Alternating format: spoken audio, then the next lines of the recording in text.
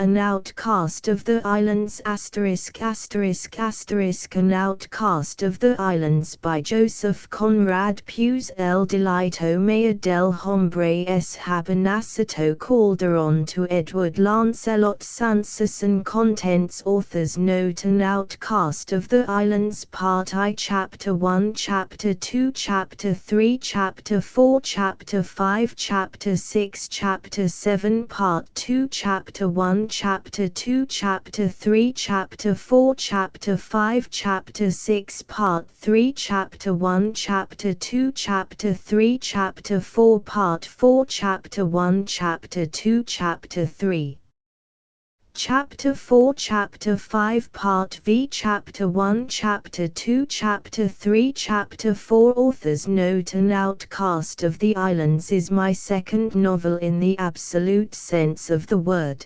second in conception, second in execution, second as it were in its essence. There was no hesitation, half-formed plan, vague idea, or the vaguest reverie of anything else between it and Almaia's Folly. The only doubt I suffered from, after the publication of Almaia's Folly, was whether I should write another line for print. Those days, now grown so dim, had their poignant moments. Neither in my mind nor in my heart had I then given up the sea. In truth, I was clinging to it desperately, all the more desperately because, against my will, I could not help feeling that there was something changed in my relation to it. Almaia's Folly had been finished and done with. The mood itself was gone. But it had left the memory of an experience that, both in thought and emotion, was unconnected with the sea, and I suppose that part of my moral being which is rooted in consistency was badly shaken. I was a victim of contrary stresses which produced a state of immobility. I gave myself up to indolence. Since it was impossible for me to face both ways, I had elected to face nothing. The discovery of new values in life is a very chaotic experience. There is a tremendous amount of jostling and confusion and a momentary feeling of darkness. I let my spirit float supine over that chaos. A phrase of Edward Garnett's is, as a matter of fact, responsible for this book. The first of the friends I made for myself by my pen, it was but natural that he should be the recipient, at that time, of my confidences. One evening when we had dined together and he had listened to the account of my perplexities, I fear he must have been growing a little tired of them. He pointed out that there was no need to determine my future absolutely. Then he added, "You have the style, you have the temperament, why not write another?" I believe that as far as one man may wish to influence another man's life, Edward Garnett had a great desire that I should go on writing. At that time, and I may say, ever afterwards, he was always very patient and gentle with me. What strikes me most, however, in the phrase quoted above, which was offered to me in a tone of detachment, is not its gentleness but its effective wisdom. Had he said, "Why not go on writing?" it is very probable he would have scared me away from pen and ink forever, but there was nothing either to frighten one or arouse one's antagonism in the mere suggestion to write another. And thus a dead point in the revolution of my affairs was insidiously got over. The word another did it. At about 11 o'clock of a nice London night, Edward and I walked along interminable streets talking of many things, and I remember that on getting home I sat down and wrote about half a page of an Outcast of the Islands before I slept. This was committing myself definitely, I won't say to another life, but to another book. There is apparently something in my character which will not allow me to abandon for good any piece of work I have begun. I have laid aside many beginnings. I have laid them aside with sorrow, with disgust, with rage, with melancholy and even with self-contempt, but even at the worst I had an uneasy consciousness that I would have to go back to them. An Outcast of the Islands belongs to those novels of mine that were never laid aside, and though it brought me the qualification of exotic writer, I don't think the charge was at all justified. For the life of me I don't see that there is the slightest exotic spirit in the conception or style of that novel. It is certainly the most tropical of my Eastern tales. The mere scenery got a great hold on me as I went on, perhaps because, I may just as well confess that, the story itself was never very near my heart. It engaged my imagination much more than my affection. As to my feeling for Willems, it was but the regard one cannot help having for one's own creation. Obviously I could not be indifferent to a man on whose head I had brought so much evil simply by imagining him such as he appears in the novel, and that, too, on a very slight foundation. The man who suggested Willems to me was not particularly interesting in himself.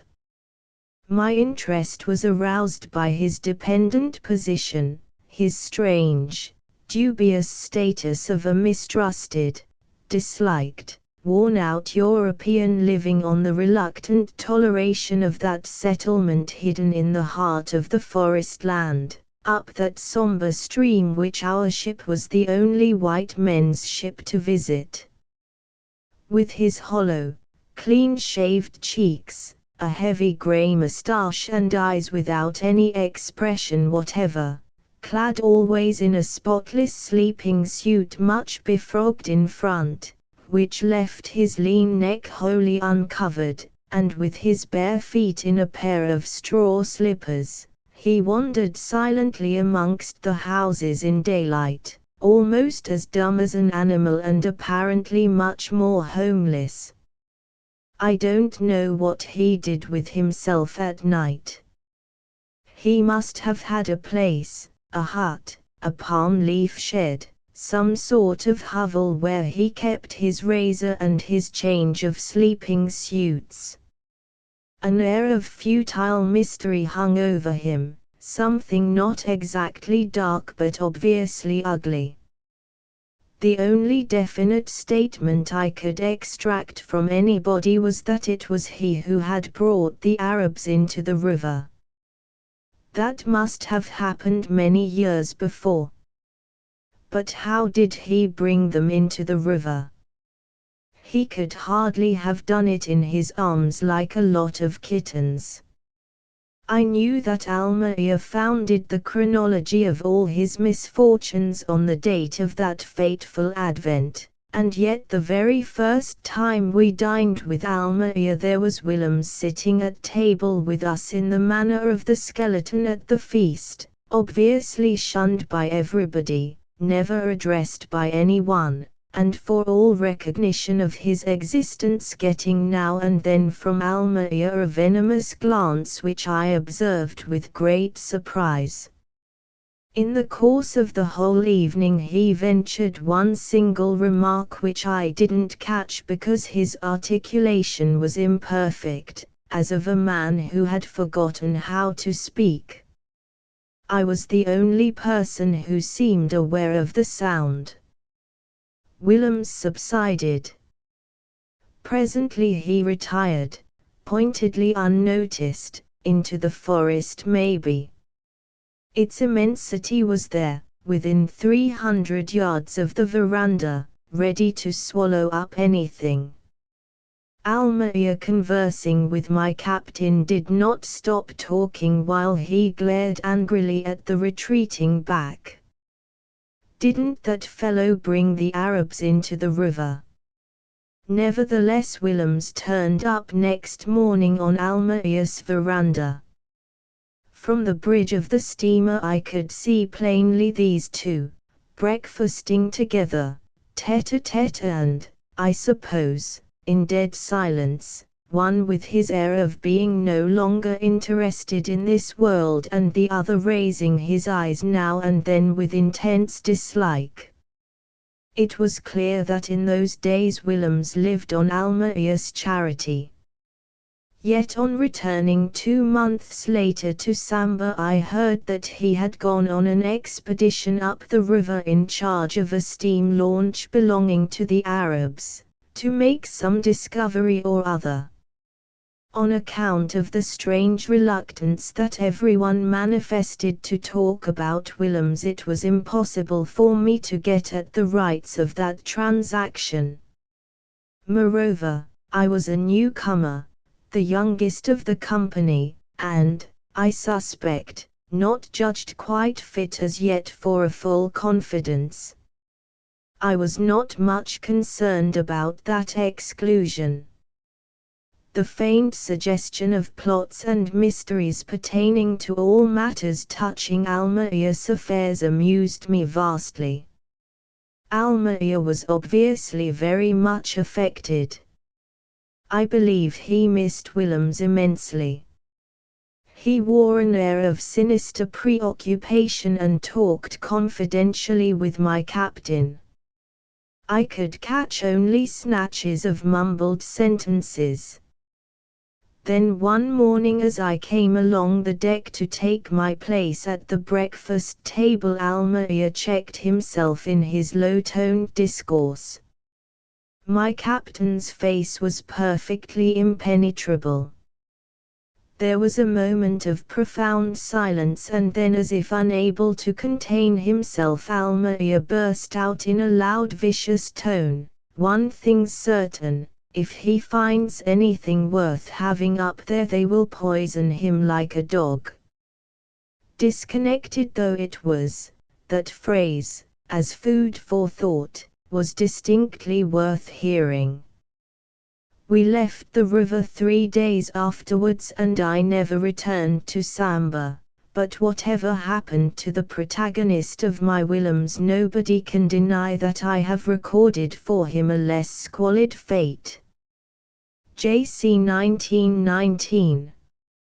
An Outcast of the Islands, Part I, Chapter 1. When he stepped off the straight and narrow path of his peculiar honesty, it was with an inward assertion of unflinching resolve to fall back again into the monotonous but safe stride of virtue as soon as his little excursion into the wayside quagmires had produced the desired effect. It was going to be a short episode, a sentence in brackets, so to speak, in the flowing tale of his life, a thing of no moment, to be done unwillingly, yet neatly, and to be quickly forgotten. He imagined that he could go on afterwards looking at the sunshine, enjoying the shade, breathing in the perfume of flowers in the small garden before his house. He fancied that nothing would be changed, that he would be able as heretofore to tyrannize good-humoredly over his half-caste wife, to notice with tender contempt his pale yellow child, to patronize loftily his dark-skinned brother-in-law, who loved pink neckties and wore patent leather boots on his little feet, and was so humble before the white husband of the lucky sister. Those were the delights of his life, and he was unable to conceive that the moral significance of any act of his could interfere with the very nature of things, could dim the light of the sun, could destroy the perfume of the flowers, the submission of his wife, the smile of his child, the awestruck respect of Leonard the Souza and of all the Souza family. That family's admiration was the great luxury of his life. It rounded and completed his existence in a perpetual assurance of unquestionable superiority. He loved to breathe the coarse incense they offered before the shrine of the successful white man, the man that had done them the honor to marry their daughter, sister, cousin, the rising man sure to climb very high, the confidential clerk of Hudig and Company. They were a numerous and an unclean crowd, living in ruined bamboo houses, surrounded by neglected compounds, on the outskirts of Makassar. He kept them at arm's length and even further off, perhaps, having no illusions as to their worth. They were a half-caste, lazy lot, and he saw them as they were, ragged, lean, unwashed, undersized men of various ages, shuffling about aimlessly in slippers, motionless old women who looked like monstrous bags of pink calico stuffed with shapeless lumps of fat, and deposited askew upon decaying rattan chairs in shady corners of dusty verandas, young women, slim and yellow, big-eyed, long-haired, moving languidly amongst the dirt and rubbish of their dwellings as if every step they took was going to be their very last.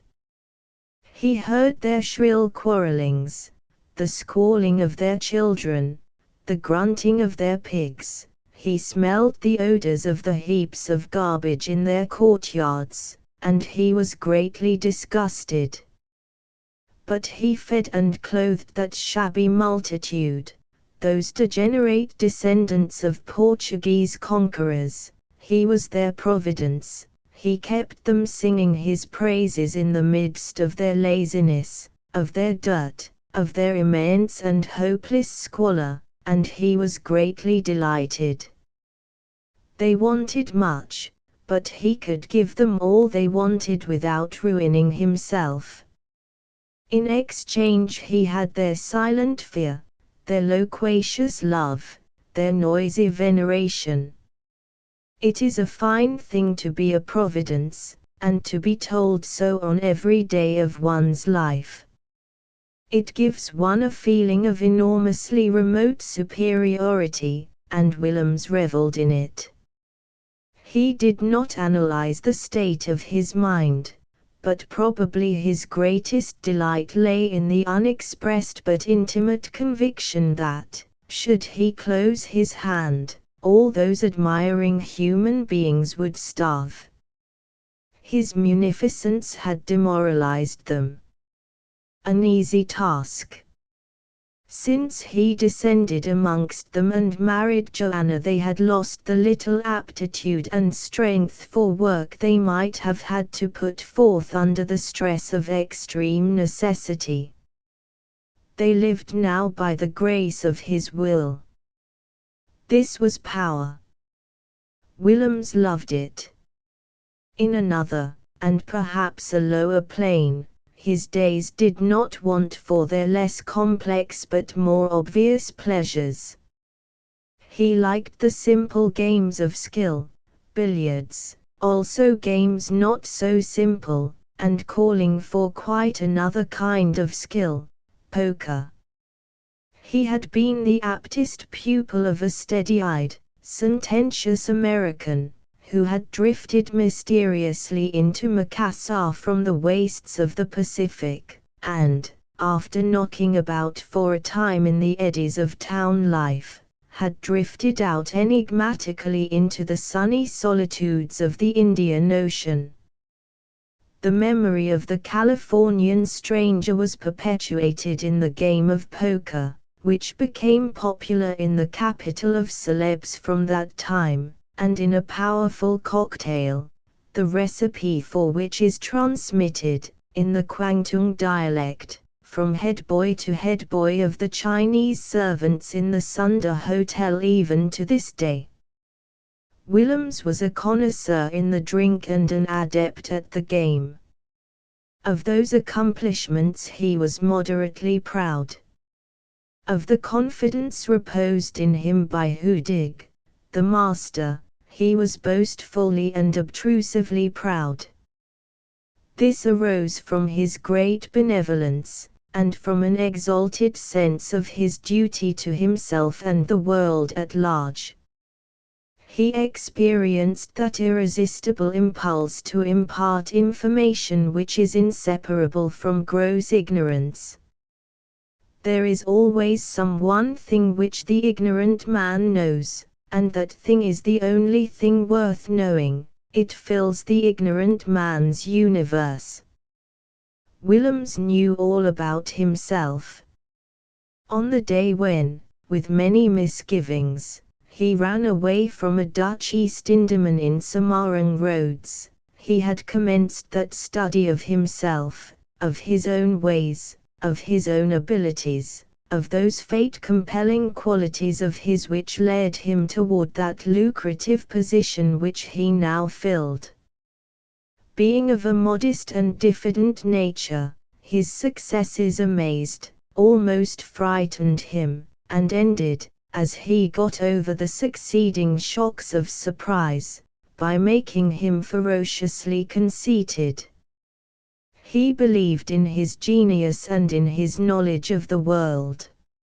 Others should know of it also, for their own good and for his greater glory. All those friendly men who slapped him on the back and greeted him noisily should have the benefit of his example. For that he must talk. He talked to them conscientiously. In the afternoon he expounded his theory of success over the little tables, dipping now and then his moustache in the crushed ice of the cocktails. In the evening he would often hold forth, cue in hand, to a young listener across the billiard table. The billiard balls stood still as if listening also, under the vivid brilliance of the shaded oil lamps hung low over the cloth, while away in the shadows of the big room the Chinaman marker would lean wearily against the wall, the blank mask of his face looking pale under the mahogany marking board, his eyelids dropped in the drowsy fatigue of late hours and in the buzzing monotony of the unintelligible stream of words poured out by the white man.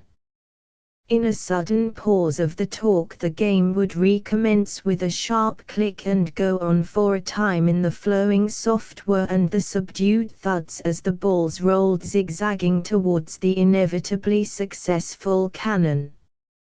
Through the big windows and the open doors the salt dampness of the sea, the vague smell of mold and flowers from the garden of the hotel drifted in and mingled with the odor of lamp oil, growing heavier as the night advanced. The players' heads dived into the light as they bent down for the stroke, springing back again smartly into the greenish gloom of broad lamp shades. The clock ticked methodically. The unmoved Chinaman continuously repeated the score in a lifeless voice, like a big talking doll, and Willems would win the game. With a remark that it was getting late, and that he was a married man, he would say a patronizing good night and step out into the long, empty street. At that hour its white dust was like a dazzling streak of moonlight where the eye sought repose in the dimmer gleam of rare oil lamps. Willems walked homewards, following the line of walls overtopped by the luxuriant vegetation of the front gardens. The houses right and left were hidden behind the black masses of flowering shrubs. Willems had the street to himself. He would walk in the middle, his shadow gliding obsequiously before him. He looked down on it complacently. The shadow of a successful man. He would be slightly dizzy with the cocktails and with the intoxication of his own glory. As he often told people, he came east 14 years ago, a cabin boy. A small boy. His shadow must have been very small at that time. He thought with a smile that he was not aware then he had anything, even a shadow, which he dared call his own. And now he was looking at the shadow of the confidential clerk of Hudig and Company going home. How glorious! How good was life for those that were on the winning side! He had won the game of life, also the game of billiards.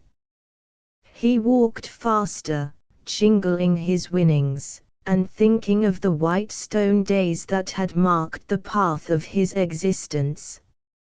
He thought of the trip to Lombok for ponies, that first important transaction confided to him by Hudig. Then he reviewed the more important affairs, the quiet deal in opium, the illegal traffic in gunpowder, the great affair of smuggled firearms, the difficult business of the Raja of Gok. He carried that last through by sheer pluck. He had bearded the savage old ruler in his council room. He had bribed him with a gilt glass coach, which, rumor said, was used as a hen coop now. He had over-persuaded him. He had bested him in every way. That was the way to get on.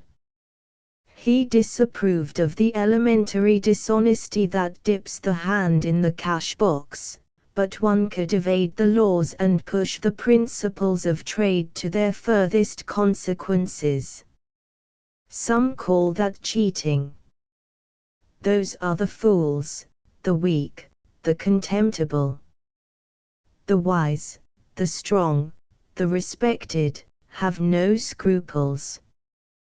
Where there are scruples there can be no power. On that text he preached often to the young men. It was his doctrine, and he, himself, was a shining example of its truth. Night after night he went home thus, after a day of toil and pleasure, drunk with the sound of his own voice celebrating his own prosperity. On his 30th birthday he went home thus. He had spent in good company a nice, noisy evening, and, as he walked along the empty street, the feeling of his own greatness grew upon him, lifted him above the white dust of the road, and filled him with exultation and regrets. He had not done himself justice over there in the hotel. He had not talked enough about himself. He had not impressed his hearers enough. Never mind. Some other time. Now he would go home and make his wife get up and listen to him. Why should she not get up, and mix a cocktail for him, and listen patiently? Just so. She shall. If he wanted he could make all the Sousa family get up. He had only to say a word and they would all come and sit silently in their night vestments on the hard, cold ground of his compound and listen, as long as he wished to go on explaining to them from the top of the stairs, how great and good he was. They would. However, his wife would do, for tonight. His wife. He winced inwardly. A dismal woman with startled eyes and dolorously drooping mouth, that would listen to him in pained wonder and mute stillness. She was used to those night discourses now. She had rebelled once, at the beginning. Only once. Now, while he sprawled in the long chair and drank and talked, she would stand at the further end of the table, her hands resting on the edge, her frightened eyes watching his lips, without a sound, without a stir, hardly breathing, till he dismissed her with a contemptuous, "Go to bed, dummy." She would draw a long breath then and trail out of the room, relieved but unmoved. Nothing could startle her, make her scold or make her cry. She did not complain, she did not rebel. That first difference of theirs was decisive. Too decisive, thought Willems, discontentedly. It had frightened the soul out of her body apparently. A dismal woman. A damnedy business altogether. What the devil did he want to go and saddle himself? Ah! Well. He wanted a home, and the match seemed to please Hudig, and Hudig gave him the bungalow, that flower-bowered house to which he was wending his way in the cool moonlight. And he had the worship of the Sousa tribe. A man of his stamp could carry off anything, do anything, aspire to anything. In another 5 years those white people who attended the Sunday card parties of the governor would accept him, half-caste wife and all. Hooray! He saw his shadow dart forward and wave a hat, as big as a rum barrel, at the end of an arm several yards long. Who shouted hooray? He smiled shamefacedly to himself, and, pushing his hands deep into his pockets, walked faster with a suddenly grave face. Behind him, to the left, a cigar end glowed in the gateway of Mr. Vink's front yard. Leaning against one of the brick pillars, Mr. Vink, the cashier of Hudig and Company, smoked the last cheroot of the evening. Amongst the shadows of the trimmed bushes Mrs. Vink crunched slowly, with measured steps, the gravel of the circular path before the house. "There's Willems going home on foot, and drunk I fancy," said Mr. Vink over his shoulder. "I saw him jump and wave his hat." The crunching of the gravel stopped. "Horrid man," said Mrs. Vink, calmly. "I have heard he beats his wife." "Oh no, my dear, no," muttered absently Mr. Vink, with a vague gesture. The aspect of Willems as a wife-beater presented to him no interest. How women do misjudge! If Willems wanted to torture his wife he would have recourse to less primitive methods. Mr. Vink knew Willems well, and believed him to be very able, very smart, objectionably so. As he took the last quick draws at the stump of his cheroot, Mr. Vink reflected that the confidence accorded by Hudig to Willems was open, under the circumstances, to loyal criticism from Hudig's cashier. "He is becoming dangerous, he knows too much. He will have to be got rid of," said Mr. Vink aloud. But Mrs. Vink had gone in already, and after shaking his head he threw away his cheroot and followed her slowly. Willems walked on homeward, weaving the splendid web of his future. The road to greatness lay plainly before his eyes, straight and shining, without any obstacle that he could see. He had stepped off the path of honesty, as he understood it, but he would soon regain it, never to leave it any more. It was a very small matter. He would soon put it right again. Meantime his duty was not to be found out, and he trusted in his skill, in his luck, in his well-established reputation that would disarm suspicion if anybody dared to suspect. But nobody would dare. True, he was conscious of a slight deterioration. He had appropriated temporarily some of Hudig's money. A deplorable necessity. But he judged himself with the indulgence that should be extended to the weaknesses of genius. He would make reparation and all would be as before, nobody would be the loser for it, and he would go on unchecked toward the brilliant goal of his ambition. Hudig's partner. Before going up the steps of his house he stood for a while, his feet well apart, chin in hand, contemplating mentally Hudig's future partner. A glorious occupation. He saw him quite safe, solid as the hills, deep, deep as an abyss, discreet as the grave. Chapter 2. The sea, perhaps because of its saltness, roughens the outside but keeps sweet the kernel of its servant's soul. The old sea, the sea of many years ago, whose servants were devoted slaves and went from youth to age or to a sudden grave without needing to open the book of life, because they could look at eternity reflected on the element that gave the life and dealt the death. Like a beautiful and unscrupulous woman, the sea of the past was glorious in its smiles, irresistible in its anger, capricious, enticing, illogical, irresponsible, a thing to love, a thing to fear.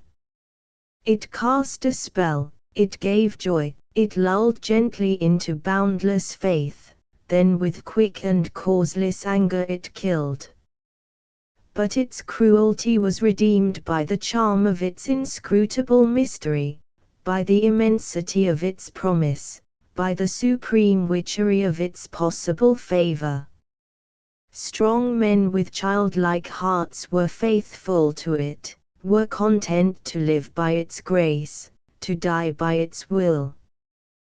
That was the sea before the time when the French mind set the Egyptian muscle in motion and produced a dismal but profitable ditch. Then a great pall of smoke sent out by countless steamboats was spread over the restless mirror of the infinite. The hand of the engineer tore down the veil of the terrible beauty in order that greedy and faithless landlubbers might pocket dividends. The mystery was destroyed.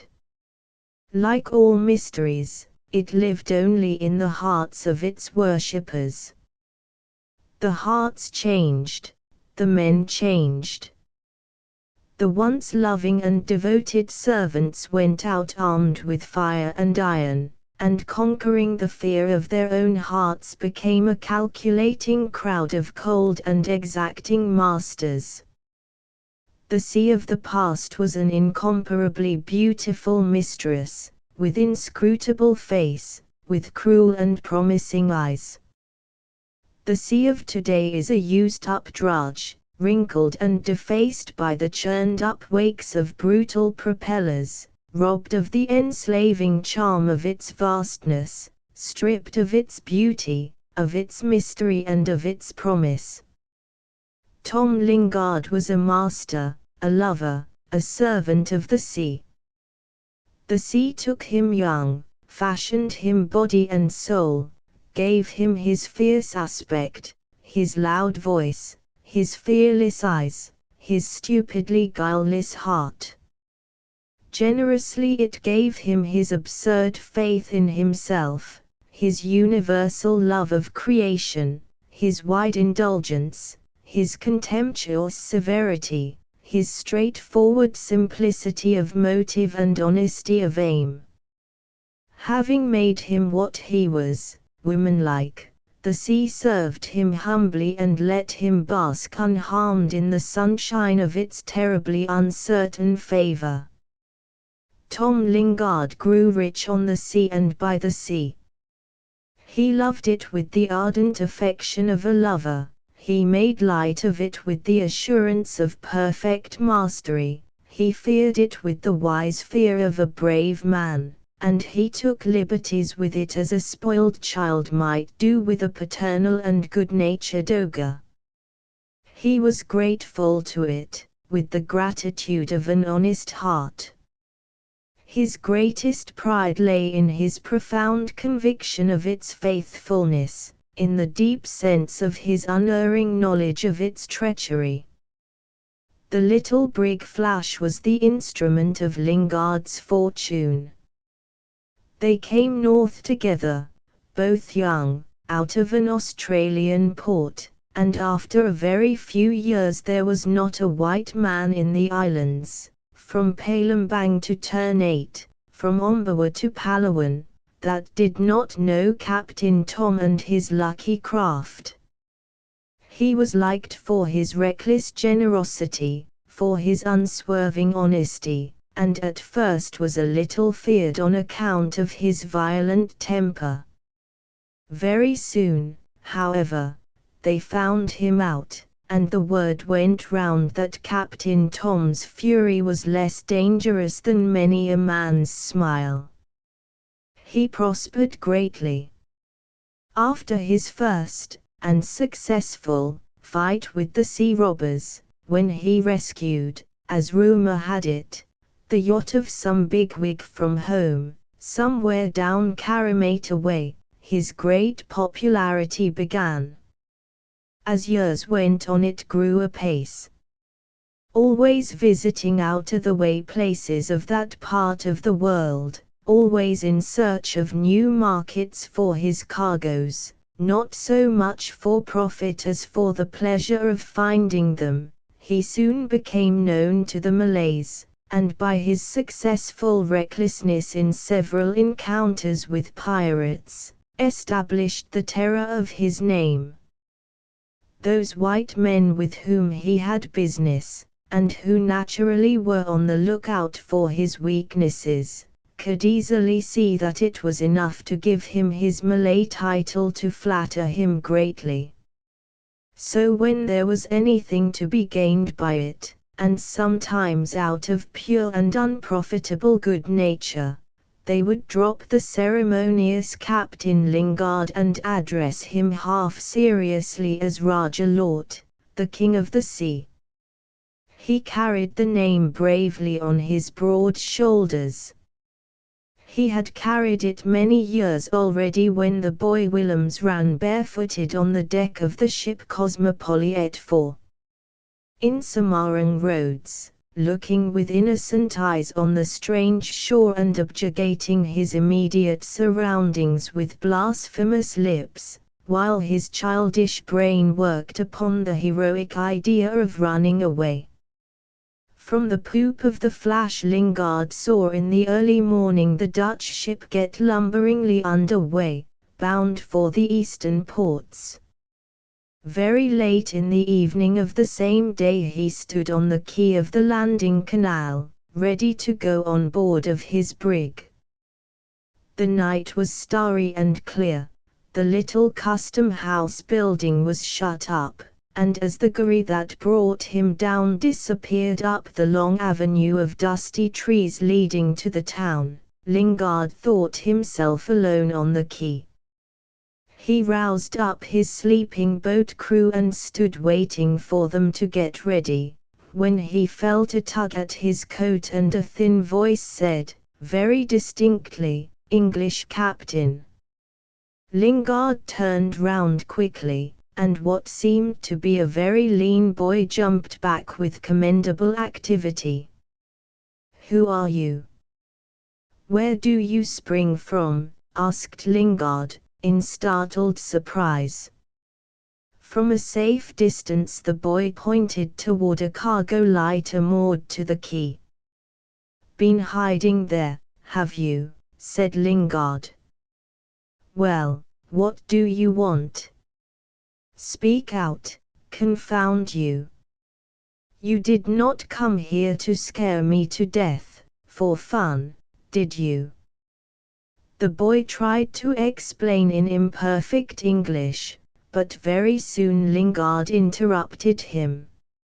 "I see," he exclaimed, "you ran away from the big ship that sailed this morning. Well, why don't you go to your countrymen here? Ship gone only a little way, to Saudi Arabia." "Make me go back to the ship," explained the boy. "Best thing for you," affirmed Lingard with conviction. "No," retorted the boy, "me want stop here, not want go home. Get money here, home no good." "This beats all my going a fishing," commented the astonished Lingard. "It's money you want. Well. Well. And you were not afraid to run away, you bag of bones, you." The boy intimated that he was frightened of nothing but of being sent back to the ship. Lingard looked at him in meditative silence. "Come closer," he said at last. He took the boy by the chin, and turning up his face gave him a searching look. "How old are you?" 17. "There's not much of you for 17. Are you hungry?" "A little." "Will you come with me, in that brig there?" The boy moved without a word towards the boat and scrambled into the bows. "Knows his place," muttered Lingard to himself as he stepped heavily into the stern sheets and took up the yoke lines. "Give way there." The Malay boat crew lay back together, and the gig sprang away from the quay heading towards the brig's riding light. Such was the beginning of Willem's career. Lingard learned in half an hour all that there was of Willem's commonplace story. Father outdoor clerk of some shipbroker in Rotterdam, mother dead. The boy quick in learning, but idle in school. The straitened circumstances in the house filled with small brothers and sisters, sufficiently clothed and fed but otherwise running wild, while the disconsolate widower tramped about all day in a shabby overcoat and imperfect boots on the muddy quays, and in the evening piloted wearily the half-intoxicated foreign skippers amongst the places of cheap delights, returning home late, sick with too much smoking and drinking, for company's sake, with these men, who expected such attentions in the way of business.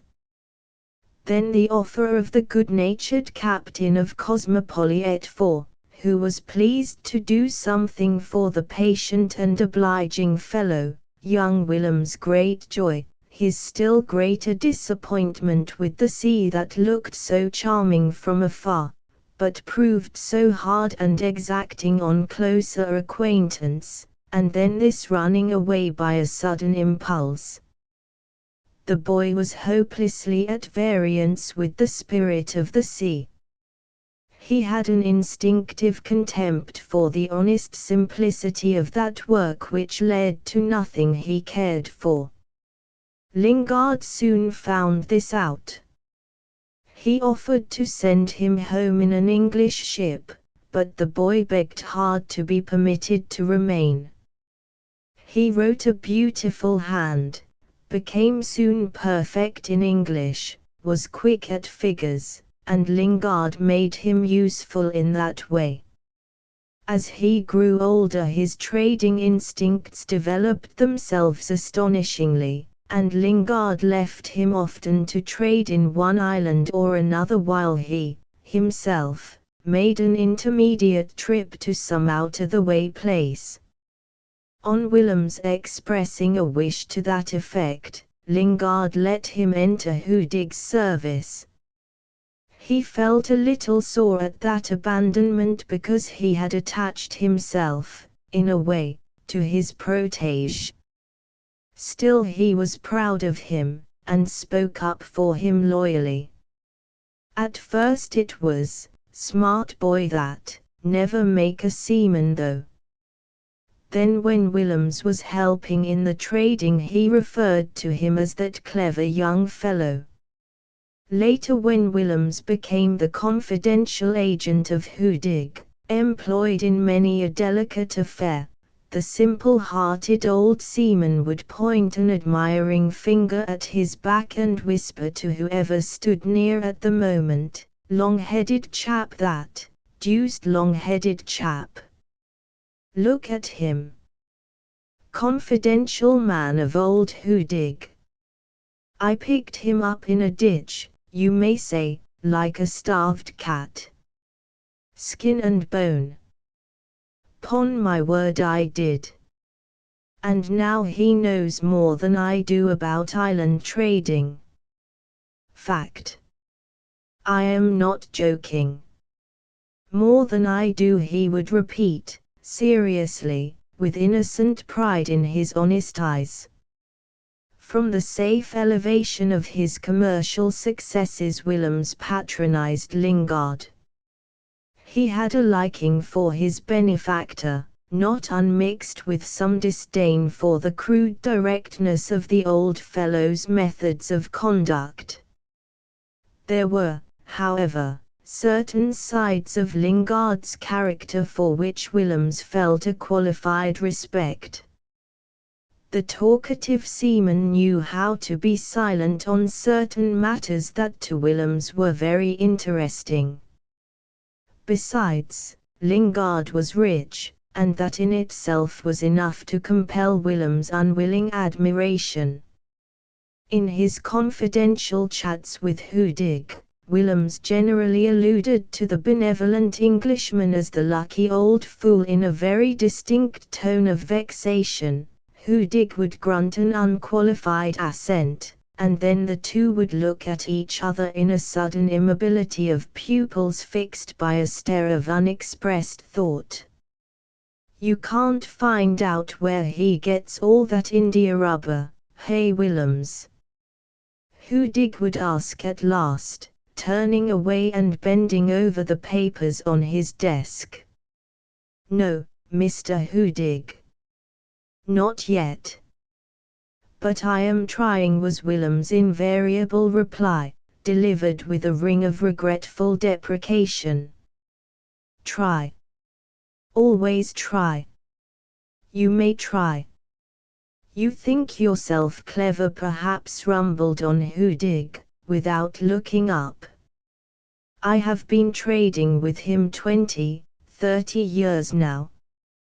The old fox. And I have tried. Bah." He stretched out a short, podgy leg and contemplated the bare instep and the grass slipper hanging by the toes. "You can't make him drunk," he would add, after a pause of stertorous breathing. "No, Mr. Hudig, I can't really," protested Willems, earnestly. "Well, don't try. I know him." "Don't try," advised the master, and, bending again over his desk, his staring bloodshot eyes close to the paper, he would go on tracing laboriously with his thick fingers the slim unsteady letters of his correspondence, while Willems waited respectfully for his further good pleasure before asking, with great deference, "Any orders, Mr. Hudig?" Yes.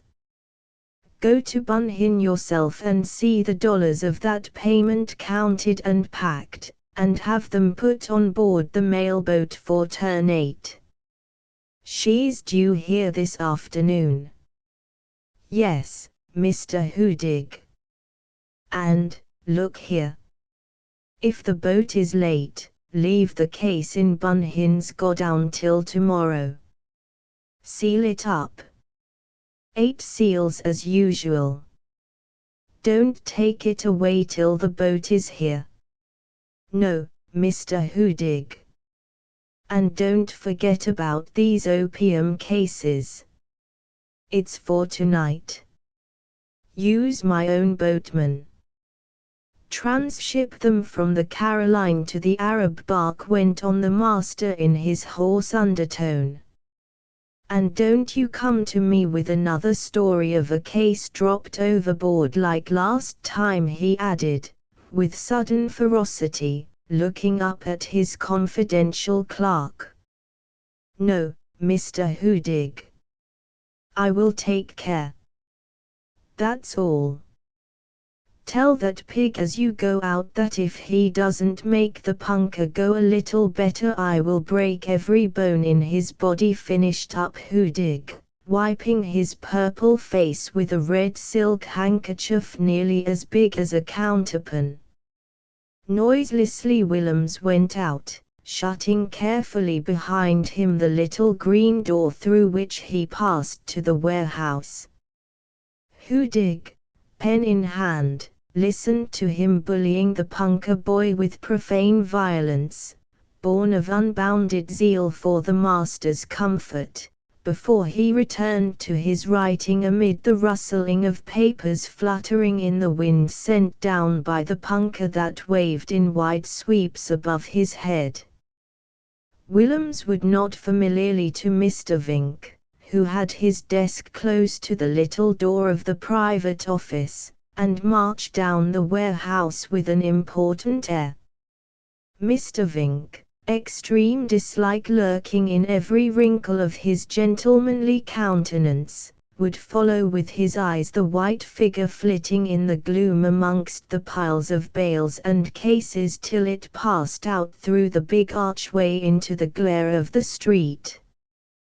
Chapter 3. The opportunity and the temptation were too much for Willems, and under the pressure of sudden necessity he abused that trust which was his pride, the perpetual sign of his cleverness and a load too heavy for him to carry.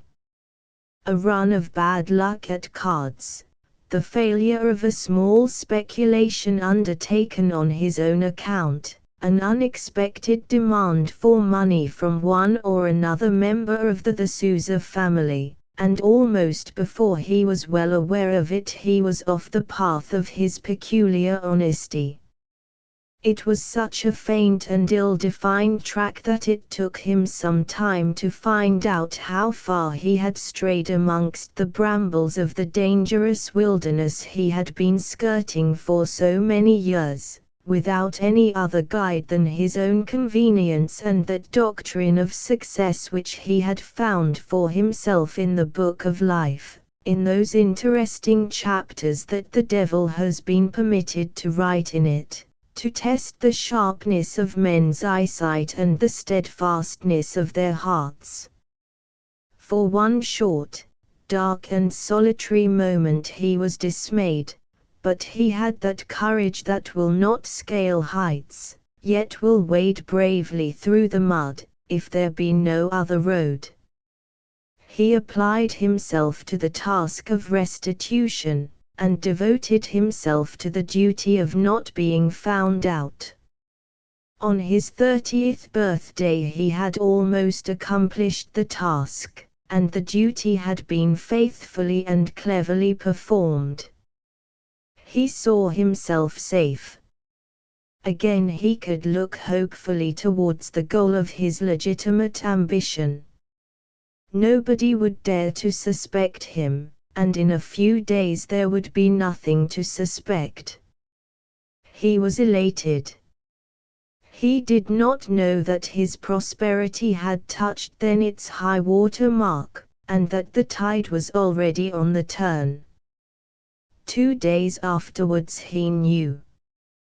Mr. Vink, hearing the rattle of the door handle, jumped up from his desk, where he had been tremulously listening to the loud voices in the private office, and buried his face in the big safe with nervous haste.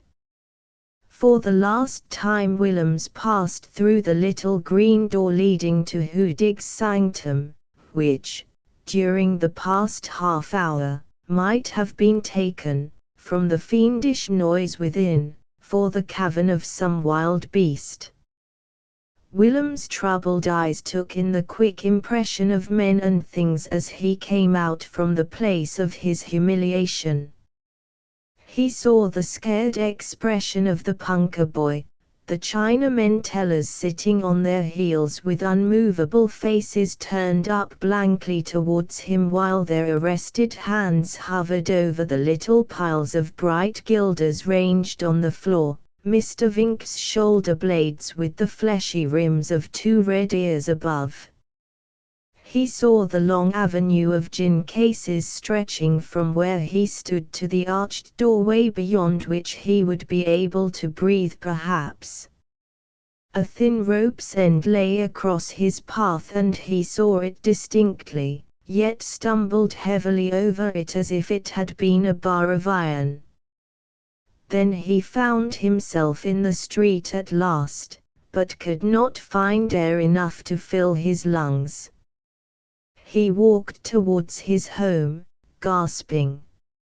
As the sound of Hudig's insults that lingered in his ears grew fainter by the lapse of time, the feeling of shame was replaced slowly by a passion of anger against himself and still more against the stupid concourse of circumstances that had driven him into his idiotic indiscretion.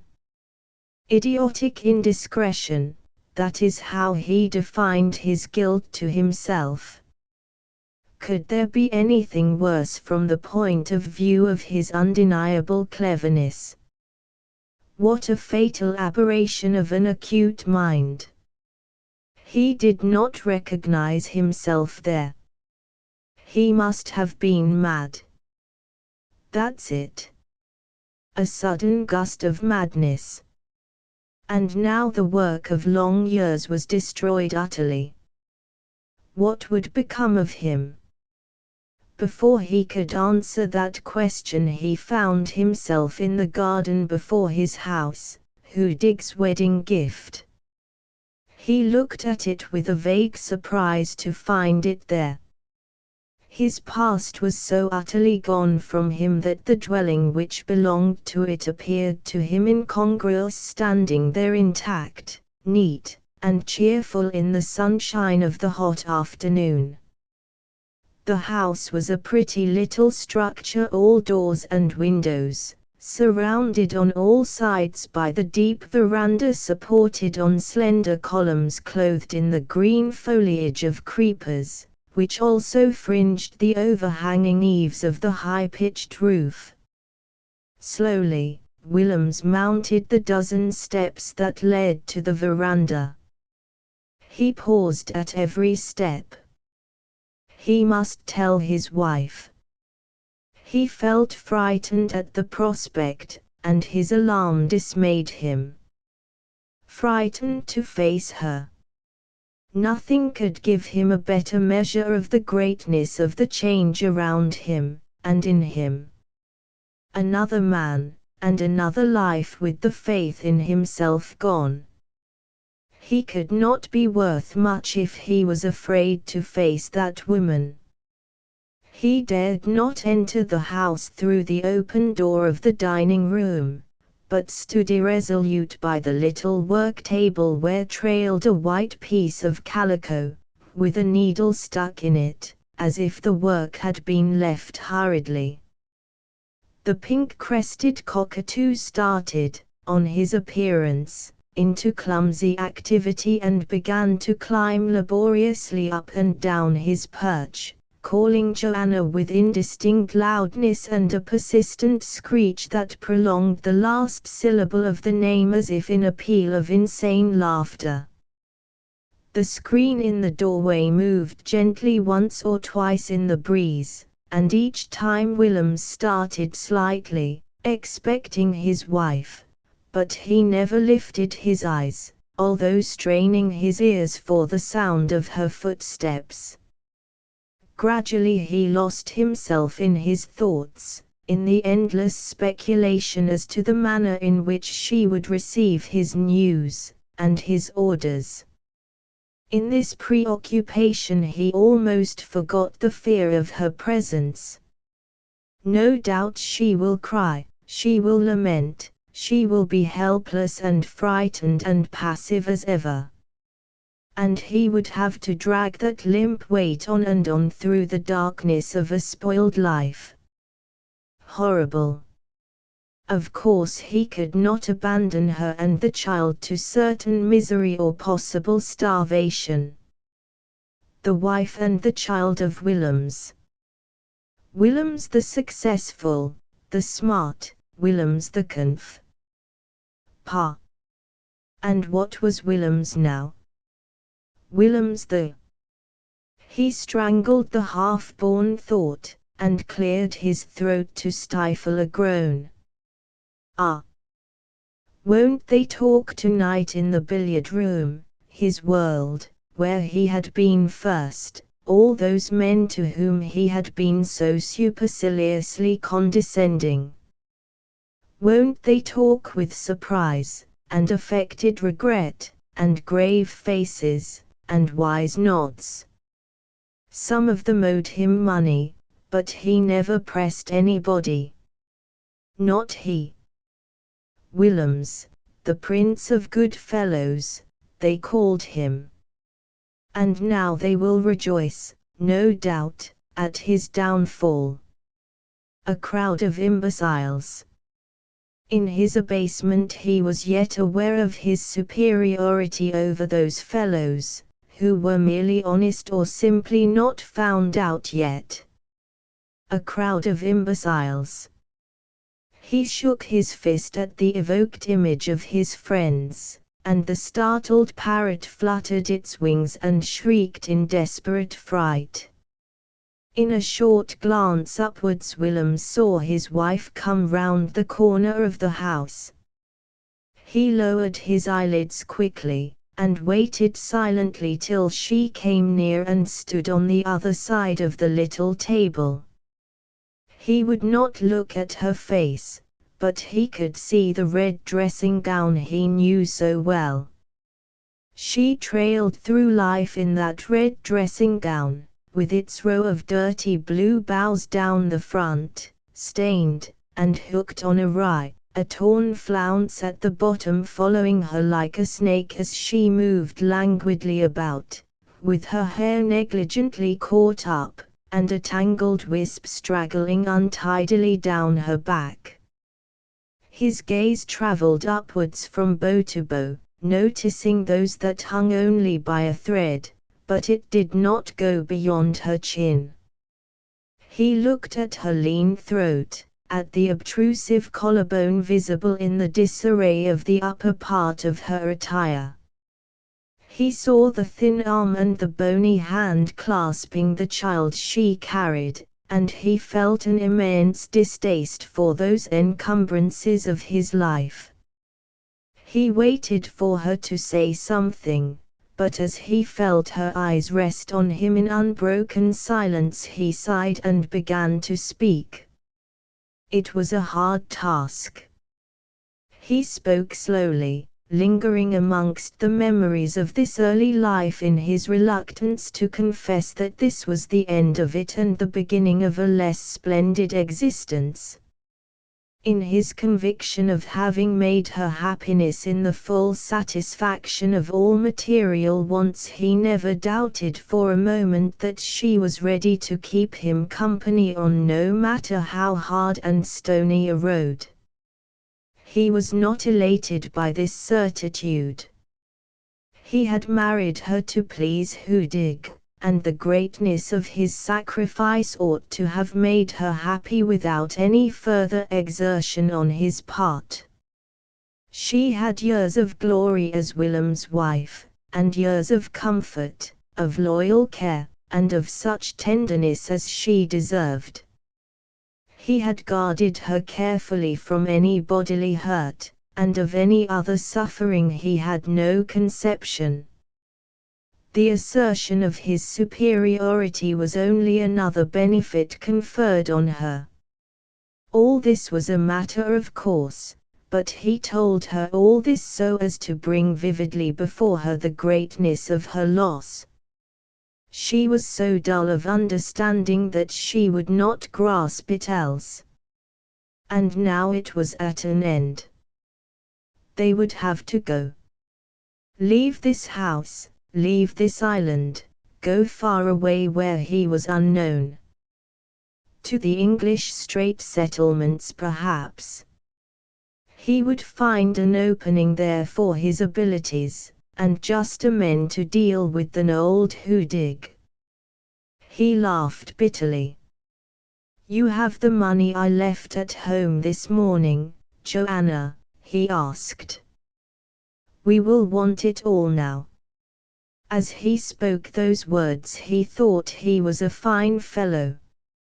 Nothing knew that. Still, he surpassed his own expectations. Hang it all, there are sacred things in life, after all. The marriage tie was one of them, and he was not the man to break it.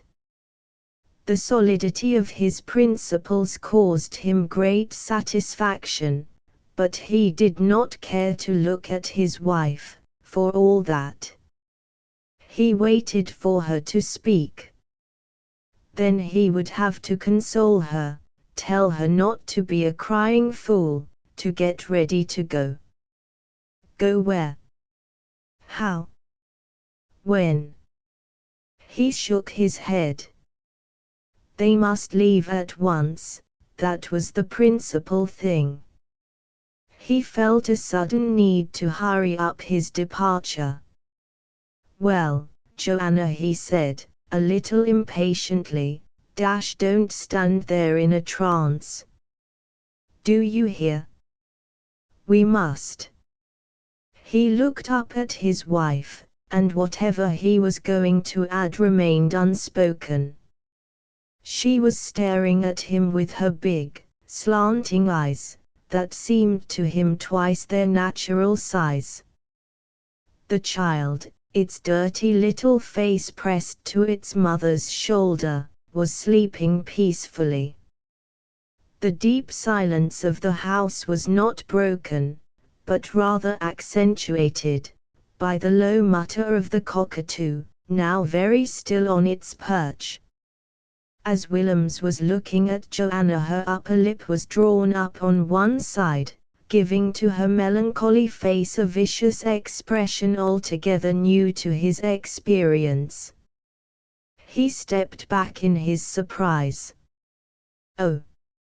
You great man, she said distinctly, but in a voice that was hardly above a whisper. Those words, and still more her tone, stunned him as if somebody had fired a gun close to his ear. He stared back at her stupidly. Oh, you great man, she repeated slowly, glancing right and left as if meditating a sudden escape. And you think that I am going to starve with you? You are nobody now. You think my mamma and Leonard would let me go away? And with you? With you, she repeated scornfully, raising her voice, which woke up the child and caused it to whimper feebly. Joanna, exclaimed Willems. Do not speak to me. I have heard what I have waited for all these years. You are less than dirt, you that have wiped your feet on me. I have waited for this. I am not afraid now. I do not want you, do not come near me. She screamed shrilly, as he held out his hand in an entreating gesture. Keep off me. Keep off me. Keep off. She backed away, looking at him with eyes both angry and frightened. Willems stared motionless, in dumb amazement at the mystery of anger and revolt in the head of his wife. Why? What had he ever done to her? This was the day of injustice indeed. First Hudig, and now his wife. He felt a terror at this hate that had lived stealthily so near him for years. He tried to speak, but she shrieked again, and it was like a needle through his heart. Again he raised his hand. "Help!" called Mrs. Willems, in a piercing voice. "Help! Be quiet!" "You fool!" shouted Willems, trying to drown the noise of his wife and child in his own angry accents and rattling violently the little zinc table in his exasperation. From under the house, where there were bathrooms and a tool closet, appeared Leonard, a rusty iron bar in his hand. He called threateningly from the bottom of the stairs. "Do not hurt her, Mr. Willems. You are a savage. Not at all like we, whites." "You too," said the bewildered Willems. "I haven't touched her. Is this a madhouse?" He moved towards the stairs, and Leonard dropped the bar with a clang and made for the gate of the compound. Willems turned back to his wife. "So you expected this," he said. "It is a conspiracy. Who's that sobbing and groaning in the room? Some more of your precious family?" "Hey!" She was more calm now, and putting hastily the crying child in the big chair walked towards him with sudden fearlessness. "My mother," she said, "my mother who came to defend me from you, man from nowhere, a vagabond." "You did not call me a vagabond when you hung round my neck, before we were married," said Willems, contemptuously. "You took good care that I should not hang round your neck after we were," she answered, clenching her hands, and putting her face close to his. "You boasted while I suffered and said nothing. What has become of your greatness, of our greatness, you were always speaking about? Now I am going to live on the charity of your master." "Yes. That is true. He sent Leonard to tell me so. And you will go and boast somewhere else, and starve. So. Ah. I can breathe now. This house is mine." "Enough," said Willems, slowly, with an arresting gesture. She leaped back, the fright again in her eyes, snatched up the child, pressed it to her breast, and, falling into a chair, drummed insanely with her heels on the resounding floor of the veranda. "I shall go," said Willems, steadily.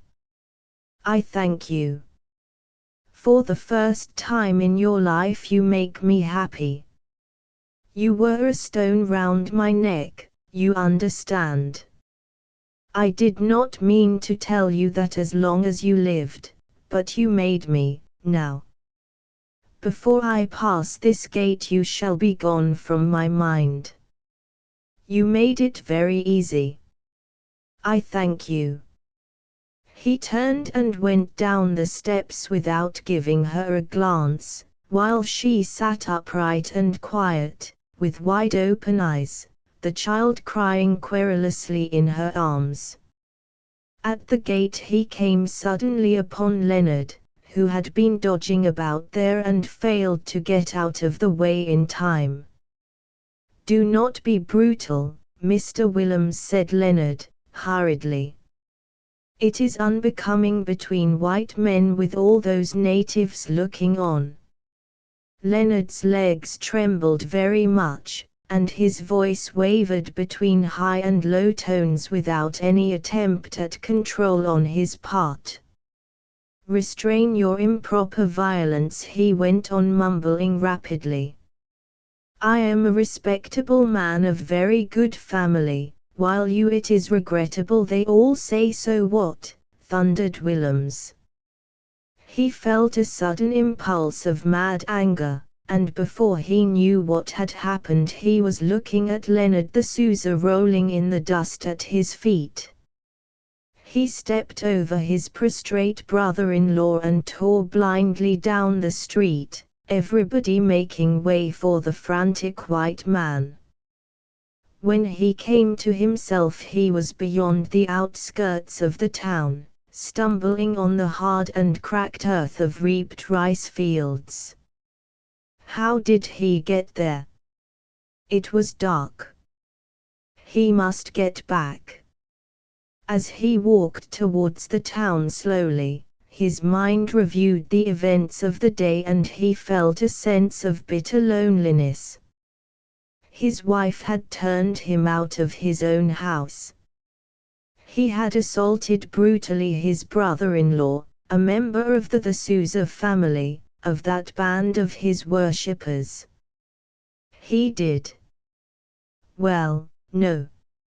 It was some other man. Another man was coming back.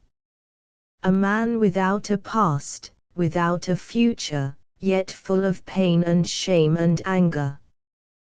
He stopped and looked round. A dog or two glided across the empty street and rushed past him with a frightened snarl. He was now in the midst of the Malay quarter whose bamboo houses, hidden in the verdure of their little gardens, were dark and silent. Men, women and children slept in there. Human beings. Would he ever sleep, and where? He felt as if he was the outcast of all mankind, and as he looked hopelessly round, before resuming his weary march, it seemed to him that the world was bigger, the night more vast and more black, but he went on doggedly with his head down as if pushing his way through some thick brambles. Then suddenly he felt planks under his feet and, looking up, saw the red light at the end of the jetty. He walked quite to the end and stood leaning against the post, under the lamp, looking at the roadstead where two vessels at anchor swayed their slender rigging amongst the stars. The end of the jetty, and here in one step more the end of life, the end of everything. Better so. What else could he do? Nothing ever comes back. He saw it clearly. The respect and admiration of them all, the old habits and old affections finished abruptly in the clear perception of the cause of his disgrace. He saw all this, and for a time he came out of himself, out of his selfishness, out of the constant preoccupation of his interests and his desires, out of the temple of self and the concentration of personal thought. His thoughts now wandered home. Standing in the tepid stillness of a starry tropical night he felt the breath of the bitter east wind. He saw the high and narrow fronts of tall houses under the gloom of a clouded sky, and on muddy quays he saw the shabby, high-shouldered figure, the patient, faded face of the weary man earning bread for the children that waited for him in a dingy home. It was miserable, miserable. But it would never come back. What was there in common between those things and Willems the clever, Willems the successful? He had cut himself adrift from that home many years ago. Better for him then. Better for them now. All this was gone, never to come back again, and suddenly he shivered, seeing himself alone in the presence of unknown and terrible dangers. For the first time in his life he felt afraid of the future, because he had lost his faith, the faith in his own success. And he had destroyed it foolishly with his own hands. Chapter 4. His meditation, which resembled slow drifting into suicide, was interrupted by Lingard, who, with a loud "I've got you at last," dropped his hand heavily on Willem's shoulder. This time it was the old seaman himself, going out of his way to pick up the uninteresting waif, all that there was left of that sudden and sordid shipwreck. To Willem's, the rough, friendly voice was a quick and fleeting relief, followed by a sharper pang of anger and unavailing regret. That voice carried him back to the beginning of his promising career, the end of which was very visible now from the jetty where they both stood. He shook himself free from the friendly grasp, saying with ready bitterness, "It's all your fault. Give me a push now, do, and send me over. I have been standing here waiting for help. You are the man, of all men. You helped at the beginning, you ought to have a hand in the end. I have better use for you than to throw you to the fishes," said Lingard, seriously, taking Willems by the arm and forcing him gently to walk up the jetty. "I have been buzzing over this town like a blue-bottle fly, looking for you high and low. I have heard a lot. I will tell you what, Willems, you are no saint, that's a fact. And you have not been overwise either. I am not throwing stones," he added, hastily, as Willems made an effort to get away, "but I am not going to mince matters. Never could. You keep quiet while I talk. Can't you?" With a gesture of resignation and a half-stifled groan, Willems submitted to the stronger will, and the two men paced slowly up and down the resounding planks, while Lingard disclosed to Willems the exact manner of his undoing. After the first shock, Willems lost the faculty of surprise in the overpowering feeling of indignation. So it was Vink and Leonard who had served him so. They had watched him, tracked his misdeeds, reported them to Hudig. They had bribed obscure Chinamen, wormed out confidences from tipsy skippers, got at various boatmen, and had pieced out in that way the story of his irregularities. The blackness of this dark intrigue filled him with horror. He could understand Vink.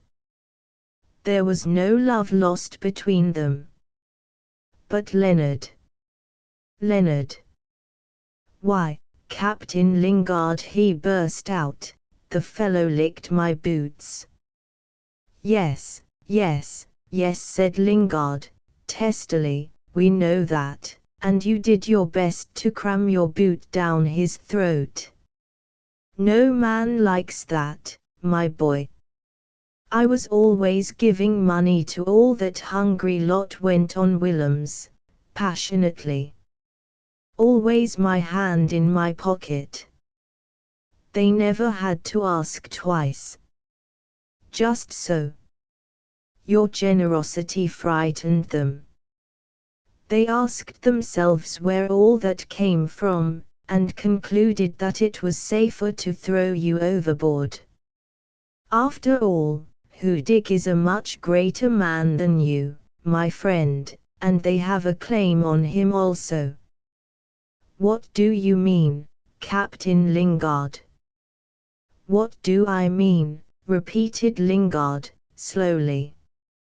Why, you are not going to make me believe you did not know your wife was Hudig's daughter. Come now. Willem stopped suddenly and swayed about. Ah! I understand, he gasped. I never heard. Lately I thought there was. But no, I never guessed. Oh, you simpleton, said Lingard, pityingly. "'Pon my word," he muttered to himself, "I don't believe the fellow knew. Well, well. Steady now. Pull yourself together. What's wrong there? She is a good wife to you." "Excellent wife," said Willems, in a dreary voice, looking far over the black and scintillating water. "Very well then," went on Lingard, with increasing friendliness. "Nothing wrong there. But did you really think that Hudig was marrying you off and giving you a house and I don't know what, out of love for you?" "I had served him well," answered Willems. "How well, you know yourself, through thick and thin. No matter what work and what risk, I was always there, always ready." How well he saw the greatness of his work and the immensity of that injustice which was his reward. She was that man's daughter. In the light of this disclosure, the facts of the last 5 years of his life stood clearly revealed in their full meaning. He had spoken first to Joanna at the gate of their dwelling as he went to his work in the brilliant flush of the early morning, when women and flowers are charming even to the dullest eyes. A most respectable family, 2 women and a young man, were his next-door neighbors.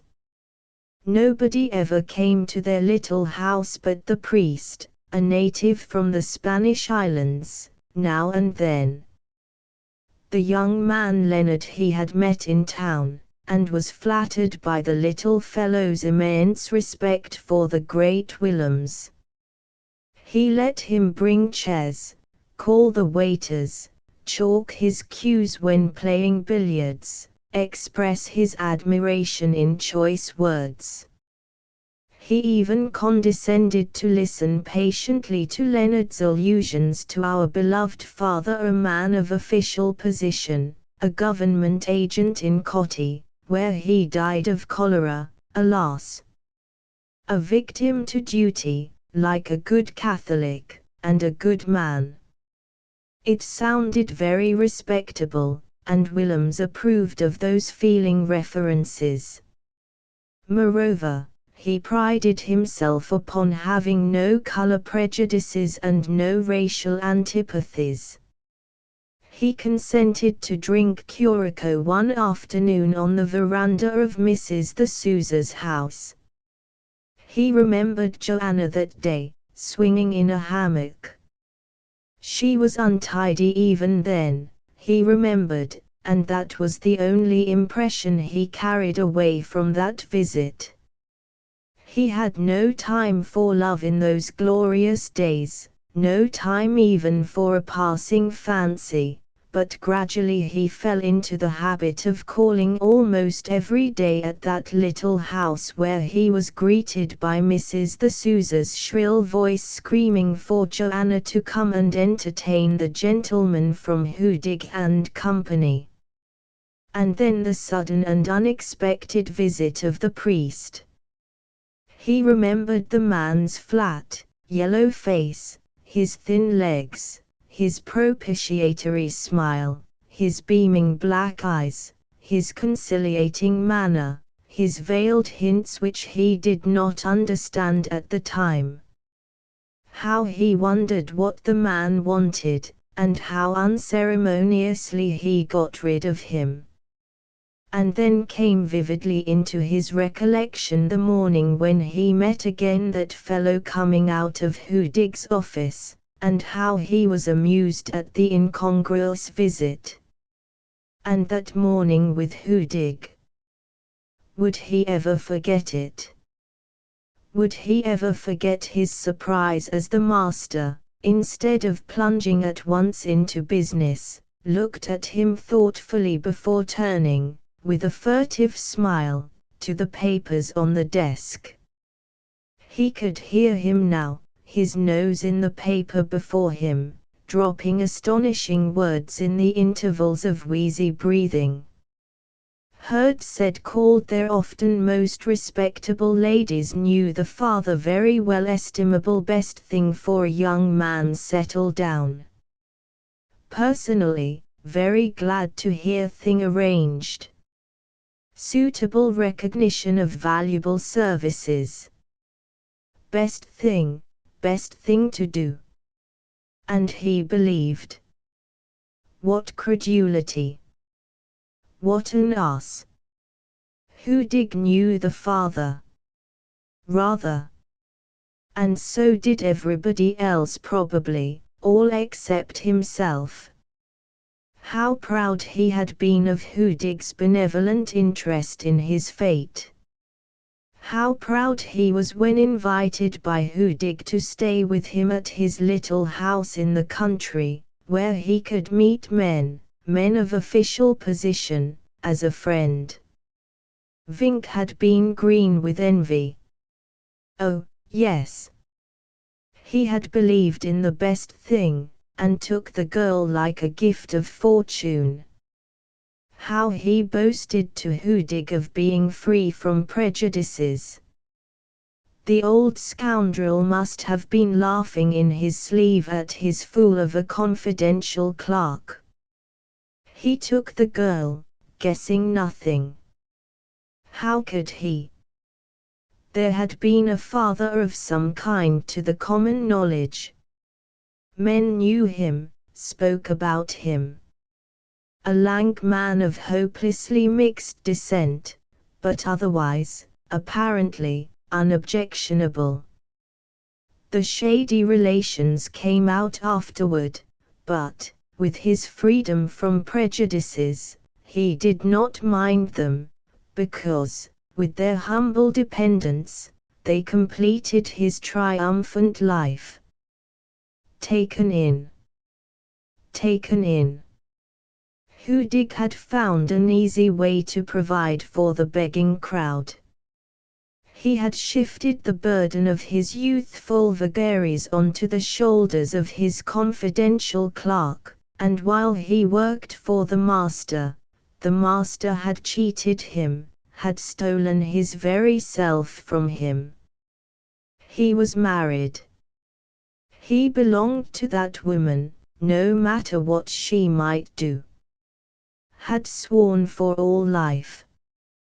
Thrown himself away. And that man dared this very morning call him a thief. Damnation! Let go, Lingard, he shouted, trying to get away by a sudden jerk from the watchful old seaman. Let me go and kill that. No you don't, panted Lingard, hanging on manfully. You want to kill, do you? You lunatic. Ah, I've got you now. Be quiet, I say. They struggled violently, Lingard forcing Willem slowly towards the guard-rail. Under their feet the jetty sounded like a drum in the quiet night. On the shore end the native caretaker of the wharf watched the combat, squatting behind the safe shelter of some big cases. The next day he informed his friends, with calm satisfaction, that 2 drunken white men had fought on the jetty. It had been a great fight. They fought without arms, like wild beasts, after the manner of white men. No. Nobody was killed, or there would have been trouble and a report to make. How could he know why they fought? White men have no reason when they are like that. Just as Lingard was beginning to fear that he would be unable to restrain much longer the violence of the younger man, he felt Willem's muscles relaxing, and took advantage of this opportunity to pin him, by a last effort, to the rail. They both panted heavily, speechless, their faces very close. All right, muttered Willems at last. Don't break my back over this infernal rail. I will be quiet. Now you are reasonable, said Lingard, much relieved.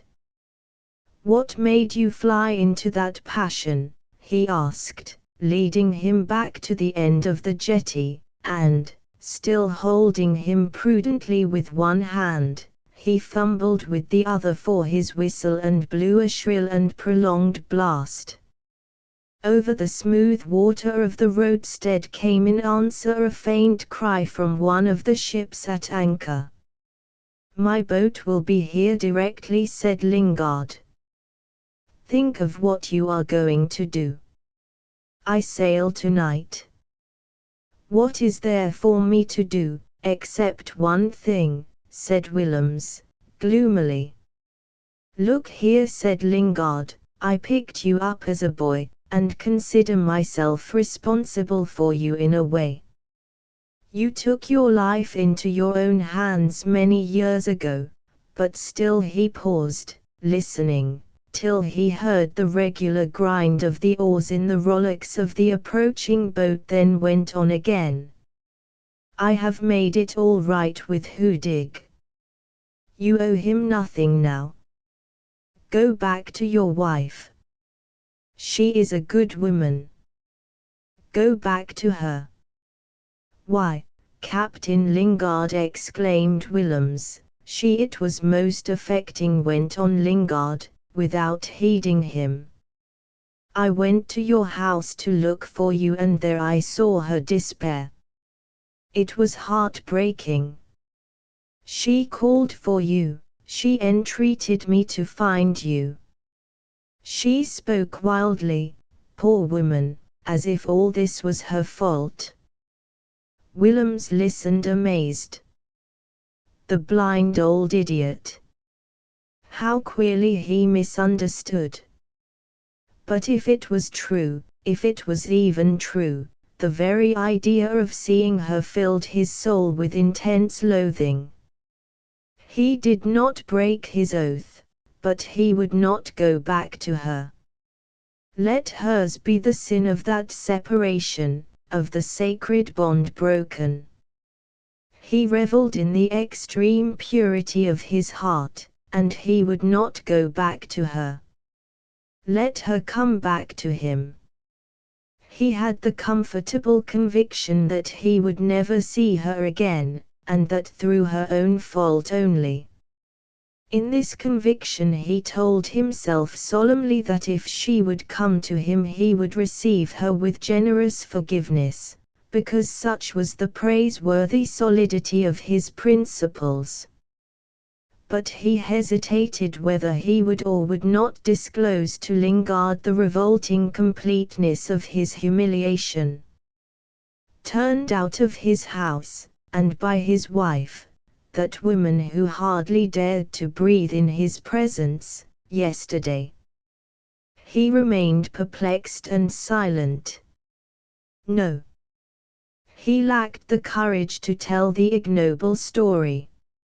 As the boat of the brig appeared suddenly on the black water close to the jetty, Lingard broke the painful silence.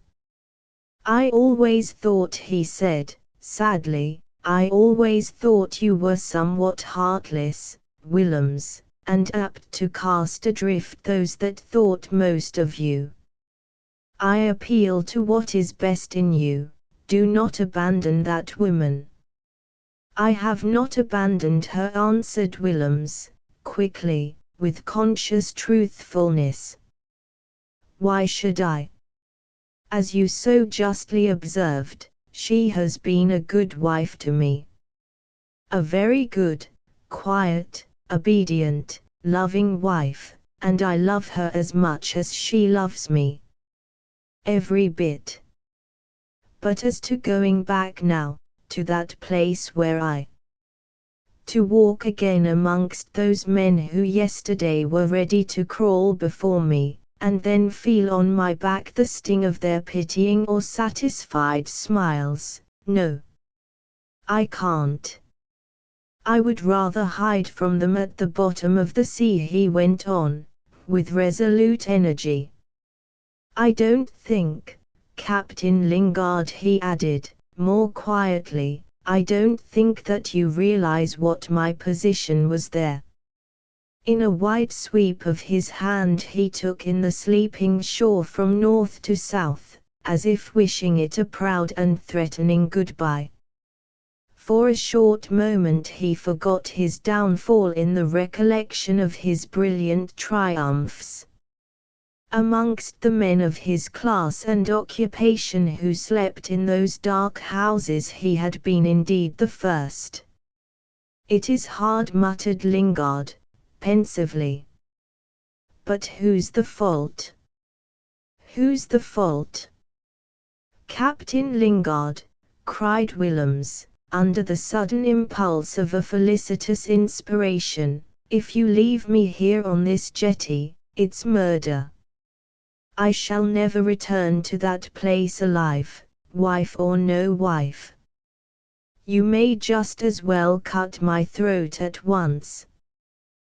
The old seaman started. "Don't try to frighten me, Willems," he said, with great severity, and paused. Above the accents of Willem's brazen despair he heard, with considerable uneasiness, the whisper of his own absurd conscience. He meditated for a while with an irresolute air. "I could tell you to go and drown yourself, and be damned to you," he said, with an unsuccessful assumption of brutality in his manner, "but I won't. We are responsible for one another, worse luck. I am almost ashamed of myself, but I can understand your dirty pride. I can." He broke off with a loud sigh and walked briskly to the steps, at the bottom of which lay his boat, rising and falling gently on the slight and invisible swell. "Below there. Got a lamp in the boat? Well, light it and bring it up, one of you. Hurry now."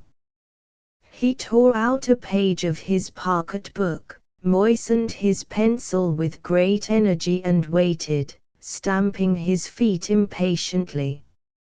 "I will see this thing through," he muttered to himself. "And I will have it all square and ship-shape, see if I don't.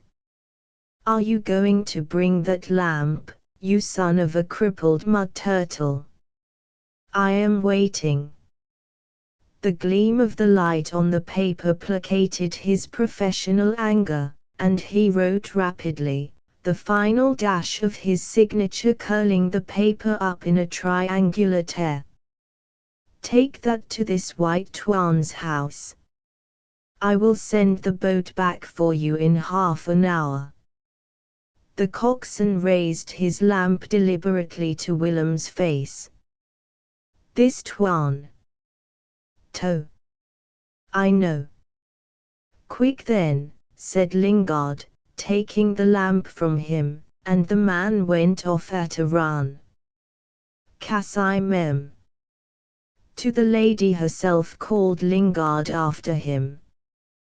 Then, when the man disappeared, he turned to Willems. "I have written to your wife," he said. "If you do not return for good, you do not go back to that house only for another parting. You must come as you stand. I won't have that poor woman tormented. I will see to it that you are not separated for long. Trust me." Willems shivered, then smiled in the darkness. "No fear of that," he muttered, enigmatically. "I trust you implicitly, Captain Lingard," he added, in a louder tone. Lingard led the way down the steps, swinging the lamp and speaking over his shoulder. "It is the second time, Willems, I take you in hand. Mind, it is the last.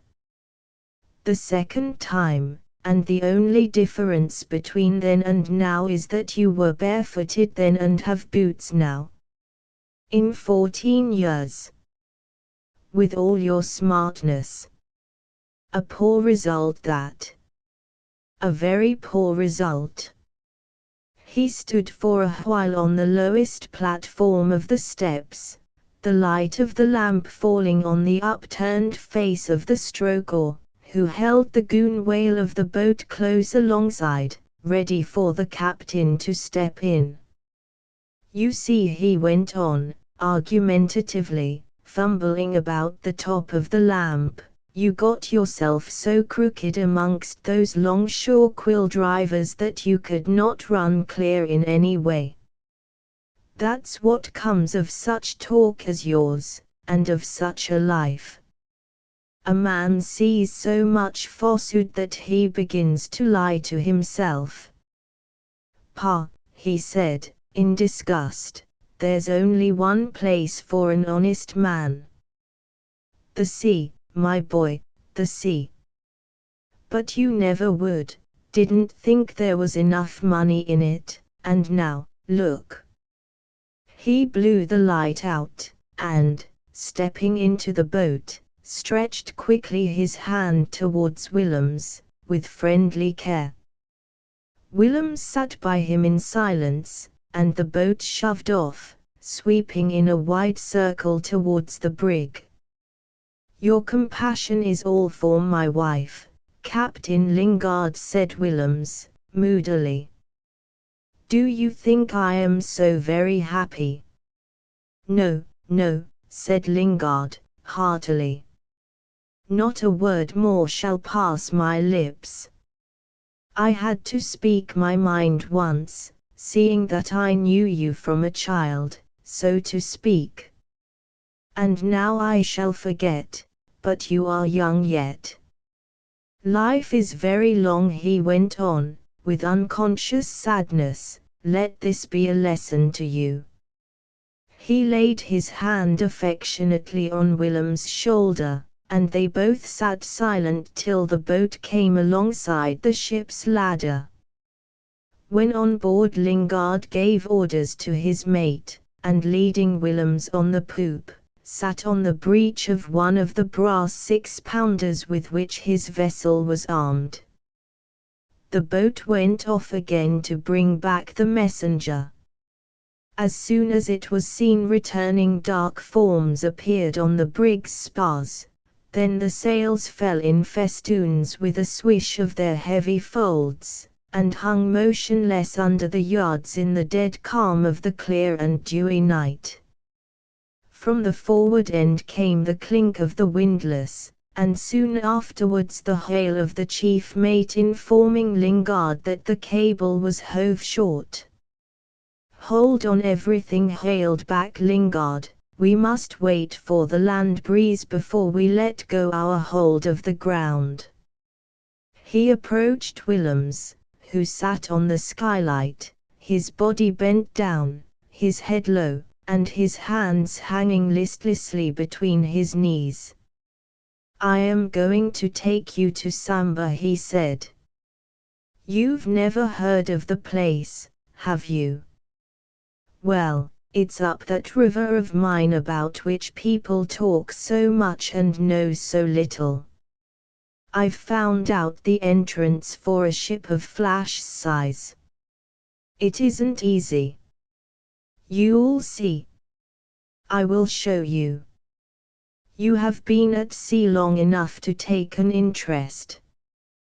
Pity you didn't stick to it. Well, I am going there. I have my own trading post in the place. Almayer is my partner. You knew him when he was at Hudig's. Oh, he lives there as happy as a king. Do ye see, I have them all in my pocket. The Raja is an old friend of mine. My word is law, and I am the only trader. No other white man but Almayer had ever been in that settlement. You will live quietly there till I come back from my next cruise to the westward. We shall see then what can be done for you. Never fear. I have no doubt my secret will be safe with you. Keep mum about my river when you get amongst the traders again. There's many would give their ears for the knowledge of it. I'll tell you something, that's where I get all my gutter and rattans.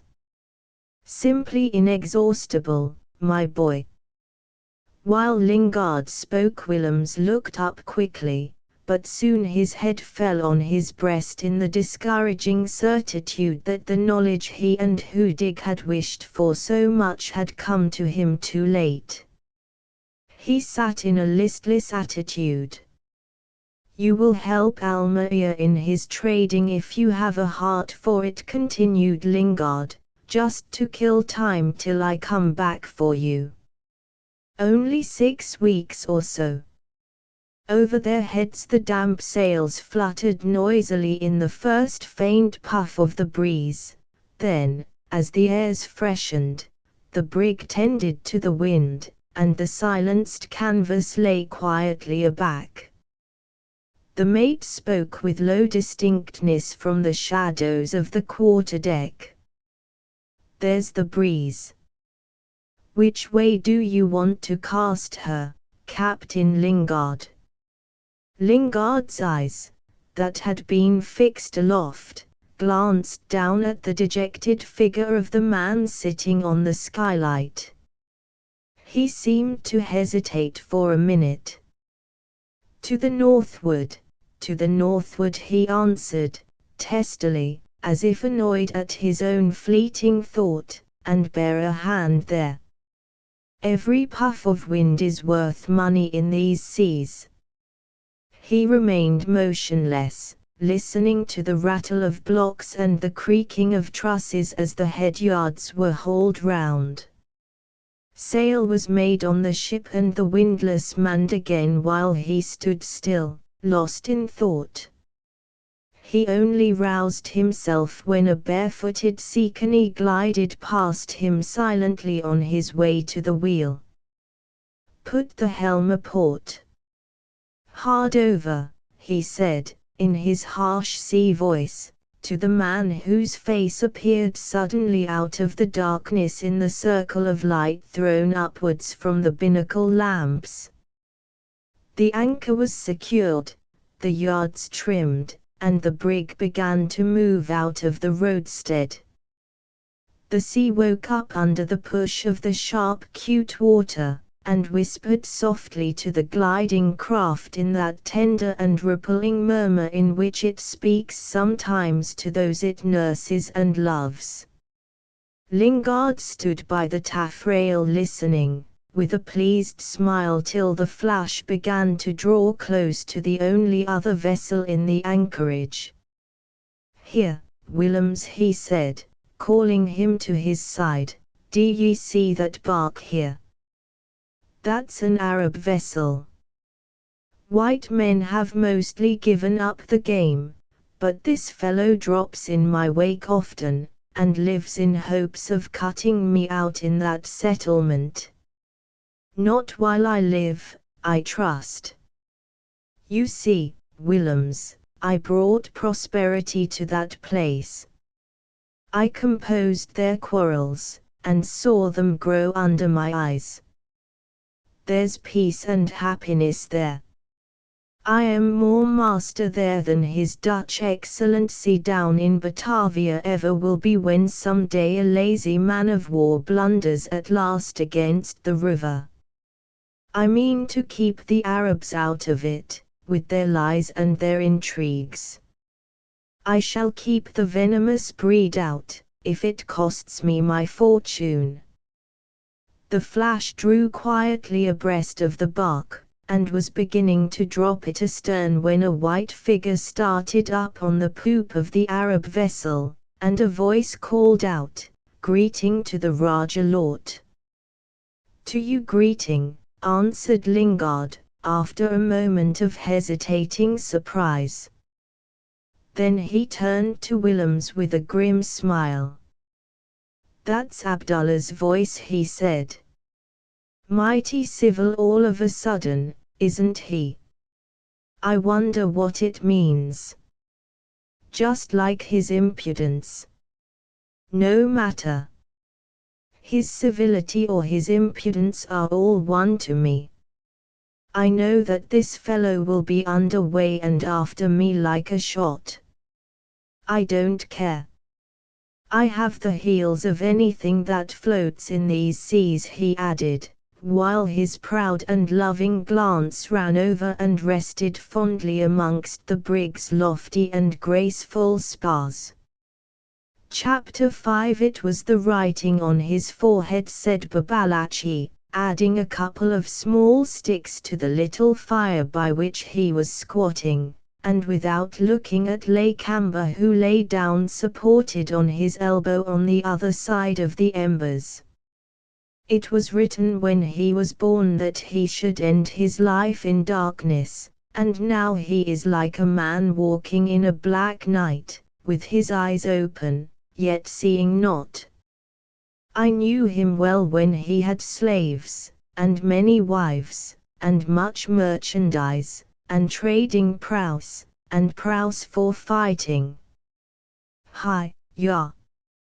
He was a great fighter in the days before the breath of the merciful put out the light in his eyes. He was a pilgrim, and had many virtues. He was brave, his hand was open, and he was a great robber. For many years he led the men that drank blood on the sea, first in prayer and first in fight.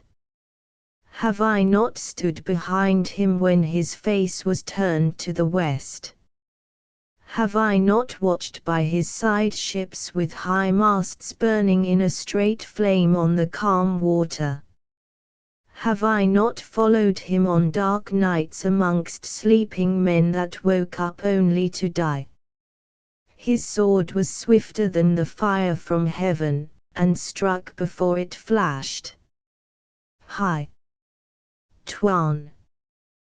Those were the days, and that was a leader, and I myself was younger, and in those days there were not so many fireships with guns that deal fiery death from afar. Over the hill and over the forest, oh! Tuan Lakamba! They dropped whistling fireballs into the creek where our praus took refuge, and where they dared not follow men who had arms in their hands. He shook his head with mournful regret and threw another handful of fuel on the fire. The burst of clear flame lit up his broad, dark, and pock-marked face, where the big lips, stained with beetle juice, looked like a deep and bleeding gash of a fresh wound. The reflection of the firelight gleamed brightly in his solitary eye, lending it for a moment a fierce animation that died out together with the short-lived flame. With quick touches of his bare hands he raked the embers into a heap, then, wiping the warm ash on his waistcloth, his only garment, he clasped his thin legs with his entwined fingers, and rested his chin on his drawn-up knees. Lakamba stirred slightly without changing his position or taking his eyes off the glowing coals, on which they had been fixed in dreamy immobility. Yes, went on Babalatchi, in a low monotone, as if pursuing aloud a train of thought that had its beginning in the silent contemplation of the unstable nature of earthly greatness. Yes. He has been rich and strong, and now he lives on alms, old, feeble, blind, and without companions, but for his daughter. The Raja Patalalo gives him rice, and the pale woman, his daughter, cooks it for him, for he has no slave. I saw her from afar, muttered Lakamba, disparagingly. A she-dog with white teeth, like a woman of the Orangputa. Right, right, assented Babalatchi, but you have not seen her near. Her mother was a woman from the west, a Badadi woman with veiled face. Now she goes uncovered, like our women do, for she is poor and he is blind, and nobody ever comes near them unless to ask for a charm or a blessing and depart quickly for fear of his anger and of the Raja's hand. You have not been on that side of the river. Not for a long time. If I go true, interrupted Babalachi, soothingly, but I go often alone, for your good, and look, and listen. When the time comes, when we both go together towards the Raja's kampong, it will be to enter, and to remain. Lakamba sat up and looked at Babalachi gloomily. This is good talk, once, twice, when it is heard too often it becomes foolish, like the prattle of children. Many times have I seen the cloudy sky and have heard the wind of the rainy seasons, said Babalachi, impressively. And where is your wisdom? It must be with the wind and the clouds of seasons past, for I do not hear it in your talk. Those are the words of the ungrateful, shouted Babalachi, with sudden exasperation. Verily, our only refuge is with the One, the Mighty, the Redresser of peace. Peace, growled the startled Lakamba. It is but a friend's talk. Babalachi subsided into his former attitude, muttering to himself.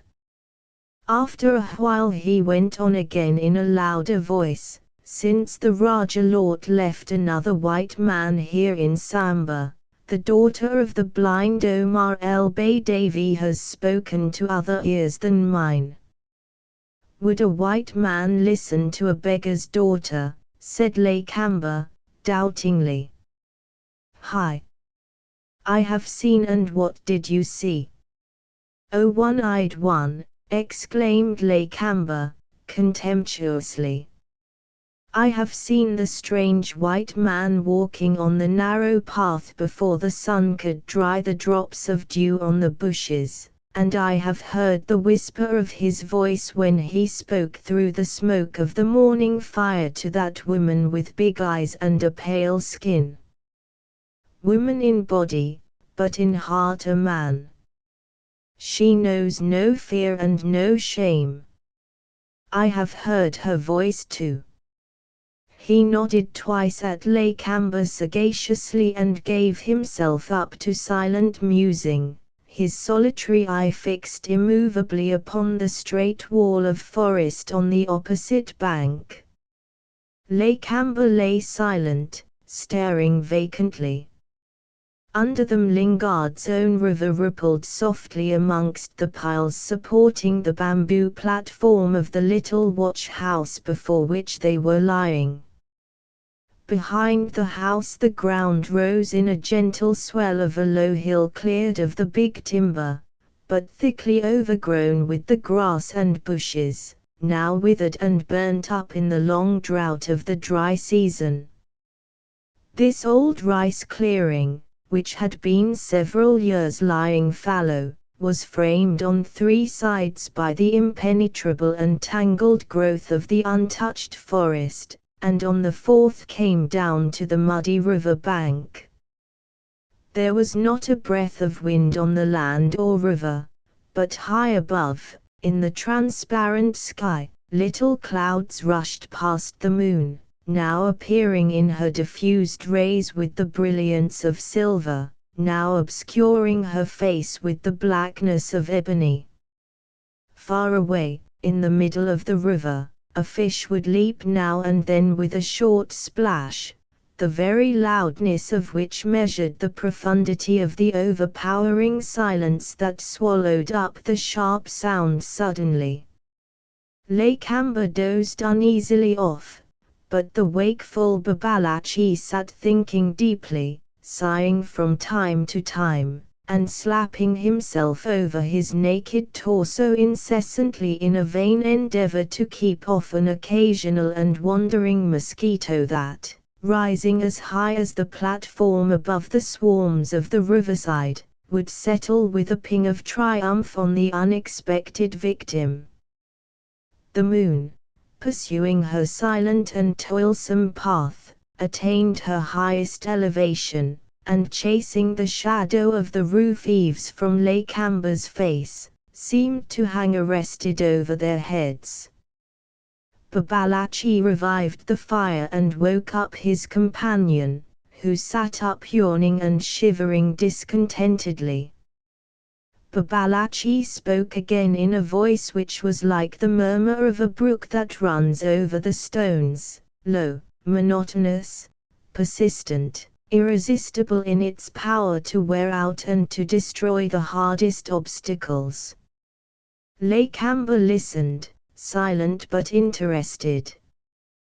They were Malay adventurers, ambitious men of that place and time, the Bohemians of their race.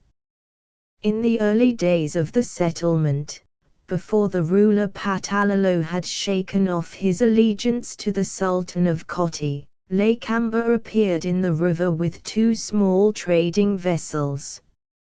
He was disappointed to find already some semblance of organization amongst the settlers of various races who recognized the unobtrusive sway of old Patalolo, and he was not politic enough to conceal his disappointment. He declared himself to be a man from the East, from those parts where no white man ruled, and to be of an oppressed race, but of a princely family. And truly enough he had all the gifts of an exiled prince.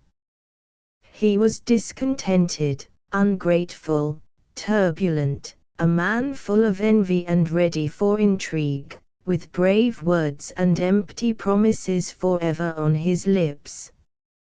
He was obstinate, but his will was made up of short impulses that never lasted long enough to carry him to the goal of his ambition.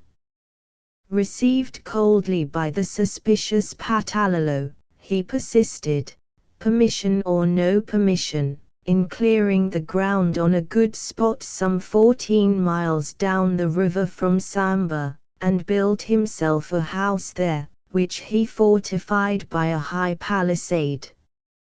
As he had many followers and seemed very reckless, the old Raja did not think it prudent at the time to interfere with him by force. Once settled, he began to intrigue.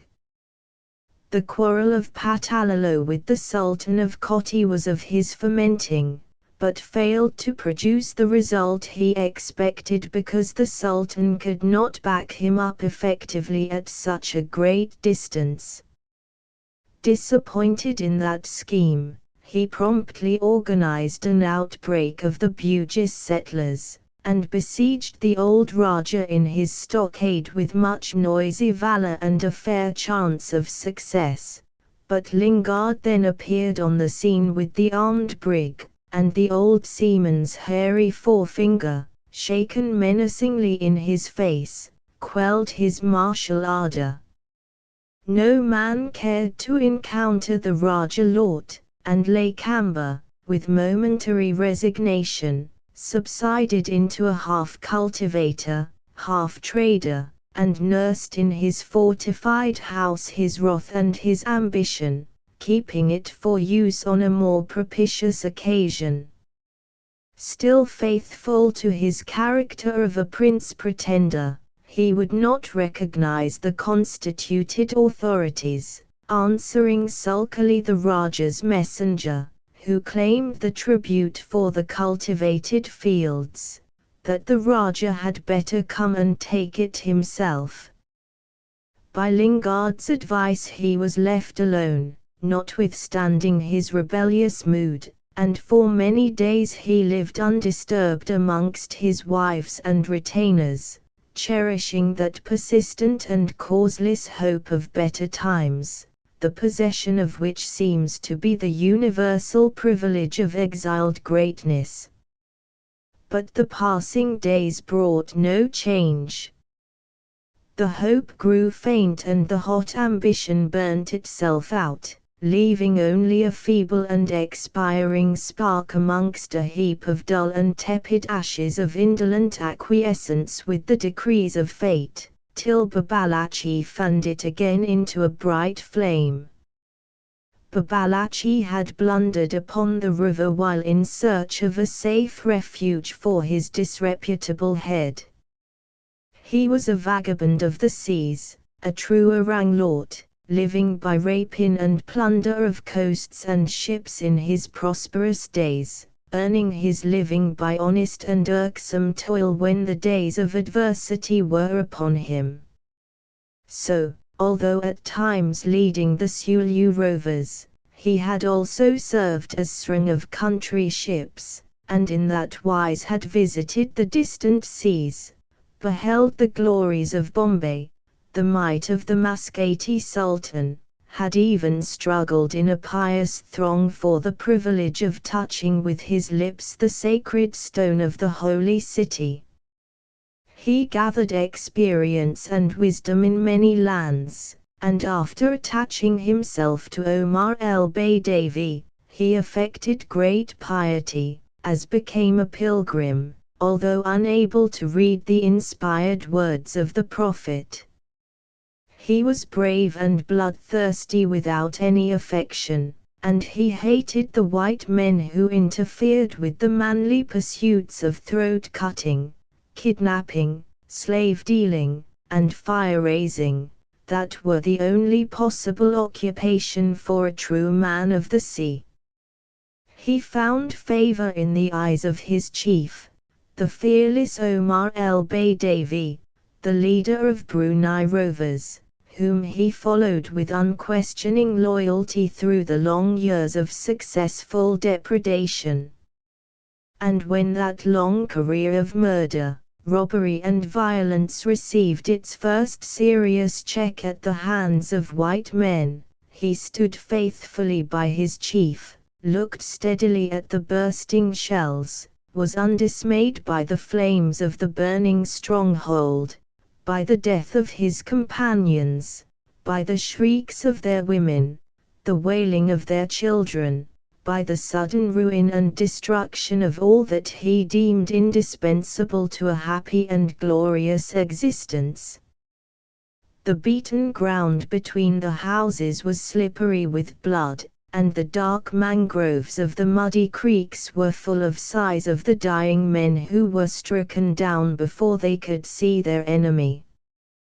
They died helplessly, for into the tangled forest there was no escape, and their swift prows, in which they had so often scoured the coast and the seas, now wedged together in the narrow creek, were burning fiercely.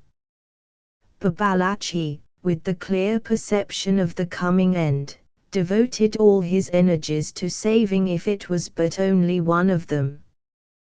He succeeded in time. When the end came in the explosion of the stored powder barrels, he was ready to look for his chief. He found him half dead and totally blinded, with nobody near him but his daughter Isa. The sons had fallen earlier in the day, as became men of their courage. Helped by the girl with the steadfast heart, Babalatchi carried Omar on board the light prow and succeeded in escaping, but with very few companions only. As they hauled their craft into the network of dark and silent creeks, they could hear the cheering of the crews of the man-of-war's boats dashing to the attack of the rovers' village. Isa, sitting on the high afterdeck, her father's blackened and bleeding head in her lap, looked up with fearless eyes at Babalatchi.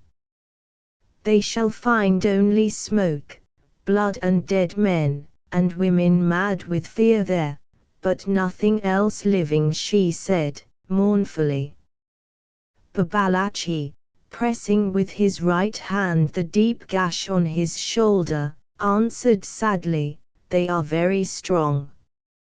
When we fight with them we can only die."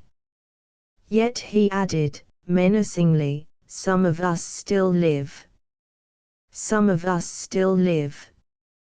For a short time he dreamed of vengeance, but his dream was dispelled by the cold reception of the Sultan of Sulu, with whom they sought refuge at first and who gave them only a contemptuous and grudging hospitality.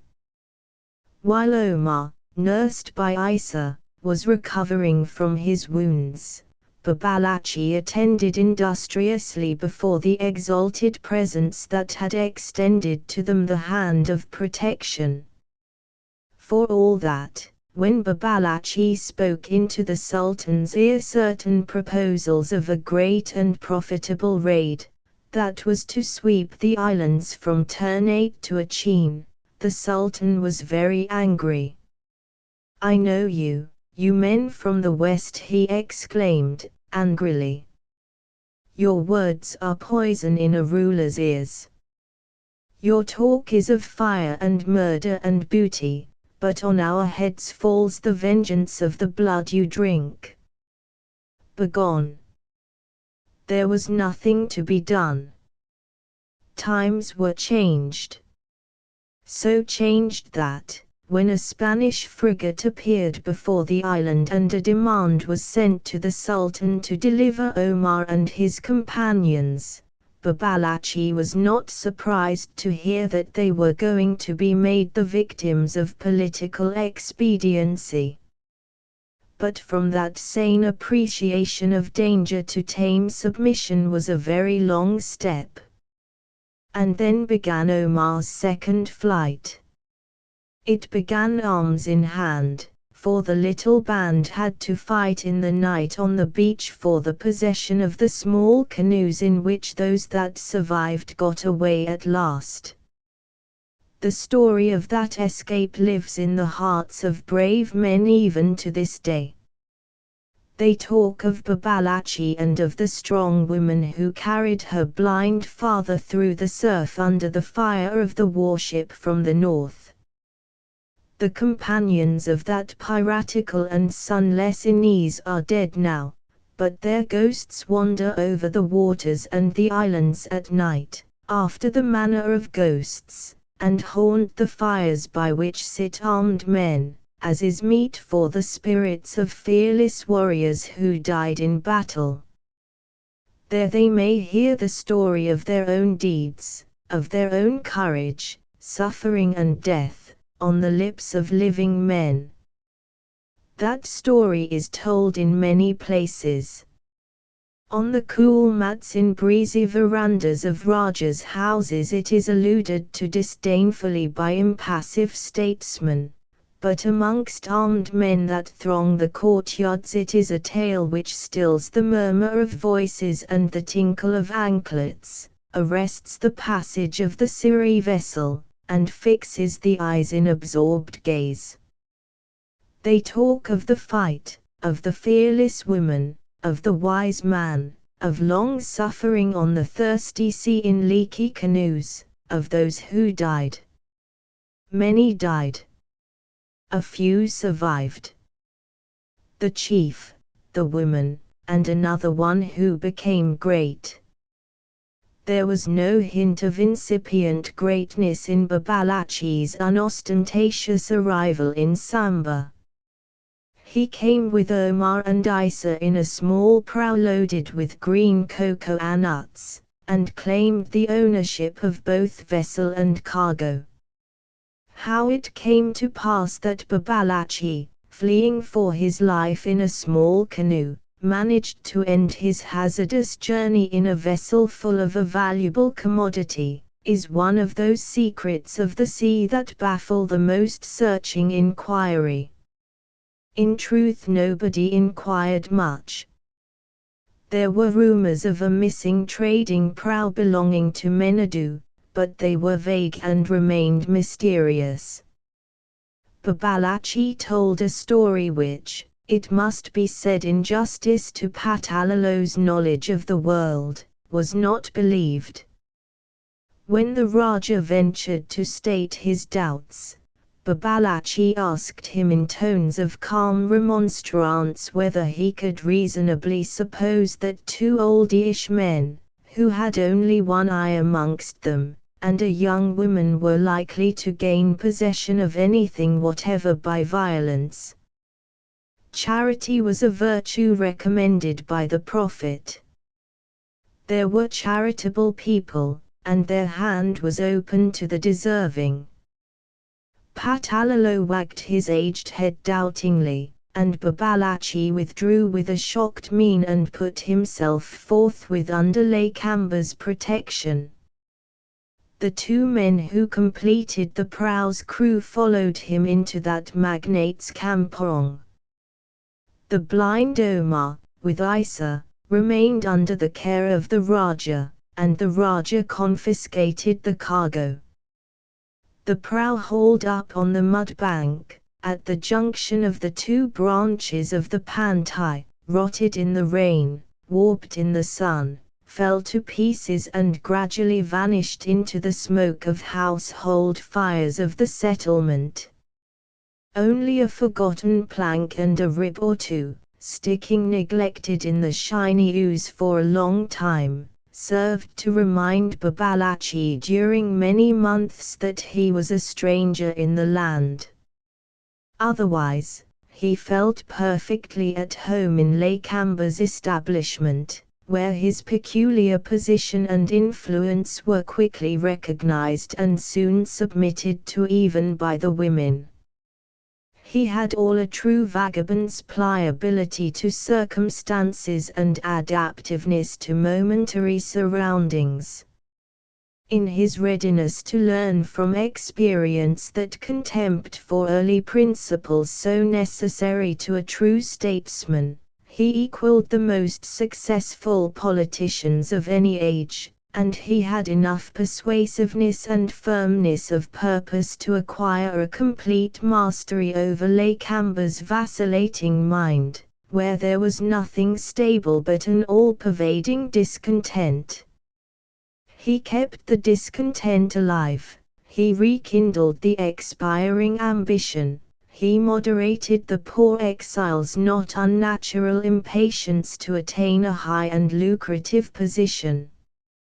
He, the man of violence, deprecated the use of force, for he had a clear comprehension of the difficult situation. From the same cause, he, the hater of white men, would to some extent admit the eventual expediency of Dutch protection. But nothing should be done in a hurry. Whatever his master Lakamba might think, there was no use in poisoning old Patalolo, he maintained. It could be done, of course, but what then? As long as Lingard's influence was paramount, as long as Almayer, Lingard's representative, was the only great trader of the settlement, it was not worth Lakamba's while, even if it had been possible, to grasp the rule of the young state. Killing Almayer and Lingard was so difficult and so risky that it might be dismissed as impracticable. What was wanted was an alliance, somebody to set up against the white men's influence, and somebody who, while favorable to Lakamba, would at the same time be a person of a good standing with the Dutch authorities. A rich and considered trader was wanted.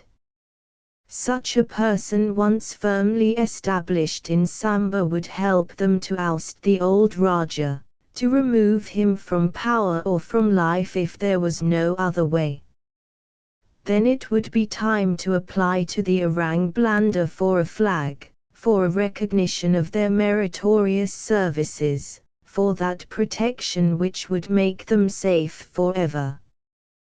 The word of a rich and loyal trader would mean something with the ruler down in Batavia.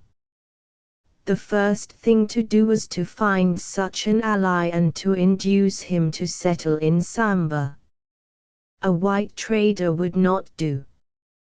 A white man would not fall in with their ideas, would not be trustworthy. The man they wanted should be rich, unscrupulous, have many followers, and be a well-known personality in the islands. Such a man might be found amongst the Arab traders. Lingard's jealousy, said Babalatchi, kept all the traders out of the river.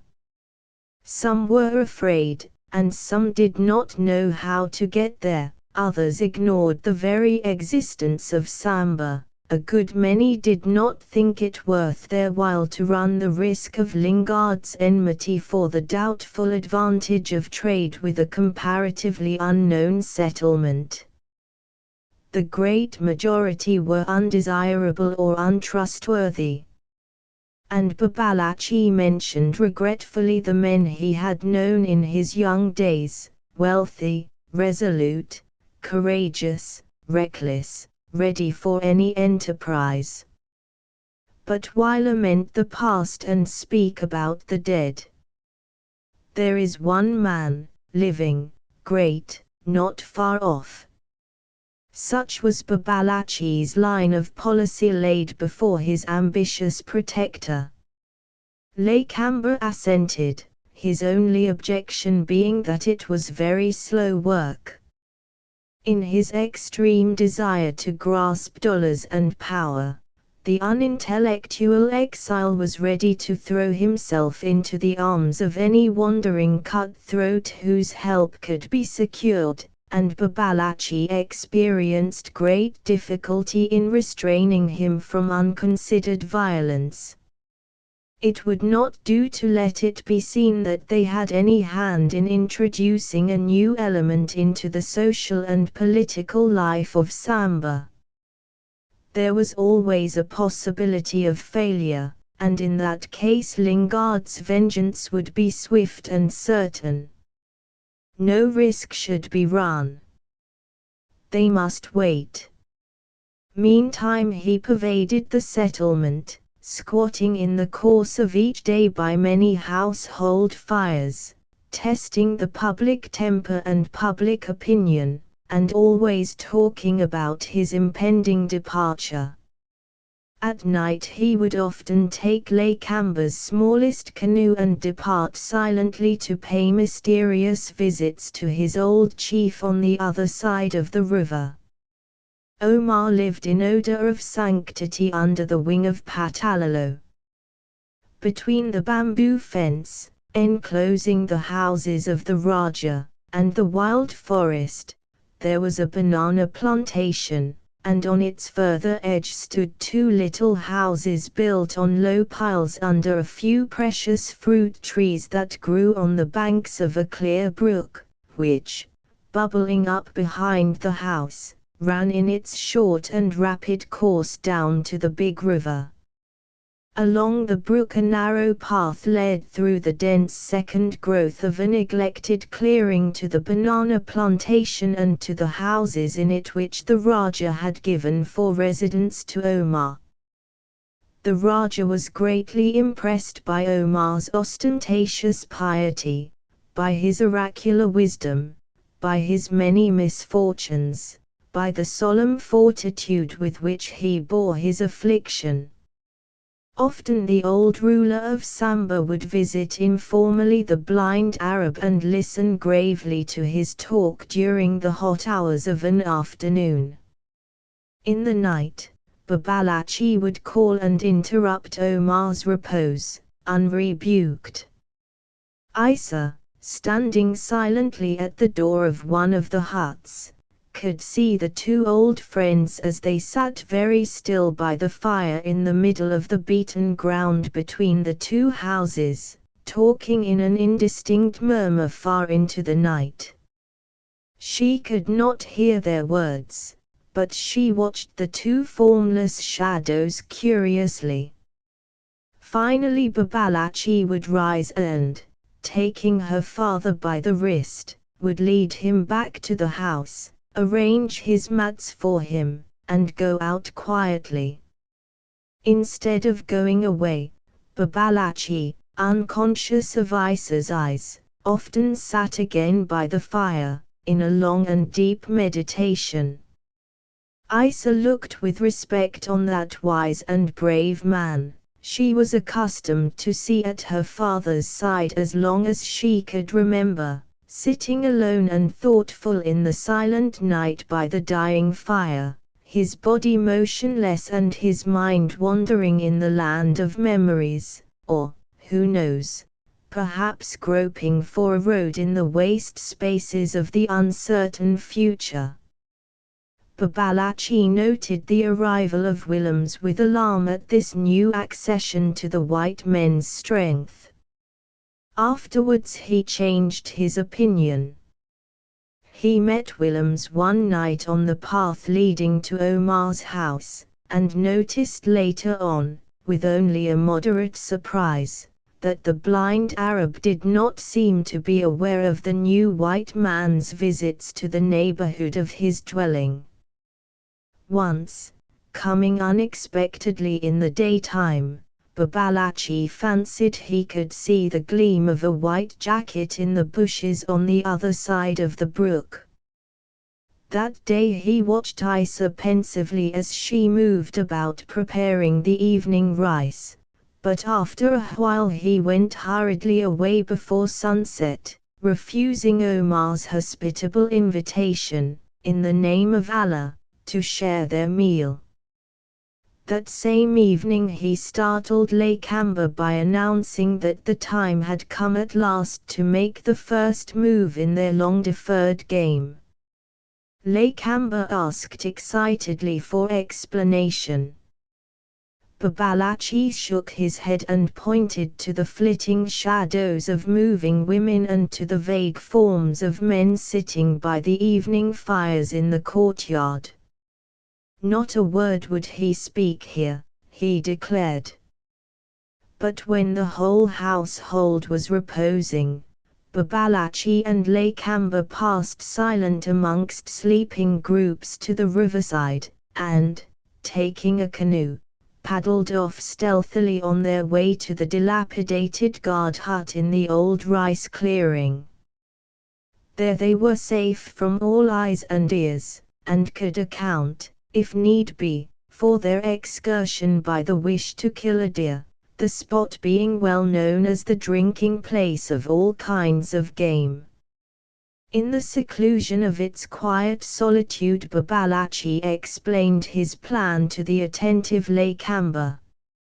His idea was to make use of Willems for the destruction of Lingard's influence. "I know the white men, Tuan," he said, in conclusion. "In many lands have I seen them, always the slaves of their desires, always ready to give up their strength and their reason into the hands of some woman. The fate of the believers is written by the hand of the Mighty One, but they who worship many gods are thrown into the world with smooth foreheads, for any woman's hand to mark their destruction there. Let one white man destroy another. The will of the Most High is that they should be fools. They know how to keep faith with their enemies, but towards each other they know only deception. Hi! I have seen. I have seen." He stretched himself full length before the fire, and closed his eye in real or simulated sleep. Lakamba, not quite convinced, sat for a long time with his gaze riveted on the dull embers. As the night advanced, a slight white mist rose from the river, and the declining moon, bowed over the tops of the forest, seemed to seek the repose of the earth, like a wayward and wandering lover who returns at last to lay his tired and silent head on his beloved's breast. Chapter 6 "Lend me your gun, Almayer," said Willems, across the table on which a smoky lamp shone redly above the disorder of a finished meal. I have a mind to go and look for a deer when the moon rises tonight. Almeida, sitting sidewise to the table, his elbow pushed amongst the dirty plates, his chin on his breast and his legs stretched stiffly out, kept his eyes steadily on the toes of his grass slippers and laughed abruptly. "You might say yes or no instead of making that unpleasant noise," remarked Willems, with calm irritation. "If I believed one word of what you say, I would," answered Almeida without changing his attitude and speaking slowly, with pauses, as if dropping his words on the floor. "As it is, what's the use? You know where the gun is, you may take it or leave it." "Gun? Deer? Bosh. Hunt deer. Pa. It's a gazelle you are after, my honored guest. You want gold anklets and silk sarongs for that game, my mighty hunter. And you won't get those for the asking, I promise you. All day amongst the natives. A fine help you are to me." "You shouldn't drink so much," Almeida said Willems, disguising his fury under an affected drawl. "You have no head. Never had, as far as I can remember, in the old days in Macassar. You drink too much." "I drink my own," retorted Almeida, lifting his head quickly and darting an angry glance at Willems. Those two specimens of the superior race glared at each other savagely for a minute, then turned away their heads at the same moment as if by previous arrangement, and both got up. Almeida kicked off his slippers and scrambled into his hammock, which hung between two wooden columns of the veranda so as to catch every rare breeze of the dry season, and Willems, after standing irresolutely by the table for a short time, walked without a word down the steps of the house and over the courtyard towards the little wooden jetty, where several small canoes and a couple of big white whaleboats were made fast, tugging at their short painters and bumping together in the swift current of the river. He jumped into the smallest canoe, balancing himself clumsily, slipped the rattan painter, and gave an unnecessary and violent shove, which nearly sent him headlong overboard. By the time he regained his balance, the canoe had drifted some 50 yards down the river. He knelt in the bottom of his little craft and fought the current with long sweeps of the paddle. Almeida sat up in his hammock, grasping his feet and peering over the river with parted lips till he made out the shadowy form of man and canoe as they struggled past the jetty again. "I thought you would go," he shouted. "Won't you take the gun?" "Hey," he yelled, straining his voice. Then he fell back in his hammock and laughed to himself feebly till he fell asleep.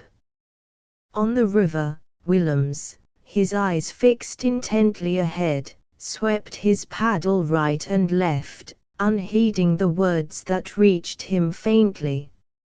It was now 3 months since Lingard had landed Willems in Samba and had departed hurriedly, leaving him in Almeida's care.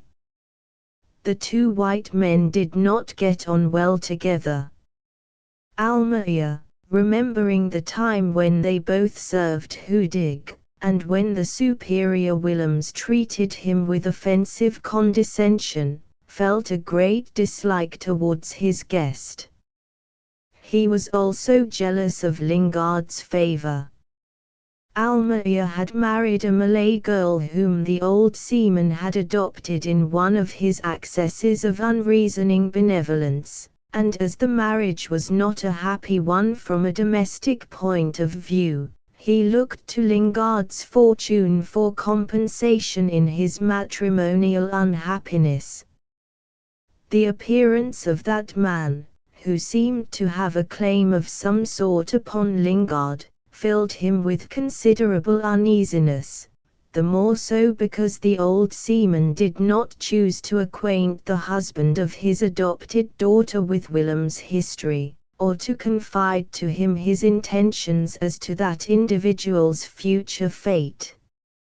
Suspicious from the first, Almaia discouraged Willem's attempts to help him in his trading, and then when Willems drew back, he made, with characteristic perverseness, a grievance of his unconcern. From cold civility in their relations, the two men drifted into silent hostility, then into outspoken enmity, and both wished ardently for Lingard's return and the end of a situation that grew more intolerable from day to day. The time dragged slowly. Willems watched the succeeding sunrises, wondering dismally whether before the evening some change would occur in the deadly dullness of his life. He missed the commercial activity of that existence which seemed to him far off, irreparably lost, buried out of sight under the ruins of his past success, now gone from him beyond the possibility of redemption. He mooned disconsolately about Almaia's courtyard, watching from afar, with uninterested eyes, the up-country canoes discharging gutter or rattans, and loading rice or European goods on the little wharf of Lingard and Company. Big as was the extent of ground owned by Almaia, Willems yet felt that there was not enough room for him inside those neat fences. The man who, during long years, became accustomed to think of himself as indispensable to others, felt a bitter and savage rage at the cruel consciousness of his superfluity, of his uselessness, at the cold hostility visible in every look of the only white man in this barbarous corner of the world. He gnashed his teeth when he thought of the wasted days, of the life thrown away in the unwilling company of that peevish and suspicious fool. He heard the reproach of his idleness in the murmurs of the river, in the unceasing whisper of the great forests. Round him everything stirred, moved, swept by in a rush, the earth under his feet and the heavens above his head. The very savages around him strove, struggled, fought, worked, if only to prolong a miserable existence, but they lived. And it was only himself that seemed to be left outside the scheme of creation in a hopeless immobility filled with tormenting anger and with ever-stinging regret. He took to wandering about the settlement. The afterwards flourishing Samba was born in a swamp and passed its youth in malodorous mud. The houses crowded the bank, and, as if to get away from the unhealthy shore, stepped boldly into the river, shooting over it in a close row of bamboo platforms elevated on high piles, amongst which the current below spoke in a soft and unceasing plaint of murmuring eddies. There was only one path in the whole town, and it ran at the back of the houses along the succession of blackened circular patches that marked the place of the household fires. On the other side the virgin forest bordered the path, coming close to it, as if to provoke impudently any passer-by to the solution of the gloomy problem of its depths. Nobody would accept the deceptive challenge.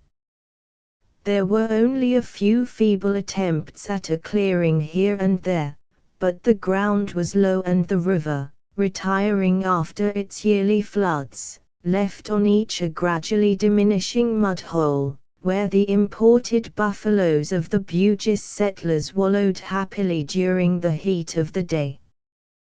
When Willems walked on the path, the indolent men stretched on the shady side of the houses looked at him with calm curiosity. The women busy round the cooking fires would send after him wondering and timid glances, while the children would only look once, and then run away yelling with fright at the horrible appearance of the man with a red and white face. These manifestations of childish disgust and fear stung Willems with a sense of absurd humiliation. He sought in his walks the comparative solitude of the rudimentary clearings, but the very buffaloes snorted with alarm at his sight, scrambled lumberingly out of the cool mud and stared wildly in a compact herd at him as he tried to slink unperceived along the edge of the forest. One day, at some unguarded and sudden movement of his, the whole herd stampeded down the path, scattered the fires, sent the women flying with shrill cries, and left behind a track of smashed pots, trampled rice, overturned children, and a crowd of angry men brandishing sticks in loud-voiced pursuit. The innocent cause of that disturbance ran shamefacedly the gauntlet of black looks and unfriendly remarks, and hastily sought refuge in Almaer's campong. After that he left the settlement alone. Later, when the enforced confinement grew irksome, Willems took one of Almaer's many canoes and crossed the main branch of the Pantai in search of some solitary spot where he could hide his discouragement and his weariness. He skirted in his little craft the wall of tangled verdure, keeping in the dead water close to the bank where the spreading nipa palms nodded their broad leaves over his head as if in contemptuous pity of the wandering outcast. Here and there he could see the beginnings of chopped-out pathways, and, with the fixed idea of getting out of sight of the busy river, he would land and follow the narrow and winding path, only to find that it led nowhere, ending abruptly in the discouragement of thorny thickets. He would go back slowly, with a bitter sense of unreasonable disappointment and sadness, oppressed by the hot smell of earth, dampness, and decay in that forest which seemed to push him mercilessly back into the glittering sunshine of the river. And he would recommence paddling with tired arms to seek another opening, to find another deception. As he paddled up to the point where the Rajah's stockade came down to the river, the Nipes were left behind rattling their leaves over the brown water, and the big trees would appear on the bank, tall, strong, indifferent in the immense solidity of their life, which endures for ages, to that short and fleeting life in the heart of the man who crept painfully amongst their shadows in search of a refuge from the unceasing reproach of his thoughts. Amongst their smooth trunks a clear brook meandered for a time entwining lacets before it made up its mind to take a leap into the hurrying river, over the edge of the steep bank. There was also a pathway there and it seemed frequented. Willems landed, and following the capricious promise of the track soon found himself in a comparatively clear space, where the confused tracery of sunlight fell through the branches and the foliage overhead, and lay on the stream that shone in an easy curve like a bright sword blade dropped amongst the long and feathery grass. Further on, the path continued, narrowed again in the thick undergrowth. At the end of the first turning, Willem saw a flash of white and color, a gleam of gold like a sun ray lost in shadow, and a vision of blackness darker than the deepest shade of the forest. He stopped, surprised, and fancied he had heard light footsteps, growing lighter, ceasing. He looked around. The grass on the bank of the stream trembled, and a tremulous path of its shivering, silver-grey tops ran from the water to the beginning of the thicket. And yet there was not a breath of wind. Somebody kind passed there. He looked pensive while the tremor died out in a quick tremble under his eyes, and the grass stood high, unstirring, with drooping heads in the warm and motionless air. He hurried on, driven by a suddenly awakened curiosity, and entered the narrow way between the bushes. At the next turn of the path he caught again the glimpse of colored stuff and of a woman's black hair before him. He hastened his pace and came in full view of the object of his pursuit.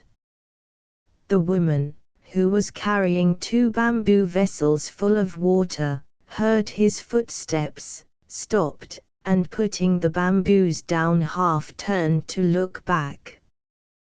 Willems also stood still for a minute, then walked steadily on with a firm tread, while the woman moved aside to let him pass. He kept his eyes fixed straight before him, yet almost unconsciously he took in every detail of the tall and graceful figure.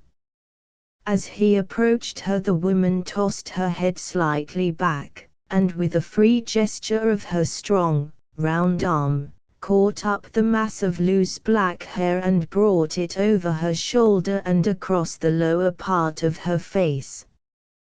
The next moment he was passing her close, walking rigidly, like a man in a trance. He heard her rapid breathing and he felt the touch of a look darted at him from half-open eyes. It touched his brain and his heart together. It seemed to him to be something loud and stirring like a shout, silent and penetrating like an inspiration. The momentum of his motion carried him past her, but an invisible force made up of surprise and curiosity and desire spun him round as soon as he had passed. She had taken up her burden already, with the intention of pursuing her path. His sudden movement arrested her at the first step, and again she stood straight, slim, expectant, with a readiness to dart away suggested in the light immobility of her pose. High above, the branches of the trees met in a transparent shimmer of waving green mist, through which the rain of yellow rays descended upon her head, streamed in glints down her black tresses, shone with the changing glow of liquid metal on her face, and lost itself in vanishing sparks in the somber depths of her eyes that, wide open now, with enlarged pupils, looked steadily at the man in her path. And Willem stared at her, charmed with a charm that carries with it a sense of irreparable loss, tingling with that feeling which begins like a caress and ends in a blow, in that sudden hurt of a new emotion making its way into a human heart, with the brusque stirring of sleeping sensations awakening suddenly to the rush of new hopes, new fears, new desires, and to the flight of one's old self. She moved a step forward and again halted. A breath of wind that came through the trees, but in Willem's fancy seemed to be driven by her moving figure, rippled in a hot wave round his body and scorched his face in a burning touch. He drew it in with a long breath, the last long breath of a soldier before the rush of battle, of a lover before he takes in his arms the adored woman, the breath that gives courage to confront the menace of death or the storm of passion. Who was she? Where did she come from? Wonderingly he took his eyes off her face to look round at the serried trees of the forest that stood big and still and straight, as if watching him and her breathlessly. He had been baffled, repelled, almost frightened by the intensity of that tropical life which wants the sunshine but works in gloom, which seems to be all grace of color and form, all brilliance, all smiles, but is only the blossoming of the dead, whose mystery holds the promise of joy and beauty, yet contains nothing but poison and decay. He had been frightened by the vague perception of danger before, but now, as he looked at that life again, his eyes seemed able to pierce the fantastic veil of creepers and leaves, to look past the solid trunks, to see through the forbidding gloom, and the mystery was disclosed, enchanting, subduing, beautiful. He looked at the woman. Through the checkered light between them she appeared to him with the impalpable distinctness of a dream. The very spirit of that land of mysterious forests, standing before him like an apparition behind a transparent veil, a veil woven of sunbeams and shadows. She had approached him still nearer. He felt a strange impatience within him at her advance. Confused thoughts rushed through his head, disordered, shapeless, stunning. Then he heard his own voice asking, "Who are you?" "I am the daughter of the blind Omar," she answered, in a low but steady tone. "And you," she went on, a little louder, "you are the white trader, the great man of this place." "Yes," said Willems, holding her eyes with his in a sense of extreme effort, "yes, I am white." Then he added, feeling as if he spoke about some other man, "But I am the outcast of my people." She listened to him gravely. Through the mesh of scattered hair her face looked like the face of a golden statue with living eyes.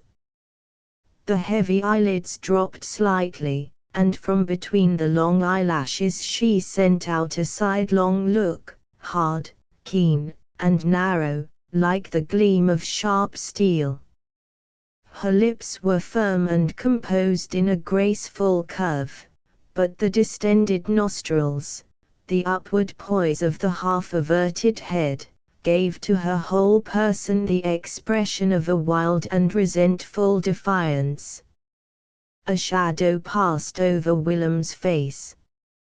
He put his hand over his lips as if to keep back the words that wanted to come out in a surge of impulsive necessity, the outcome of dominant thought that rushes from the heart to the brain and must be spoken in the face of doubt, of danger, of fear, of destruction itself. "You are beautiful," he whispered.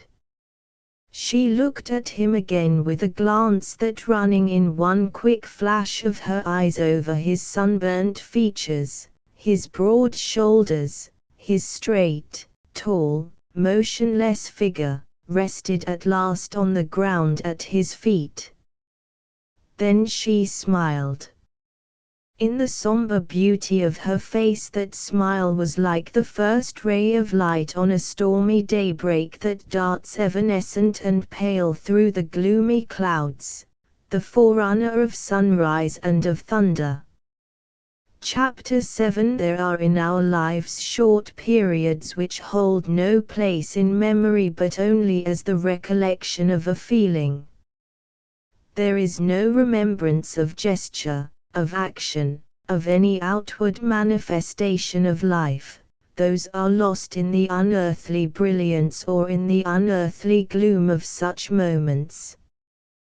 We are absorbed in the contemplation of that something, within our bodies, which rejoices or suffers while the body goes on breathing, instinctively runs away or, not less instinctively, fights, perhaps dies. But death in such a moment is the privilege of the fortunate, it is a high and rare favor, a supreme grace. Willems never remembered how and when he parted from Isa. He caught himself drinking the muddy water out of the hollow of his hand, while his canoe was drifting in midstream past the last houses of Samba. With his returning wits came the fear of something unknown that had taken possession of his heart, of something inarticulate and masterful which could not speak and would be obeyed. His first impulse was that of revolt. He would never go back there. Never. He looked round slowly at the brilliance of things in the deadly sunshine and took up his paddle. How changed everything seemed. The river was broader, the sky was higher. How fast the canoe flew under the strokes of his paddle. Since when had he acquired the strength of 2 men or more? He looked up and down the reach at the forests of the bank with a confused notion that with one sweep of his hand he could tumble all these trees into the stream. His face felt burning. He drank again, and shuddered with a depraved sense of pleasure at the aftertaste of slime in the water. It was late when he reached Almaia's house, but he crossed the dark and uneven courtyard, walking lightly in the radiance of some light of his own, invisible to other eyes. His host's sulky greeting jarred him like a sudden fall down a great height.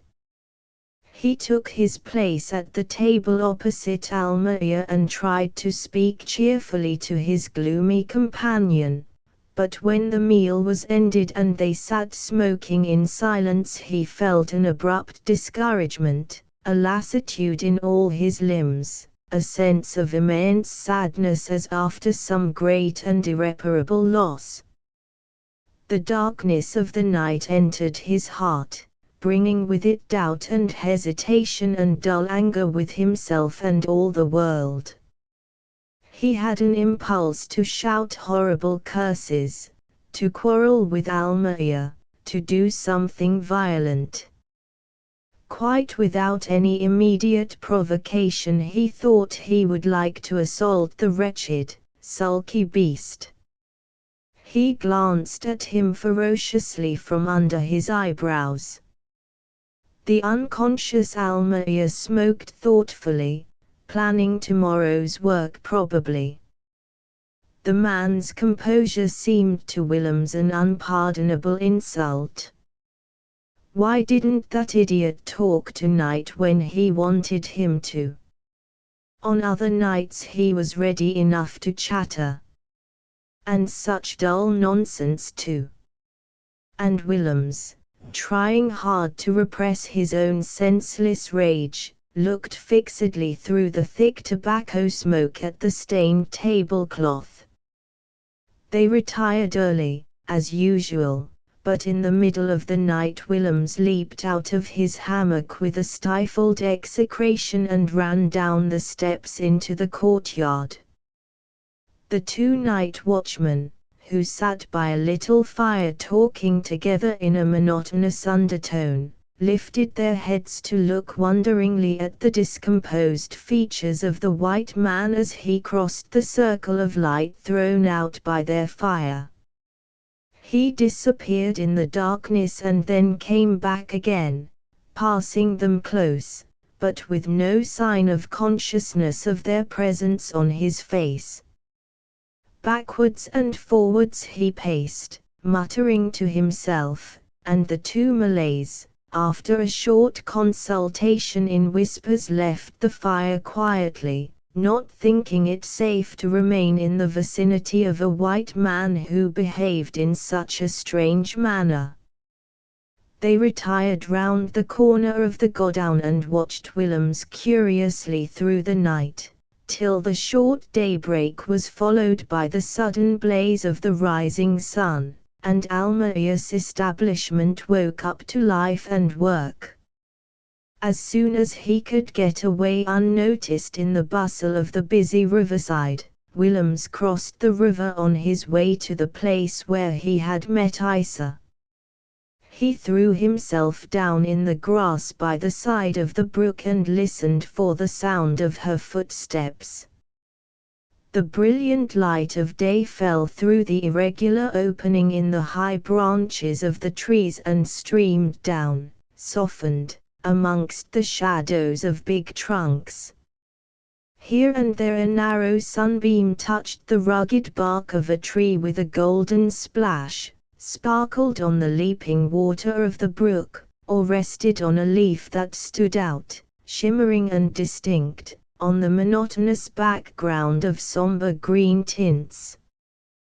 The clear gap of blue above his head was crossed by the quick flight of white rice birds whose wings flashed in the sunlight, while through it the heat poured down from the sky, clung about the steaming earth, rolled among the trees, and wrapped up Willems in the soft and odorous folds of air heavy with the faint scent of blossoms and with the acrid smell of decaying life. And in that atmosphere of nature's workshop Willems felt soothed and lulled into forgetfulness of his past, into indifference as to his future. The recollections of his triumphs, of his wrongs and of his ambition vanished in that warmth, which seemed to melt all regrets, all hope, all anger, all strength out of his heart.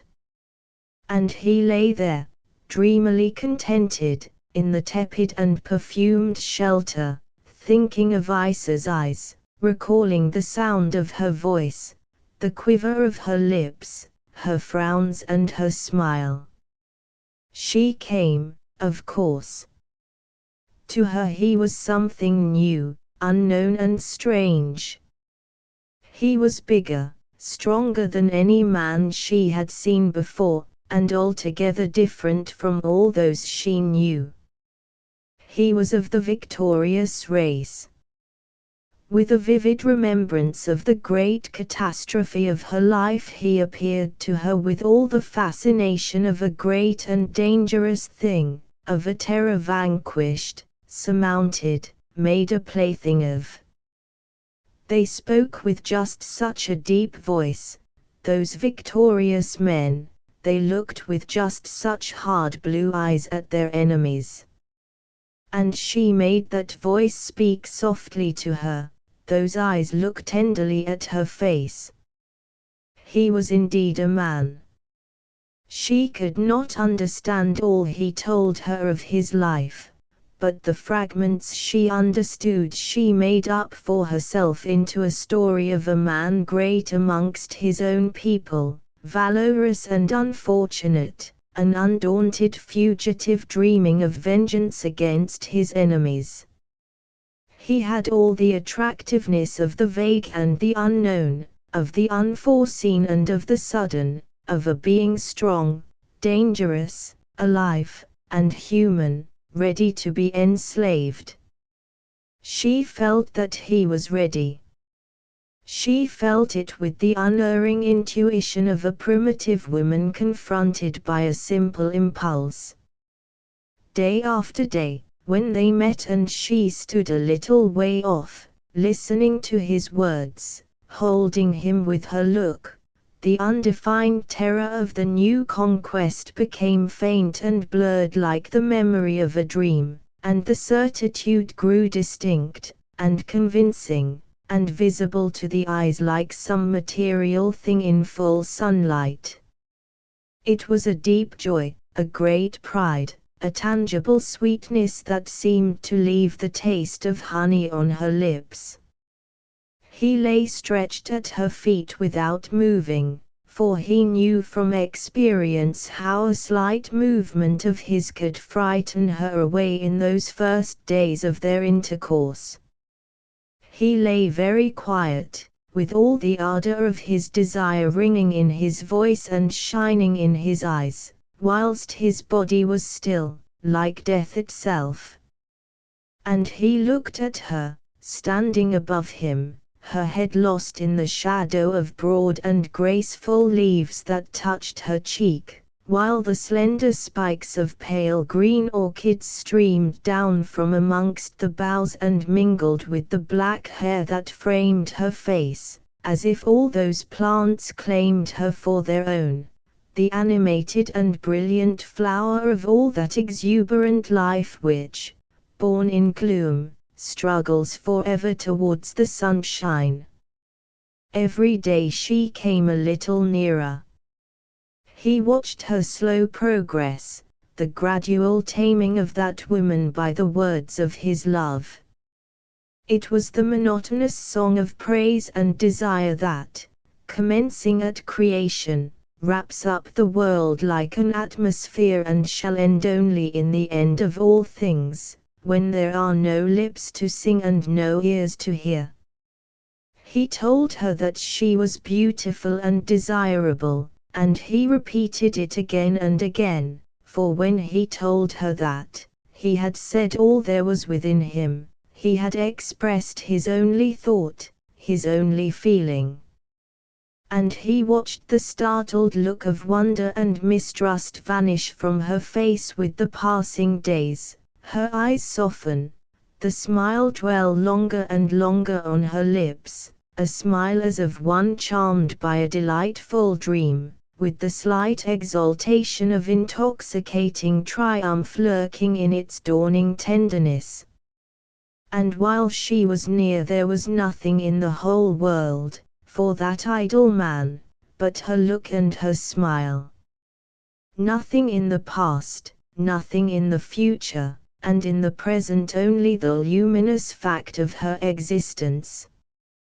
But in the sudden darkness of her going he would be left weak and helpless, as though despoiled violently of all that was himself. He who had lived all his life with no preoccupation but that of his own career, contemptuously indifferent to all feminine influence, full of scorn for men that would submit to it, if ever so little, he, so strong, so superior even in his errors, realized at last that his very individuality was snatched from within himself by the hand of a woman. Where was the assurance and pride of his cleverness, the belief in success, the anger of failure, the wish to retrieve his fortune, the certitude of his ability to accomplish it yet? Gone. All gone. All that had been a man within him was gone, and there remained only the trouble of his heart, that heart which had become a contemptible thing, which could be fluttered by a look or a smile, tormented by a word, soothed by a promise. When the longed-for day came at last, when she sank on the grass by his side and with a quick gesture took his hand in hers, he sat up suddenly with the movement and look of a man awakened by the crash of his own falling house. All his blood, all his sensation, all his life seemed to rush into that hand, leaving him without strength, in a cold shiver, in the sudden clamminess and collapse as of a deadly gunshot wound. He flung her hand away brutally, like something burning, and sat motionless, his head fallen forward, staring on the ground and catching his breath in painful gasps. His impulse of fear and apparent horror did not dismay her in the least. Her face was grave and her eyes looked seriously at him. Her fingers touched the hair of his temple, ran in a light caress down his cheek, twisted gently the end of his long moustache, and while he sat in the tremor of that contact she ran off with startling fleetness and disappeared in a peal of clear laughter, in the stir of grass, in the nod of young twigs growing over the path, leaving behind only a vanishing trail of motion and sound. He scrambled to his feet slowly and painfully, like a man with a burden on his shoulders, and walked towards the riverside. He hugged to his breast the recollection of his fear and of his delight, but told himself seriously over and over again that this must be the end of that adventure. After shoving off his canoe into the stream, he lifted his eyes to the bank and gazed at it long and steadily, as if taking his last look at a place of charming memories. He marched up to Almaia's house with the concentrated expression and the determined step of a man who had just taken a momentous resolution. His face was set and rigid, his gestures and movements were guarded and slow. He was keeping a tight hand on himself. A very tight hand. He had a vivid illusion, as vivid as reality almost, of being in charge of a slippery prisoner. He sat opposite Almaia during that dinner, which was their last meal together, with a perfectly calm face and within him a growing terror of escape from his own self. Now and then he would grasp the edge of the table and set his teeth hard in a sudden wave of acute despair, like one who, falling down a smooth and rapid declivity that ends in a precipice, digs his fingernails into the yielding surface and feels himself slipping helplessly to inevitable destruction. Then, abruptly, came a relaxation of his muscles, the giving way of his will. Something seemed to snap in his head, and that wish, that idea kept back during all those hours, darted into his brain with the heat and noise of a conflagration. He must see her. See her at once. Go now. Tonight. He had the raging regret of the lost hour, of every passing moment. There was no thought of resistance now. Yet with the instinctive fear of the irrevocable, with the innate falseness of the human heart, he wanted to keep open the way of retreat.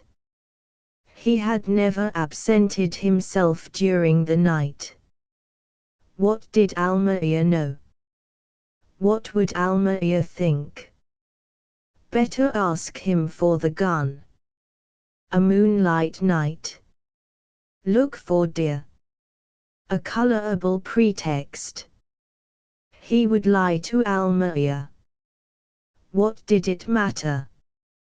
He lied to himself every minute of his life. And for what? For a woman. And such. Almaia's answer showed him that deception was useless.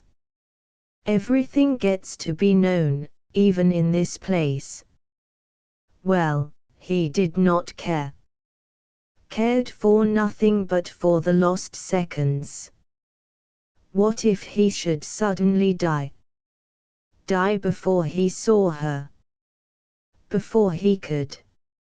As, with the sound of Almaia's laughter in his ears, he urged his canoe in a slanting course across the rapid current, he tried to tell himself that he could return at any moment. He would just go and look at the place where they used to meet, at the tree under which he lay when she took his hand, at the spot where she sat by his side. Just go there and then return, nothing more. But when his little skiff touched the bank he leaped out, forgetting the painter, and the canoe hung for a moment amongst the bushes and then swung out of sight before he had time to dash into the water and secure it. He was thunderstruck at first.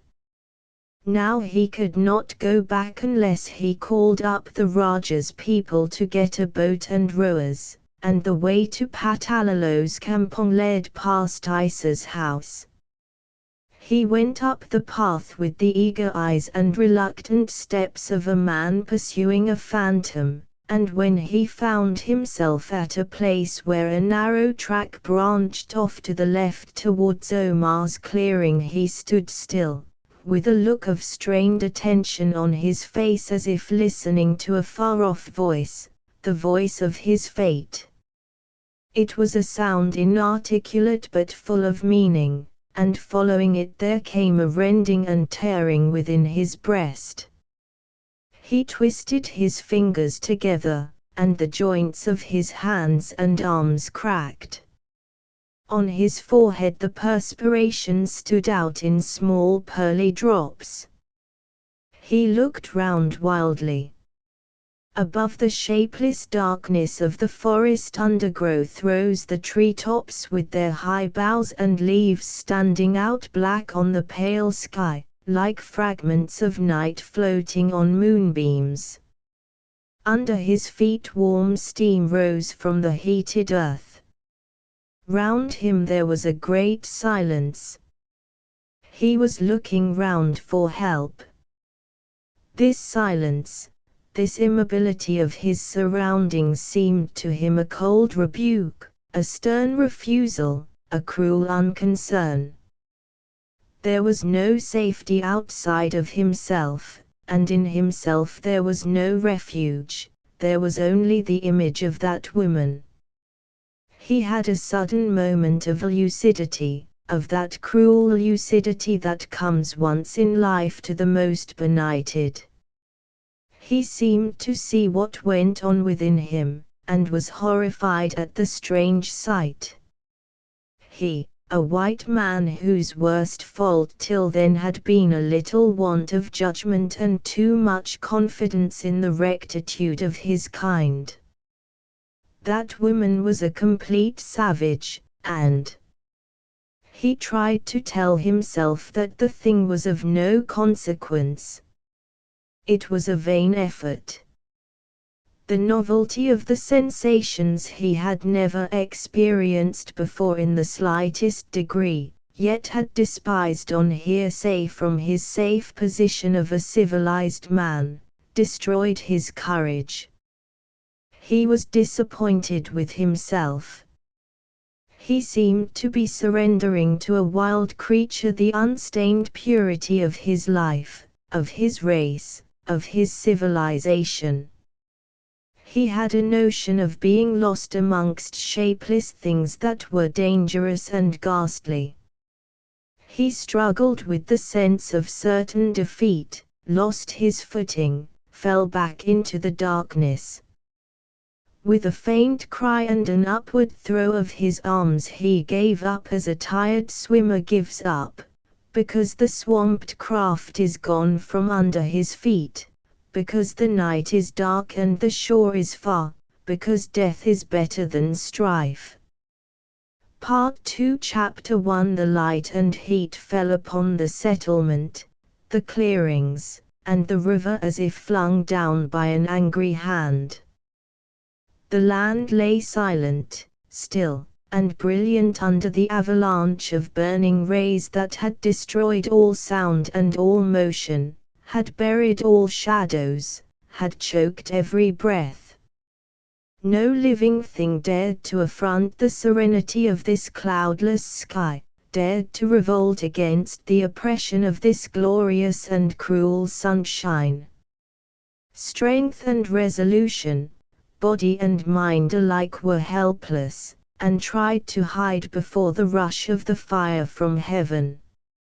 Only the frail butterflies, the fearless children of the sun, the capricious tyrants of the flowers, fluttered audaciously in the open, and their minute shadows hovered in swarms over the drooping blossoms, ran lightly on the withering grass, or glided on the dry and cracked earth. No voice was heard in this hot noontide but the faint murmur of the river that hurried on in swirls and eddies, its sparkling wavelets chasing each other in their joyous course to the sheltering depths, to the cool refuge of the sea. Almeida had dismissed his workmen for the midday rest, and, his little daughter on his shoulder, ran quickly across the courtyard, making for the shade of the veranda of his house. He laid the sleepy child on the seat of the big rocking chair, on a pillow which he took out of his own hammock, and stood for a while looking down at her with tender and pensive eyes. The child, tired and hot, moved uneasily, sighed, and looked up at him with the veiled look of sleepy fatigue. He picked up from the floor a broken palm leaf fan, and began fanning gently the flushed little face.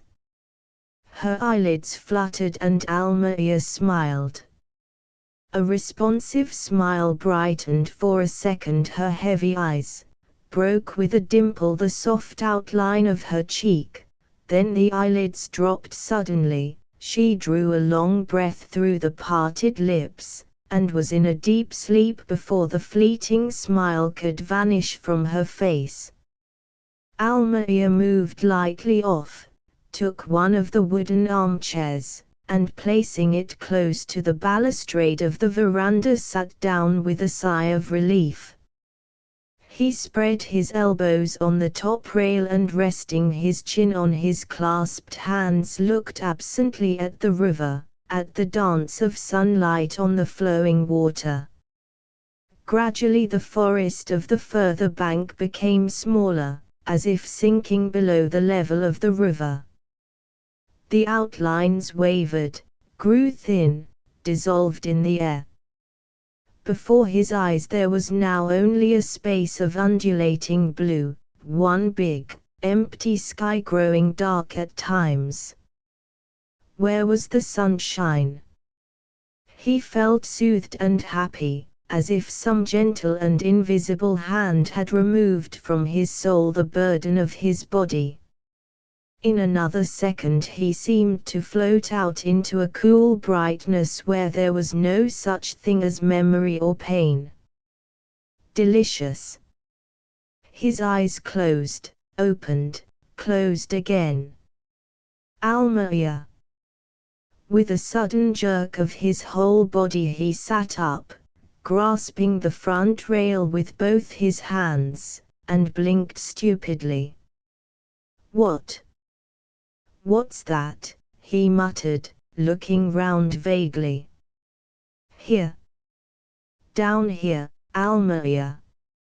Half rising in his chair, Almeida looked over the rail at the foot of the veranda, and fell back with a low whistle of astonishment. "A ghost, by heavens!" he exclaimed softly to himself. "Will you listen to me?" went on the husky voice from the courtyard. "May I come up, Almeida?" Almeida stood up and leaned over the rail. "Don't you dare," he said, in a voice subdued but distinct.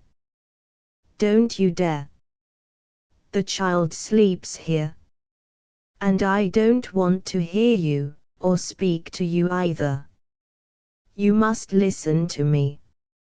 It's something important. Not to me, surely." "Yes. To you. Very important." "You were always a humbug," said Almeida, after a short silence, in an indulgent tone. "Always. I remember the old days. Some fellows used to say there was no one like you for smartness, but you never took me in. Not quite. I never quite believed in you, Mr. Willems." "I admit your superior intelligence," retorted Willems, with scornful impatience, from below. Listening to me would be a further proof of it. You will be sorry if you don't. Oh, you funny fellow, said Almeria, banteringly. Well, come up. Don't make a noise, but come up. You'll catch a sunstroke down there and die on my doorstep perhaps. I don't want any tragedy here. Come on. Before he finished speaking, Willem's head appeared above the level of the floor, then his shoulders rose gradually and he stood at last before Almeria, a masquerading spectre of the once so very confidential clerk of the richest merchant in the islands. His jacket was soiled and torn. Below the waist he was clothed in a worn-out and faded sarong. He flung off his hat, uncovering his long, tangled hair that stuck in wisps on his perspiring forehead and straggled over his eyes, which glittered deep down in the sockets like the last sparks amongst the black embers of a burnt-out fire. An unclean beard grew out of the caverns of his sunburnt cheeks. The hand he put out towards Almeria was very unsteady. The once firm mouth had the telltale droop of mental suffering and physical exhaustion. He was barefooted. Almeria surveyed him with leisurely composure. Well, he said at last, without taking the extended hand which dropped slowly along Willem's body. I am come, began Willems. So I see, interrupted Almeria. You might have spared me this treat without making me unhappy. You have been away 5 weeks, if I am not mistaken. I got on very well without you. And now you are here, you are not pretty to look at. Let me speak, will you? Exclaimed Willems. Don't shout like this. Do you think yourself in the forest with your friends? This is a civilized man's house. A white man's. Understand? I am come, began Willems again. I am come for your good and mine. You look as if you had come for a good feed, chimed in the irrepressible Almeria, while Willems waved his hand in a discouraged gesture. Don't they give you enough to eat? Went on Almeria, in a tone of easy banter, those, what am I to call them, those new relations of yours? That old blind scoundrel must be delighted with your company. You know, he was the greatest thief and murderer of those seas. Say, do you exchange confidences? Tell me, Willems, did you kill somebody in Macassar or did you only steal something? It is not true, exclaimed Willems, hotly. I only borrowed. They all lied. I shusha, hissed Almeria, warningly, with a look at the sleeping child. So you did steal, he went on, with repressed exultation. I thought there was something of the kind. And now, here, you steal again. For the first time Willems raised his eyes to Almeria's face. Oh, I don't mean from me.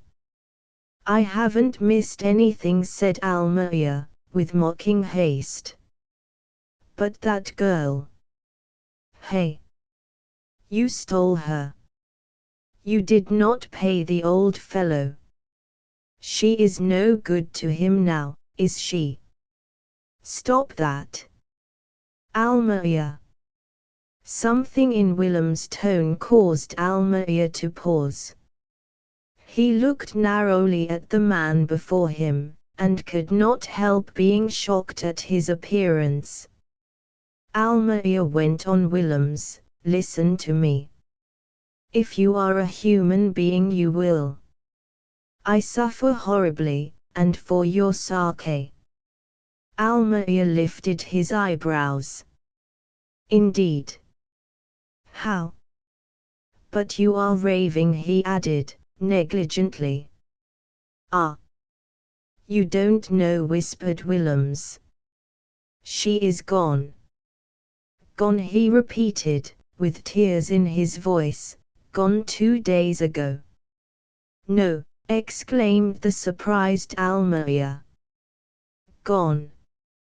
I haven't heard that news yet. He burst into a subdued laugh. How funny. Had enough of you already. You know it's not flattering for you, my superior countryman. Willems, as if not hearing him, leaned against one of the columns of the roof and looked over the river. At first he whispered, dreamily, my life was like a vision of heaven, or hell, I didn't know which.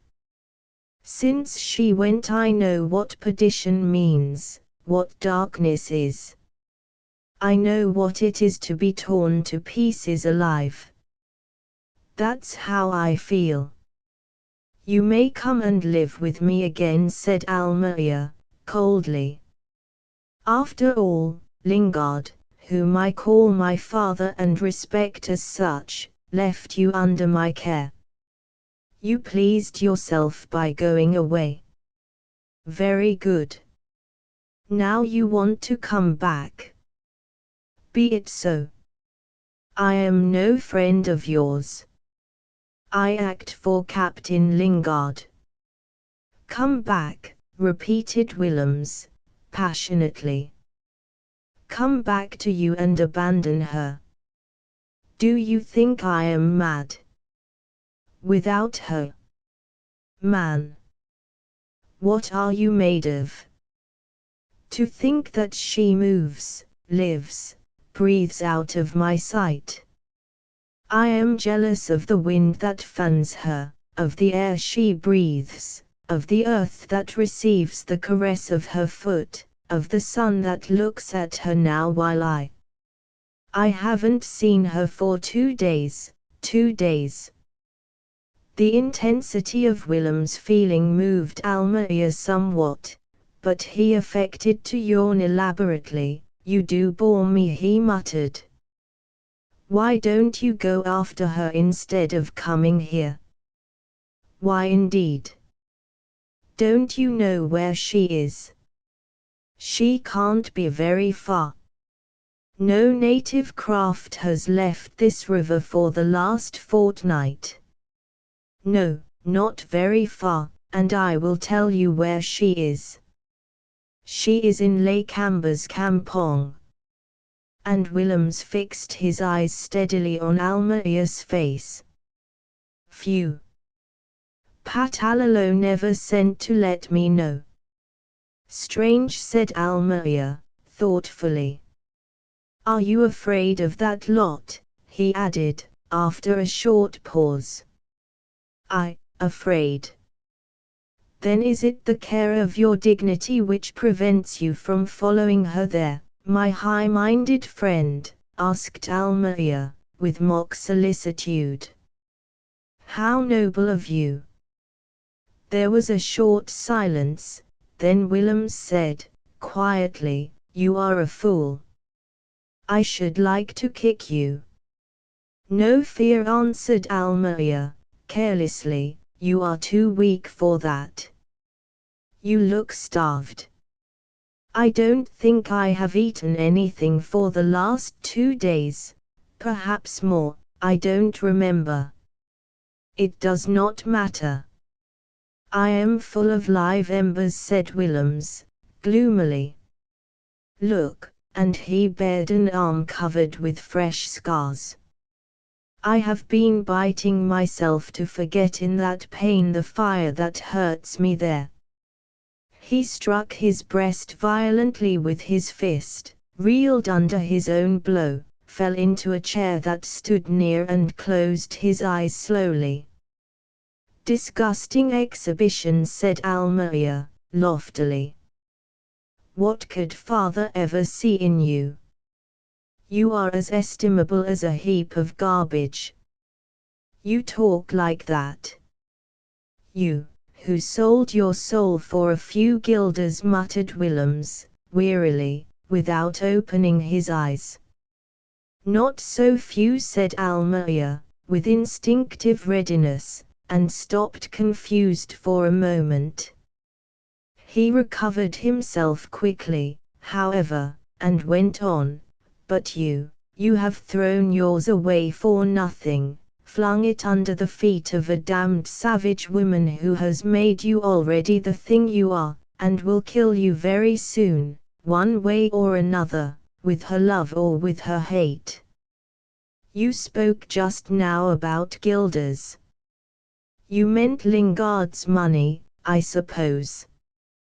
Well, whatever I have sold, and for whatever price, I never meant you of all people, to spoil my bargain.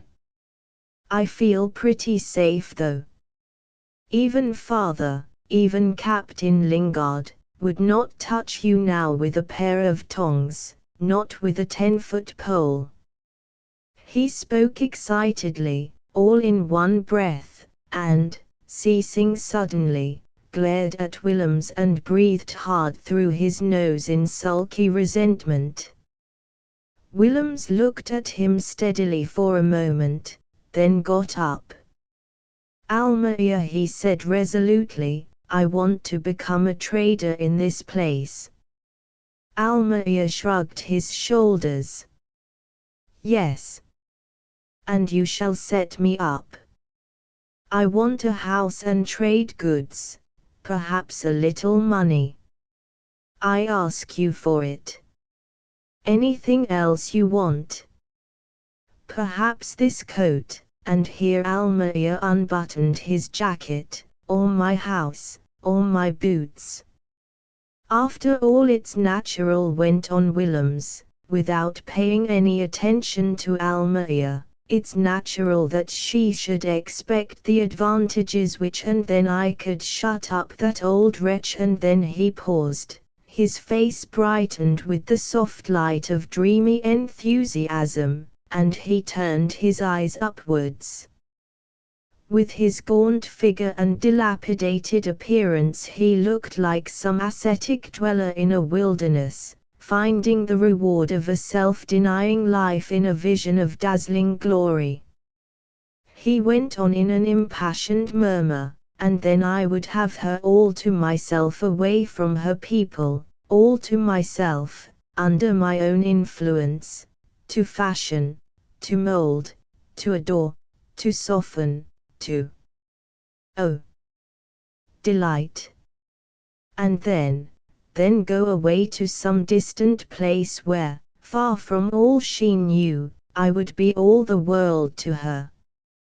All the world to her. His face changed suddenly. His eyes wandered for a while and then became steady all at once.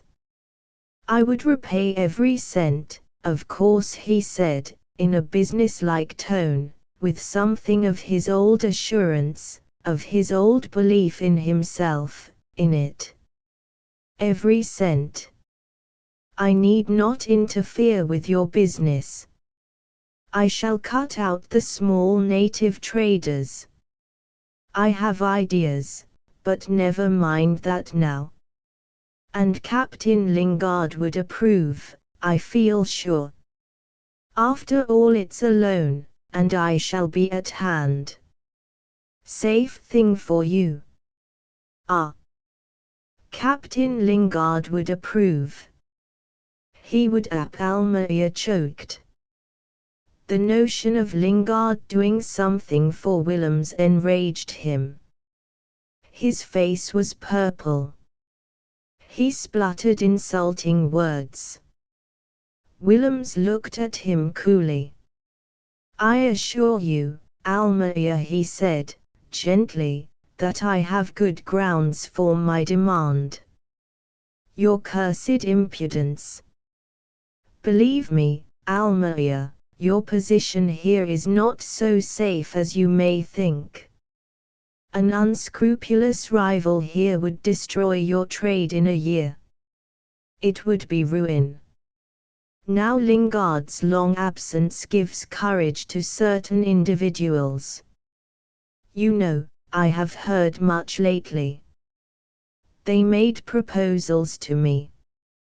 You are very much alone here. Even Patalalo damn Patalalo. I am master in this place. But, Almaia, don't you see? Yes, I see. I see a mysterious us, interrupted Almaia, violently. What is the meaning of your veiled threats? Don't you think I know something also? They have been intriguing for years, and nothing has happened. The Arabs have been hanging about outside this river for years, and I am still the only trader here, the master here. Do you bring me a declaration of war? Then it's from yourself only. I know all my other enemies. I ought to knock you on the head. You are not worth powder and shot though. You ought to be destroyed with a stick, like a snake. Almaia's voice woke up the little girl, who sat up on the pillow with a sharp cry.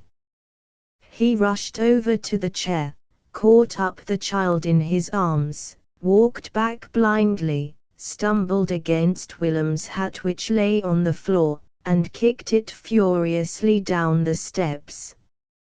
Clear out of this! Clear out, he shouted. Willems made an attempt to speak, but Almaia howled him down. Take yourself off. Don't you see you frighten the child, you scarecrow? No, no. Dear, he went on to his little daughter, soothingly, while Willems walked down the steps slowly. No. Don't cry. See. Bad man going away. Look. He is afraid of your papa. Nasty, bad man. Never come back again. He shall live in the woods and never come near my little girl. If he comes, papa will kill him, so.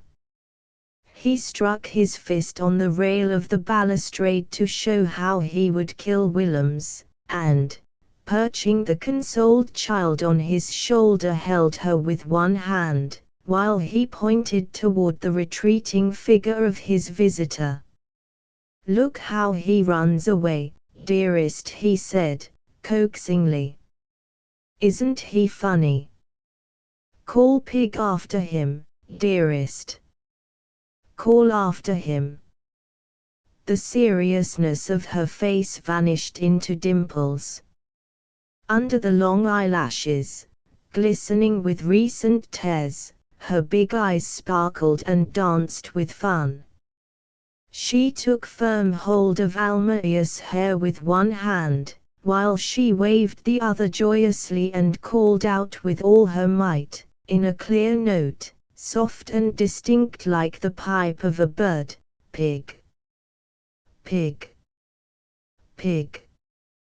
Chapter 2. A sigh under the flaming blue, a shiver of the sleeping sea, a cool breath as if a door had been swung upon the frozen spaces of the universe, and with a stir of leaves, with the nod of boughs, with the tremble of slender branches, the sea breeze struck the coast, rushed up the river, swept round the broad reaches, and travelled on in a soft ripple of darkening water, in the whisper of branches, in the rustle of leaves of the awakened forests.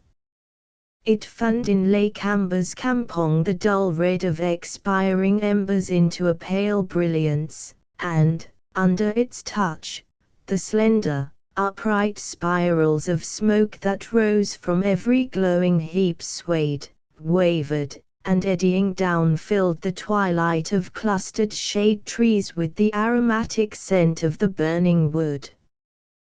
The men who had been dozing in the shade during the hot hours of the afternoon woke up, and the silence of the big courtyard was broken by the hesitating murmur of yet sleepy voices, by coughs and yawns, with now and then a burst of laughter, a loud hail, a name or a joke sent out in a soft drawl. Small groups squatted round the little fires, and the monotonous undertone of talk filled the enclosure, the talk of barbarians, persistent, steady, repeating itself in the soft syllables, in musical tones of the never-ending discourses of those men of the forests and the sea, who can talk most of the day and all the night, who never exhaust a subject, never seem able to thresh a matter out, to whom that talk is poetry and painting and music, all art, all history, their only accomplishment, their only superiority, their only amusement. The talk of campfires, which speaks of bravery and cunning, of strange events and of far countries, of the news of yesterday and the news of tomorrow.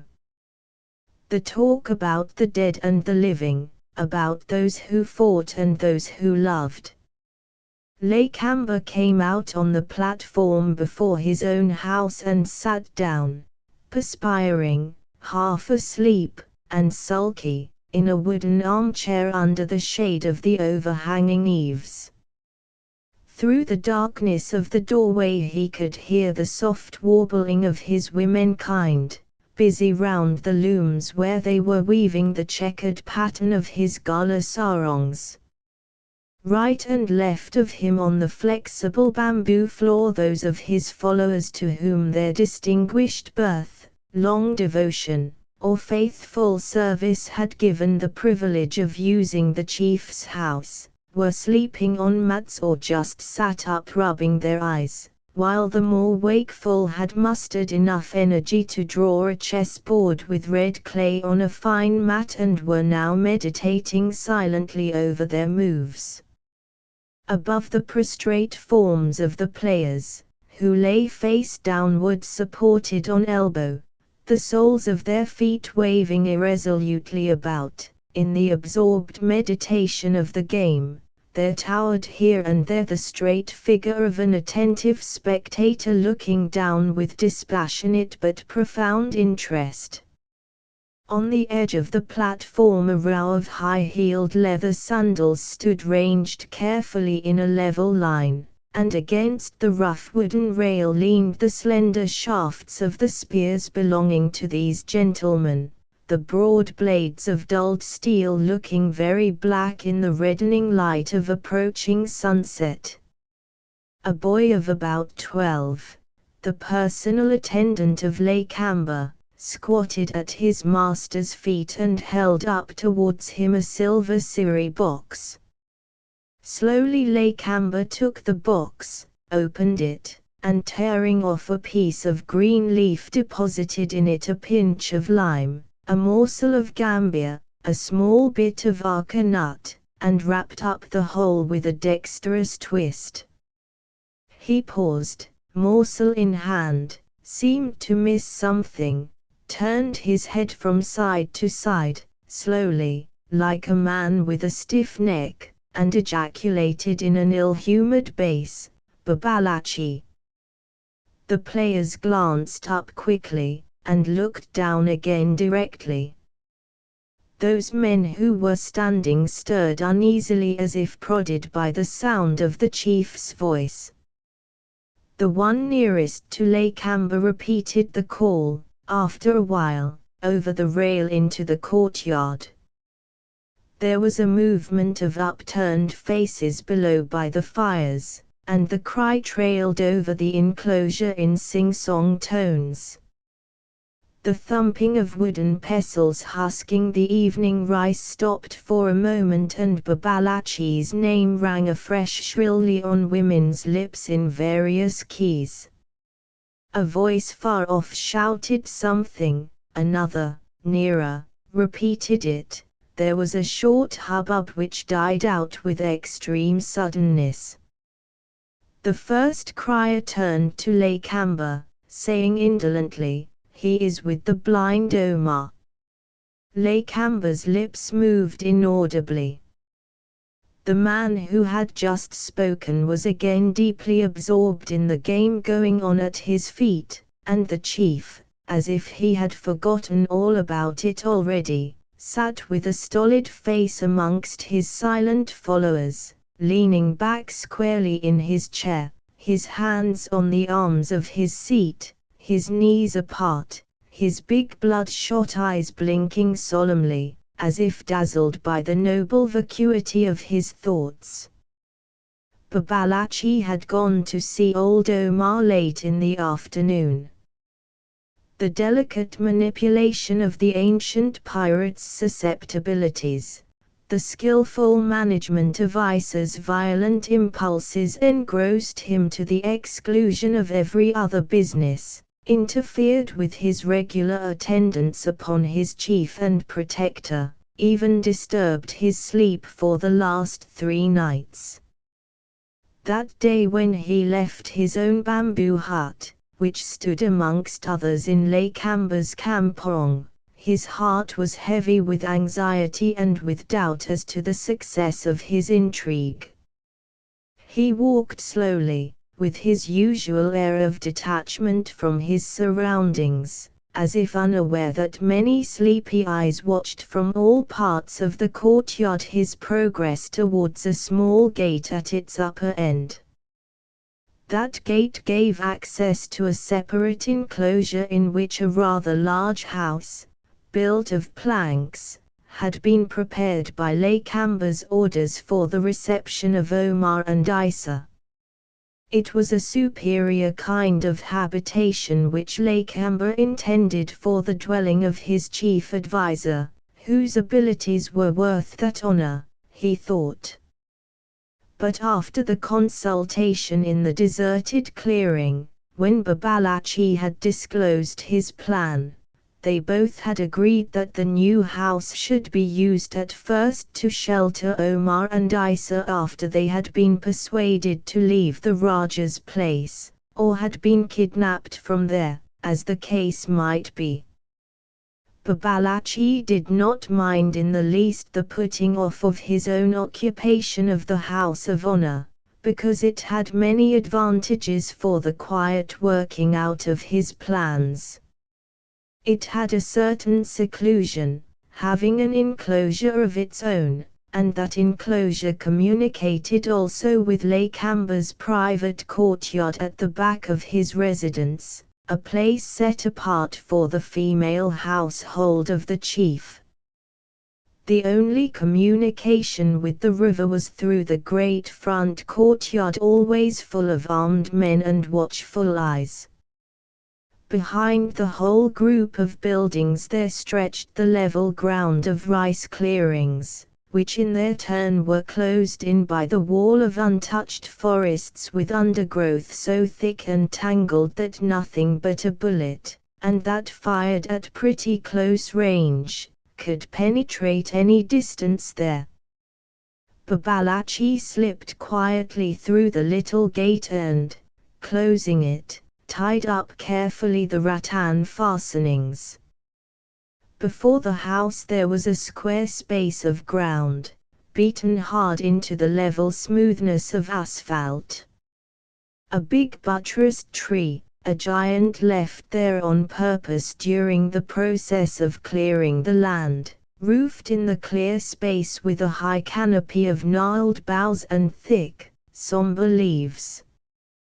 To the right, and some small distance away from the large house, a little hut of reeds, covered with mats, had been put up for the special convenience of Omar, who, being blind and infirm, had some difficulty in ascending the steep plankway that led to the more substantial dwelling, which was built on low posts and had an uncovered veranda.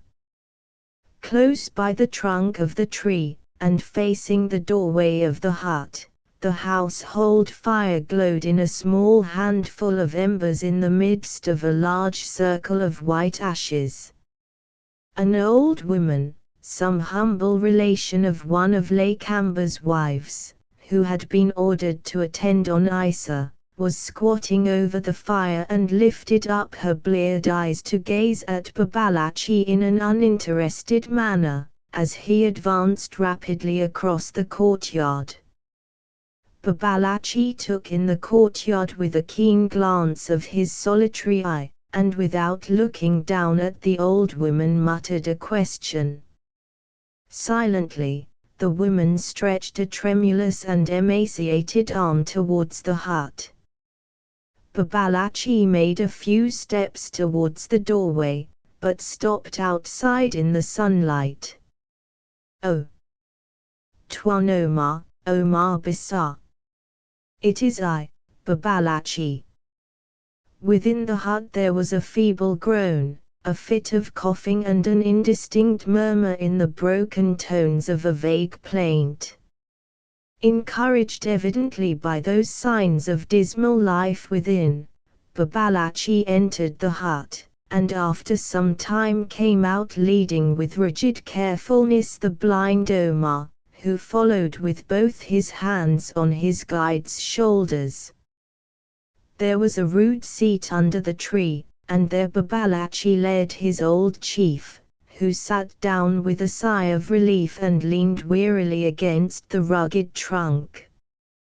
The rays of the setting sun, darting under the spreading branches, rested on the white-robed figure sitting with head thrown back in stiff dignity, on the thin hands moving uneasily, and on the stolid face with its eyelids dropped over the destroyed eyeballs, a face set into the immobility of a plaster cast yellowed by age. "Is the sun near its setting?" asked Omar, in a dull voice. "Very near," answered Babalachi. "Where am I? Why have I been taken away from the place which I knew, where I, blind, could move without fear? It is like black night to those who see. And the sun is near its setting, and I have not heard the sound of her footsteps since the morning. Twice a strange hand has given me my food today. Why? Why? Where is she?" "She is near," said Babalachi. "And he," went on Omar, with sudden eagerness, and a drop in his voice. "Where is he?" "Not here. Not here," he repeated, turning his head from side to side as if in deliberate attempt to see. "No. He is not here now," said Babalachi, soothingly. Then, after a pause, he added very low, "But he shall soon return." "Return? O crafty one! Will he return?" "I have cursed him 3 times," exclaimed Omar, with weak violence. "He is, no doubt, accursed," assented Babalachi, in a conciliating manner, "and yet he will be here before very long, I know. You are crafty and faithless. I have made you great. You were dirt under my feet, less than dirt," said Omar, with tremulous energy. "I have fought by your side many times," said Babalachi, calmly. "Why did he come?" went on Omar. "Did you send him?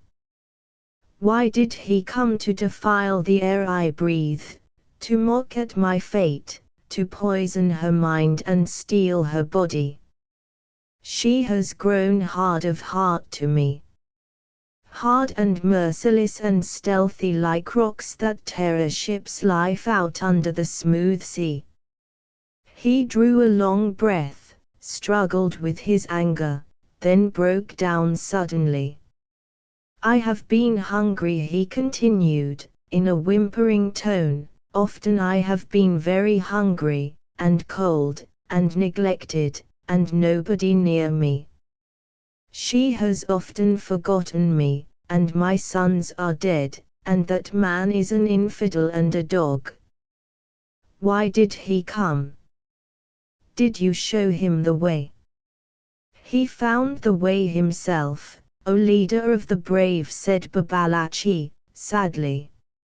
I only saw a way for their destruction and our own greatness. And if I saw aright, then you shall never suffer from hunger any more. There shall be peace for us, and glory and riches. And I shall die tomorrow, murmured Omar, bitterly. Who knows? Those things have been written since the beginning of the world, whispered Babalatchi, thoughtfully. Do not let him come back, exclaimed Omar. Neither can he escape his fate, went on Babalatchi. He shall come back, and the power of men we always hated, you and I, shall crumble into dust in our hand. Then he added with enthusiasm, they shall fight amongst themselves and perish both. And you shall see all this, while, I true, murmured Babalatchi, regretfully. To you life is darkness. No. Flame, exclaimed the old Arab, half rising, then falling back in his seat. The flame of that last day. I see it yet, the last thing I saw. And I hear the noise of the rent earth, when they all died. And I live to be the plaything of a crafty one, he added, with inconsequential peevishness. You are my master still, said Babalatchi, humbly. You are very wise, and in your wisdom you shall speak to Syed Abdullah when he comes here, you shall speak to him as I advised, I, your servant, the man who fought at your right hand for many years. I have heard by a messenger that the Syed Abdullah is coming tonight, perhaps late, for those things must be done secretly, lest the white man, the trader up the river, should know of them. But he will be here. There has been a surat delivered to Lakamba. In it, Syed Abdullah says he will leave his ship, which is anchored outside the river, at the hour of noon today. He will be here before daylight if Allah wills. He spoke with his eye fixed on the ground, and did not become aware of Isa's presence till he lifted his head when he ceased speaking. She had approached so quietly that even Omar did not hear her footsteps, and she stood now looking at them with troubled eyes and parted lips, as if she was going to speak, but at Babalatchi's entreating gesture she remained silent. Omar sat absorbed in thought. Awa. Even so, he said at last, in a weak voice. I am to speak your wisdom, O Babalatchi. Tell him to trust the white man. I do not understand. I am old and blind and weak. I do not understand. I am very cold, he continued, in a lower tone, moving his shoulders uneasily. He ceased, then went on rambling in a faint whisper. They are the sons of witches, and their father is Satan the stoned. Sons of witches. Sons of witches. After a short silence he asked suddenly, in a firmer voice, how many white men are there here, O crafty one? There are 2 here. 2 white men to fight one another, answered Babalatchi, with alacrity. And how many will be left then? How many? Tell me, you who are wise. The downfall of an enemy is the consolation of the unfortunate, said Babalatchi, sententiously. They are on every sea, only the wisdom of the Most High knows their number, but you shall know that some of them suffer. Tell me, Babalatchi, will they die? Will they both die? Asked Omar, in sudden agitation. Isa made a movement. Babalatchi held up a warning hand. They shall, surely, die, he said steadily, looking at the girl with unflinching eye. Awa. But die soon. So that I can pass my hand over their faces when Allah has made them stiff. If such is their fate and yours, answered Babalatchi, without hesitation. God is great. A violent fit of coughing doubled Omar up, and he rocked himself to and fro, wheezing and moaning in turns, while Babalatchi and the girl looked at him in silence. Then he leaned back against the tree, exhausted. I am alone, he wailed feebly, groping vaguely about with his trembling hands. Is there anybody near me? Is there anybody? I am afraid of this strange place. I am by your side, O leader of the brave, said Babalatchi, touching his shoulder lightly. Always by your side, as in the days when we both were young, as in the time when we both went with arms in our hands. Has there been such a time, Babalatchi, said Omar, wildly, I have forgotten. And now when I die there will be no man, no fearless man to speak of his father's bravery. There was a woman. A woman. And she has forsaken me for an infidel dog. The hand of the compassionate is heavy on my head.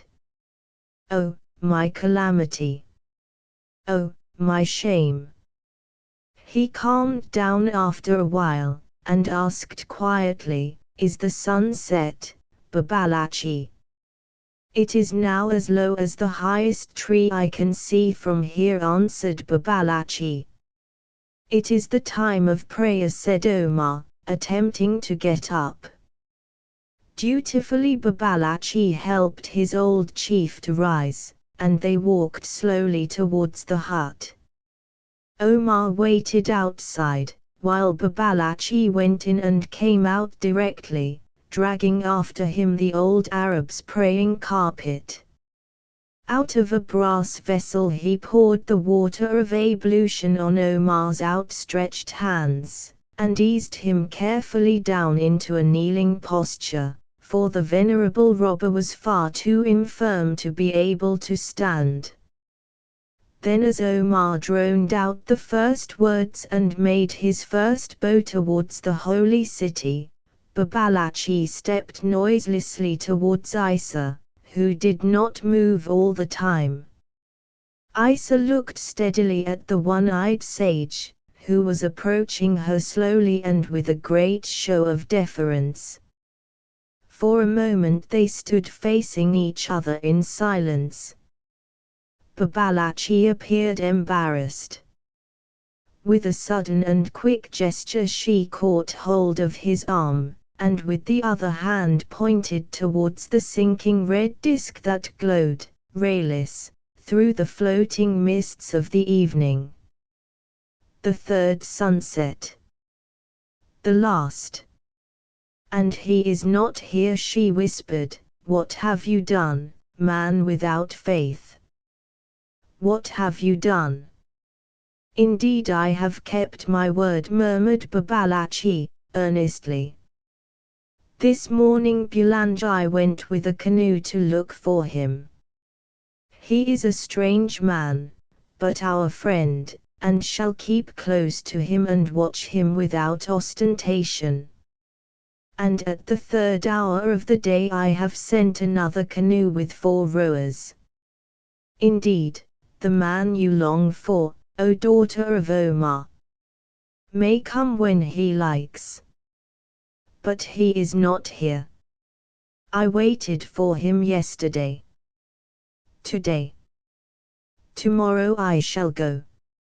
Not alive, muttered Babalatchi to himself. And do you doubt your power? He went on in a louder tone, you that to him are more beautiful than an houri of the 7th heaven. He is your slave.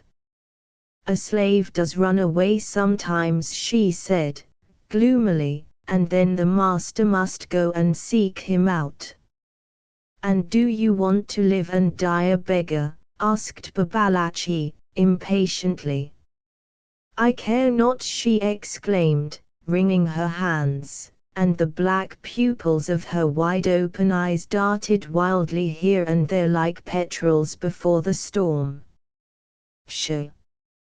Pshaw! Hissed Babalatchi, with a glance towards Omar.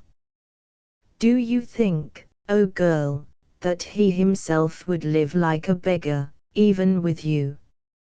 He is great, she said, ardently. He despises you all. He despises you all. He is indeed a man. You know that best, muttered Babalatchi, with a fugitive smile, but remember, woman with the strong heart, that to hold him now you must be to him like the great sea to thirsty men, a never-ceasing torment, and a madness. He ceased and they stood in silence, both looking on the ground, and for a time nothing was heard above the crackling of the fire but the intoning of Omar glorifying the God, his God, and the faith, his faith. Then Babalatchi cocked his head on one side and appeared to listen intently to the hum of voices in the big courtyard. The dull noise swelled into distinct shouts, then into a great tumult of voices, dying away, recommencing, growing louder, to cease again abruptly, and in those short pauses the shrill vociferations of women rushed up, as if released, towards the quiet heaven. Isa and Babalatchi started, but the latter gripped in his turn the girl's arm and restrained her with a strong grasp. Wait, he whispered. The little door in the heavy stockade which separated Lakamba's private ground from Omar's enclosure swung back quickly, and the noble exile appeared with disturbed mien and a naked short sword in his hand. His turban was half unrolled, and the end trailed on the ground behind him. His jacket was open. He breathed thickly for a moment before he spoke. He came in Bulangi's boat, he said, and walked quietly till he was in my presence, when the senseless fury of white men caused him to rush upon me. I have been in great danger, went on the ambitious nobleman in an aggrieved tone. Do you hear that, Babalatchi? That eater of swine aimed a blow at my face with his unclean fist. He tried to rush amongst my household. 6 men are holding him now. A fresh outburst of yells stopped Lakamba's discourse. Angry voices shouted, "Hold him! Beat him down! Strike at his head!" Then the clamor ceased with sudden completeness, as if strangled by a mighty hand, and after a second of surprising silence the voice of Willems was heard alone, howling maledictions in Malay, in Dutch, and in English. "Listen," said Lakamba, speaking with unsteady lips, "he blasphemes his God. His speech is like the raving of a mad dog. Can we hold him forever?" He must be killed. Fool, muttered Babalatchi, looking up at Isa, who stood with set teeth, with gleaming eyes and distended nostrils, yet obedient to the touch of his restraining hand. It is the third day, and I have kept my promise, he said to her, speaking very low. Remember, he added warningly, like the sea to the thirsty. And now he said aloud, releasing her and stepping back, go, fearless daughter, go. Like an arrow, rapid and silent, she flew down the enclosure, and disappeared through the gate of the courtyard. Lakamba and Babalatchi looked after her. They heard the renewed tumult, the girl's clear voice calling out, let him go. Then after a pause in the din no longer than half the human breath, the name of Isa rang in a shout loud, discordant, and piercing, which sent through them an involuntary shudder. Old Omar collapsed on his carpet and moaned feebly. Lakamba stared with gloomy contempt in the direction of the inhuman sound, but Babalatchi, forcing a smile, pushed his distinguished protector through the narrow gate in the stockade, followed him, and closed it quickly. The old woman, who had been most of the time kneeling by the fire, now rose, glanced round fearfully and crouched, hiding behind the tree. The gate of the great courtyard flew open with a great clatter before a frantic kick, and Willems darted in, carrying Isa in his arms. He rushed up the enclosure like a tornado, pressing the girl to his breast, her arms round his neck, her head hanging back over his arm, her eyes closed and her long hair nearly touching the ground. They appeared for a second in the glare of the fire, then, with immense strides, he dashed up the planks and disappeared with his burden in the doorway of the big house. Inside and outside the enclosure there was silence. Omar lay supporting himself on his elbow, his terrified face with its closed eyes giving him the appearance of a man tormented by a nightmare. What is it? Help! Help me to rise, he called out faintly. The old hag, still crouching in the shadow, stared with bleared eyes at the doorway of the big house, and took no notice of his call. He listened for a while, then his arm gave way, and, with a deep sigh of discouragement, he let himself fall on the carpet. The boughs of the tree nodded and trembled in the unsteady currents of the light wind. A leaf fluttered down slowly from some high branch and rested on the ground, immobile, as if resting forever, in the glow of the fire, but soon it stirred, then soared suddenly, and flew, spinning and turning before the breath of the perfumed breeze, driven helplessly into the dark night that had closed over the land. Chapter 3. For upwards of 40 years Abdullah had walked in the way of his Lord. Son of the rich Syed Salim bin Salih, the great Mohammedan trader of the Straits, he went forth at the age of 17 on his first commercial expedition, as his father's representative on board a pilgrim ship chartered by the wealthy Arab to convey a crowd of pious Malays to the holy shrine. That was in the days when steam was not in those seas, or, at least, not so much as now. The voyage was long, and the young man's eyes were opened to the wonders of many lands. Allah had made it his fate to become a pilgrim very early in life. This was a great favor of heaven, and it could not have been bestowed upon a man who prized it more, or who made himself more worthy of it by the unswerving piety of his heart and by the religious solemnity of his demeanor. Later on it became clear that the book of his destiny contained the program of a wandering life. He visited Bombay and Calcutta, looked in at the Persian Gulf, beheld in due course the high and barren coasts of the Gulf of Suez, and this was the limit of his wanderings westward. He was then 27, and the writing on his forehead decreed that the time had come for him to return to the Straits and take from his dying father's hands the many threads of a business that was spread over all the archipelago, from Sumatra to New Guinea, from Batavia to Palawan. Very soon his ability, his will, strong to obstinacy, his wisdom beyond his years, caused him to be recognized as the head of a family whose members and connections were found in every part of those seas.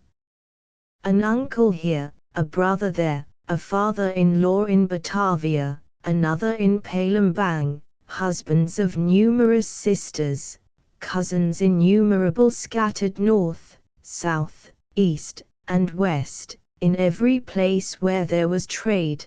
The great family lay like a network over the islands. They lent money to princes, influenced the council rooms, faced, if need be, with peaceful intrepidity the white rulers who held the land and the sea under the edge of sharp swords, and they all paid great deference to Abdullah, listened to his advice, entered into his plans, because he was wise, pious, and fortunate. He bore himself with the humility becoming a believer, who never forgets, even for one moment of his waking life, that he is the servant of the Most High.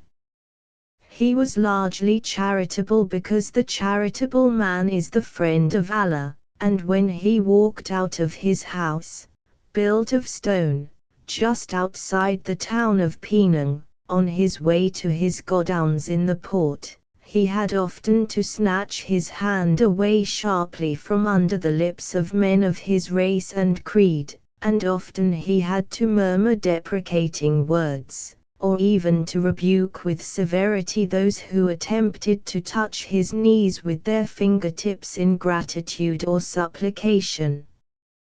He was very handsome, and carried his small head high with meek gravity. His lofty brow, straight nose, narrow, dark face with its chiseled delicacy of feature, gave him an aristocratic appearance which proclaimed his pure descent.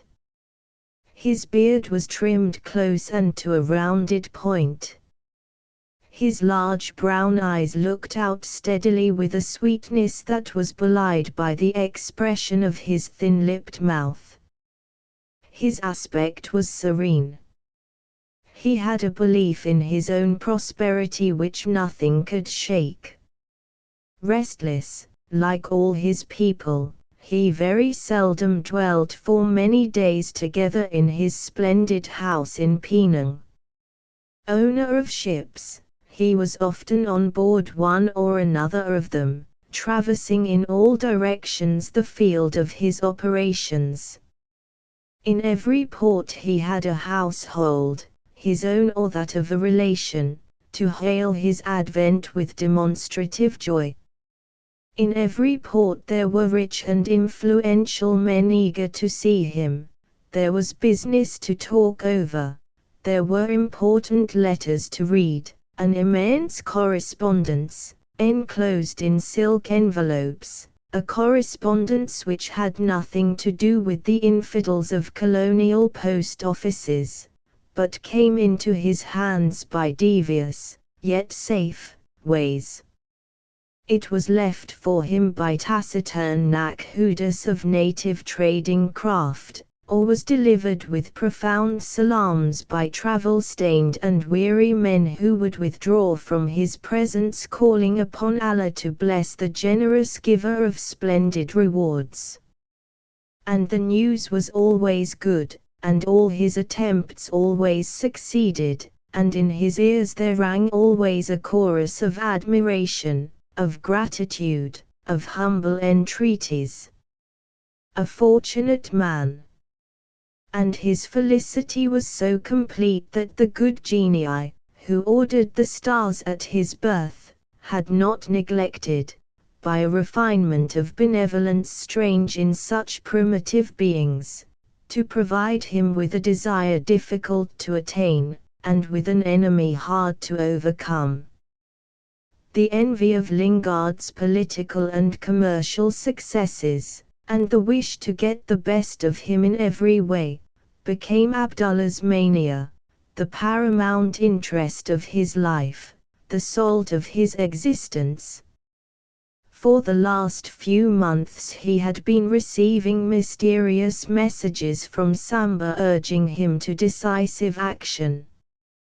He had found the river a couple of years ago, and had been anchored more than once off that estuary where the, till then, rapid Pantai, spreading slowly over the lowlands, seems to hesitate, before it flows gently through 20 outlets, over a maze of mudflats, sandbanks and reefs, into the expectant sea.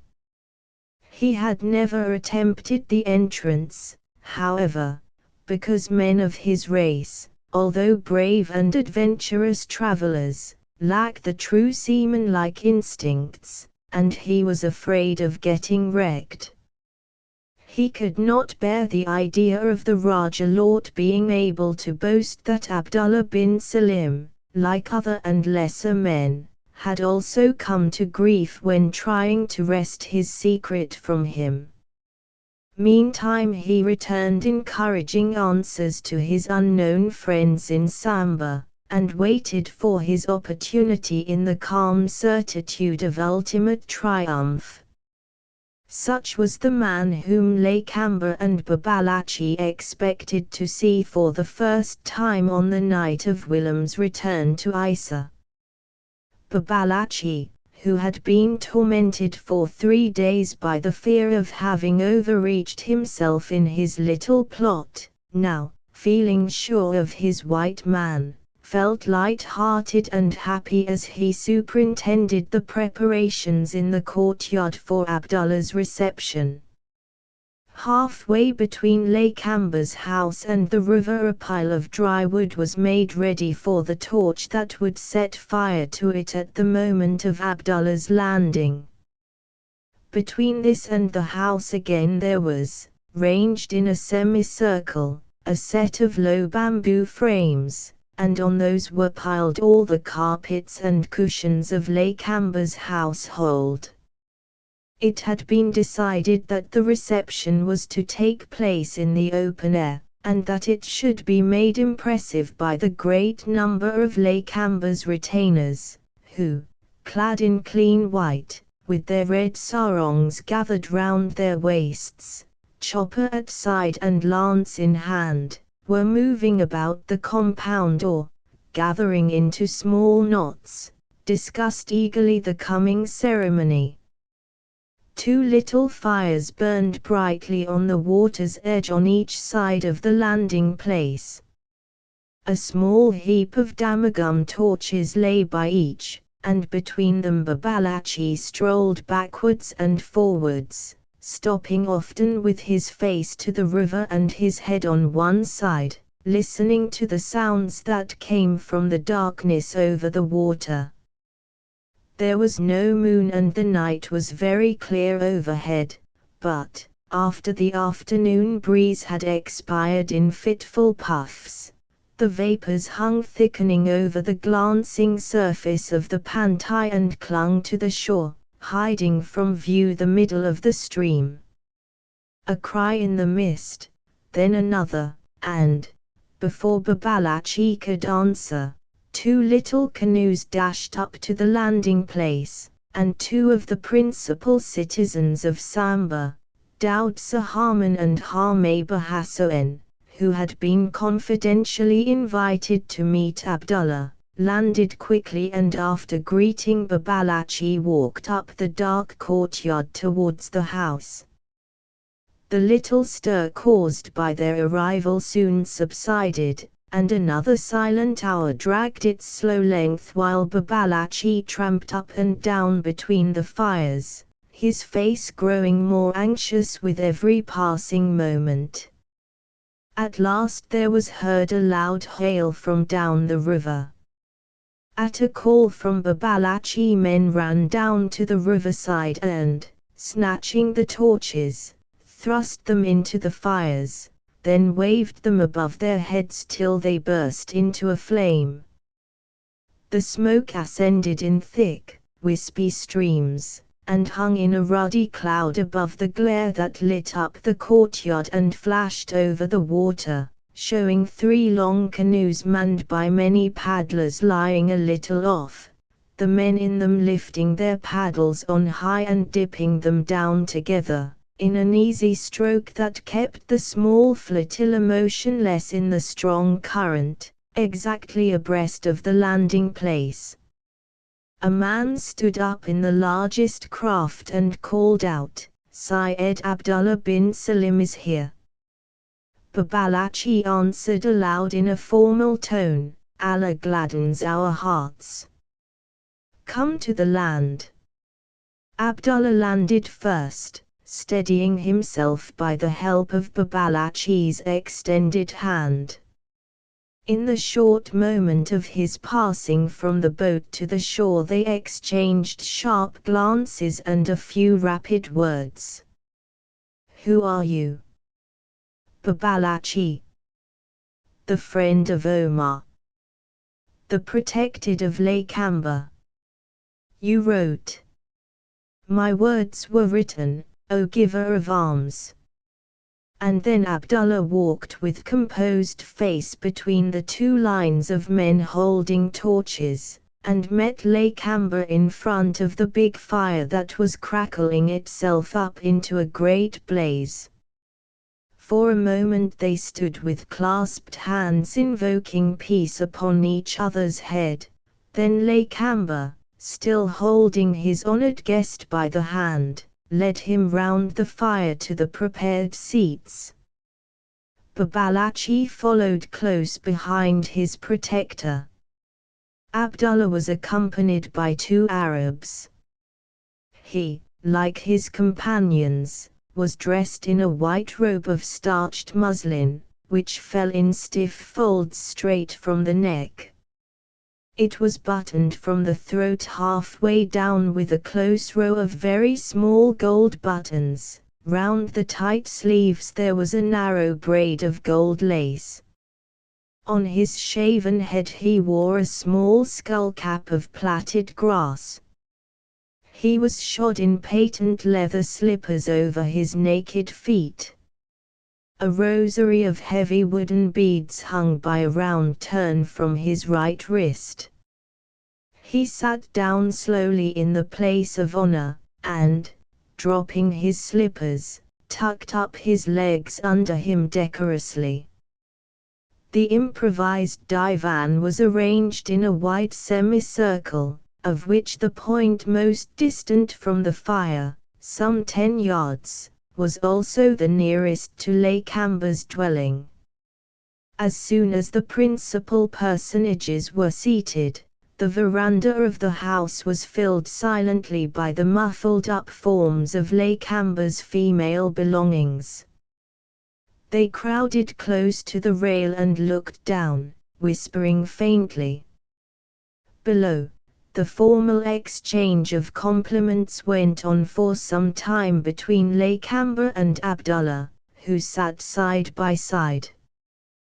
Babalatchi squatted humbly at his protector's feet, with nothing but a thin mat between himself and the hard ground.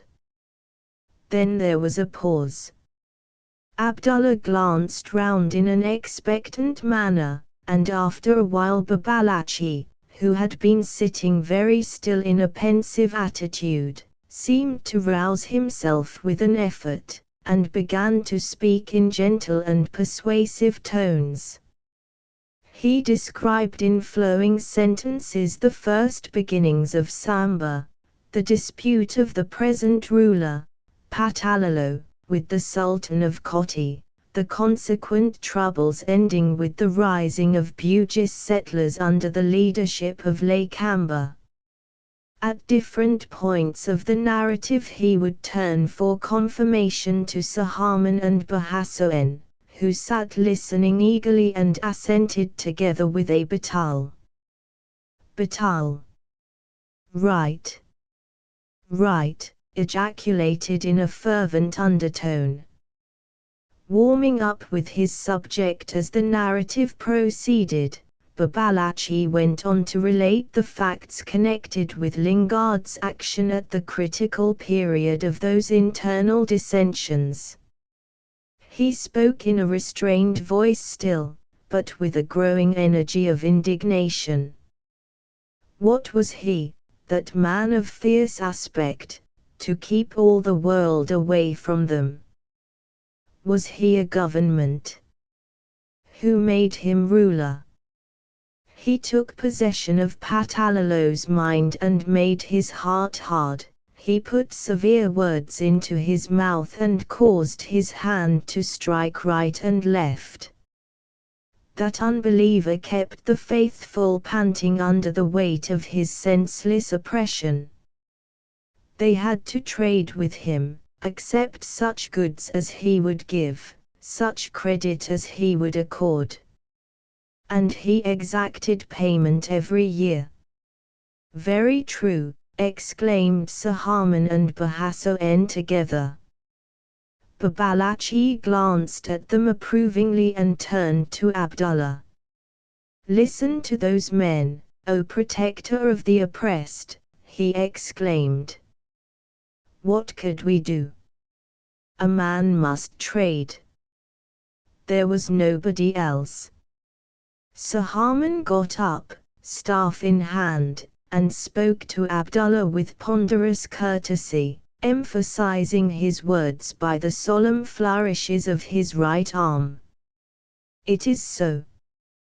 We are weary of paying our debts to that white man here, who is the son of the Raja Lord. That white man, may the grave of his mother be defiled, is not content to hold us all in his hand with a cruel grasp. He seeks to cause our very death. He trades with the dicks of the forest, who are no better than monkeys. He buys from them gutter and rattans, while we starve. Only 2 days ago I went to him and said, Tuan Almaia, even so, we must speak politely to that friend of Satan.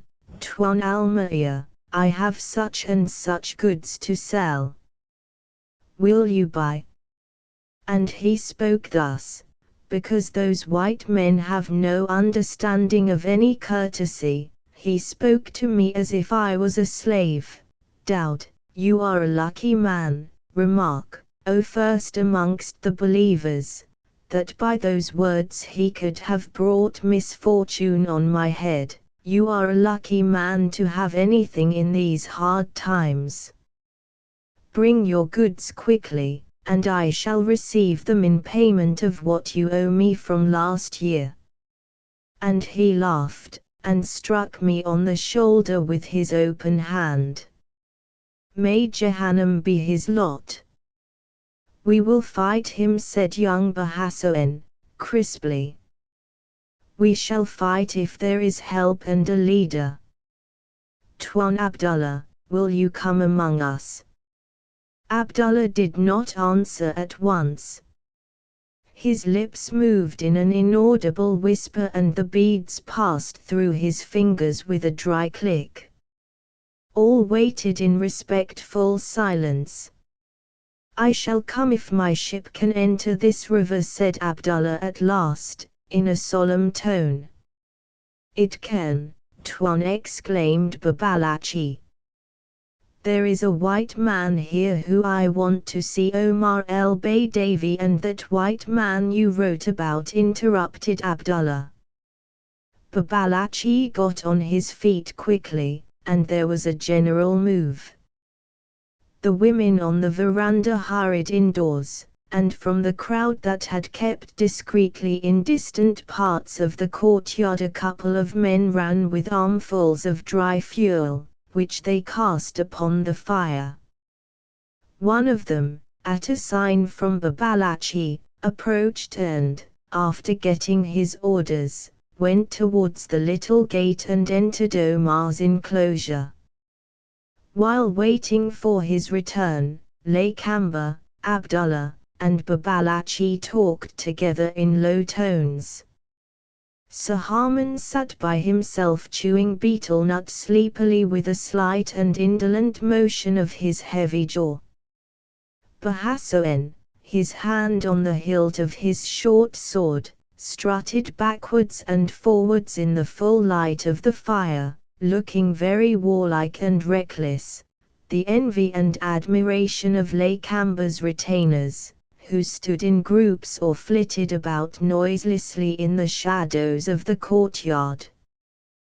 The messenger who had been sent to Omar came back and stood at a distance, waiting till somebody noticed him. Babalatchi beckoned him close. "What are his words?" asked Babalatchi. "He says that Syed Abdullah is welcome now," answered the man.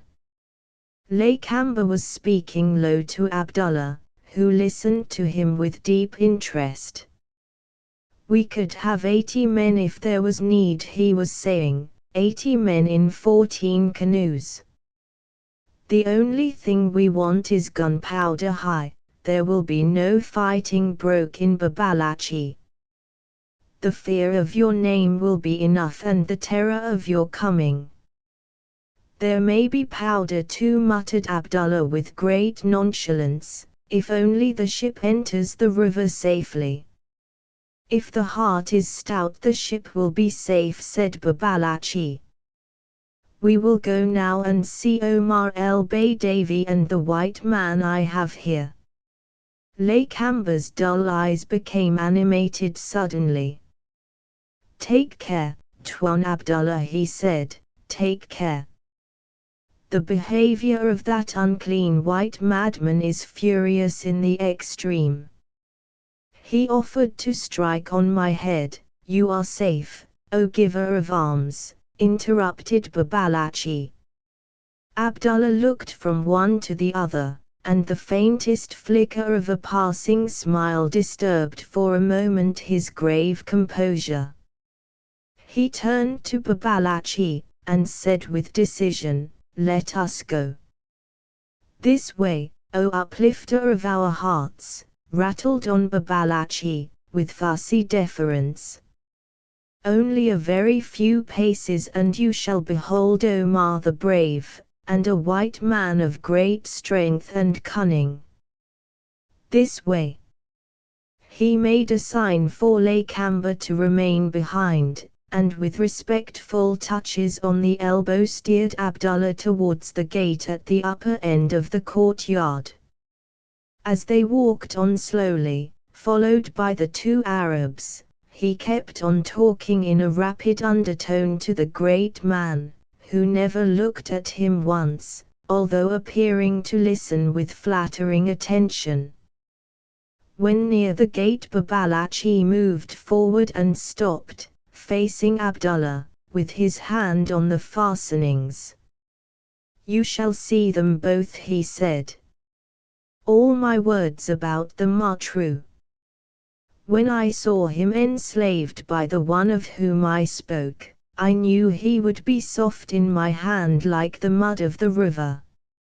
At first he answered my talk with bad words of his own language, after the manner of white men.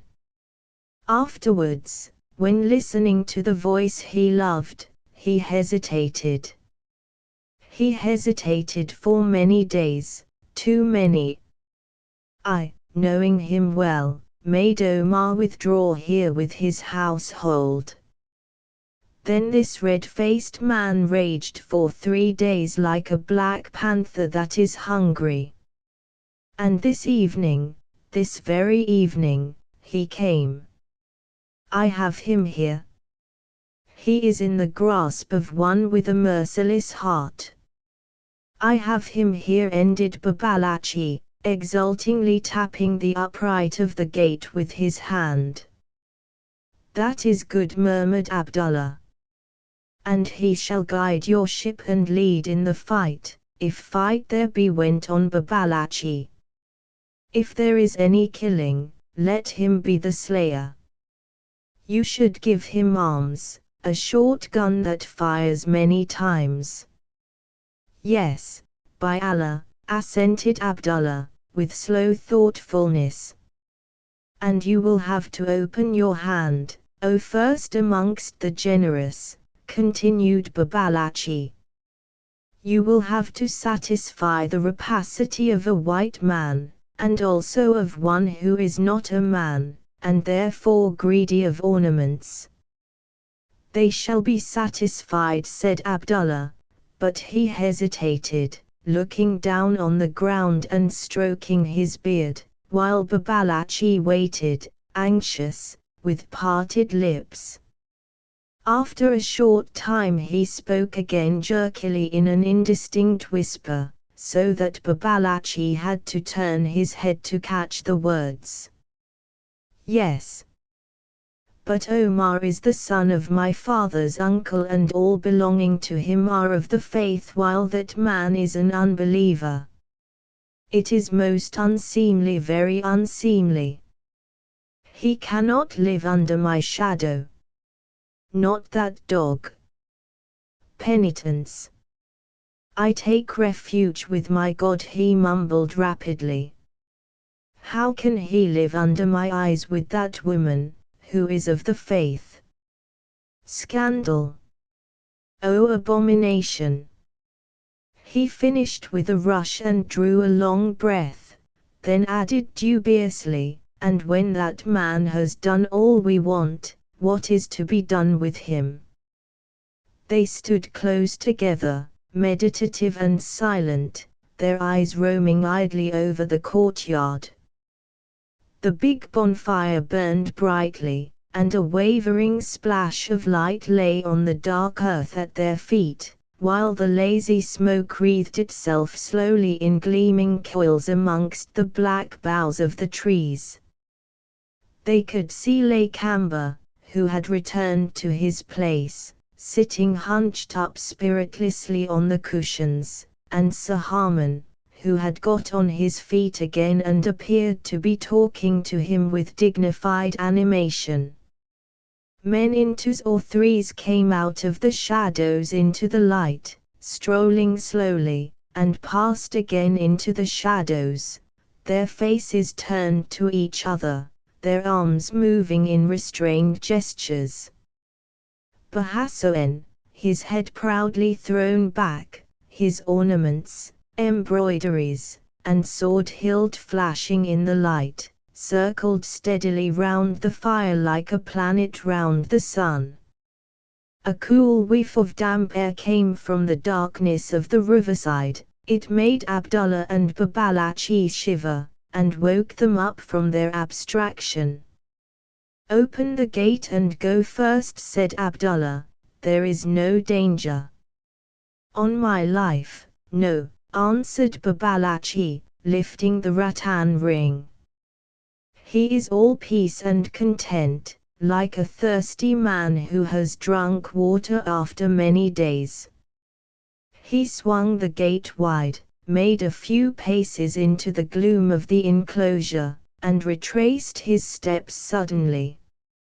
He may be made useful in many ways, he whispered to Abdullah, who had stopped short, seeing him come back. O sin! O temptation! Sighed out Abdullah, faintly. Our refuge is with the Most High. Can I feed this infidel forever and forever? He added, impatiently. No, breathed out Babalatchi. No. Not forever. Only while he serves your designs, O dispenser of Allah's gifts. When the time comes, and your order. He sidled close to Abdullah, and brushed with a delicate touch the hand that hung down listlessly, holding the prayer beads. I am your slave and your offering, he murmured, in a distinct and polite tone, into Abdullah's ear. When your wisdom speaks, there may be found a little poison that will not lie. Who knows? Chapter 4. Babalachi saw Abdullah pass through the low and narrow entrance into the darkness of Omar's hut, heard them exchange the usual greetings and the distinguished visitor's grave voice asking, "There is no misfortune, please God," but the sight, and then, becoming aware of the disapproving looks of the two Arabs who had accompanied Abdullah, he followed their example and fell back out of earshot. He did it unwillingly, although he did not ignore that what was going to happen in there was now absolutely beyond his control. He roamed irresolutely about for a while, and at last wandered with careless steps towards the fire, which had been moved, from under the tree, close to the hut and a little to windward of its entrance. He squatted on his heels and began playing pensively with live embers, as was his habit when engrossed in thought, withdrawing his hand sharply and shaking it above his head when he burnt his fingers in a fit of deeper abstraction. Sitting there he could hear the murmur of the talk inside the hut, and he could distinguish the voices but not the words. Abdullah spoke in deep tones, and now and then this flowing monotone was interrupted by a querulous exclamation, a weak moan or a plaintive quaver of the old man. Yes. It was annoying not to be able to make out what they were saying, thought Babalachi, as he sat gazing fixedly at the unsteady glow of the fire. But it will be right.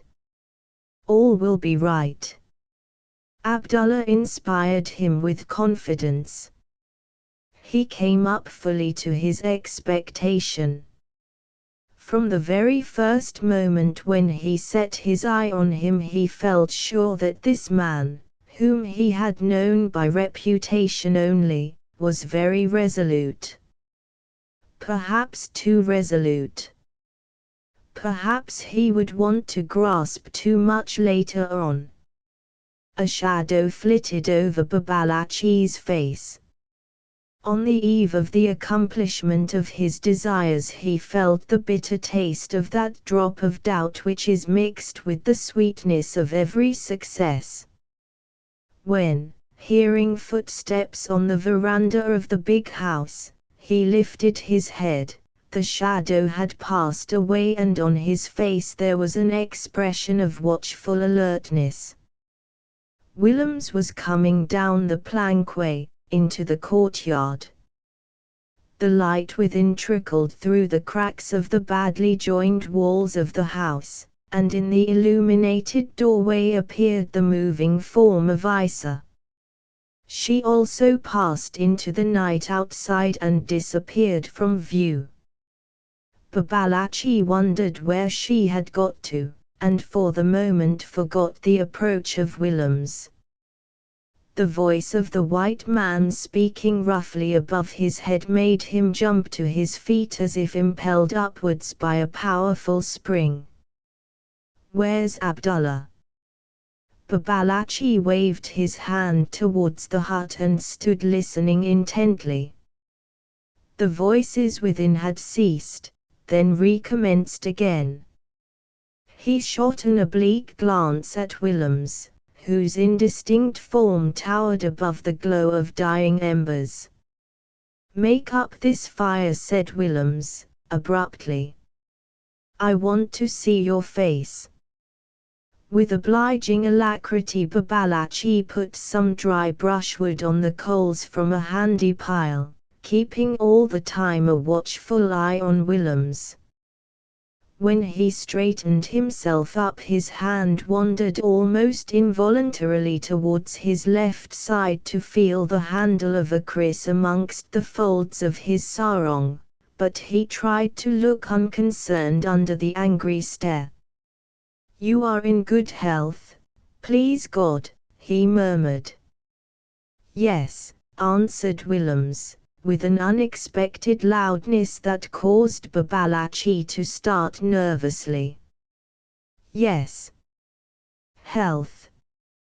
He made a long stride and dropped both his hands on the Malay's shoulders. In the powerful grip, Babalatchi swayed to and fro limply, but his face was as peaceful as when he sat, a little while ago, dreaming by the fire. With a final vicious jerk, Willems let go suddenly, and turning away on his heel stretched his hands over the fire. Babalatchi stumbled backwards, recovered himself, and wriggled his shoulders laboriously. "TSE. TSE. TSE," he clicked, deprecatingly. After a short silence he went on with accentuated admiration, "What a man it is! What a strong man! A man like that," he concluded, in a tone of meditative wonder, "a man like that could upset mountains, mountains." He gazed hopefully for a while at Willem's broad shoulders, and continued, addressing the inimical back, in a low and persuasive voice, "But why be angry with me? With me who think only of your good? Did I not give her refuge, in my own house? Yes, Tuan. This is my own house. I will let you have it without any recompense because she must have a shelter. Therefore you and she shall live here. Who can know a woman's mind? And such a woman. If she wanted to go away from that other place, who am I, to say no? I am Omar's servant. I said, gladden my heart by taking my house. Did I say right? I'll tell you something, said Willems, without changing his position. If she takes a fancy to go away from this place, it is you who shall suffer. I will wring your neck. When the heart is full of love there is no room in it for justice, recommenced Babalatchi, with unmoved and persistent softness. Why slay me? You know, Tuan, what she wants. A splendid destiny is her desire, as of all women. You have been wronged and cast out by your people. She knows that. But you are brave, you are strong, you are a man, and, Tuan, I am older than you, you are in her hand. Such is the fate of strong men. And she is of noble birth and cannot live like a slave. You know her, and you are in her hand. You are like a snared bird, because of your strength. And, remember, I am a man that has seen much. Submit, Tuan. Submit. Or else. He drawled out the last words in a hesitating manner and broke off his sentence. Still stretching his hands in turns towards the blaze and without moving his head, Willems gave a short, lugubrious laugh, and asked, or else what? She may go away again. Who knows, finished Babalatchi, in a gentle and insinuating tone. This time Willems spun round sharply. Babalatchi stepped back. If she does, it will be the worse for you, said Willems, in a menacing voice. It will be your doing, and I Babalachi spoke, from beyond the circle of light, with calm disdain. Hi, ya. I have heard before. If she goes, then I die. Good. Will that bring her back, do you think, Tuan? If it is my doing, it shall be well done, O white man. And, who knows, you will have to live without her. Willems gasped and started back like a confident wayfarer who, pursuing a path he thinks safe, should see just in time a bottomless chasm under his feet. Babalachi came into the light and approached Willems sideways, with his head thrown back and a little on one side so as to bring his only eye to bear full on the countenance of the tall white man. You threaten me, said Willems, indistinctly. I, Tuan, exclaimed Babalachi, with a slight suspicion of irony in the affected surprise of his tone. I, Tuan. Who spoke of death? Was it I? No. I spoke of life only. Only of life. Of a long life for a lonely man. They stood with the fire between them, both silent, both aware, each in his own way, of the importance of the passing minutes. Babalachi's fatalism gave him only an insignificant relief in his suspense, because no fatalism can kill the thought of the future, the desire of success, the pain of waiting for the disclosure of the immutable decrees of heaven. Fatalism is born of the fear of failure, for we all believe that we carry success in our own hands, and we suspect that our hands are weak. Babalachi looked at Willems and congratulated himself upon his ability to manage that white man. There was a pilot for Abdullah, a victim to appease Lingard's anger in case of any mishap. He would take good care to put him forward in everything. In any case, let the white men fight it out amongst themselves. They were fools. He hated them, the strong fools, and knew that for his righteous wisdom was reserved the safe triumph. Willems measured dismally the depth of his degradation. He, a white man, the admired of white men, was held by those miserable savages whose tool he was about to become. He felt for them all the hate of his race, of his morality, of his intelligence. He looked upon himself with dismay and pity. She had him. He had heard of such things. He had heard of women who. He would never believe such stories. Yet they were true. But his own captivity seemed more complete, terrible, and final, without the hope of any redemption. He wondered at the wickedness of Providence that had made him what he was, that, worse still, permitted such a creature as Almaia to live. He had done his duty by going to him. Why did he not understand? All men were fools. He gave him his chance. The fellow did not see it. It was hard, very hard on himself, Willems. He wanted to take her from amongst her own people. That's why he had condescended to go to Almaia. He examined himself. With a sinking heart he thought that really he could not, somehow, live without her. It was terrible and sweet. He remembered the first days. Her appearance, her face, her smile, her eyes, her words. a savage woman. Yet he perceived that he could think of nothing else but of the 3 days of their separation, of the few hours since their reunion. Very well. If he could not take her away, then he would go to her.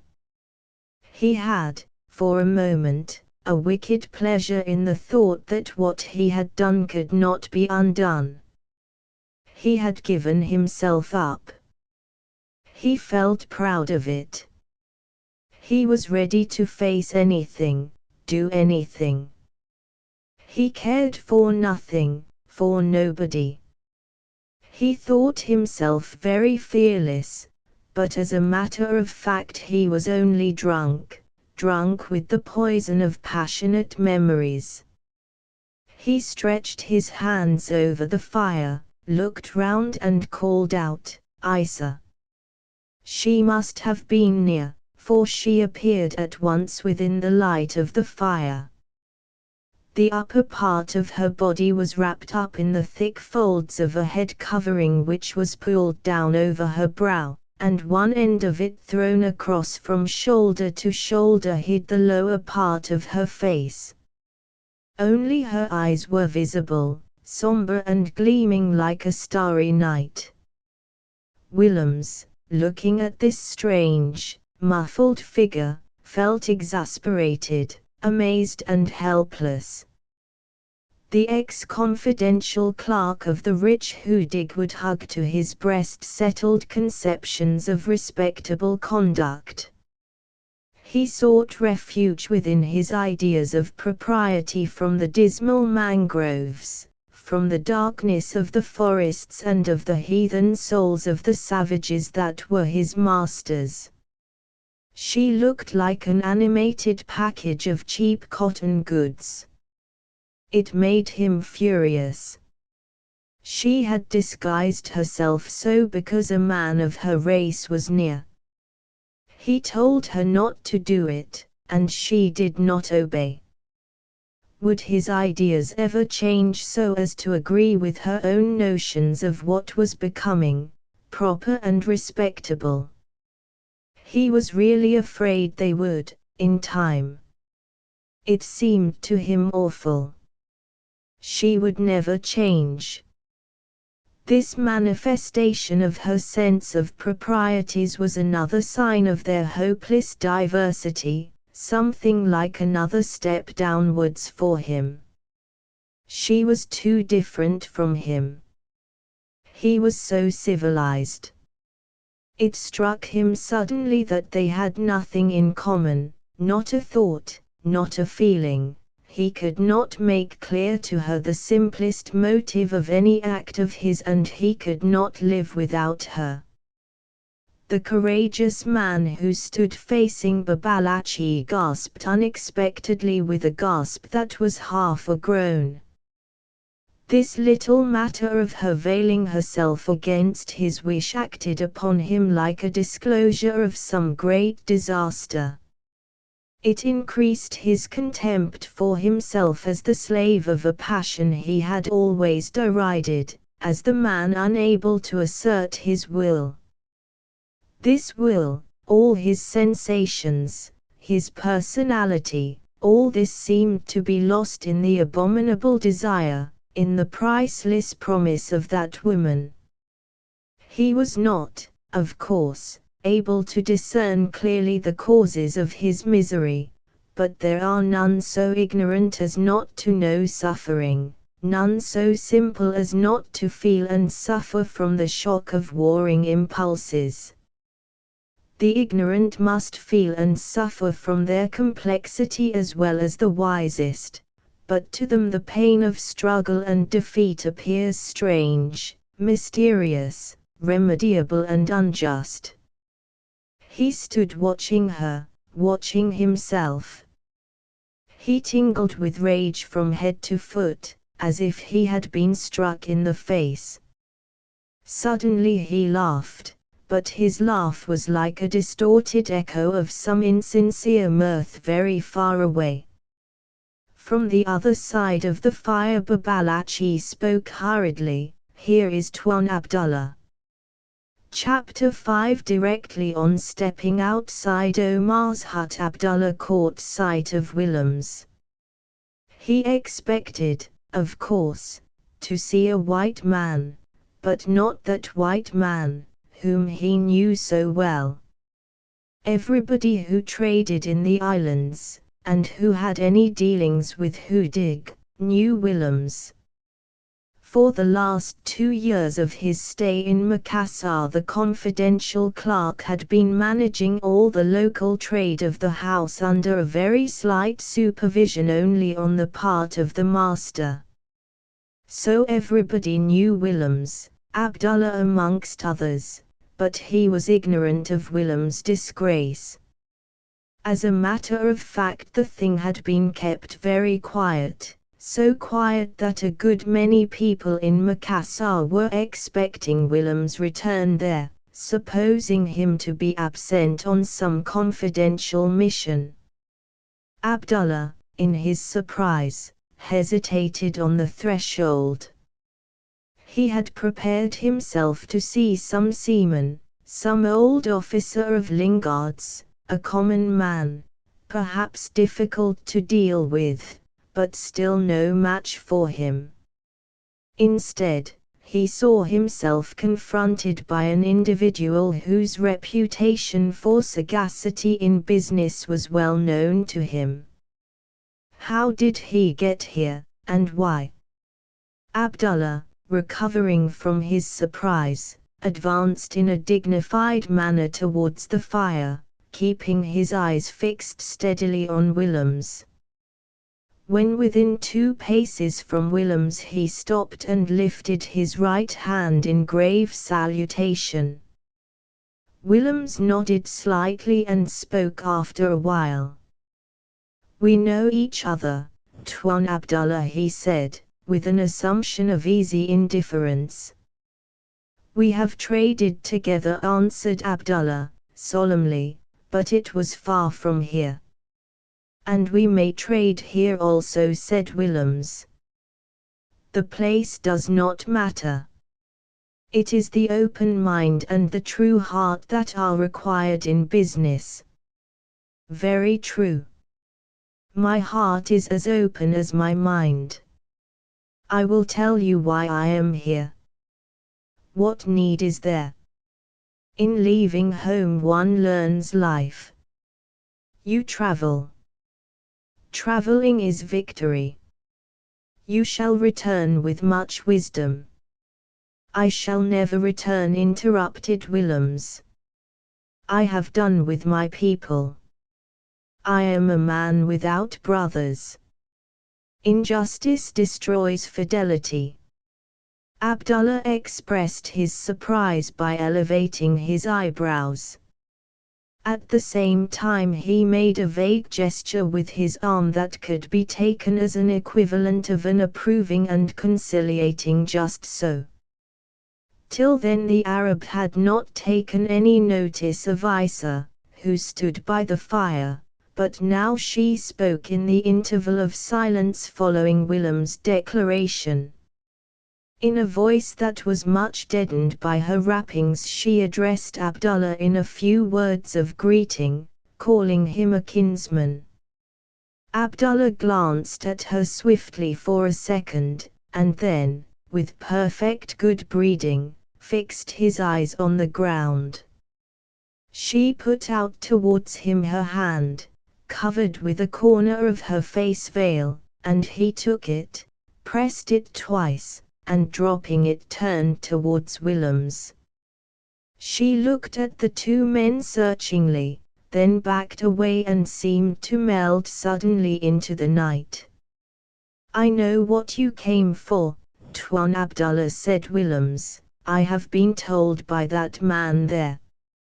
He nodded towards Babalachi, then went on slowly, "It will be a difficult thing." "Allah makes everything easy," interjected Babalachi, piously, from a distance. The 2 men turned quickly and stood looking at him thoughtfully, as if in deep consideration of the truth of that proposition. Under their sustained gaze Babalatchi experienced an unwanted feeling of shyness, and dared not approach nearer. At last Willems moved slightly, Abdullah followed readily, and they both walked down the courtyard, their voices dying away in the darkness. Soon they were heard returning, and the voices grew distinct as their forms came out of the gloom. By the fire they wheeled again, and Babalatchi caught a few words. Willems was saying, "I have been at sea with him many years when young. I have used my knowledge to observe the way into the river when coming in, this time." Abdullah assented in general terms. "In the variety of knowledge there is safety," he said, and then they passed out of earshot. Babalatchi ran to the tree and took up his position in the solid blackness under its branches, leaning against the trunk. There he was about midway between the fire and the other limit of the two men's walk. They passed him close. Abdullah slim, very straight, his head high, and his hands hanging before him and twisting mechanically the string of beads. Willems tall, broad, looking bigger and stronger in contrast to the slight white figure by the side of which he strolled carelessly, taking one step to the others two, his big arms in constant motion as he gesticulated vehemently, bending forward to look Abdullah in the face. They passed and repassed close to Babalatchi some half a dozen times, and, whenever they were between him and the fire, he could see them plain enough. Sometimes they would stop short, Willems speaking emphatically, Abdullah listening with rigid attention, then, when the other had ceased, bending his head slightly as if consenting to some demand, or admitting some statement. Now and then Babalatchi caught a word here and there, a fragment of a sentence, a loud exclamation. Impelled by curiosity he crept to the very edge of the black shadow under the tree. They were nearing him, and he heard Willems say, "You will pay that money as soon as I come on board." "That I must have." He could not catch Abdullah's reply. When they went past again, Willems was saying, "My life is in your hand anyway. The boat that brings me on board your ship shall take the money to Omar. You must have it ready in a sealed bag." Again they were out of hearing, but instead of coming back they stopped by the fire facing each other. Willems moved his arm, shook his hand on high talking all the time, then brought it down jerkily, stamped his foot. A short period of immobility ensued. Babalatchi, gazing intently, saw Abdullah's lips move almost imperceptibly. Suddenly Willems seized the Arab's passive hand and shook it. Babalatchi drew the long breath of relieved suspense. The conference was over. All well, apparently. He ventured now to approach the two men, who saw him and waited in silence. Willems had retired within himself already, and wore a look of grim indifference. Abdullah moved away a step or two. Babalatchi looked at him inquisitively. "I go now," said Abdullah, "and shall wait for you outside the river, Tuan Willems, till the second sunset." "You have only one word, I know." "Only one word," repeated Willems. Abdullah and Babalatchi walked together down the enclosure, leaving the white man alone by the fire. The two Arabs who had come with Abdullah preceded them and passed at once through the little gate into the light and the murmur of voices of the principal courtyard, but Babalatchi and Abdullah stopped on this side of it. Abdullah said, "It is well. We have spoken of many things." "He consents." "When?" asked Babalatchi, eagerly. "On the second day from this. I have promised everything. I mean to keep much. Your hand is always open, O most generous amongst believers. You will not forget your servant who called you here. Have I not spoken the truth? She has made roast meat of his heart." With a horizontal sweep of his arm Abdullah seemed to push away that last statement, and said slowly, with much meaning, "He must be perfectly safe, do you understand? Perfectly safe, as if he was amongst his own people, till when?" whispered Babalatchi. "Till I speak," said Abdullah. "As to Omar."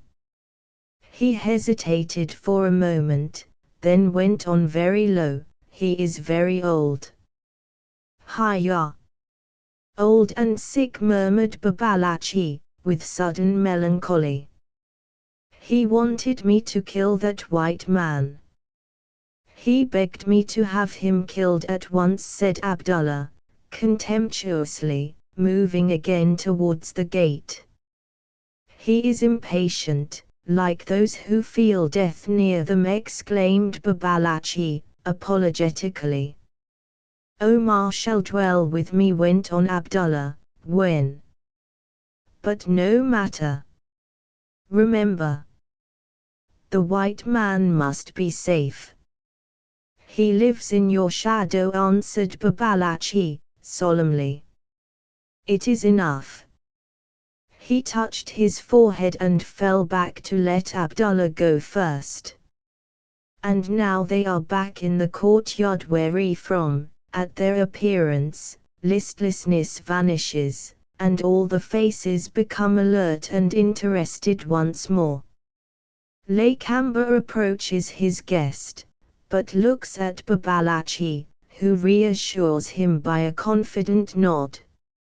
Lakamba clumsily attempts a smile, and looking, with natural and ineradicable sulkiness, from under his eyebrows at the man whom he wants to honor, asks whether he would condescend to visit the place of sitting down and take food. Or perhaps he would prefer to give himself up to repose. The house is his, and what is in it, and those many men that stand afar watching the interview are his. Syed Abdullah presses his host's hand to his breast, and informs him in a confidential murmur that his habits are ascetic and his temperament inclines to melancholy. No rest, no food, no use whatever for those many men who are his. Syed Abdullah is impatient to be gone. Lakamba is sorrowful but polite, in his hesitating, gloomy way. Tuan Abdullah must have fresh boatmen, and many, to shorten the dark and fatiguing road. Hiya! There! Boats! By the riverside indistinct forms leap into a noisy and disorderly activity.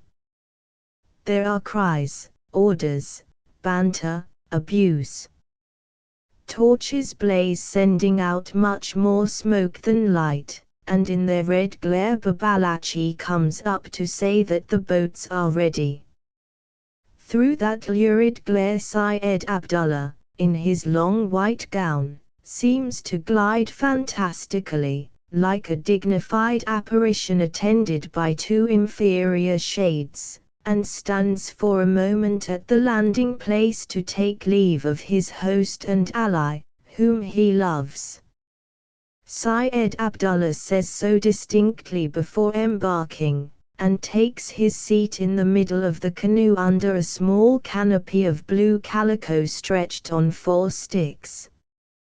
Before and behind Syed Abdullah, the men squatting by the gunwales hold high the blades of their paddles in readiness for a dip, all together. Ready? Not yet. Hold on all. Syed Abdullah speaks again, while Lakamba and Babalachi stand close on the bank to hear his words. His words are encouraging.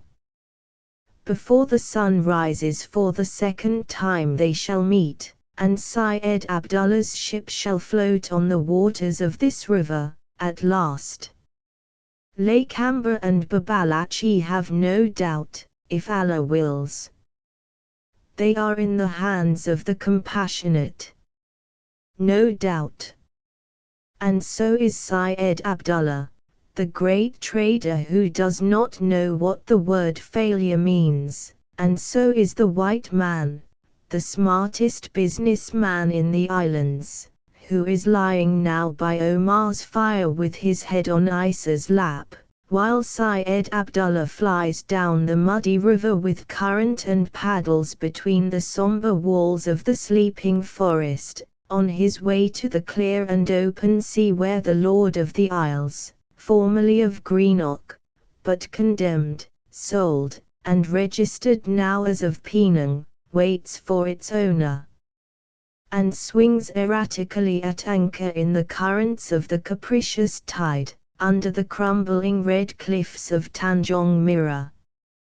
For some time Lakamba, Sahaman, and Bahasoen looked silently into the humid darkness which had swallowed the big canoe that carried Abdullah and his unvarying good fortune. Then the 2 guests broke into a talk expressive of their joyful anticipations. The venerable Sahaman, as became his advanced age, found his delight in speculation as to the activities of a rather remote future. He would buy praus, he would send expeditions up the river, he would enlarge his trade, and, backed by Abdullah's capital, he would grow rich in a very few years. Very few. Meantime it would be a good thing to interview Almeria tomorrow and, profiting by the last day of the hated man's prosperity, obtain some goods from him on credit. Sahaman thought it could be done by skillful wheedling. After all, that son of Satan was a fool, and the thing was worth doing, because the coming revolution would wipe all debts out. Sahaman did not mind imparting that idea to his companions, with much senile chuckling, while they strolled together from the riverside towards the residence. The bull-necked Lakamba, listening with pouted lips without the sign of a smile, without a gleam in his dull, bloodshot eyes, shuffled slowly across the courtyard between his 2 guests. But suddenly Bahasoen broke in upon the old man's prattle with the generous enthusiasm of his youth. Trading was very good. But was the change that would make them happy effected yet? The white man should be despoiled with a strong hand. He grew excited, spoke very loud, and his further discourse, delivered with his hand on the hilt of his sword, dealt incoherently with the honorable topics of throat-cutting, fire-raising, and with the far-famed valor of his ancestors. Babalachi remained behind, alone with the greatness of his conceptions. The sagacious statesman of Samba sent a scornful glance after his noble protector and his noble protector's friends, and then stood meditating about that future which to the others seemed so assured. Not so to Babalachi, who paid the penalty of his wisdom by a vague sense of insecurity that kept sleep at arm's length from his tired body. When he thought at last of leaving the waterside, it was only to strike a path for himself and to creep along the fences, avoiding the middle of the courtyard where small fires glimmered and winked as though the sinister darkness there had reflected the stars of the serene heaven. He slunk past the wicket gate of Omar's enclosure, and crept on patiently along the light bamboo palisade till he was stopped by the angle where it joined the heavy stockade of Lake Amber's private ground. Standing there, he could look over the fence and see Omar's hut and the fire before its door. He could also see the shadow of two human beings sitting between him and the red glow. A man and a woman. The sight seemed to inspire the careworn sage with a frivolous desire to sing. It could hardly be called a song, it was more in the nature of a recitative without any rhythm, delivered rapidly but distinctly in a croaking and unsteady voice, and if Babalatchi considered it a song, then it was a song with a purpose and, perhaps for that reason, artistically defective. It had all the imperfections of unskillful improvisation and its subject was gruesome. It told a tale of shipwreck and of thirst, and of one brother killing another for the sake of a gourd of water. A repulsive story which might have had a purpose but possessed no moral whatever. Yet it must have pleased Babalatchi, for he repeated it twice, the second time even in louder tones than at first, causing a disturbance amongst the white rice birds and the wild fruit pigeons which roosted on the boughs of the big tree growing in Omar's compound. There was in the thick foliage above the singer's head a confused beating of wings, sleepy remarks in bird language, a sharp stir of leaves. The forms by the fire moved, the shadow of the woman altered its shape, and Babalatchi's song was cut short abruptly by a fit of soft and persistent coughing. He did not try to resume his efforts after that interruption, but went away stealthily to seek, if not sleep, then, at least, repose. Chapter 6. As soon as Abdullah and his companions had left the enclosure, Isa approached Willems and stood by his side. He took no notice of her expectant attitude till she touched him gently, when he turned furiously upon her and, tearing off her face veil, trampled upon it as though it had been a mortal enemy. She looked at him with the faint smile of patient curiosity, with the puzzled interest of ignorance watching the running of a complicated piece of machinery. After he had exhausted his rage, he stood again severe and unbending looking down at the fire, but the touch of her fingers at the nape of his neck effaced instantly the hard lines round his mouth, his eyes wavered uneasily, his lips trembled slightly. Starting with the unresisting rapidity of a particle of iron, which, quiescent one moment, leaps in the next to a powerful magnet, he moved forward, caught her in his arms and pressed her violently to his breast. He released her as suddenly, and she stumbled a little, stepped back, breathed quickly through her parted lips, and said in a tone of pleased reproof, "O fool man! And if you had killed me in your strong arms, what would you have done?" "You want to live and to run away from me again," he said gently. "Tell me, do you?" She moved towards him with very short steps, her head a little on one side, hands on hips, with a slight balancing of her body, an approach more tantalizing than an escape. He looked on, eager, charmed. She spoke jestingly. "What am I to say to a man who has been away 3 days from me?" 3, she repeated, holding up playfully 3 fingers before Willem's eyes. He snatched at the hand, but she was on her guard and whisked it behind her back. "No," she said. "I cannot be caught. But I will come. I am coming myself because I like. Do not move. Do not touch me with your mighty hands, O child."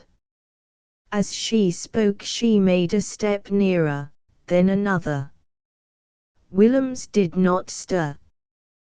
Pressing against him she stood on tiptoe to look into his eyes, and her own seemed to grow bigger, glistening and tender, appealing and promising. With that look she drew the man's soul away from him through his immobile pupils, and from Willem's features the spark of reason vanished under her gaze and was replaced by an appearance of physical well-being, an ecstasy of the senses which had taken possession of his rigid body, an ecstasy that drove out regrets, hesitation and doubt, and proclaimed its terrible work by an appalling aspect of idiotic beatitude. He never stirred a limb, hardly breathed, but stood in stiff immobility, absorbing the delight of her close contact by every pore. "Closer, closer," he murmured. Slowly she raised her arms, put them over his shoulders, and clasping her hands at the back of his neck, swung off the full length of her arms.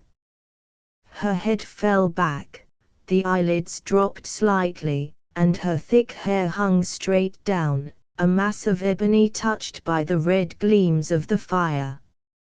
He stood unyielding under the strain, as solid and motionless as one of the big trees of the surrounding forests, and his eyes looked at the modeling of her chin, at the outline of her neck, at the swelling lines of her bosom, with the famished and concentrated expression of a starving man looking at food. She drew herself up to him and rubbed her head against his cheek slowly and gently. He sighed. She, with her hands still on his shoulders, glanced up at the placid stars and said, "The night is half gone. We shall finish it by this fire. By this fire you shall tell me all, your words and Syed Abdullah's words, and listening to you I shall forget the 3 days, because I am good. Tell me, am I good?" He said yes dreamily, and she ran off towards the big house. When she came back, balancing a roll of fine mats on her head, he had replenished the fire and was ready to help her in arranging a couch on the side of it nearest to the hut. She sank down with a quick but gracefully controlled movement, and he threw himself full length with impatient haste, as if he wished to forestall somebody. She took his head on her knees, and when he felt her hands touching his face, her fingers playing with his hair, he had an expression of being taken possession of. He experienced a sense of peace, of rest, of happiness, and of soothing delight. His hands strayed upwards about her neck, and he drew her down so as to have her face above his. Then he whispered, "I wish I could die like this, now." She looked at him with her big somber eyes, in which there was no responsive light. His thought was so remote from her understanding that she let the words pass by unnoticed, like the breath of the wind, like the flight of a cloud. Woman though she was, she could not comprehend, in her simplicity, the tremendous compliment of that speech, that whisper of deadly happiness, so sincere, so spontaneous, coming so straight from the heart, like every corruption. It was the voice of madness, of a delirious peace, of happiness that is infamous, cowardly, and so exquisite that the debased mind refuses to contemplate its termination, for to the victims of such happiness the moment of its ceasing is the beginning afresh of that torture which is its price. With her brows slightly knitted in the determined preoccupation of her own desires, she said, "Now tell me all. All the words spoken between you and Syed Abdullah." "Tell what?" "What words?" Her voice recalled back the consciousness that had departed under her touch, and he became aware of the passing minutes, every one of which was like a reproach, of those minutes that falling, slow, reluctant, irresistible into the past, marked his footsteps on the way to perdition. Not that he had any conviction about it, any notion of the possible ending on that painful road. It was an indistinct feeling, a threat of suffering like the confused warning of coming disease, an inarticulate monition of evil made up of fear and pleasure, of resignation and of revolt. He was ashamed of his state of mind. After all, what was he afraid of? Were those scruples? Why that hesitation to think, to speak of what he intended doing? Scruples were for imbeciles. His clear duty was to make himself happy. Did he ever take an oath of fidelity to Lingard? No. Well then, he would not let any interest of that old fool stand between Willem's and Willem's happiness. Happiness. Was he not, perchance, on a false track? Happiness meant money. Much money. At least he had always thought so till he had experienced those new sensations which. Isa's question, repeated impatiently, interrupted his musings, and looking up at her face shining above him in the dim light of the fire, he stretched his limbs luxuriously, and obedient to her desire, he spoke slowly and hardly above his breath. She, with her head close to his lips, listened absorbed, interested, in attentive immobility. The many noises of the great courtyard were hushed up gradually by the sleep that stilled all voices and closed all eyes. Then somebody droned out a song with a nasal drawl at the end of every verse. He stirred. She put her hand suddenly on his lips and sat upright.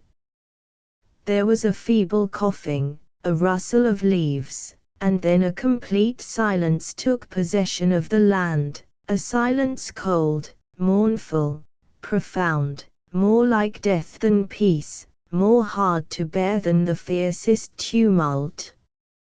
As soon as she removed her hand he hastened to speak, so insupportable to him was that stillness perfect and absolute in which his thoughts seemed to ring with the loudness of shouts. "Who was there making that noise?" he asked. "I do not know." "He is gone now," she answered, hastily. "Tell me, you will not return to your people, not without me." "Not with me." "Do you promise?" "I have promised already. I have no people of my own. Have I not told you that you are everybody to me?" "Ah, Yes, she said, slowly, but I like to hear you say that again, every day, and every night, whenever I ask, and never to be angry because I ask. I am afraid of white women who are shameless and have fierce eyes. She scanned his features close for a moment and added, "Are they very beautiful?"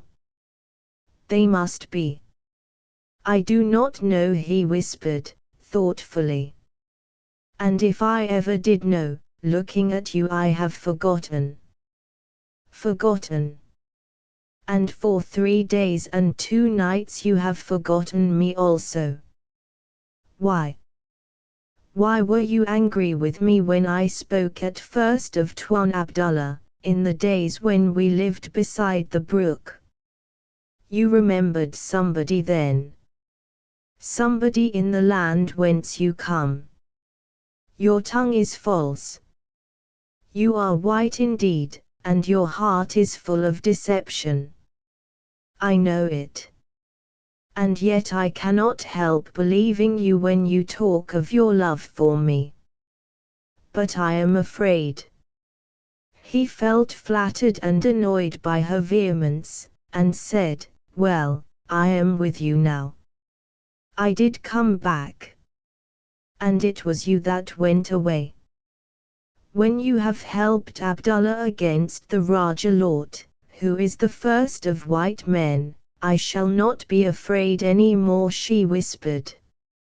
"You must believe what I say when I tell you that there never was another woman, that there is nothing for me to regret, and nothing but my enemies to remember." "Where do you come from?" she said, impulsive and inconsequent, in a passionate whisper. "What is that land beyond the great sea from which you come? A land of lies and of evil from which nothing but misfortune ever comes to us, who are not white. Did you not at first ask me to go there with you? That is why I went away. I shall never ask you again. And there is no woman waiting for you there." "No," said Willems, firmly. She bent over him. Her lips hovered above his face and her long hair brushed his cheeks. "You taught me the love of your people which is of the devil," she murmured, and bending still lower, she said faintly, "Like this." "Yes, like this," he answered very low, in a voice that trembled slightly with eagerness, and she pressed suddenly her lips to his while he closed his eyes in an ecstasy of delight. There was a long interval of silence. She stroked his head with gentle touches, and he lay dreamily, perfectly happy but for the annoyance of an indistinct vision of a well-known figure, a man going away from him and diminishing in a long perspective of fantastic trees, whose every leaf was an eye looking after that man, who walked away growing smaller, but never getting out of sight for all his steady progress.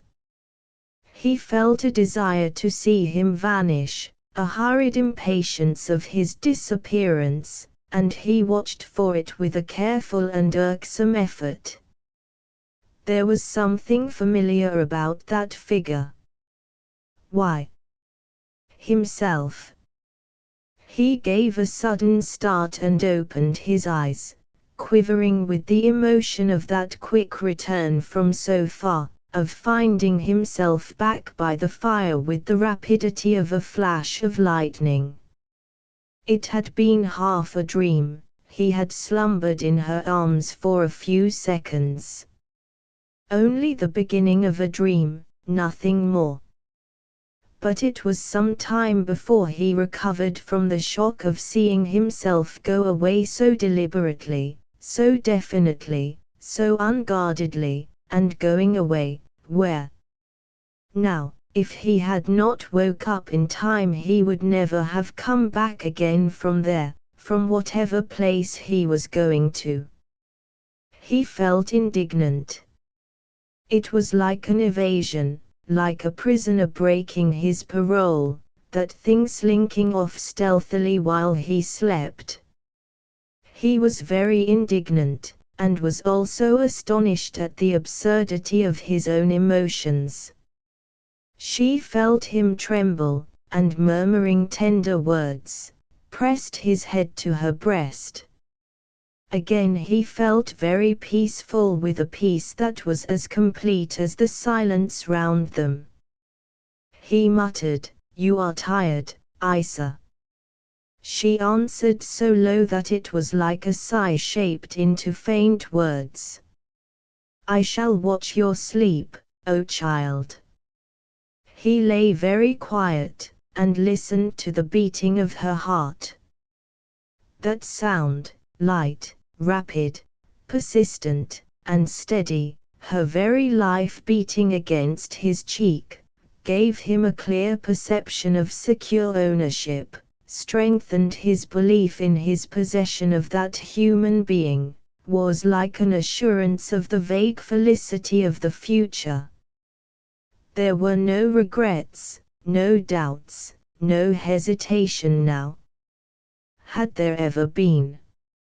All that seemed far away, ages ago, as unreal and pale as the fading memory of some delirium.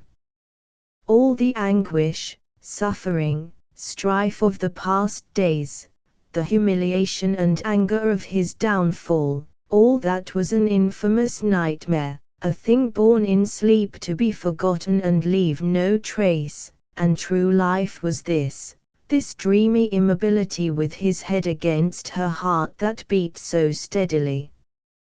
He was broad awake now, with that tingling wakefulness of the tired body which succeeds to the few refreshing seconds of irresistible sleep, and his wide-open eyes looked absently at the doorway of Omar's hut. The reed walls glistened in the light of the fire, the smoke of which, thin and blue, drifted slanting in a succession of rings and spirals across the doorway, whose empty blackness seemed to him impenetrable and enigmatical, like a curtain hiding vast spaces full of unexpected surprises. This was only his fancy, but it was absorbing enough to make him accept the sudden appearance of a head, coming out of the gloom, as part of his idle fantasy or as the beginning of another short dream, of another vagary of his overtired brain. A face with drooping eyelids, old, thin, and yellow, above the scattered white of a long beard that touched the earth. A head without a body, only a foot above the ground, turning slightly from side to side on the edge of the circle of light as if to catch the radiating heat of the fire on either cheek in succession. He watched it in passive amazement, growing distinct, as if coming nearer to him, and the confused outlines of a body crawling on all fours came out, creeping inch by inch towards the fire, with a silent and all but imperceptible movement. He was astounded at the appearance of that blind head dragging that crippled body behind, without a sound, without a change in the composure of the sightless face, which was plain one second, blurred the next in the play of the light that drew it to itself steadily. A mute face with a kiss between its lips.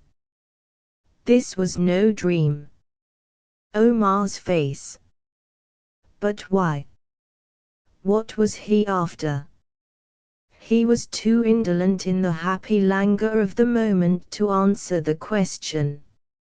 It darted through his brain and passed out, leaving him free to listen again to the beating of her heart, to that precious and delicate sound which filled the quiet immensity of the night.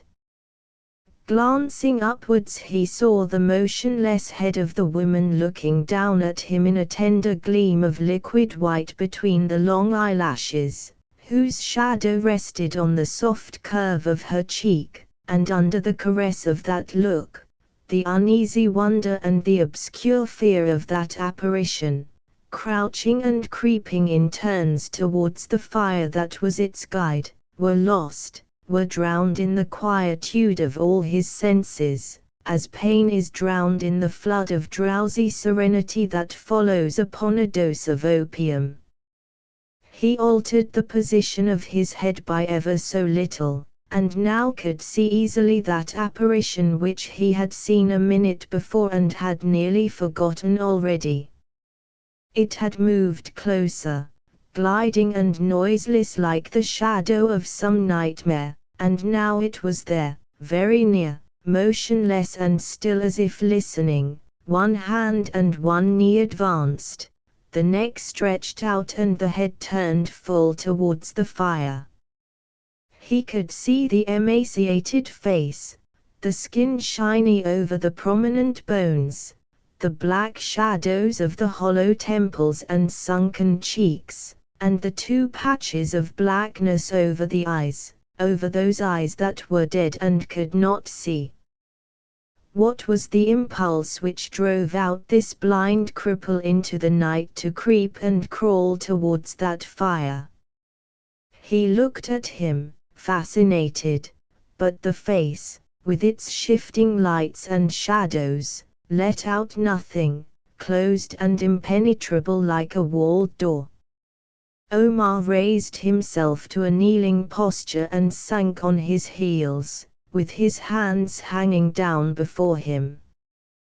Willems, looking out of his dreamy numbness, could see plainly the crease between the thin lips, a bar across the face, the handle on one side where the polished wood caught a red gleam from the fire and the thin line of the blade running to a dull black point on the other.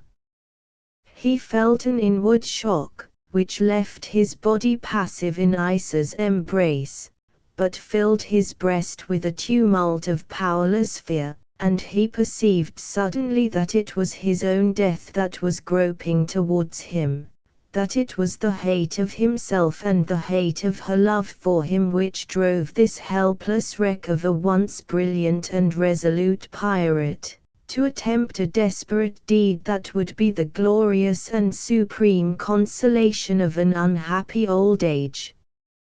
And while he looked, paralyzed with dread, at the father who had resumed his cautious advance, blind like fate, persistent like destiny, he listened with greedy eagerness to the heart of the daughter beating light, rapid, and steady against his head.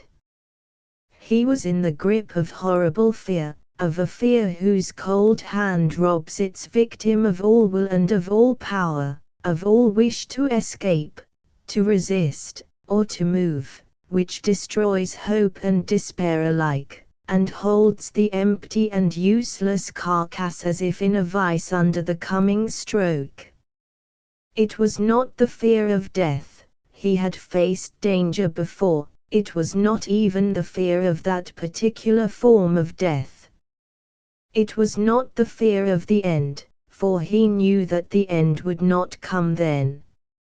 A movement, a leap, a shout would save him from the feeble hand of the blind old man, from that hand that even now was, with cautious sweeps along the ground, feeling for his body in the darkness. It was the unreasoning fear of this glimpse into the unknown things, into those motives, impulses, desires he had ignored, but that had lived in the breasts of despised men, close by his side, and were revealed to him for a second, to be hidden again behind the black mists of doubt and deception. It was not death that frightened him. It was the horror of bewildered life where he could understand nothing and nobody round him, where he could guide, control, comprehend nothing and no one, not even himself. He felt a touch on his side. That contact, lighter than the caress of a mother's hand on the cheek of a sleeping child, had for him the force of a crushing blow. Omar had crept close, and now, kneeling above him, held the kriss in one hand while the other skimmed over his jacket up towards his breast in gentle touches, but the blind face, still turned to the heat of the fire, was set and immovable in its aspect of stony indifference to things it could not hope to see. With an effort Willems took his eyes off the death-like mask and turned them up to Isa's head. She sat motionless as if she had been part of the sleeping earth. Then suddenly he saw her big somber eyes open out wide in a piercing stare and felt the convulsive pressure of her hands pinning his arms along his body. A second dragged itself out, slow and bitter, like a day of mourning, a second full of regret and grief for that faith in her which took its flight from the shattered ruins of his trust. She was holding him. She too. He felt her heart give a great leap, his head slipped down on her knees, he closed his eyes and there was nothing. Nothing. It was as if she had died, as though her heart had leaped out into the night, abandoning him, defenseless and alone, in an empty world. His head struck the ground heavily as she flung him aside in her sudden rush. He lay as if stunned, face up and, daring not move, did not see the struggle, but heard the piercing shriek of mad fear, her low angry words, another shriek dying out in a moan. When he got up at last he looked at Isa kneeling over her father. He saw her bent back in the effort of holding him down, Omar's contorted limbs, a hand thrown up above her head and her quick movement grasping the wrist. He made an impulsive step forward, but she turned a wild face to him and called out over her shoulder, "Keep back. Do not come near. Do not."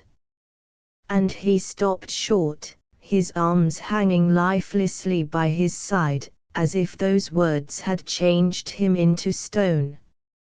She was afraid of his possible violence, but in the unsettling of all his convictions he was struck with the frightful thought that she preferred to kill her father all by herself, and the last stage of their struggle, at which he looked as though a red fog had filled his eyes, loomed up with an unnatural ferocity, with a sinister meaning, like something monstrous and depraved, forcing its complicity upon him under the cover of that awful night.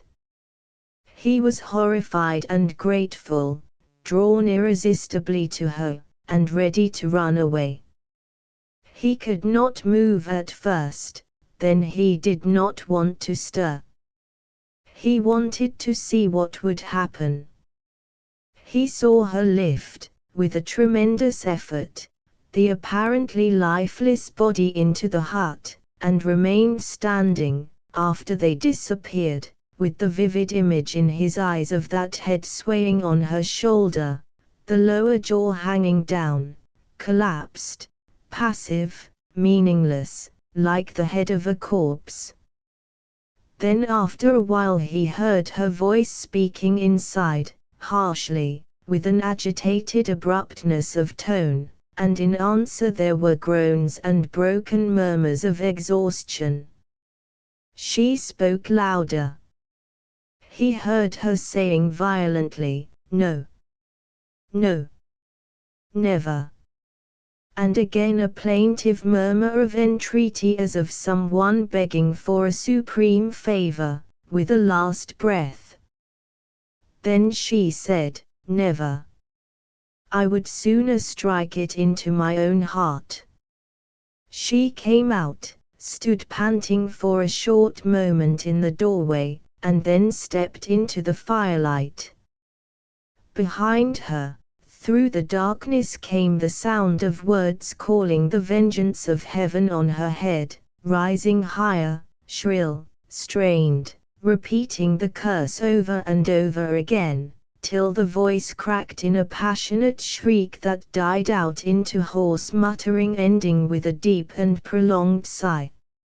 She stood facing Willems, one hand behind her back, the other raised in a gesture compelling attention, and she listened in that attitude till all was still inside the hut. Then she made another step forward and her hand dropped slowly.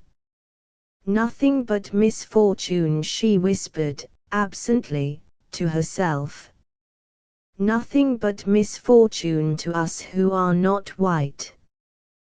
The anger and excitement died out of her face, and she looked straight at Willems with an intense and mournful gaze. He recovered his senses and his power of speech with a sudden start. "Isa," he exclaimed, and the words broke out through his lips with hurried nervousness. "Isa, how can I live here? Trust me. Believe in me. Let us go away from here. Go very far away. Very far, you and I." He did not stop to ask himself whether he could escape, and how, and where. He was carried away by the flood of hate, disgust, and contempt of a white man for that blood which is not his blood, for that race which is not his race, for the brown skins, for the hearts false like the sea, blacker than night. This feeling of repulsion overmastered his reason in a clear conviction of the impossibility for him to live with her people. He urged her passionately to fly with him because out of all that abhorred crowd he wanted this one woman, but wanted her away from them, away from that race of slaves and cutthroats from which she sprang. He wanted her for himself, far from everybody, in some safe and dumb solitude. And as he spoke his anger and contempt rose, his hate became almost fear, and his desire of her grew immense, burning, illogical and merciless, crying to him through all his senses, louder than his hate, stronger than his fear, deeper than his contempt, irresistible and certain like death itself.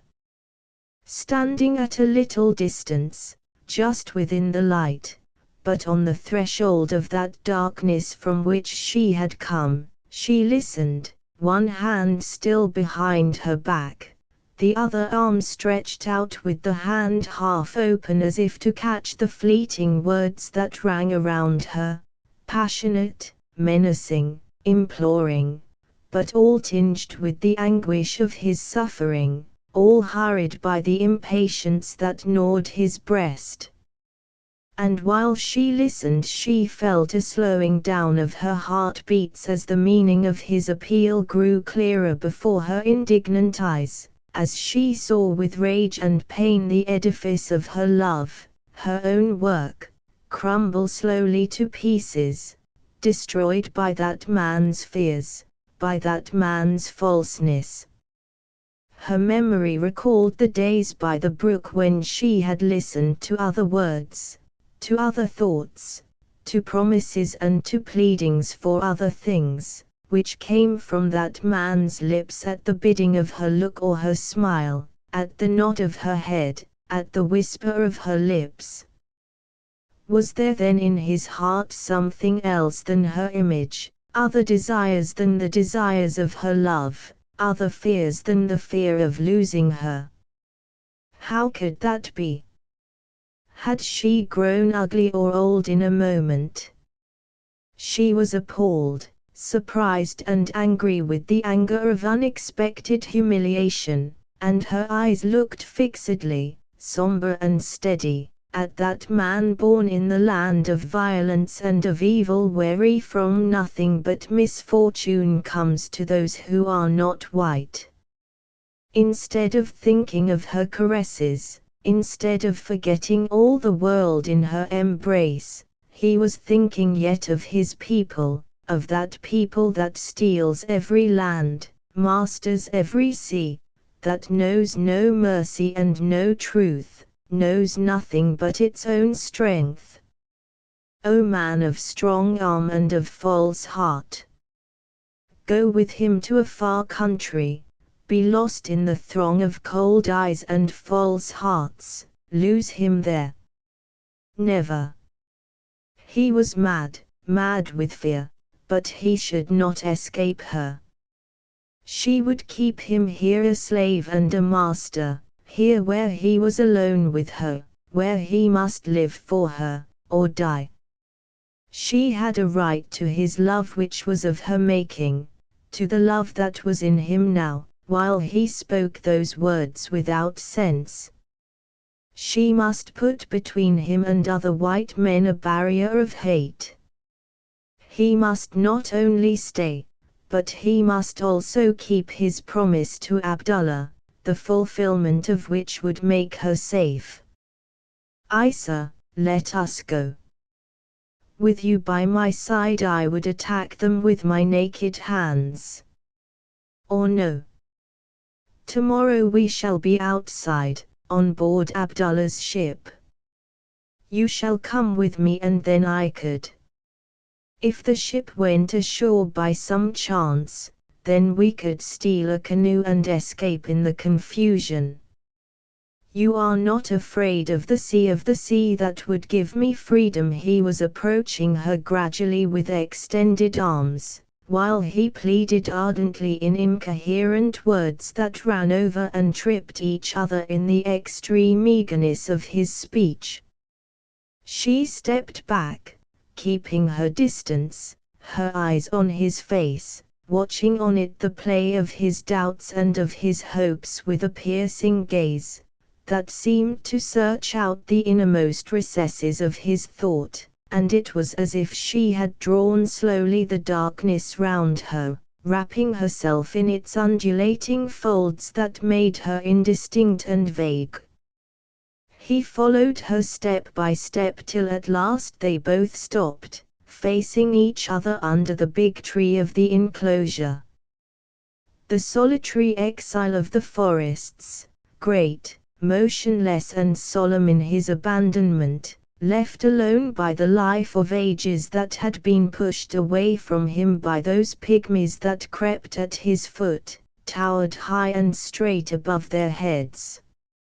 He seemed to look on, dispassionate and imposing, in his lonely greatness, spreading his branches wide in a gesture of lofty protection, as if to hide them in the somber shelter of innumerable leaves, as if moved by the disdainful compassion of the strong, by the scornful pity of an aged giant, to screen this struggle of two human hearts from the cold scrutiny of glittering stars.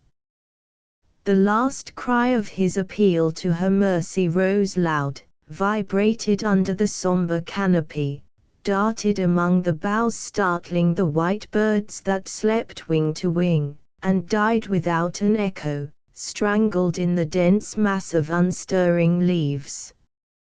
He could not see her face, but he heard her sighs and the distracted murmur of indistinct words. Then, as he listened holding his breath, she exclaimed suddenly, "Have you heard him? He has cursed me because I love you. You brought me suffering and strife, and his curse. And now you want to take me far away where I would lose you, lose my life, because your love is my life now. What else is there? Do not move," she cried violently, as he stirred a little, "do not speak. Take this. Sleep in peace."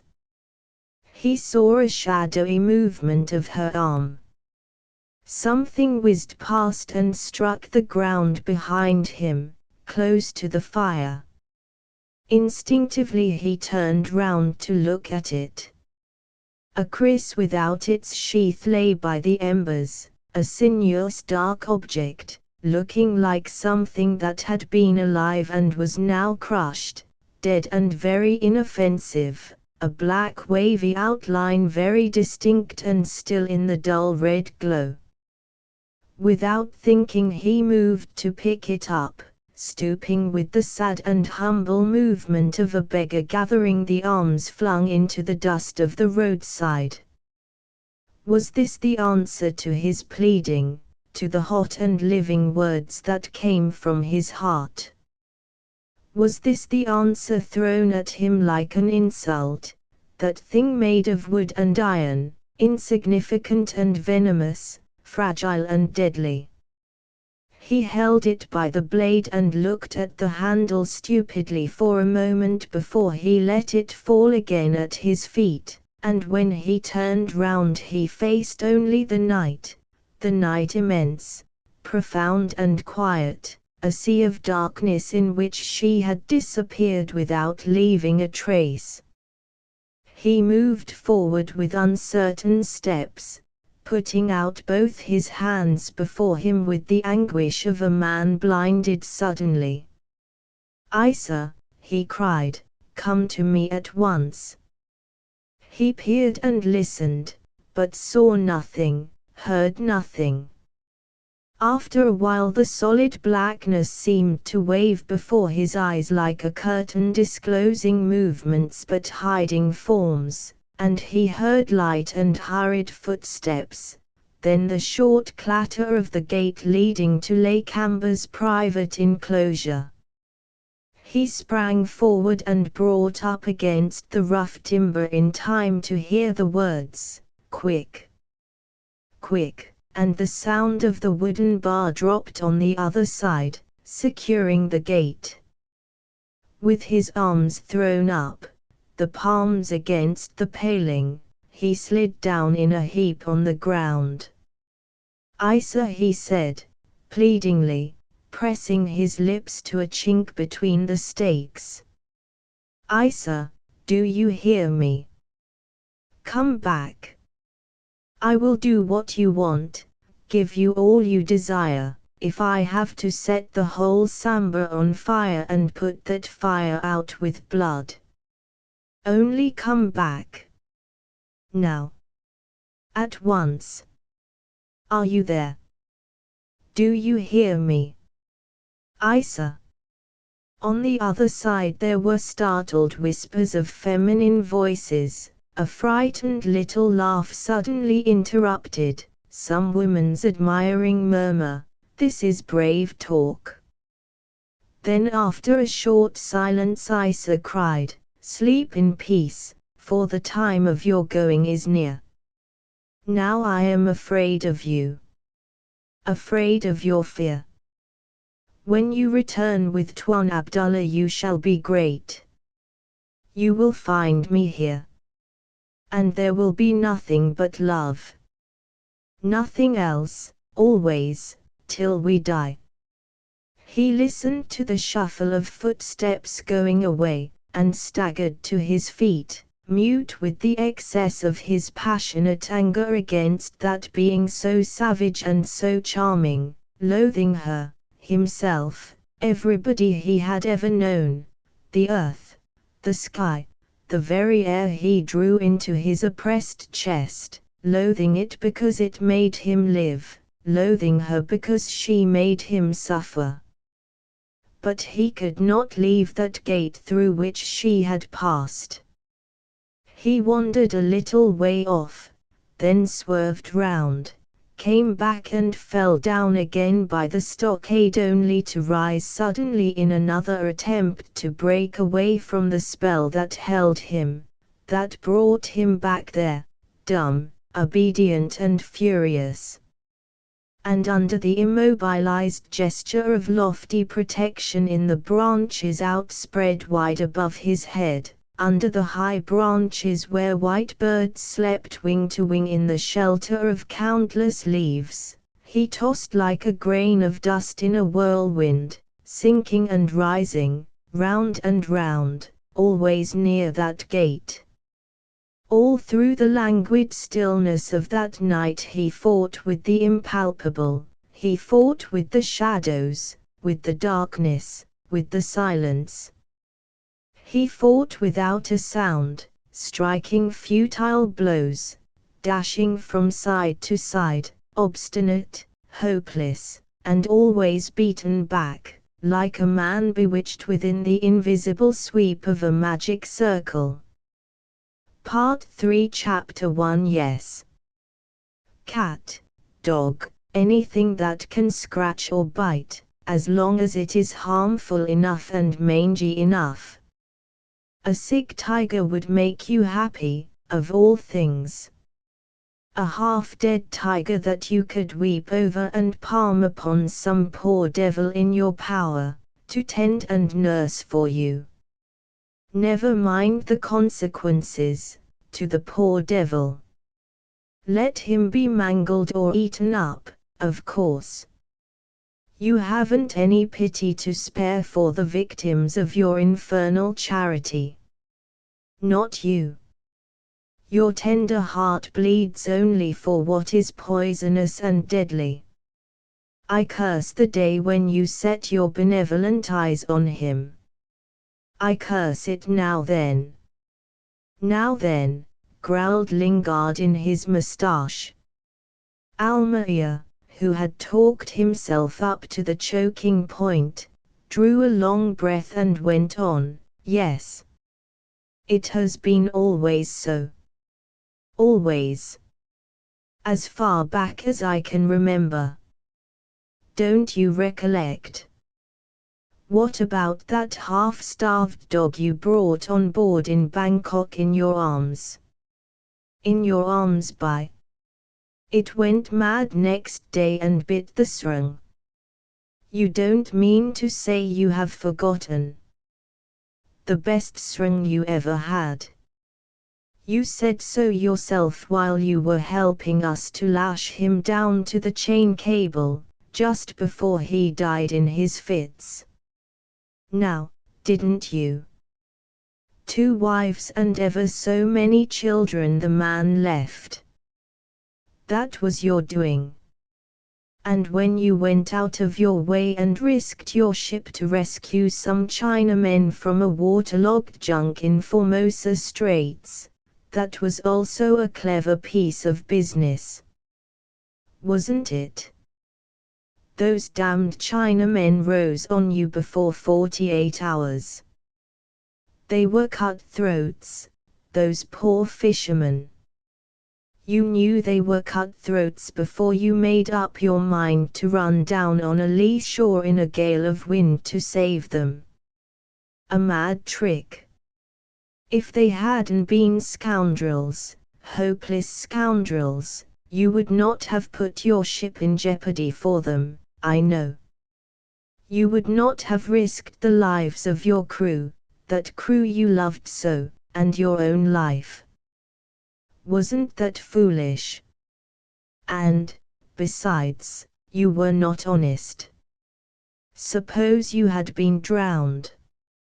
I would have been in a pretty mess then, left alone here with that adopted daughter of yours. Your duty was to myself first. I married that girl because you promised to make my fortune. You know you did. And then 3 months afterwards you go and do that mad trick, for a lot of Chinamen too. Chinamen. You have no morality. I might have been ruined for the sake of those murderous scoundrels that, after all, had to be driven overboard after killing ever so many of your crew, of your beloved crew. Do you call that honest? Well, well, muttered Lingard, chewing nervously the stump of his cheroot that had gone out and looking at Almayer, who stamped wildly about the veranda, much as a shepherd might look at a pet sheep in his obedient flock turning unexpectedly upon him in enraged revolt. He seemed disconcerted, contemptuously angry yet somewhat amused, and also a little hurt as if at some bitter jest at his own expense. Almeida stopped suddenly, and crossing his arms on his breast, bent his body forward and went on speaking. I might have been left then in an awkward hole, all on account of your absurd disregard for your safety, yet I bore no grudge. I knew your weaknesses. But now, when I think of it, now we are ruined. Ruined. Ruined. My poor little Nina. Ruined. He slapped his thighs smartly, walked with small steps this way and that, seized a chair, planted it with a bang before Lingard, and sat down staring at the old seaman with haggard eyes. Lingard, returning his stare steadily, dived slowly into various pockets, fished out at last a box of matches and proceeded to light his cheroot carefully, rolling it round and round between his lips, without taking his gaze for a moment off the distressed Almeida.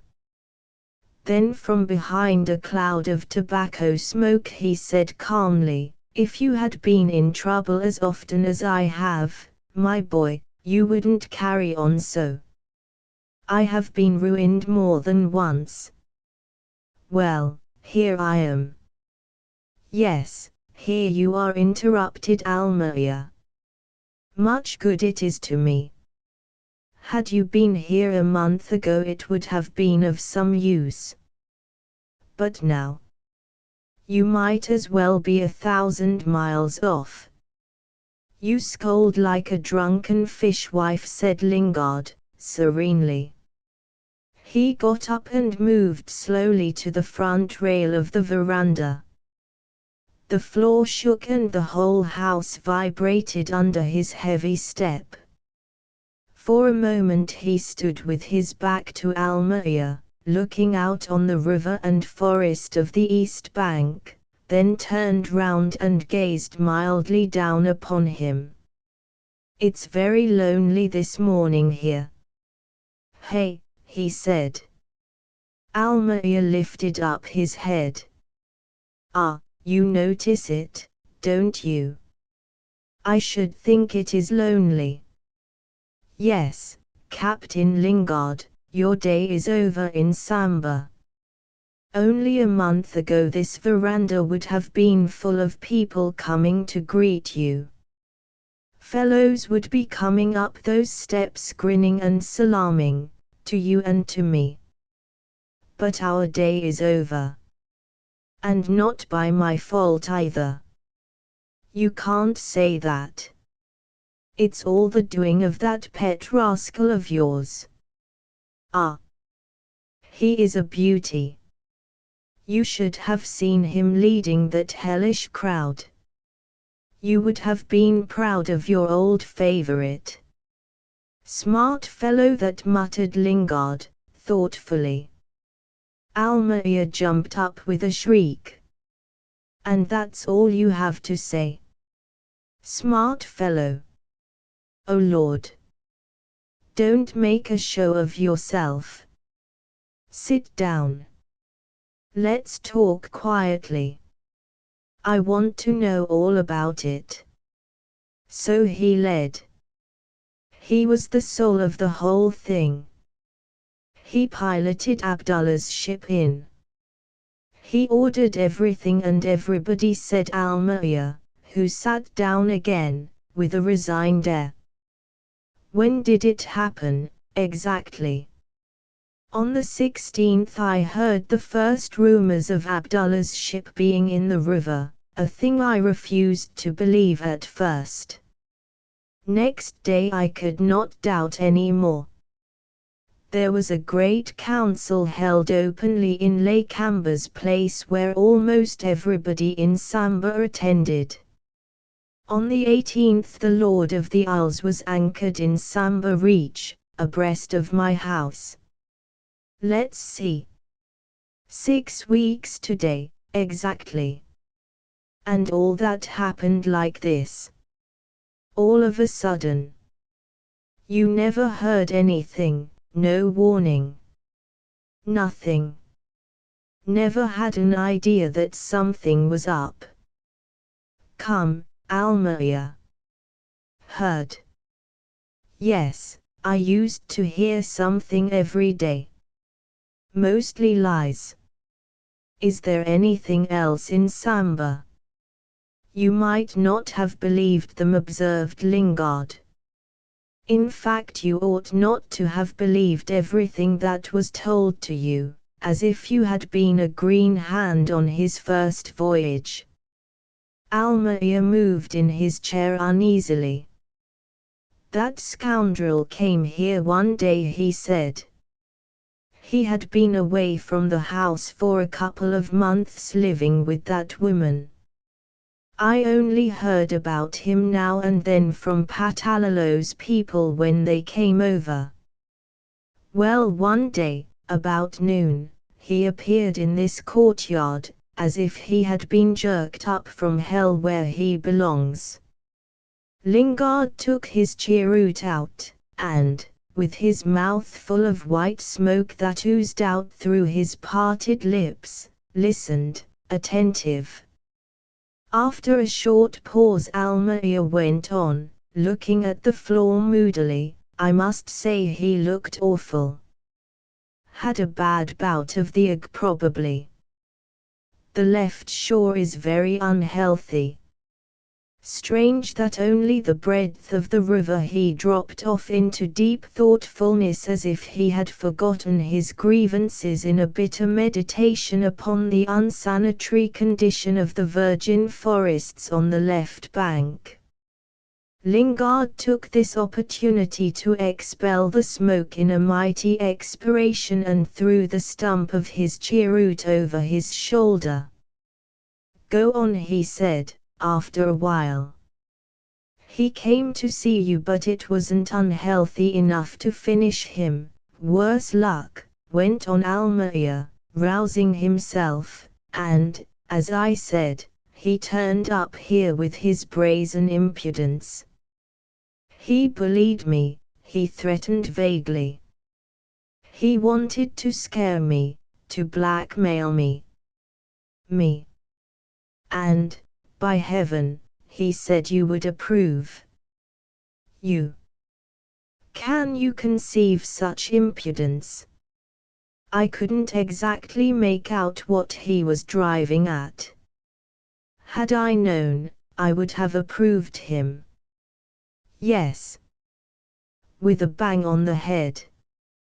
But how could I guess that he knew enough to pilot a ship through the entrance you always said was so difficult?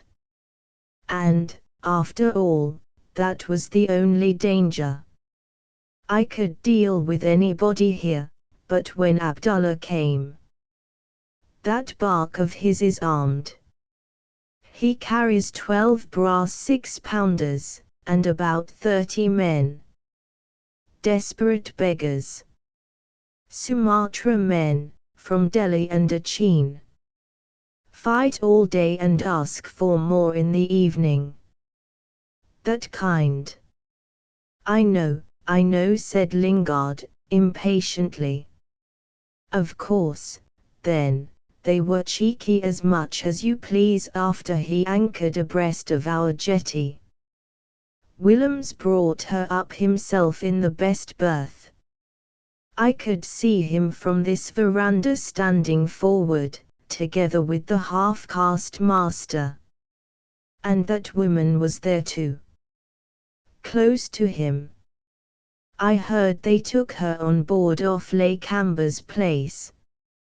Willems said he would not go higher without her. Stormed and raged.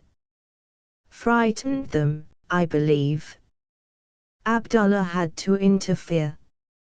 She came off alone in a canoe, and no sooner on deck than she fell at his feet before all hands, embraced his knees, wept, raved, begged his pardon. Why? I wonder. Everybody in Samba is talking of it. They never heard tell or saw anything like it. I have all this from Ali, who goes about in the settlement and brings me the news. I had better know what is going on, hadn't I? From what I can make out, they, he and that woman, are looked upon as something mysterious, beyond comprehension. Some think them mad. They live alone with an old woman in a house outside Lakamba's kampong and are greatly respected, or feared, I should say rather. At least, he is. He is very violent. She knows nobody, sees nobody, will speak to nobody but him. Never leaves him for a moment. It's the talk of the place. There are other rumors.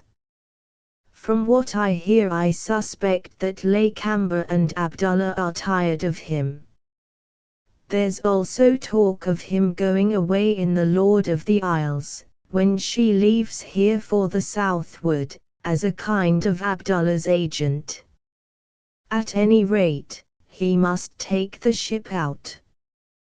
The half-caste is not equal to it as yet. Lingard, who had listened absorbed till then, began now to walk with measured steps. Almayer ceased talking and followed him with his eyes as he paced up and down with a quarter-deck swing, tormenting and twisting his long white beard, his face perplexed and thoughtful. "So he came to you first of all, did he?" asked Lingard, without stopping. "Yes. I told you so. He did come. Came to extort money, goods, I don't know what else. Wanted to set up as a trader, the swine. I kicked his hat into the courtyard, and he went after it, and that was the last of him till he showed up with Abdullah. How could I know that he could do harm in that way? Or in any way at that? Any local rising I could put down easy with my own men and with Patalolo's help." "Oh, yes. Patalolo. No good. Eh? Did you try him at all?" "Didn't I?" exclaimed Almayer. "I went to see him myself on the 12th. That was 4 days before Abdullah entered the river. In fact, same day Willems tried to get at me. I did feel a little uneasy then. Patalolo assured me that there was no human being that did not love me in Samba. Looked as wise as an owl. Told me not to listen to the lies of wicked people from down the river. He was alluding to that man Gulanjai, who lives up the sea reach, and who had sent me word that a strange ship was anchored outside, which, of course, I repeated to Patalolo. He would not believe. Kept on mumbling no. No. No, like an old parrot, his head all of a tremble, all beslobbered with betel nut juice. I thought there was something queer about him.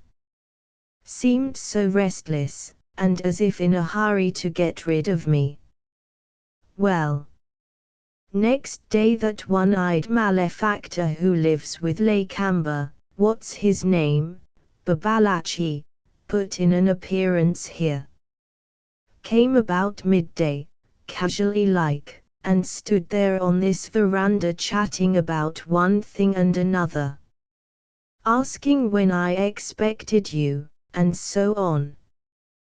Then, incidentally, he mentioned that they, his master and himself, were very much bothered by a ferocious white man, my friend, who was hanging about that woman, Omar's daughter. Asked my advice. Very deferential and proper. I told him the white man was not my friend, and that they had better kick him out.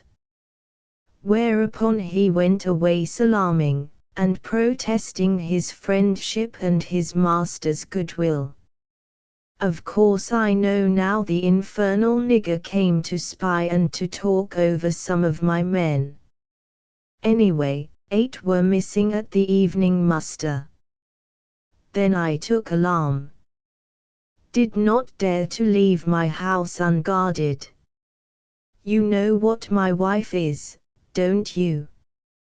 And I did not care to take the child with me, it being late, so I sent a message to Patalalo to say that we ought to consult, that there were rumors and uneasiness in the settlement.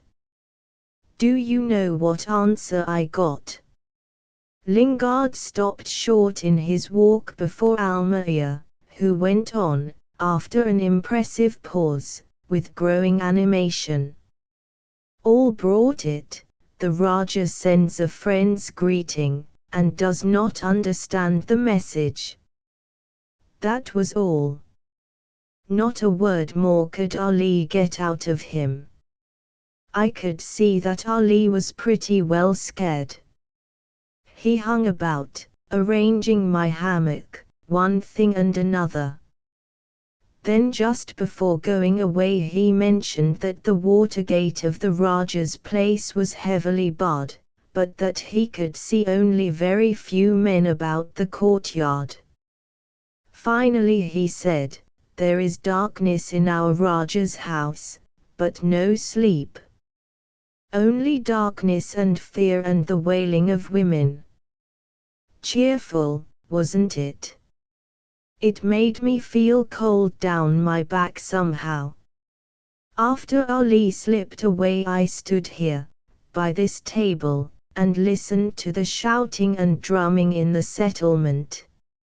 Racket enough for 20 weddings. It was a little past midnight then.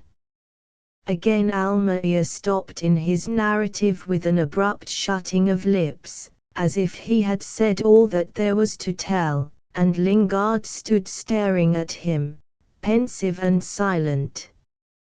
A big blue bottle fly flew in recklessly into the cool veranda, and darted with loud buzzing between the two men. Lingard struck at it with his hat. The fly swerved, and Almayer dodged his head out of the way. Then Lingard aimed another ineffectual blow. Almayer jumped up and waved his arms about. The fly buzzed desperately, and the vibration of minute wings sounded in the peace of the early morning like a far-off string orchestra accompanying the hollow, determined stamping of the two men, who, with heads thrown back and arms gyrating on high, or again bending low with infuriated lunges, were intent upon killing the intruder.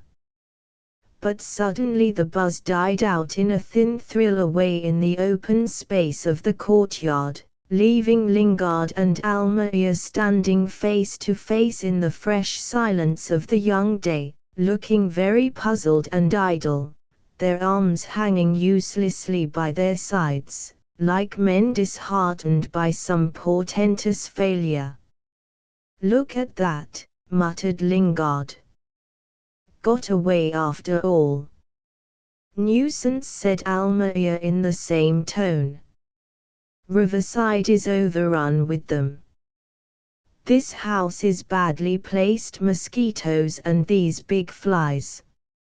Last week stung Nina, been ill 4 days, poor child. I wonder what such damned things are made for. Chapter 2. After a long silence, during which Almaia had moved towards the table and sat down, his head between his hands, staring straight before him. Lingard, who had recommenced walking, cleared his throat and said, "What was it you were saying?" "Ah, yes. You should have seen this settlement that night. I don't think anybody went to bed. I walked down to the point, and could see them. They had a big bonfire in the palm grove, and the talk went on there till the morning. When I came back here and sat in the dark veranda in this quiet house, I felt so frightfully lonely that I stole in and took the child out of her cot and brought her here into my hammock. If it hadn't been for her, I am sure I would have gone mad. I felt so utterly alone and helpless. Remember, I hadn't heard from you for 4 months. Didn't know whether you were alive or dead. Patalolo would have nothing to do with me. My own men were deserting me like rats do a sinking hulk. That was a black night for me, Captain Lingard. A black night as I sat here not knowing what would happen next. They were so excited and rowdy that I really feared they would come and burn the house over my head. I went and brought my revolver. Laid it loaded on the table. There were such awful yells now and then. Luckily the child slept through it, and seeing her so pretty and peaceful steadied me somehow. Couldn't believe there was any violence in this world, looking at her lying so quiet and so unconscious of what went on. But it was very hard.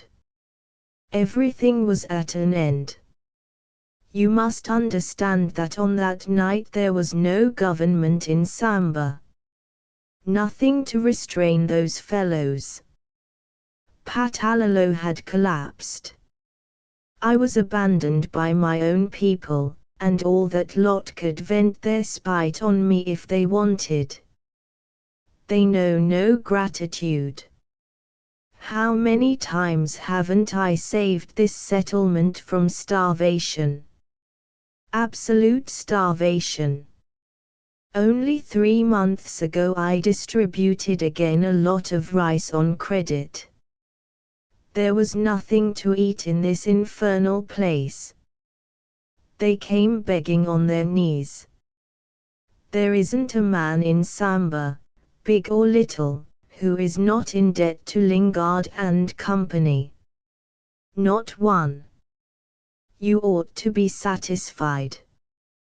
You always said that was the right policy for us.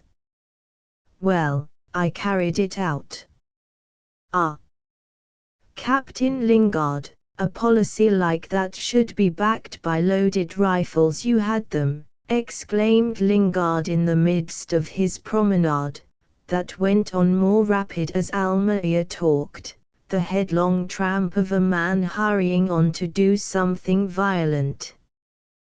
The veranda was full of dust, oppressive and choking, which rose under the old seaman's feet, and made Almaia cough again and again. Yes, I had 20. And not a finger to pull a trigger. It's easy to talk, he spluttered, his face very red. Lingard dropped into a chair, and leaned back with one hand stretched out at length upon the table, the other thrown over the back of his seat. The dust settled, and the sun surging above the forest flooded the veranda with a clear light. Almaia got up and busied himself in lowering the split rattan screens that hung between the columns of the veranda. "Phew," said Lingard, "it will be a hot day." "That's right, my boy. Keep the sun out. We don't want to be roasted alive here." Almaia came back, sat down, and spoke very calmly. In the morning I went across to see Patalalo. I took the child with me, of course. I found the water gate barred, and had to walk round through the bushes. Patalalo received me lying on the floor, in the dark, all the shutters closed. I could get nothing out of him but lamentations and groans. He said, "You must be dead." That Lakamba was coming now with Abdullah's guns to kill everybody. Said he did not mind being killed, as he was an old man, but that the wish of his heart was to make a pilgrimage.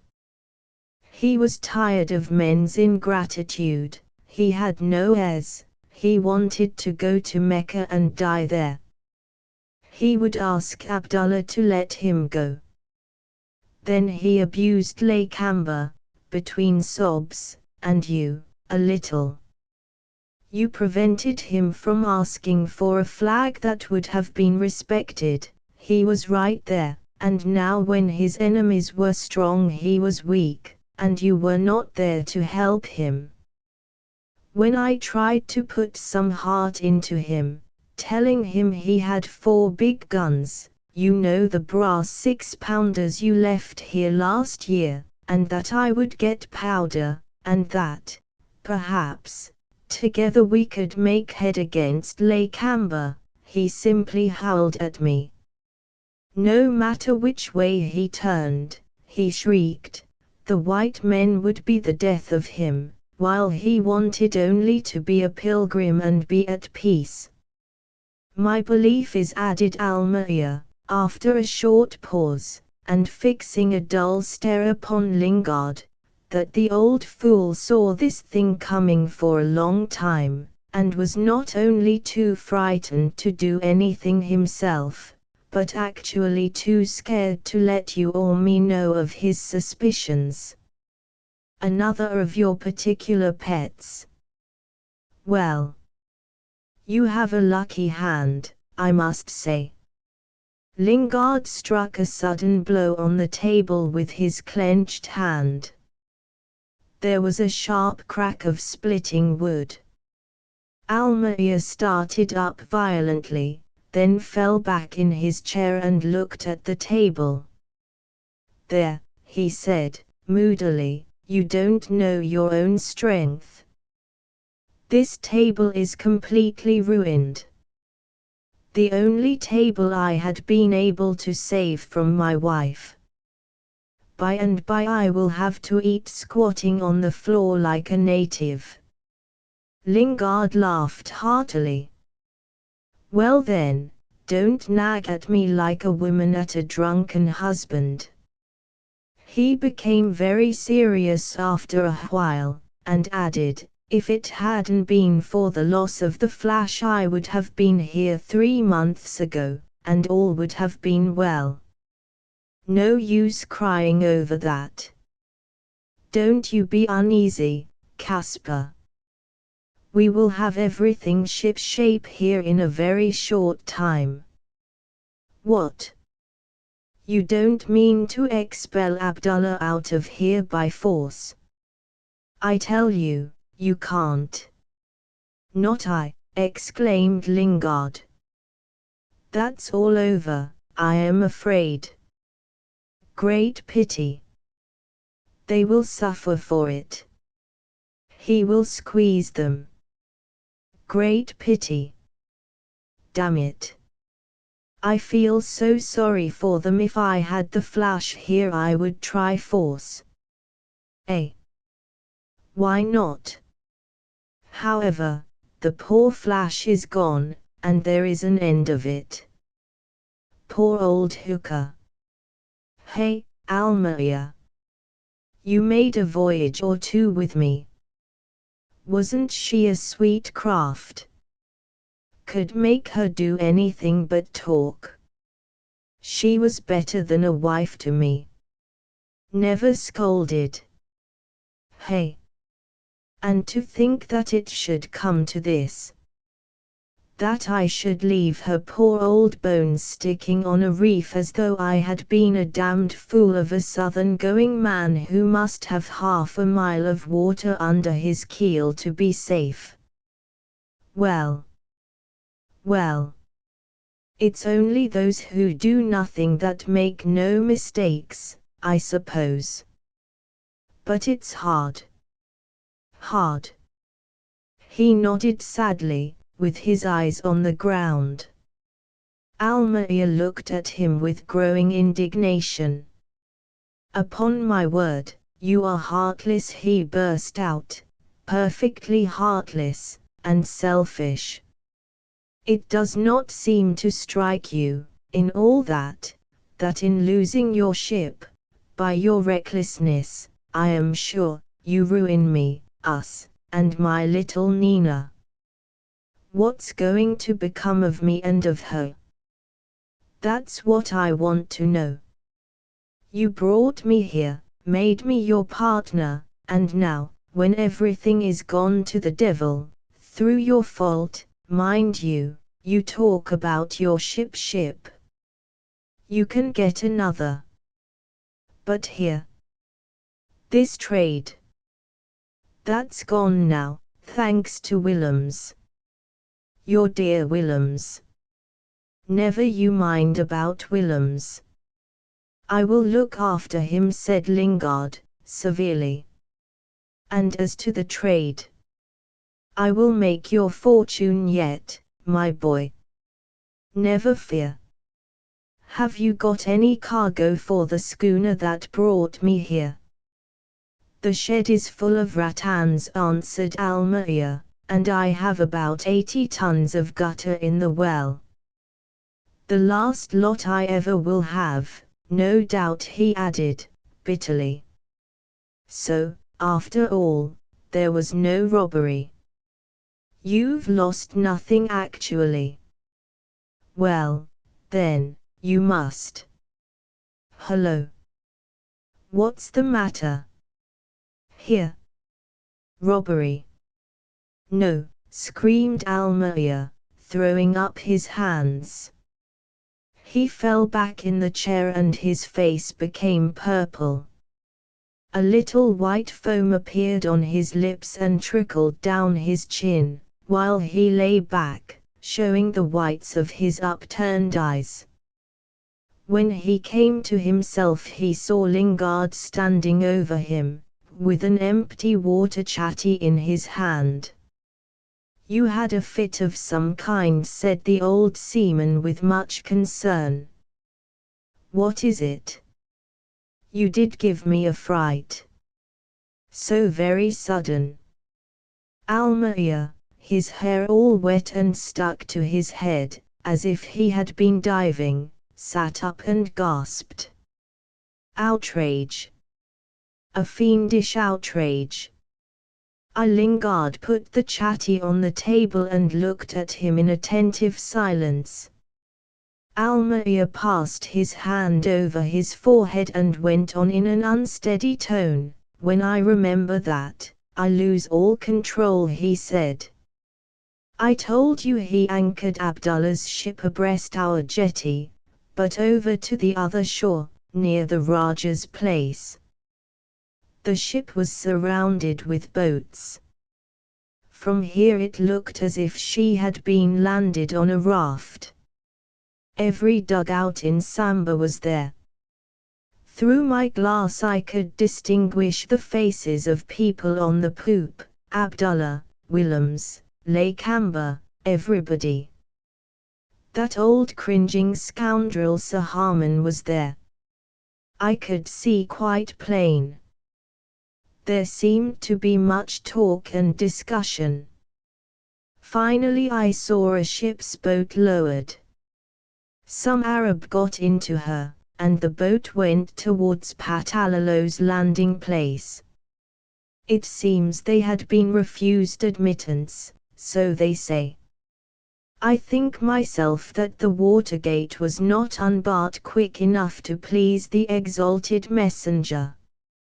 At any rate I saw the boat come back almost directly. I was looking on, rather interested, when I saw Willems and some more go forward, very busy about something there. That woman was also amongst them. Ah, that woman! Almaia choked, and seemed on the point of having a relapse, but by a violent effort regained a comparative composure. All of a sudden he continued, bang! They fired a shot into Patalolo's gate, and before I had time to catch my breath, I was startled, you may believe. They sent another and burst the gate open. Whereupon, I suppose, they thought they had done enough for a while, and probably felt hungry, for a feast began aft. Abdullah sat amongst them like an idol, cross-legged, his hands on his lap. He's too great altogether to eat when others do, but he presided, you see. Willems kept on dodging about forward, aloof from the crowd, and looking at my house through the ship's long glass. I could not resist it. I shook my fist at him. Just so, said Lingard, gravely. That was the thing to do, of course. If you can't fight a man, the best thing is to exasperate him. Almaia waved his hand in a superior manner, and continued, unmoved, you may say what you like. You can't realize my feelings.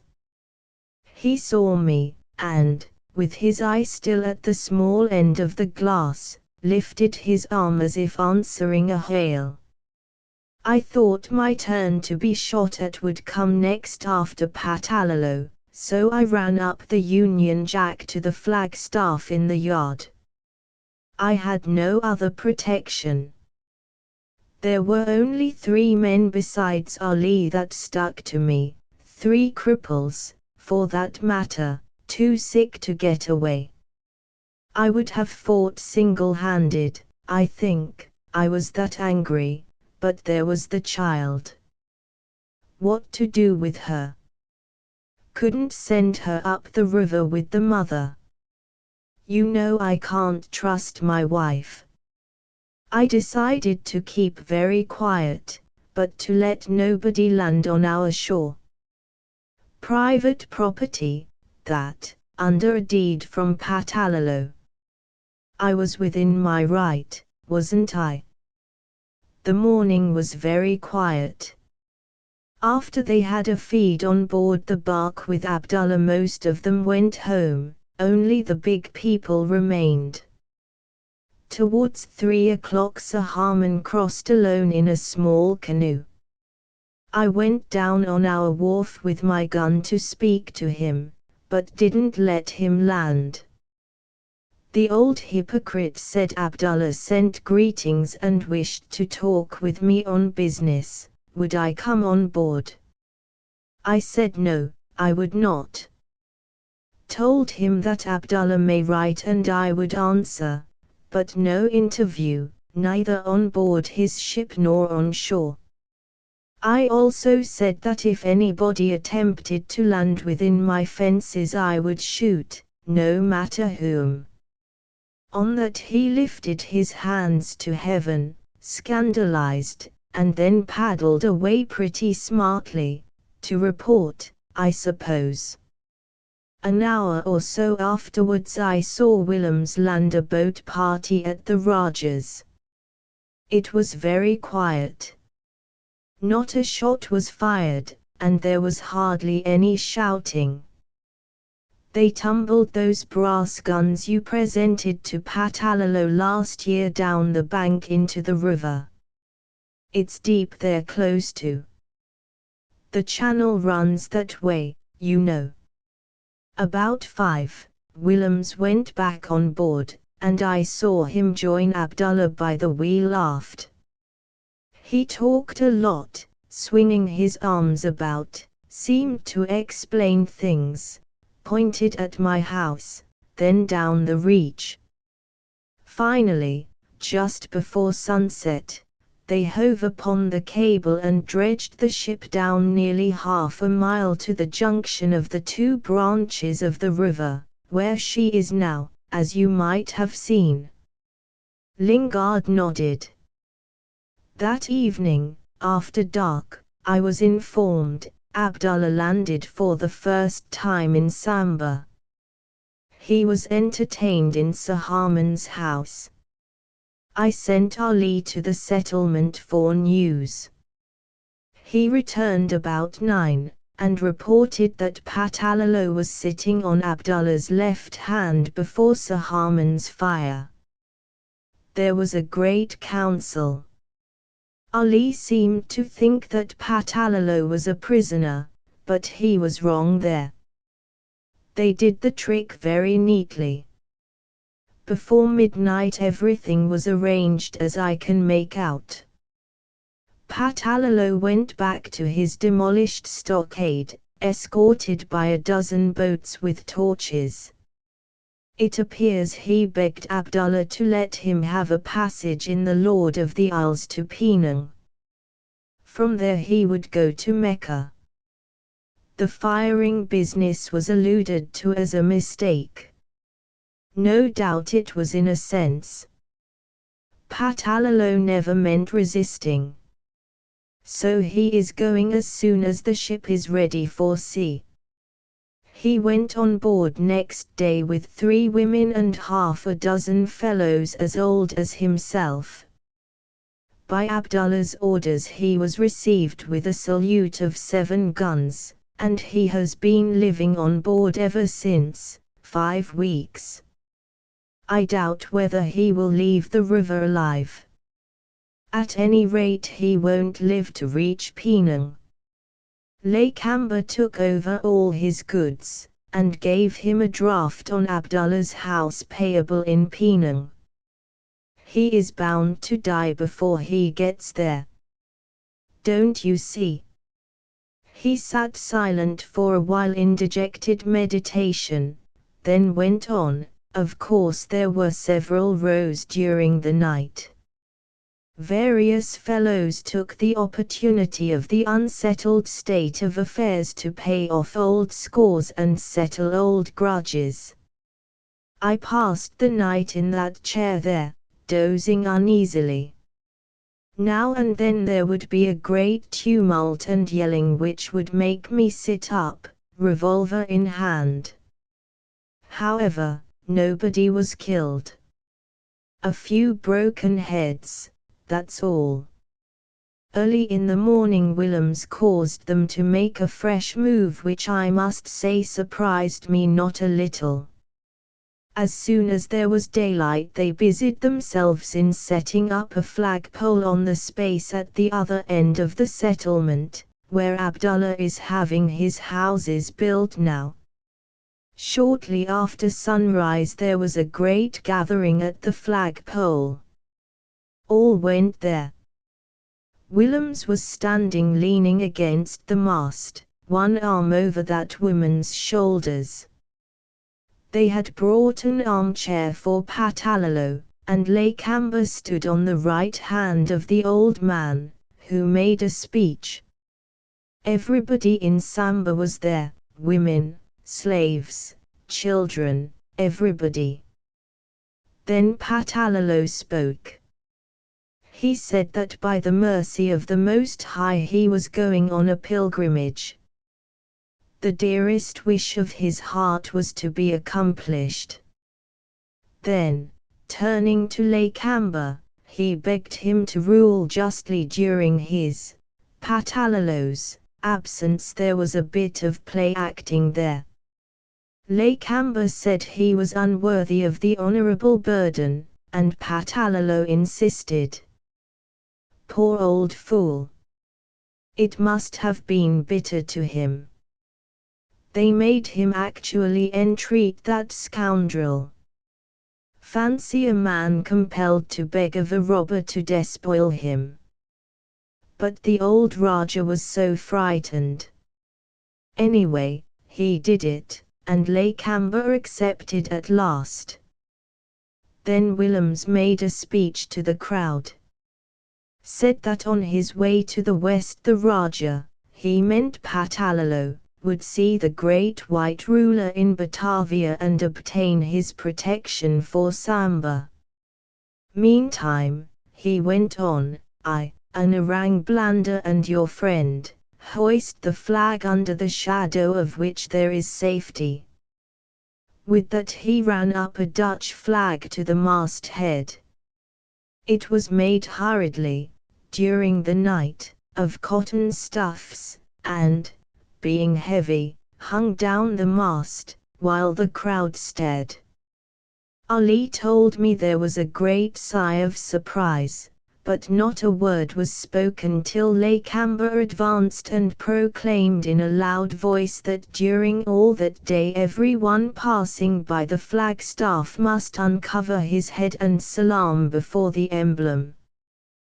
But, hang it all, exclaimed Lingard, Abdullah is British. Abdullah wasn't there at all, did not go on shore that day. Yet Ali, who has his wits about him, noticed that the space where the crowd stood was under the guns of the Lord of the Isles. They had put a coir warp ashore, and gave the bark a cant in the current, so as to bring the broadside to bear on the flagstaff. Clever, eh? But nobody dreamt of resistance.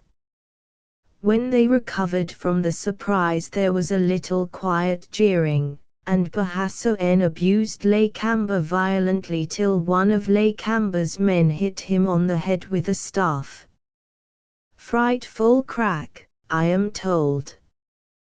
Then they left off jeering.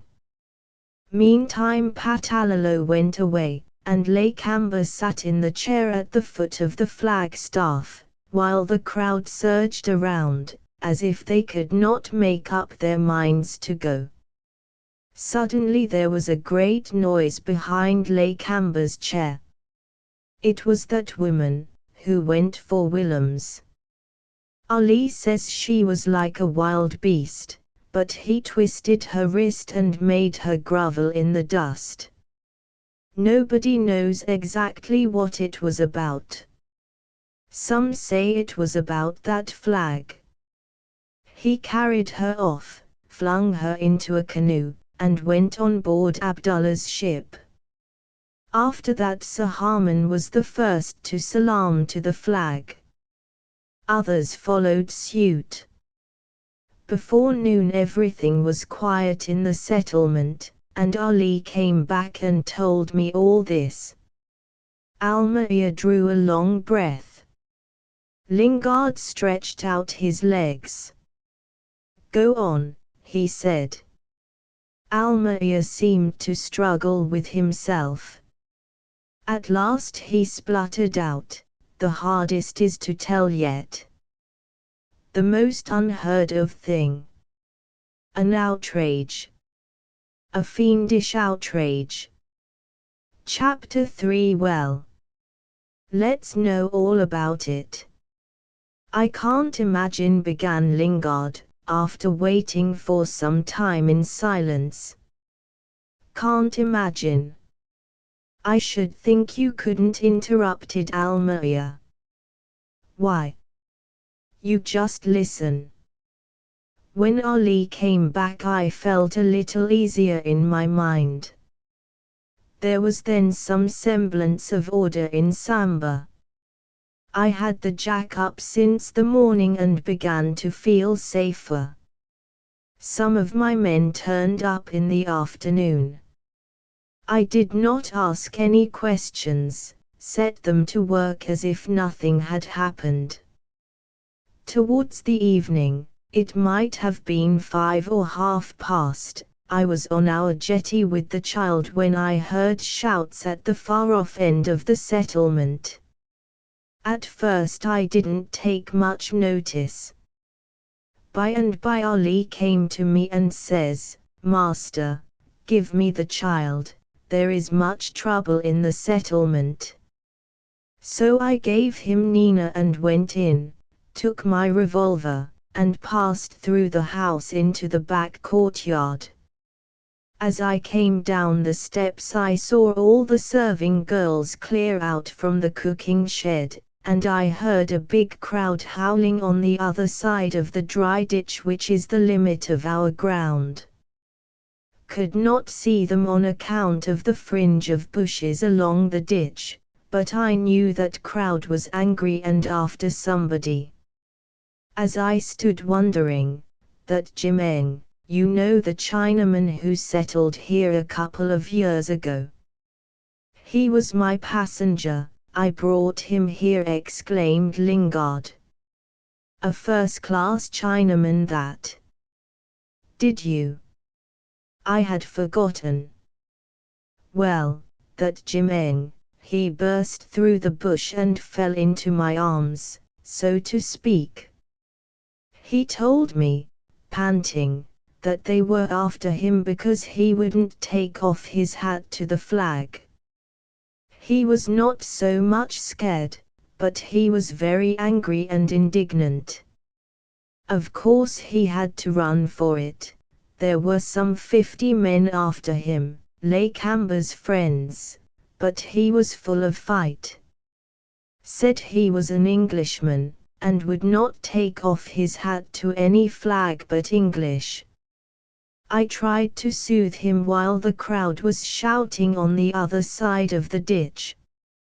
I told him he must take one of my canoes and cross the river. Stop on the other side for a couple of days. He wouldn't. Not he. He was English, and he would fight the whole lot. Says he, they are only black fellows. We white men, meaning me and himself, can fight everybody in Samba. He was mad with passion. The crowd quieted a little, and I thought I could shelter Jimeng without much risk, when all of a sudden I heard Willem's voice. He shouted to me in English, "Let 4 men enter your compound to get that Chinaman." I said nothing. Told Jimeng to keep quiet too. Then after a while Willems shouts again, "Don't resist, Almeria. I give you good advice. I am keeping this crowd back. Don't resist them." That beggar's voice enraged me, I could not help it.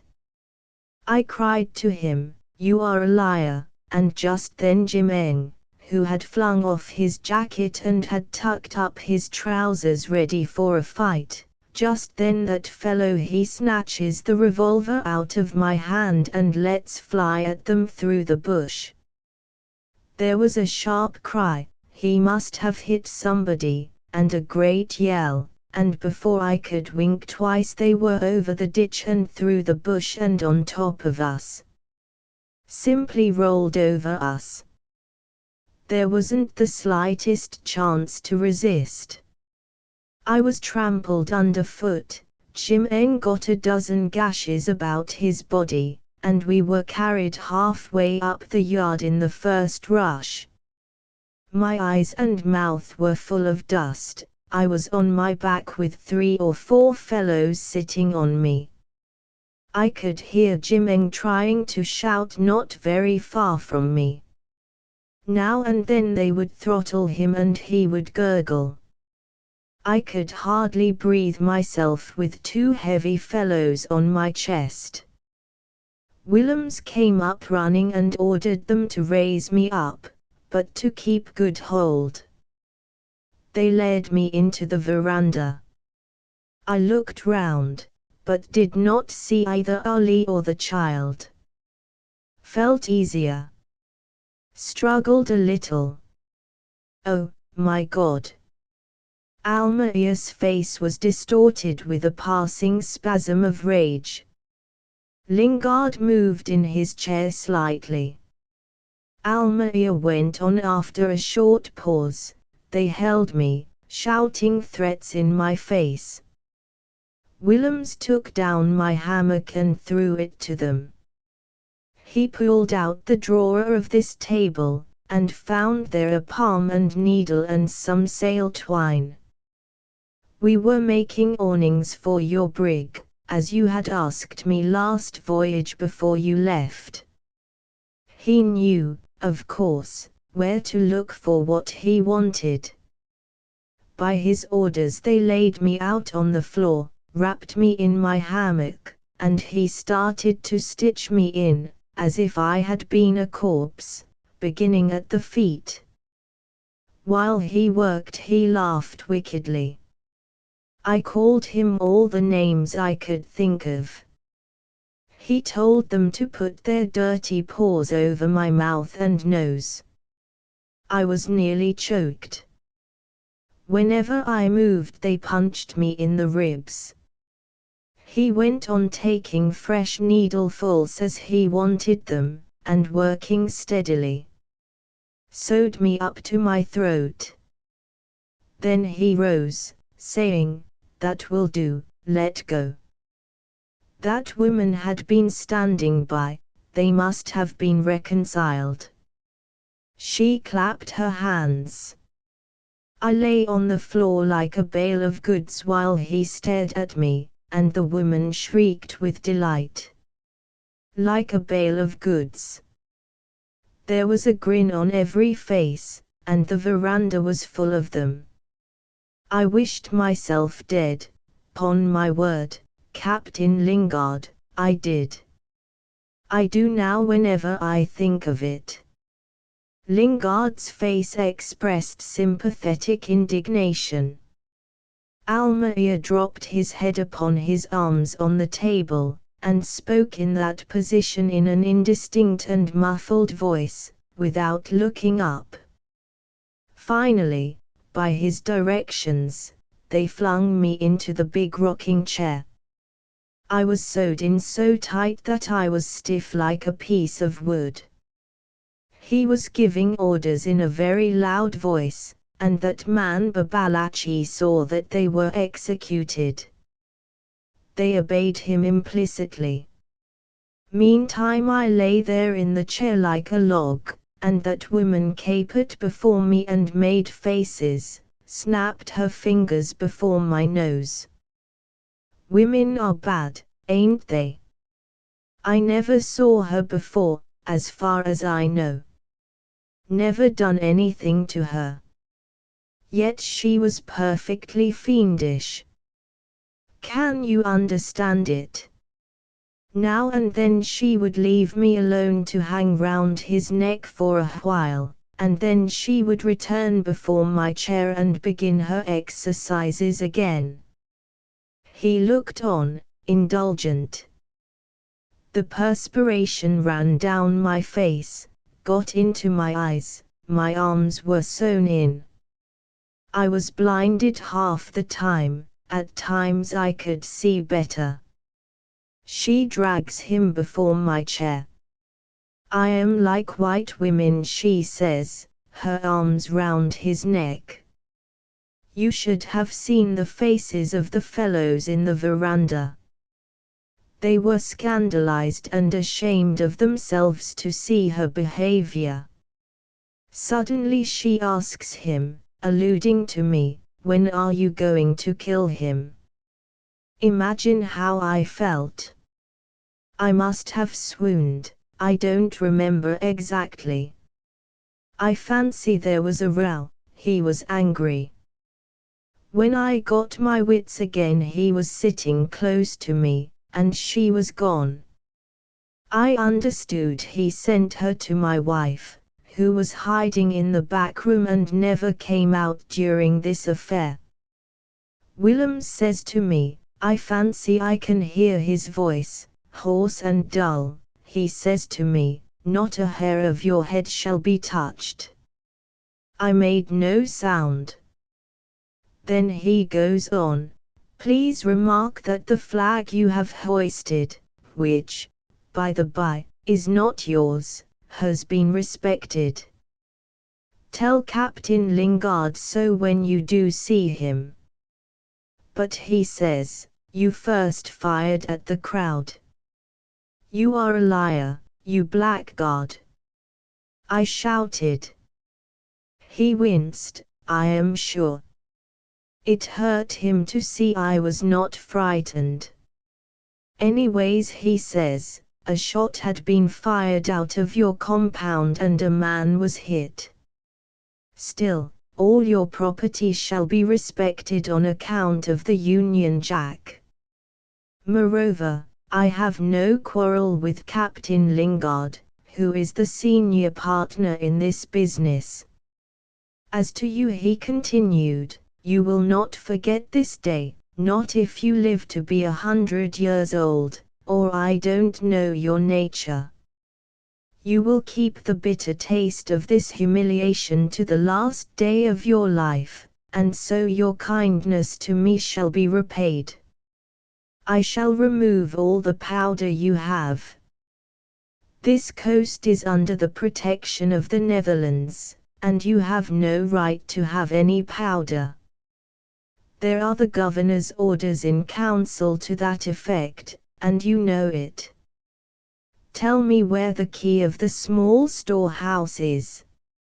I said not a word, and he waited a little, then rose, saying, it's your own fault if there is any damage done.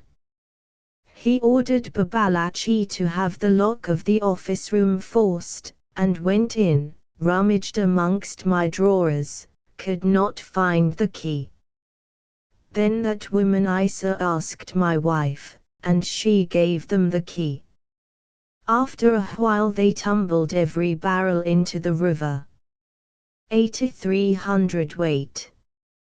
He superintended himself, and saw every barrel roll into the water.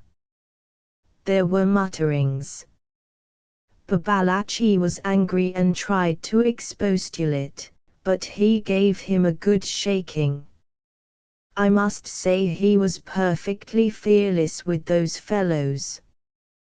Then he came back to the veranda, sat down by me again, and says, we found your man Ali with your little daughter hiding in the bushes up the river. We brought them in. They are perfectly safe, of course. Let me congratulate you, Almaia, upon the cleverness of your child. She recognized me at once, and cried pig as naturally as you would yourself. Circumstances alter feelings. You should have seen how frightened your man Ali was. Clapped his hands over her mouth. I think you spoil her, Almaia. But I am not angry. Really, you look so ridiculous in this chair that I can't feel angry. I made a frantic effort to burst out of my hammock to get at that scoundrel's throat, but I only fell off and upset the chair over myself. He laughed and said only, I leave you half of your revolver cartridges and take half myself, they will fit mine. We are both white men, and should back each other up. I may want them. I shouted at him from under the chair, you are a thief, but he never looked, and went away, one hand round that woman's waist, the other on Babalachi's shoulder, to whom he was talking, laying down the law about something or other.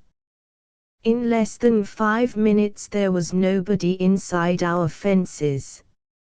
After a while Ali came to look for me and cut me free. I haven't seen Willem since, nor anybody else for that matter. I have been left alone. I offered $60 to the man who had been wounded, which were accepted. They released Jimeng the next day, when the flag had been hauled down.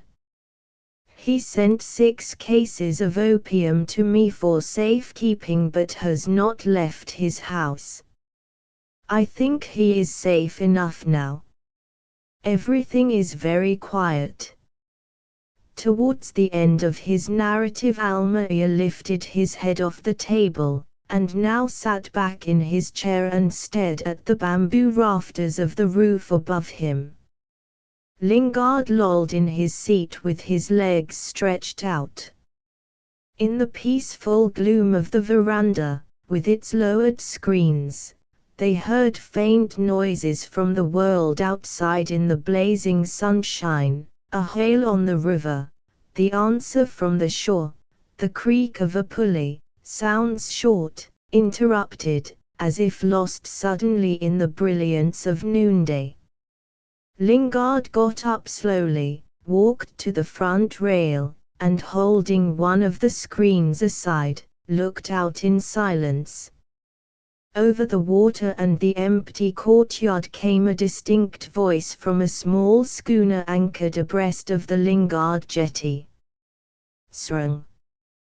Take a pull at the main peak halyards.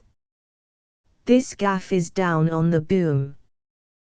There was a shrill pipe dying in long-drawn cadence, the song of the men swinging on the rope. The voice said sharply, "That will do."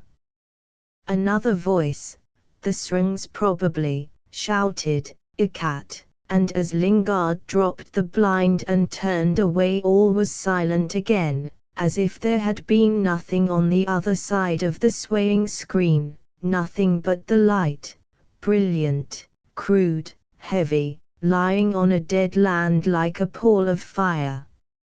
Lingard sat down again, facing Almeria, his elbow on the table, in a thoughtful attitude. "Nice little schooner," muttered Almeria, wearily. "Did you buy her?" "No," answered Lingard.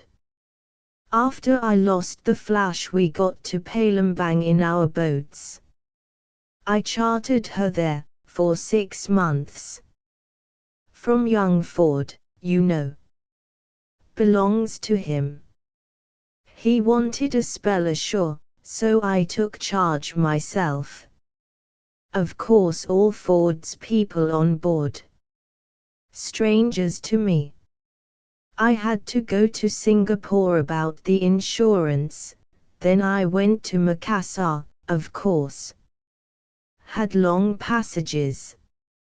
No wind. It was like a curse on me. I had lots of trouble with old Hudig. That delayed me much." "Ah. Hudig. Why with Hudig?" asked Almeria, in a perfunctory manner.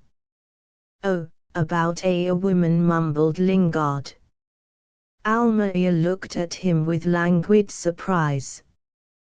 The old seaman had twisted his white beard into a point, and now was busy giving his moustaches a fierce curl. His little red eyes, those eyes that had smarted under the salt sprays of every sea, that had looked unwinking to windward in the gales of all latitudes, now glared at Almeria from behind the lowered eyebrows like a pair of frightened wild beasts crouching in a bush. "Extraordinary. So like you. What can you have to do with Hudig's women?" "The old sinner," said Almeria, negligently. "What are you talking about?" "Wife of a friend of. I mean of a man I know still, I don't see," interjected Almeria carelessly. "Of a man you know too. Well. Very well. I knew so many men before you made me bury myself in this hole," growled Almeria, unamiably. "If she had anything to do with Hudig, that wife, then she can't be up to much."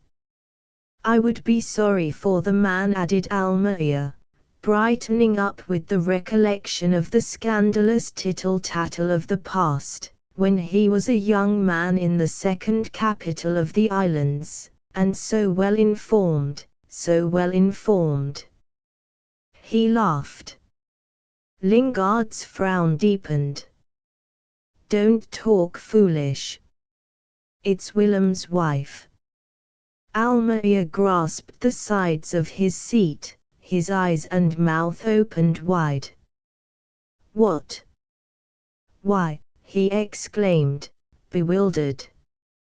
Willem's wife, repeated Lingard distinctly. You ain't deaf, are you? The wife of Willem's. Just so. As to why? There was a promise. And I did not know what had happened here. What is it? You've been giving her money, I bet, cried Almayer. Well, no, said Lingard, deliberately. Although I suppose I shall have to. Almayer groaned. The fact is, went on Lingard, speaking slowly and steadily, the fact is that I have brought her here. Here. To Samba. In heaven's name, why? Shouted Almayer, jumping up. The chair tilted and fell slowly over. He raised his clasped hands above his head and brought them down jerkily, separating his fingers with an effort, as if tearing them apart. Lingard nodded, quickly, several times. I have. Awkward. Hey, he said, with a puzzled look upwards. Upon my word, said Almayer, tearfully. I can't understand you at all. What will you do next? Willem's wife. Wife and child. Small boy, you know. They are on board the schooner. Almayer looked at Lingard with sudden suspicion, then turning away busied himself in picking up the chair, sat down in it turning his back upon the old seaman, and tried to whistle, but gave it up directly. Lingard went on, fact is, the fellow got into trouble with Hudig. Worked upon my feelings. I promised to arrange matters. I did. With much trouble. Hudig was angry with her for wishing to join her husband. Unprincipled old fellow. You know she is his daughter. Well, I said I would see her through it all right, help Willems to a fresh start and so on. I spoke to Craig in Palembang. He is getting on in years, and wanted a manager or partner. I promised to guarantee Willem's good behavior. We settled all that. Craig is an old crony of mine. Been shipmates in the 40s. He's waiting for him now. A pretty mess. What do you think? Almayer shrugged his shoulders. That woman broke with Hudig on my assurance that all would be well, went on Lingard, with growing dismay. She did. Proper thing, of course. Wife, husband together as it should be. Smart fellow. Impossible scoundrel. Jolly old go. Oh. Damn. Almayer laughed spitefully. How delighted he will be, he said, softly. You will make two people happy. Two at least. He laughed again, while Lingard looked at his shaking shoulders in consternation. I am jammed on a lee shore this time, if ever I was, muttered Lingard. Send her back quick, suggested Almayer, stifling another laugh. What are you sniggering at? Growled Lingard, angrily. I'll work it out all clear yet. Meantime you must receive her into this house. My house, cried Almayer, turning round. It's mine too, a little, isn't it? said Lingard. Don't argue, he shouted, as Almaia opened his mouth. Obey orders and hold your tongue. Oh. If you take it in that tone, mumbled Almaia, sulkily, with a gesture of assent. You are so aggravating too, my boy, said the old seaman, with unexpected placidity. You must give me time to turn round. I can't keep her on board all the time. I must tell her something.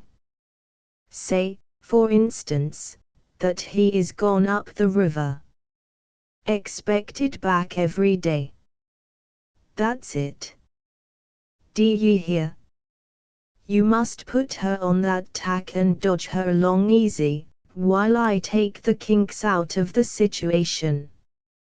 By God, he exclaimed, mournfully, after a short pause, life is foul. Foul like a lee fore brace on a dirty night. And yet, one must see it clear for running before going below, for good. Now you attend to what I said, he added, sharply, if you don't want to quarrel with me, my boy. I don't want to quarrel with you, murmured Almaia with unwilling deference. Only I wish I could understand you. I know you are my best friend, Captain Lingard, only, upon my word, I can't make you out sometimes. I wish I could. Lingard burst into a loud laugh which ended shortly in a deep sigh. He closed his eyes, tilting his head over the back of his armchair, and on his face, baked by the unclouded suns of many hard years, there appeared for a moment a weariness and a look of age which startled Almaia, like an unexpected disclosure of evil. I am done up, said Lingard, gently. Perfectly done up. All night on deck getting that schooner up the river. Then talking with you. Seems to me I could go to sleep on a clothesline. I should like to eat something though. Just see about that, Caspar.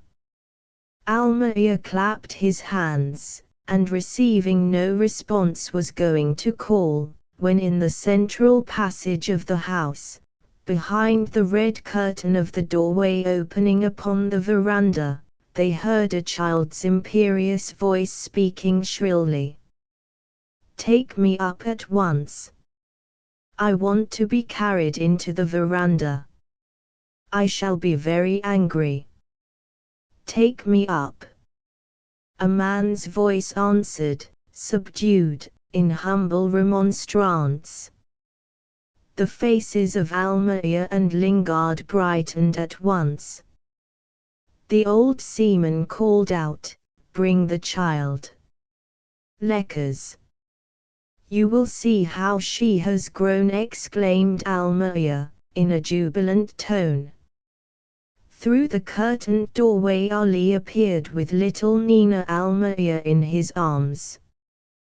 The child had one arm round his neck, and with the other she hugged a ripe pumelo nearly as big as her own head.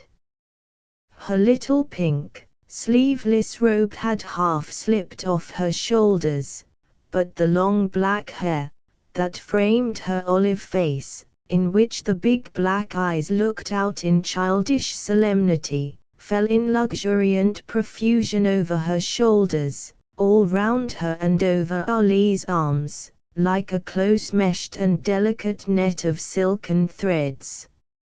Lingard got up to meet Ali, and as soon as she caught sight of the old seaman she dropped the fruit and put out both her hands with a cry of delight. He took her from the Malay, and she laid hold of his moustaches with an affectionate goodwill that brought unaccustomed tears into his little red eyes.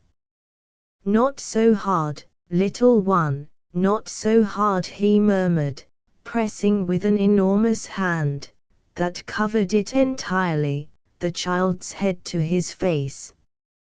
"Pick up my Pumlo, O Raja of the sea," she said, speaking in a high-pitched, clear voice with great volubility.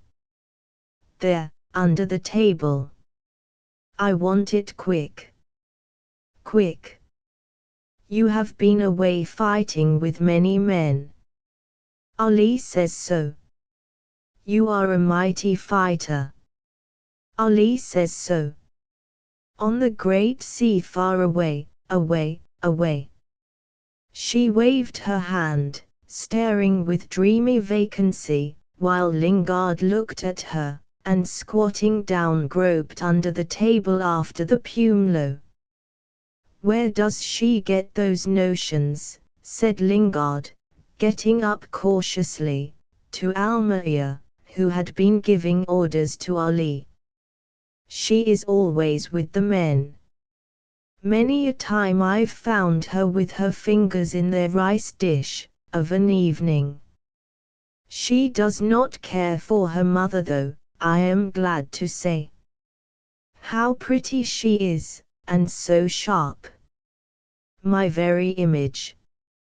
Lingard had put the child on the table, and both men stood looking at her with radiant faces. "A perfect little woman," whispered Lingard. "Yes, my dear boy, we shall make her somebody. You'll see." "Very little chance of that now," remarked Almayer, sadly. "You do not know," exclaimed Lingard, taking up the child again, and beginning to walk up and down the veranda. "I have my plans. I have, listen." And he began to explain to the interested Almayer his plans for the future. He would interview Abdullah and Lakamba. There must be some understanding with those fellows now they had the upper hand. Here he interrupted himself to swear freely, while the child, who had been diligently fumbling about his neck, had found his whistle and blew a loud blast now and then close to his ear, which made him wince and laugh as he put her hands down, scolding her lovingly. Yes, that would be easily settled. He was a man to be reckoned with yet. Nobody knew that better than Almayer. Very well. Then he must patiently try and keep some little trade together. It would be all right.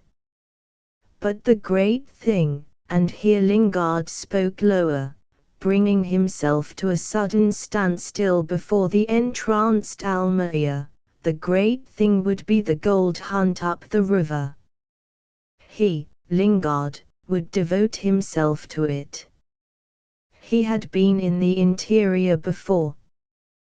There were immense deposits of alluvial gold there.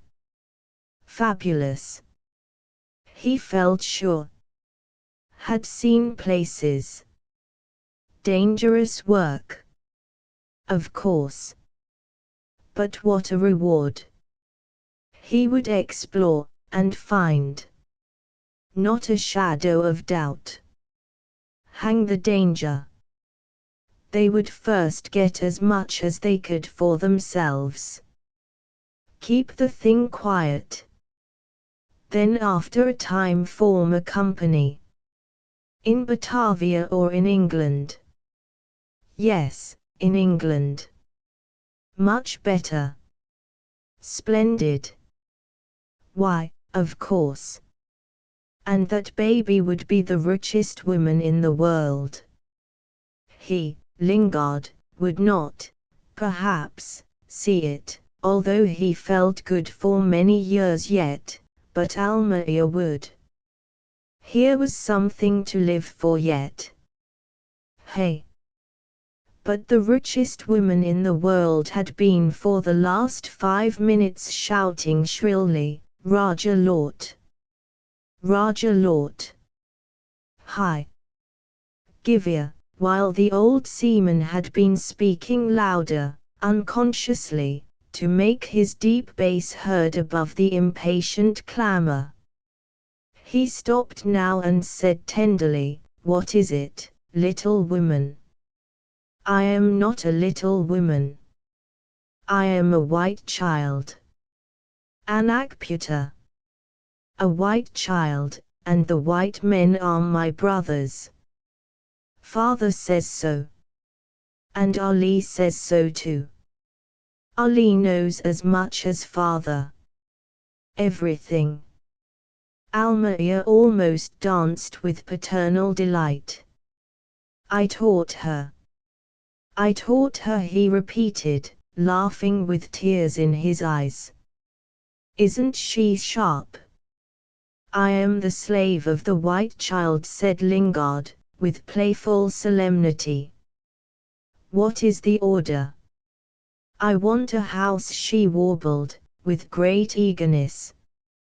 "I want a house, and another house on the roof, and another on the roof, high, high. Like the places where they dwell, my brothers, in the land where the sun sleeps." "To the westward," explained Almaia, under his breath. She remembers everything. She wants you to build a house of cards. You did, last time you were here. Lingard sat down with the child on his knees, and Almaia pulled out violently one drawer after another, looking for the cards, as if the fate of the world depended upon his haste. He produced a dirty double pack which was only used during Lingard's visit to Samba, when he would sometimes play, of an evening, with Almaia, a game which he called Chinese Bazik. It bored Almaia, but the old seaman delighted in it, considering it a remarkable product of Chinese genius, a race for which he had an unaccountable liking and admiration.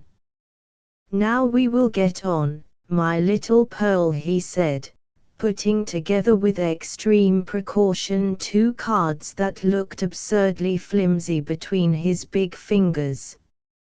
Little Nina watched him with intense seriousness as he went on erecting the ground floor, while he continued to speak to Almaia with his head over his shoulder so as not to endanger the structure with his breath.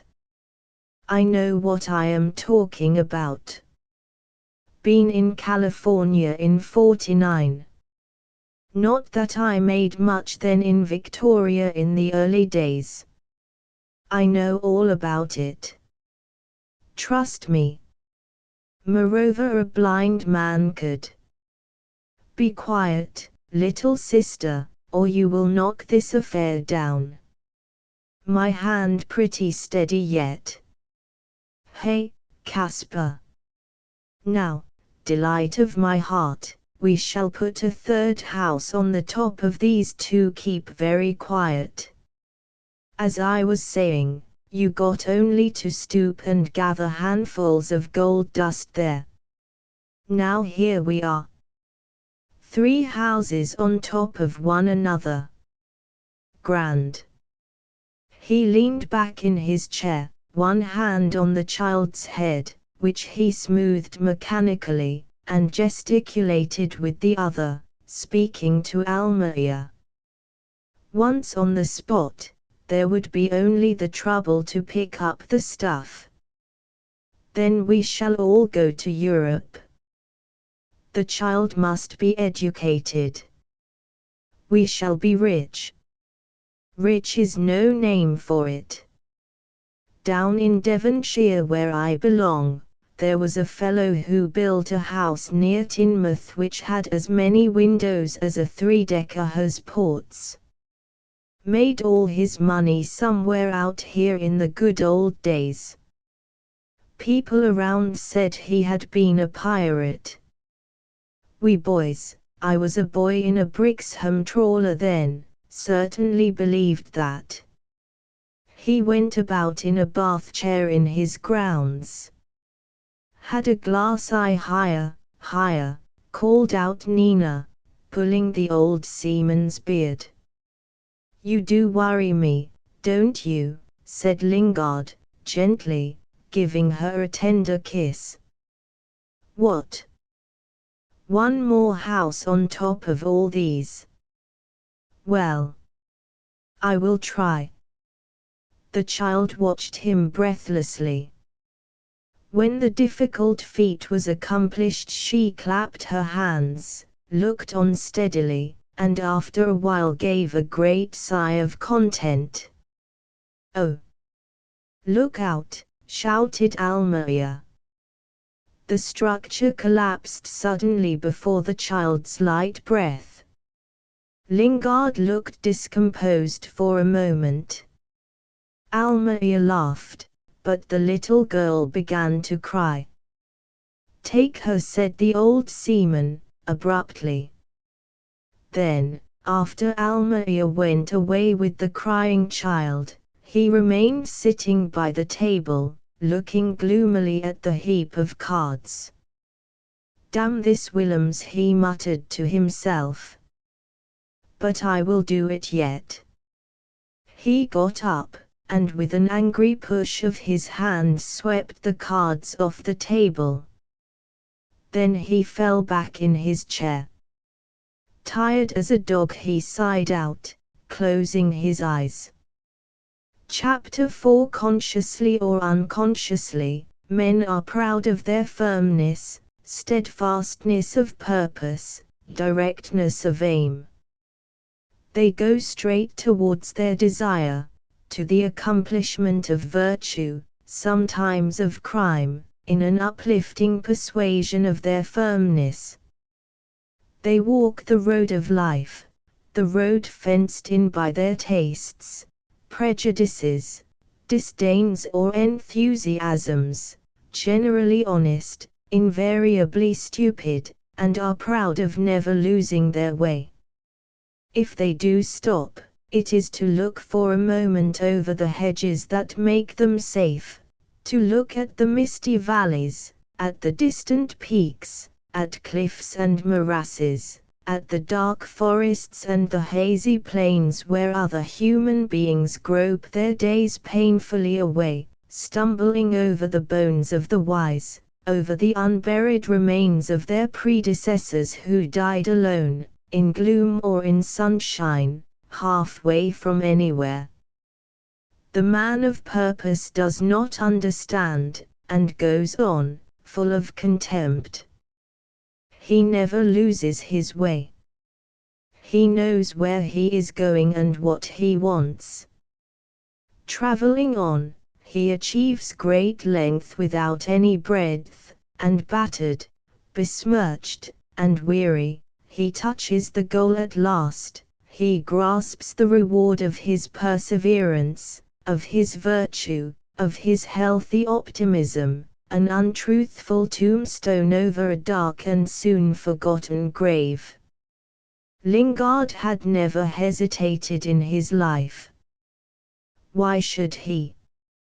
He had been a most successful trader, and a man lucky in his fights, skillful in navigation, undeniably first in seamanship in those seas. He knew it. Had he not heard the voice of common consent? The voice of the world that respected him so much, the whole world to him, for to us the limits of the universe are strictly defined by those we know. There is nothing for us outside the babble of praise and blame on familiar lips, and beyond our last acquaintance there lies only a vast chaos, a chaos of laughter and tears which concerns us not, laughter and tears unpleasant, wicked, morbid, contemptible, because heard imperfectly by ears rebellious to strange sounds. To Lingard, simple himself, all things were simple. He seldom read. Books were not much in his way, and he had to work hard navigating, trading, and also, in obedience to his benevolent instincts, shaping stray lives he found here and there under his busy hand. He remembered the Sunday school teachings of his native village and the discourses of the black-coated gentleman connected with the mission to fishermen and seamen, whose yawl-rigged boat darting through rain squalls amongst the coasters windbound in Falmouth Bay, was part of those precious pictures of his youthful days that lingered in his memory. As clever a sky pilot as you could wish to see, he would say with conviction, and the best man to handle a boat in any weather I ever did meet. Such were the agencies that had roughly shaped his young soul before he went away to see the world in a southern-going ship, before he went, ignorant and happy, heavy of hand, pure in heart, profane in speech, to give himself up to the great sea that took his life and gave him his fortune. When thinking of his rise in the world, commander of ships, then ship-owner, then a man of much capital, respected wherever he went, Lingard in a word, the Raja Lord, he was amazed and awed by his fate, that seemed to his ill-informed mind the most wondrous known in the annals of men. His experience appeared to him immense and conclusive, teaching him the lesson of the simplicity of life. In life, as in seamanship, there were only two ways of doing a thing, the right way and the wrong way. Common sense and experience taught a man the way that was right. The other was for lubbers and fools, and led, in seamanship, to loss of spars and sails or shipwreck, in life, to loss of money and consideration, or to an unlucky knock on the head. He did not consider it his duty to be angry with rascals. He was only angry with things he could not understand, but for the weaknesses of humanity he could find a contemptuous tolerance. It being manifest that he was wise and lucky, otherwise how could he have been as successful in life as he had been? He had an inclination to set right the lives of other people, just as he could hardly refrain, in defiance of nautical etiquette, from interfering with his chief officer when the crew was sending up a new topmast, or generally when busy about what he called a heavy job. He was meddlesome with perfect modesty. If he knew a thing or two, there was no merit in it.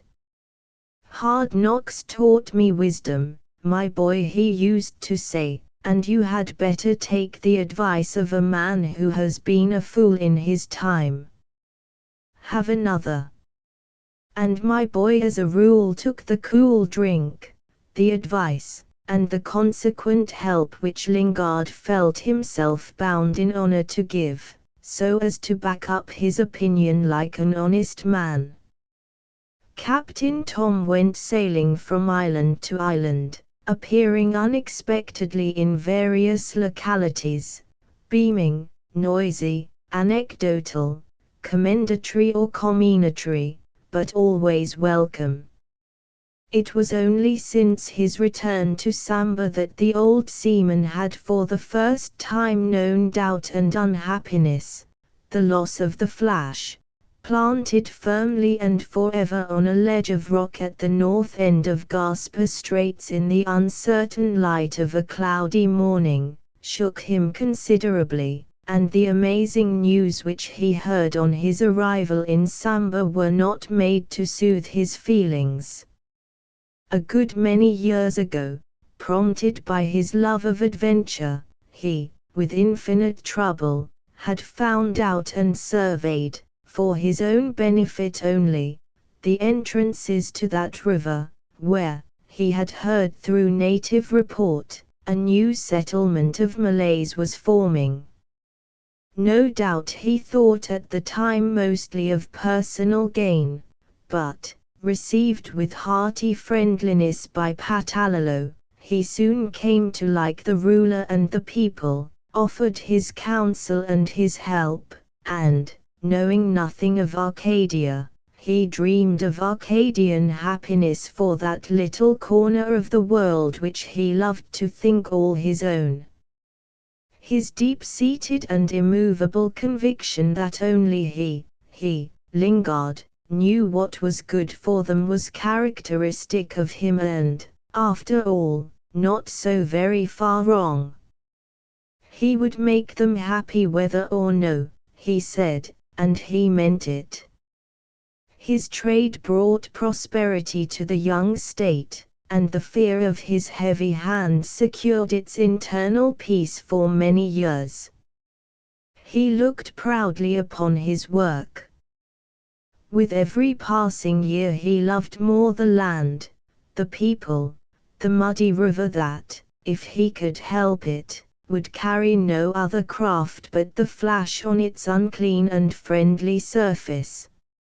As he slowly warped his vessel upstream he would scan with knowing looks the riverside clearings, and pronounce solemn judgment upon the prospects of the season's rice crop. He knew every settler on the banks between the sea and Samba, he knew their wives, their children, he knew every individual of the multicolored groups that, standing on the flimsy platforms of tiny reed dwellings built over the water, waved their hands and shouted shrilly, "Oh, Kapalaya!" Hi, while the flash swept slowly through the populated reach, to enter the lonely stretches of sparkling brown water bordered by the dense and silent forest, whose big trees nodded their outspread boughs gently in the faint, warm breeze, as if in sign of tender but melancholy welcome. He loved it all, the landscape of brown golds and brilliant emeralds under the dome of hot sapphire, the whispering big trees, the loquacious Nepal palms that rattled their leaves volubly in the night breeze, as if in haste to tell him all the secrets of the great forest behind them. He loved the heavy scents of blossoms and black earth, that breath of life and of death which lingered over his brig in the damp air of tepid and peaceful nights. He loved the narrow and somber creeks, strangers to sunshine, black, smooth, tortuous, like byways of despair. He liked even the troops of sorrowful-faced monkeys that profaned the quiet spots with capricious gambols and insane gestures of inhuman madness. He loved everything there, animated or inanimate, the very mud of the riverside, the very alligators, enormous and stolid, basking on it with impertinent unconcern. Their size was a source of pride to him. Immense fellows. Make two of them palembang reptiles. I tell you, old man, he would shout, poking some crony of his playfully in the ribs, I tell you, big as you are, they could swallow you in one gulp, hat, boots and all. Magnificent beggars. Wouldn't you like to see them? Wouldn't you? Ha! Ha! Ha! His thunderous laughter filled the veranda, rolled over the hotel garden, overflowed into the street, paralyzing for a short moment the noiseless traffic of bare brown feet, and its loud reverberations would even startle the landlord's tame bird, a shameless minnow, into a momentary propriety of behavior under the nearest chair. In the big billiard room perspiring men in thin cotton singlets would stop the game, listen, cue in hand, for a while through the open windows, then nod their moist faces at each other sagaciously and whisper, "The old fellow is talking about his river. His river." The whispers of curious men, the mystery of the thing, were to Lingard a source of never-ending delight. The common talk of ignorance exaggerated the profits of his queer monopoly, and, although strictly truthful in general, he liked, on that matter, to mislead speculation still further by boasts full of cold raillery. His river. By it he was not only rich, he was interesting. This secret of his which made him different to the other traders of those seas gave intimate satisfaction to that desire for singularity which he shared with the rest of mankind, without being aware of its presence within his breast. It was the greater part of his happiness, but he only knew it after its loss, so unforeseen, so sudden and so cruel. After his conversation with Almeida he went on board the schooner, sent Joanna on shore, and shut himself up in his cabin, feeling very unwell. He made the most of his indisposition to Almeida, who came to visit him twice a day. It was an excuse for doing nothing just yet. He wanted to think. He was very angry. Angry with himself, with Willems. Angry at what Willems had done, and also angry at what he had left undone. The scoundrel was not complete. The conception was perfect, but the execution, unaccountably, fell short. Why? He ought to have cut Almeida's throat and burnt the place to ashes, then cleared out. Got out of his way, of him, Lingard. Yet he didn't. Was it impudence, contempt, or what? He felt hurt at the implied disrespect of his power, and the incomplete rascality of the proceeding disturbed him exceedingly. There was something short, something wanting, something that would have given him a free hand in the work of retribution. The obvious, the right thing to do, was to shoot Willems. Yet how could he? Had the fellow resisted, showed fight, or ran away, had he shown any consciousness of harm done, it would have been more possible, more natural. But no. The fellow actually had sent him a message. Wanted to see him. What for? The thing could not be explained. An unexampled, cold-blooded treachery, awful, incomprehensible. Why did he do it? Why? Why? The old seaman in the stuffy solitude of his little cabin on board the schooner groaned out many times that question, striking with an open palm his perplexed forehead. During his 4 days of seclusion he had received 2 messages from the outer world, from that world of Samba which had, so suddenly and so finally, slipped from his grasp. 1. A few words from Willems written on a torn-out page of a small notebook. The other, a communication from Abdullah calligraphed carefully on a large sheet of flimsy paper and delivered to him in a green silk wrapper. The first he could not understand. It said, "Come and see me. I am not afraid. Are you?" He tore it up angrily, but before the small bits of dirty paper had the time to flutter down and settle on the floor, the anger was gone and was replaced by a sentiment that induced him to go on his knees, pick up the fragments of the torn message, piece it together on the top of his chronometer box, and contemplate it long and thoughtfully, as if he had hoped to read the answer of the horrible riddle in the very form of the letters that went to make up that fresh insult. Abdullah's letter he read carefully and rammed it into his pocket, also with anger, but with anger that ended in a half-resigned, half-amused smile. He would never give in as long as there was a chance.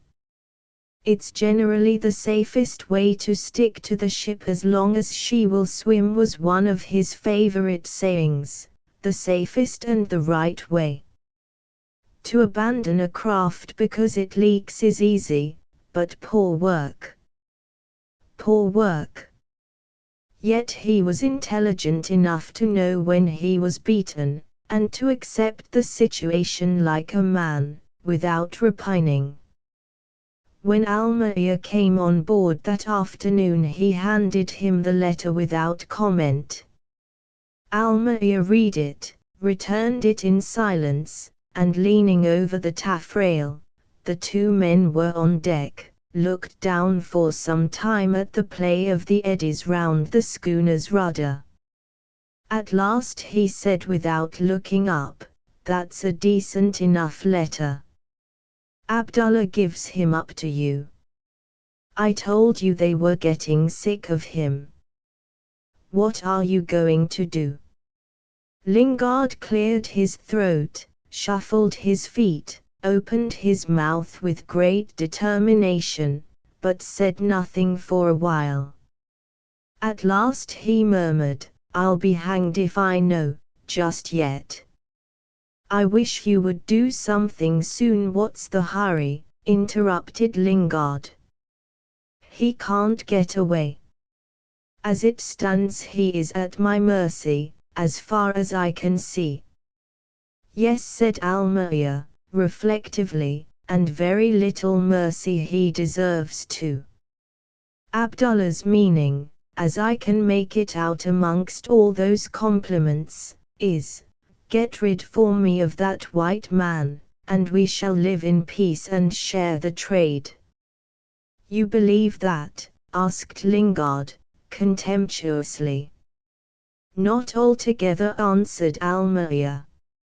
"No doubt we will share the trade for a time, till he can grab the lot." "Well, what are you going to do?" He looked up as he spoke and was surprised to see Lingard's discomposed face. "You ain't well? Pain anywhere?" he asked, with real solicitude. "I have been queer, you know, these last few days, but no pain." He struck his broad chest several times, cleared his throat with a powerful hem, and repeated, "No. No pain. Good for a few years yet. But I am bothered with all this, I can tell you." "You must take care of yourself," said Almeida.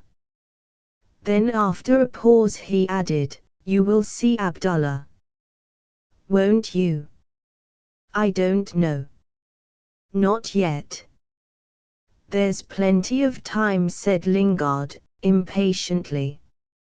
"I wish you would do something," urged Almeida, moodily. "You know, that woman is a perfect nuisance to me. She and her brat. Yelps all day.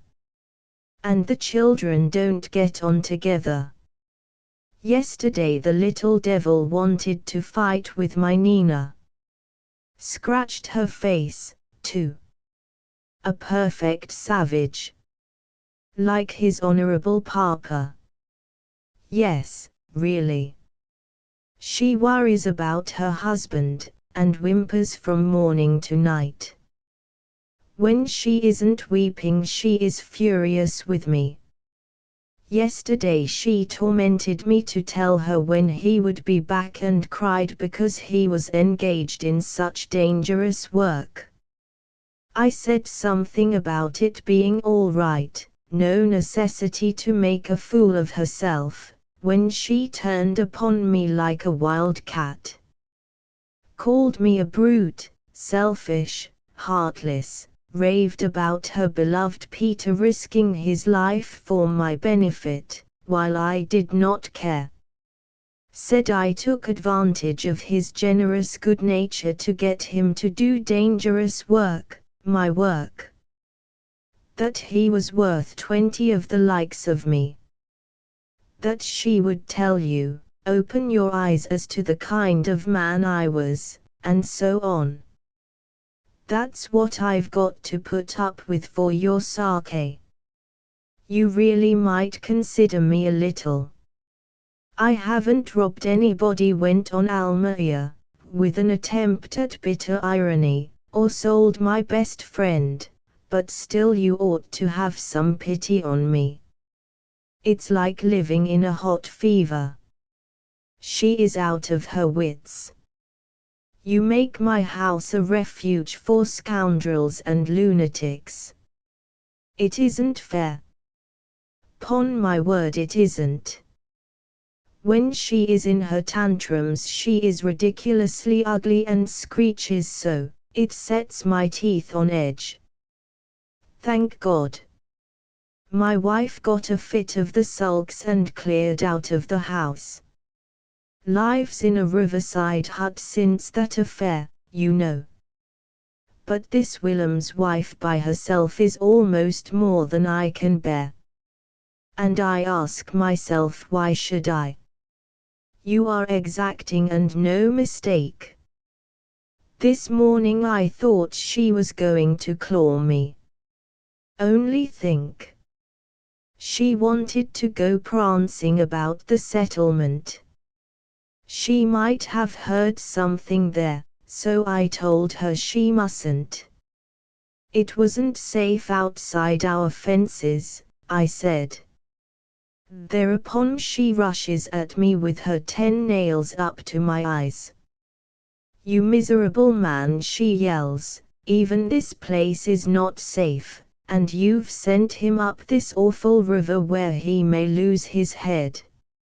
If he dies before forgiving me, heaven will punish you for your crime. My crime. I ask myself sometimes whether I am dreaming. It will make me ill, all this. I've lost my appetite already. He flung his hat on deck and laid hold of his hair despairingly. Lingard looked at him with concern. What did she mean by it? He muttered, thoughtfully. Mean? She is crazy, I tell you, and I will be, very soon, if this lasts. Just a little patience, Caspar pleaded Lingard. A day or so more. Relieved or tired by his violent outburst, Almaia calmed down, picked up his hat and, leaning against the bulwark, commenced to fan himself with it. Days do pass, he said, resignedly, but that kind of thing makes a man old before his time. What is there to think about? I can't imagine. Abdullah says plainly that if you undertake to pilot his ship out and instruct the half-caste, he will drop Willems like a hot potato and be your friend ever after. I believe him perfectly. As to Willems, it's so natural. As to being your friend, it's a lie of course, but we need not bother about that just yet. You just say yes to Abdullah, and then whatever happens to Willems will be nobody's business. He interrupted himself and remained silent for a while, glaring about with set teeth and dilated nostrils. You leave it to me. I'll see to it that something happens to him, he said at last, with calm ferocity. Lingard smiled faintly. The fellow isn't worth a shot. Not the trouble of it, he whispered, as if to himself. Almaia fired up suddenly. That's what you think, he cried. You haven't been sewn up in your hammock to be made a laughing stock of before a parcel of savages. Why? I daren't look anybody here in the face while that scoundrel is alive. I will settle him. I don't think you will, growled Lingard. Do you think I am afraid of him? Bless you, no, said Lingard with alacrity. Afraid? Not you. I know you. I don't doubt your courage. It's your head, my boy, your head. That's it, said the aggrieved Almaia. Go on. Why don't you call me a fool at once? Because I don't want to, burst out Lingard, with nervous irritability. If I wanted to call you a fool, I would do so without asking your leave. He began to walk athwart the narrow quarterdeck, kicking rope's ends out of his way and growling to himself, "Delicate gentleman, what next? I've done man's work before you could toddle. Understand, say what I like." Well, well, said Almaia, with affected resignation. There's no talking to you these last few days.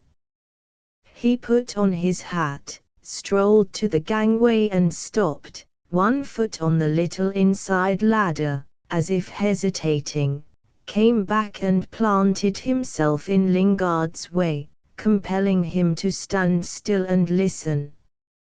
Of course you will do what you like. You never take advice, I know that. But let me tell you that it wouldn't be honest to let that fellow get away from here. If you do nothing, that scoundrel will leave in Abdullah's ship for sure. Abdullah will make use of him to hurt you and others elsewhere. Willems knows too much about your affairs. He will cause you lots of trouble. You mark my words. Lots of trouble. To you, and to others perhaps. Think of that, Captain Lingard. That's all I've got to say. Now I must go back on shore. There's lots of work. We will begin loading this schooner tomorrow morning, first thing. All the bundles are ready. If you should want me for anything, hoist some kind of flag on the mainmast. At night 2 shots will fetch me. Then he added, in a friendly tone, won't you come and dine in the house tonight? It can't be good for you to stew on board like that, day after day. Lingard did not answer. The image evoked by Almaia, the picture of Willems ranging over the islands and disturbing the harmony of the universe by robbery, treachery, and violence, held him silent, entranced, painfully spellbound. Almaia, after waiting for a little while, moved reluctantly towards the gangway, lingered there, then sighed and got over the side, going down step by step. His head disappeared slowly below the rail. Lingard, who had been staring at him absently, started suddenly, ran to the side, and looking over, called out, "Hey! Caspar! Hold on a bit." Almaia signed to his boatman to cease paddling, and turned his head towards the schooner. The boat drifted back slowly abreast of Lingard, nearly alongside. "Look here," said Lingard, looking down, "I want a good canoe with 4 men today." "Do you want it now?" asked Almaia. No. Catch this rope. Oh, you clumsy devil. No, Caspar went on Lingard, after the bowman had got hold of the end of the brace he had thrown down into the canoe. No, Caspar. The sun is too much for me. And it would be better to keep my affairs quiet, too. Send the canoe, 4 good paddlers, mind, and your canvas chair for me to sit in. Send it about sunset. D'ye hear? All right, father, said Almayer, cheerfully. I will send Ali for a steersman, and the best men I've got. Anything else? No, my lad. Only don't let them be late. I suppose it's no use asking you where you are going, said Almayer, tentatively. Because if it is to see Abdullah, I am not going to see Abdullah. Not today. Now be off with you. He watched the canoe dart away shorewards, waved his hand in response to Almayer's nod, and walked to the taffrail, smoothing out Abdullah's letter, which he had pulled out of his pocket. He read it over carefully, crumpled it up slowly, smiling the while and closing his fingers firmly over the crackling paper as though he had hold there of Abdullah's throat. Halfway to his pocket he changed his mind, and flinging the ball overboard looked at it thoughtfully as it spun round in the eddies for a moment, before the current bore it away downstream, towards the sea. Part 4, Chapter 1. The night was very dark. For the first time in many months the east coast slept unseen by the stars under a veil of motionless cloud that, driven before the first breath of the rainy monsoon, had drifted slowly from the eastward all the afternoon, pursuing the declining sun with its masses of black and grey that seemed to chase the light with wicked intent, and with an ominous and gloomy steadiness, as though conscious of the message of violence and turmoil they carried.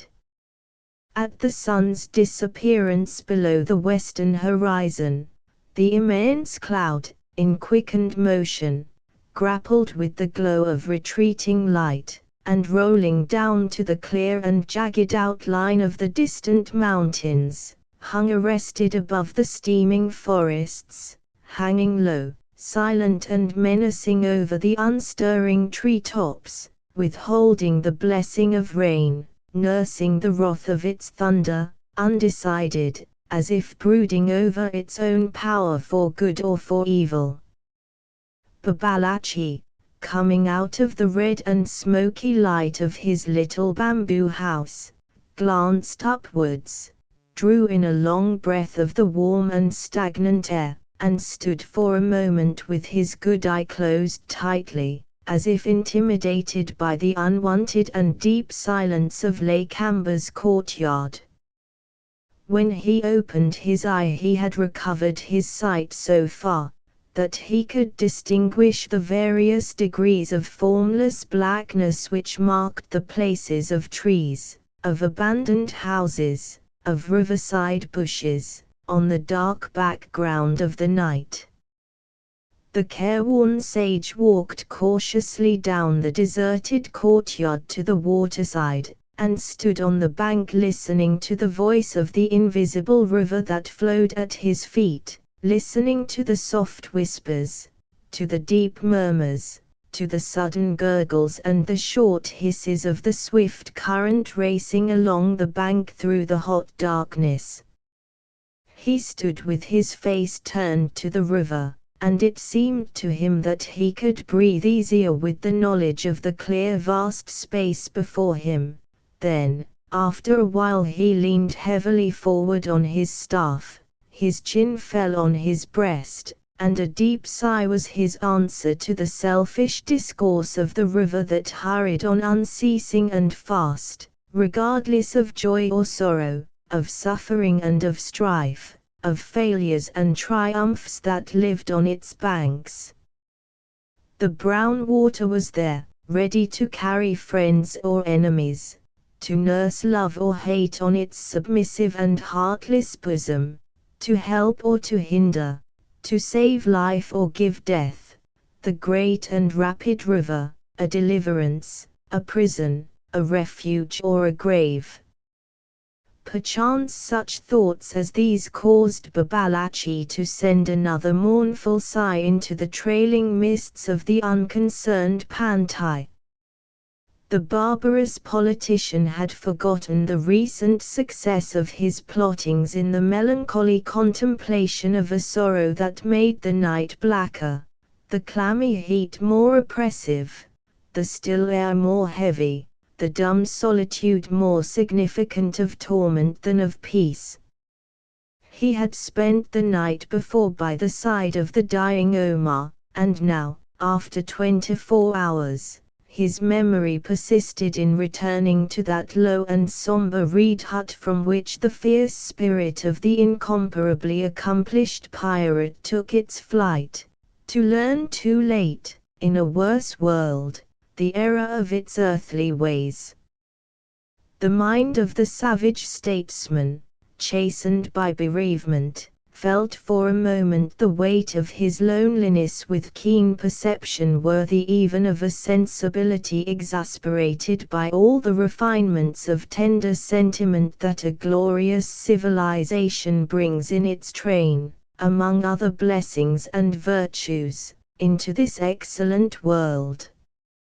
For the space of about 30 seconds, a half-naked, beetle-chewing pessimist stood upon the bank of the tropical river, on the edge of the still and immense forests, a man angry, powerless, empty-handed, with a cry of bitter discontent ready on his lips, a cry that, had it come out, would have rung through the virgin solitudes of the woods, as true, as great, as profound, as any philosophical shriek that ever came from the depths of an easy chair to disturb the impure wilderness of chimneys and roofs. For half a minute and no more did Babalatchi face the gods in the sublime privilege of his revolt, and then the one-eyed puller of wires became himself again, full of care and wisdom and far-reaching plans, and a victim to the tormenting superstitions of his race. The night, no matter how quiet, is never perfectly silent to attentive ears, and now Babalatchi fancied he could detect in it other noises than those caused by the ripples and eddies of the river. He turned his head sharply to the right and to the left in succession, and then spun round quickly in a startled and watchful manner, as if he had expected to see the blind ghost of his departed leader wandering in the obscurity of the empty courtyard behind his back. Nothing there. Yet he had heard a noise, a strange noise. No doubt a ghostly voice of a complaining and angry spirit. He listened. Not a sound. Reassured, Babalatchi made a few paces towards his house, when a very human noise, that of hoarse coughing, reached him from the river. He stopped, listened attentively, but now without any sign of emotion, and moving briskly back to the waterside stood expectant with parted lips, trying to pierce with his eye the wavering curtain of mist that hung low over the water. He could see nothing, yet some people in a canoe must have been very near, for he heard words spoken in an ordinary tone. "Do you think this is the place, Ali?" "I can see nothing." "It must be near here," Tuan answered another voice. "Shall we try the bank?" "No. Let drift a little." If you go poking into the bank in the dark, you might stove the canoe on some log. We must be careful. Let drift. Let drift. This does seem to be a clearing of some sort. We may see a light by and by from some house or other. In Lake Amber's Kampong there are many houses. Hey! A great number, Tuan. I do not see any light. Nor I, grumbled the first voice again, this time nearly abreast of the silent Babalachi, who looked uneasily towards his own house, the doorway of which glowed with the dim light of a torch burning within. The house stood end on to the river, and its doorway faced downstream, so Babalachi reasoned rapidly that the strangers on the river could not see the light from the position their boat was in at the moment. He could not make up his mind to call out to them, and while he hesitated he heard the voices again, but now some way below the landing place where he stood. Nothing. This cannot be it. Let them give way, Ali. Dayang there. That order was followed by the splash of paddles, then a sudden cry, I see a light. I see it. Now I know where to land, Tuan. There was more splashing as the canoe was paddled sharply round and came back upstream close to the bank. Call out, said very near a deep voice, which Babalachi felt sure must belong to a white man. Call out, and somebody may come with a torch. I can't see anything. The loud hail that succeeded these words was emitted nearly under the silent listener's nose. Babalachi, to preserve appearances, ran with long but noiseless strides halfway up the courtyard, and only then shouted in answer, and kept on shouting as he walked slowly back again towards the river bank. He saw there an indistinct shape of a boat, not quite alongside the landing place. Who speaks on the river? Asked Babalachi, throwing a tone of surprise into his question. A white man, answered Lingard from the canoe. Is there not one torch in rich Lake Amber's Kampong to light a guest on his landing? There are no torches and no men. I am alone here, said Babalachi, with some hesitation. Alone, exclaimed Lingard. Who are you? Only a servant of Lake Amber. But land, Tuan Puta, and see my face. Here is my hand. No. Here. By your mercy. Ada. Now you are safe. And you are alone here, said Lingard, moving with precaution a few steps into the courtyard. How dark it is, he muttered to himself. One would think the world had been painted black. Yes. Alone. What more did you say, Tuan? I did not understand your talk. It is nothing. I expected to find here. But where are they all? What matters where they are, said Babalachi, gloomily. Have you come to see my people? The last departed on a long journey, and I am alone. Tomorrow I go too. I came to see a white man, said Lingard, walking on slowly. He is not gone, is he? No, answered Babalachi, at his elbow.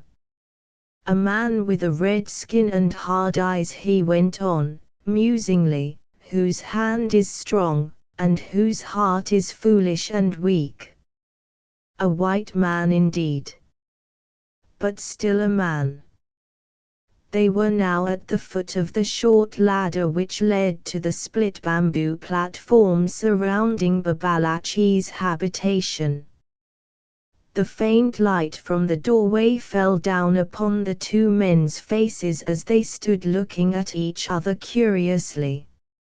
"Is he there?" asked Lingard, in a low voice, with a wave of his hand upwards. Babalachi, staring hard at his long-expected visitor, did not answer at once. "No, not there," he said at last, placing his foot on the lowest rung and looking back. "Not there, Tuan, yet not very far. Will you sit down in my dwelling? There may be rice and fish and clear water, not from the river, but from a spring." "I am not hungry," interrupted Lingard, curtly, "and I did not come here to sit in your dwelling. Lead me to the white man who expects me. I have no time to lose." "The night is long," Tuan went on Babalachi, softly, "and there are other nights and other days." "Long? Very long. How much time it takes for a man to die." "O Raja Lord!" Lingard started. "You know me," he exclaimed. Wah! I have seen your face and felt your hand before, many years ago," said Babalachi, holding on halfway up the ladder, and bending down from above to peer into Lingard's upturned face. "You do not remember, but I have not forgotten. There are many men like me, there is only one Raja Lord." He climbed with sudden agility the last few steps, and stood on the platform waving his hand invitingly to Lingard, who followed after a short moment of indecision. The elastic bamboo floor of the hut bent under the heavy weight of the old seaman, who, standing within the threshold, tried to look into the smoky gloom of the low dwelling.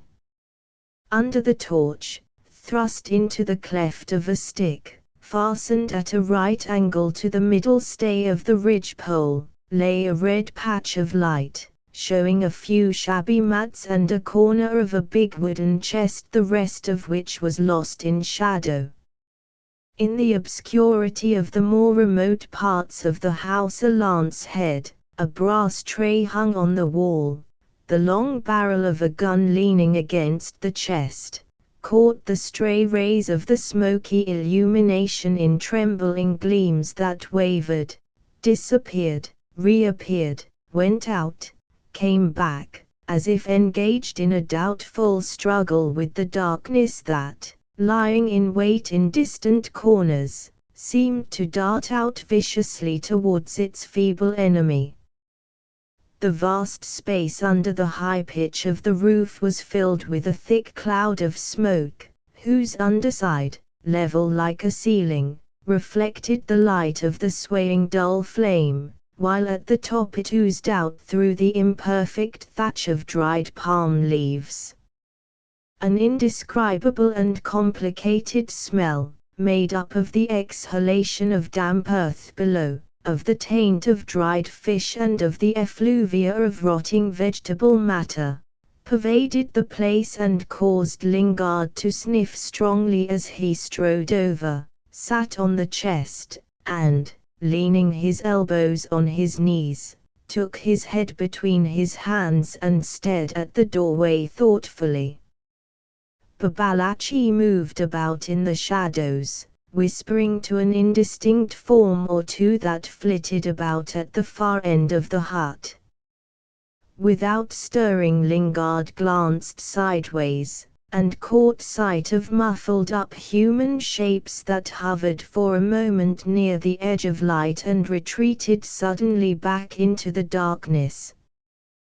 Babalachi approached, and sat at Lingard's feet on a rolled-up bundle of mats. "Will you eat rice and drink sagwia?" he said. "I have waked up my household." "My friend," said Lingard, without looking at him, "when I come to see Lakamba, or any of Lakamba's servants, I am never hungry and never thirsty." To Savi. Never. "Do you think I am devoid of reason? That there is nothing there?" He sat up, and, fixing abruptly his eyes on Babalachi, tapped his own forehead significantly. "Tse. Tse. Tse. How can you talk like that, Tuan?" exclaimed Babalachi, in a horrified tone. "I talk as I think." "I have lived many years," said Lingard, stretching his arm negligently to take up the gun, which he began to examine knowingly, cocking it, and easing down the hammer several times. "This is good. Mataram make. Old, too," he went on. "Hi," broke in Babalachi, eagerly. "I got it when I was young." He was an Aru trader, a man with a big stomach and a loud voice, and brave, very brave. When we came up with his prow in the grey morning, he stood aft shouting to his men and fired this gun at us once. Only once. He paused, laughed softly, and went on in a low, dreamy voice.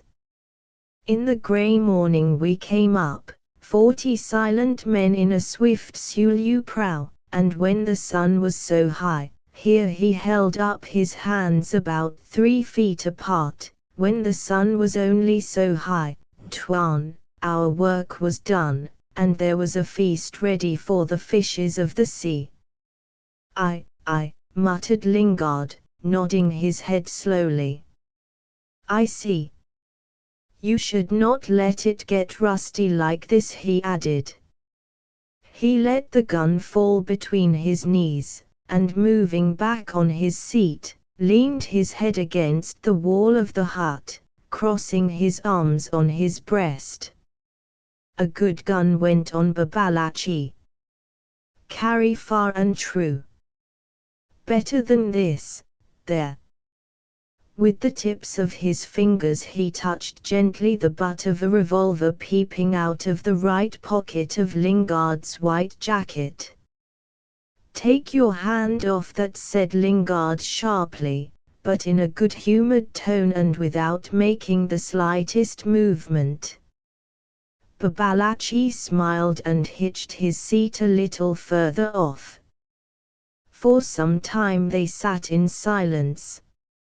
Lingard, with his head tilted back, looked downwards with lowered eyelids at Babalachi, who was tracing invisible lines with his finger on the mat between his feet.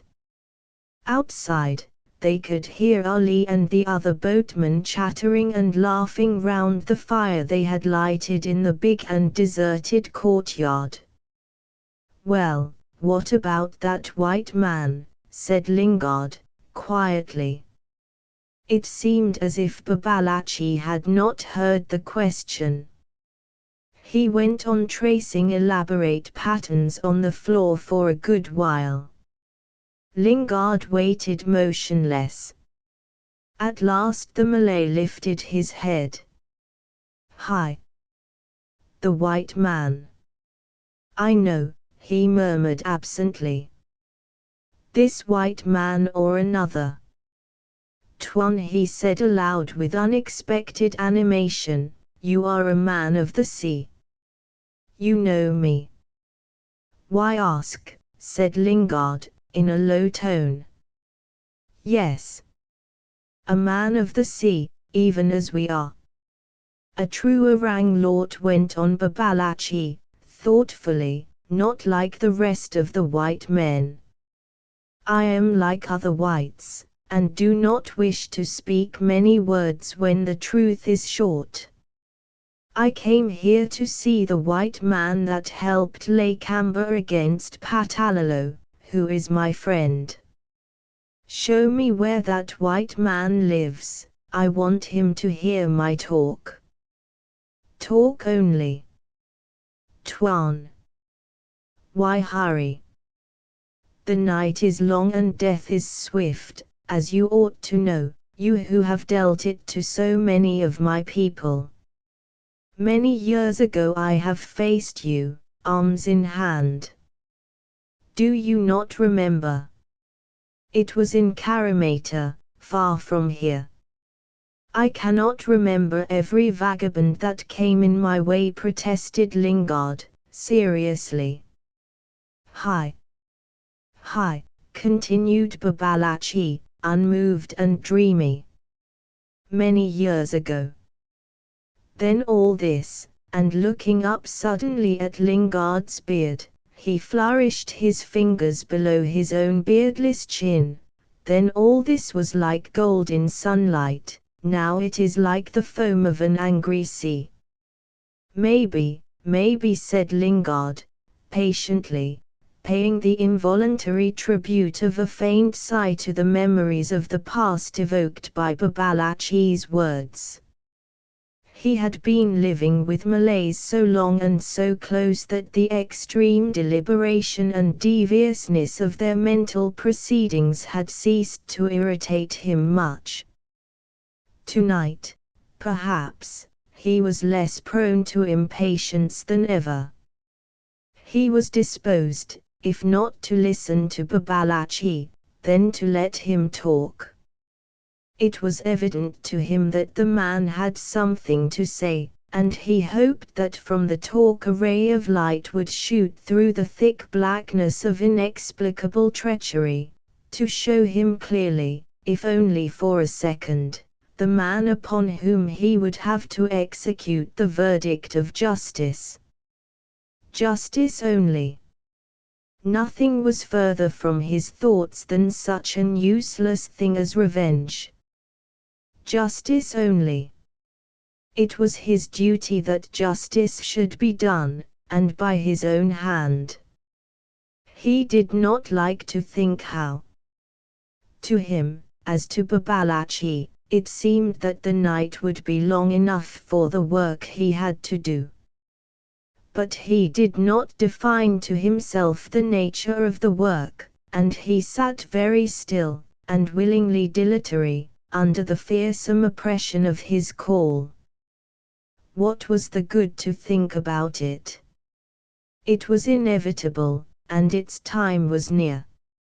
Yet he could not command his memories that came crowding round him in that evil-smelling hut, while Babalachi talked on in a flowing monotone, nothing of him moving but the lips, in the artificially inanimate face.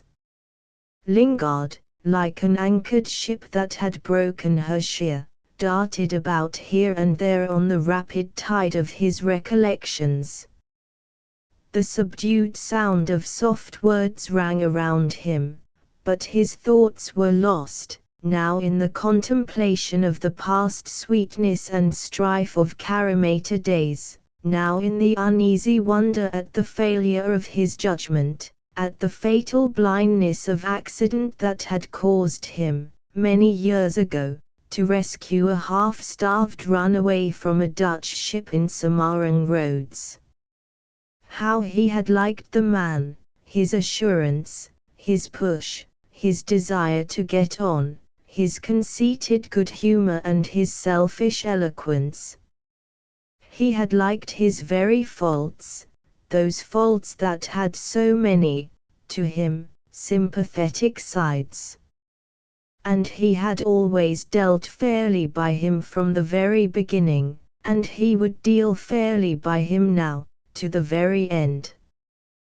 This last thought darkened Lingard's features with a responsive and menacing frown.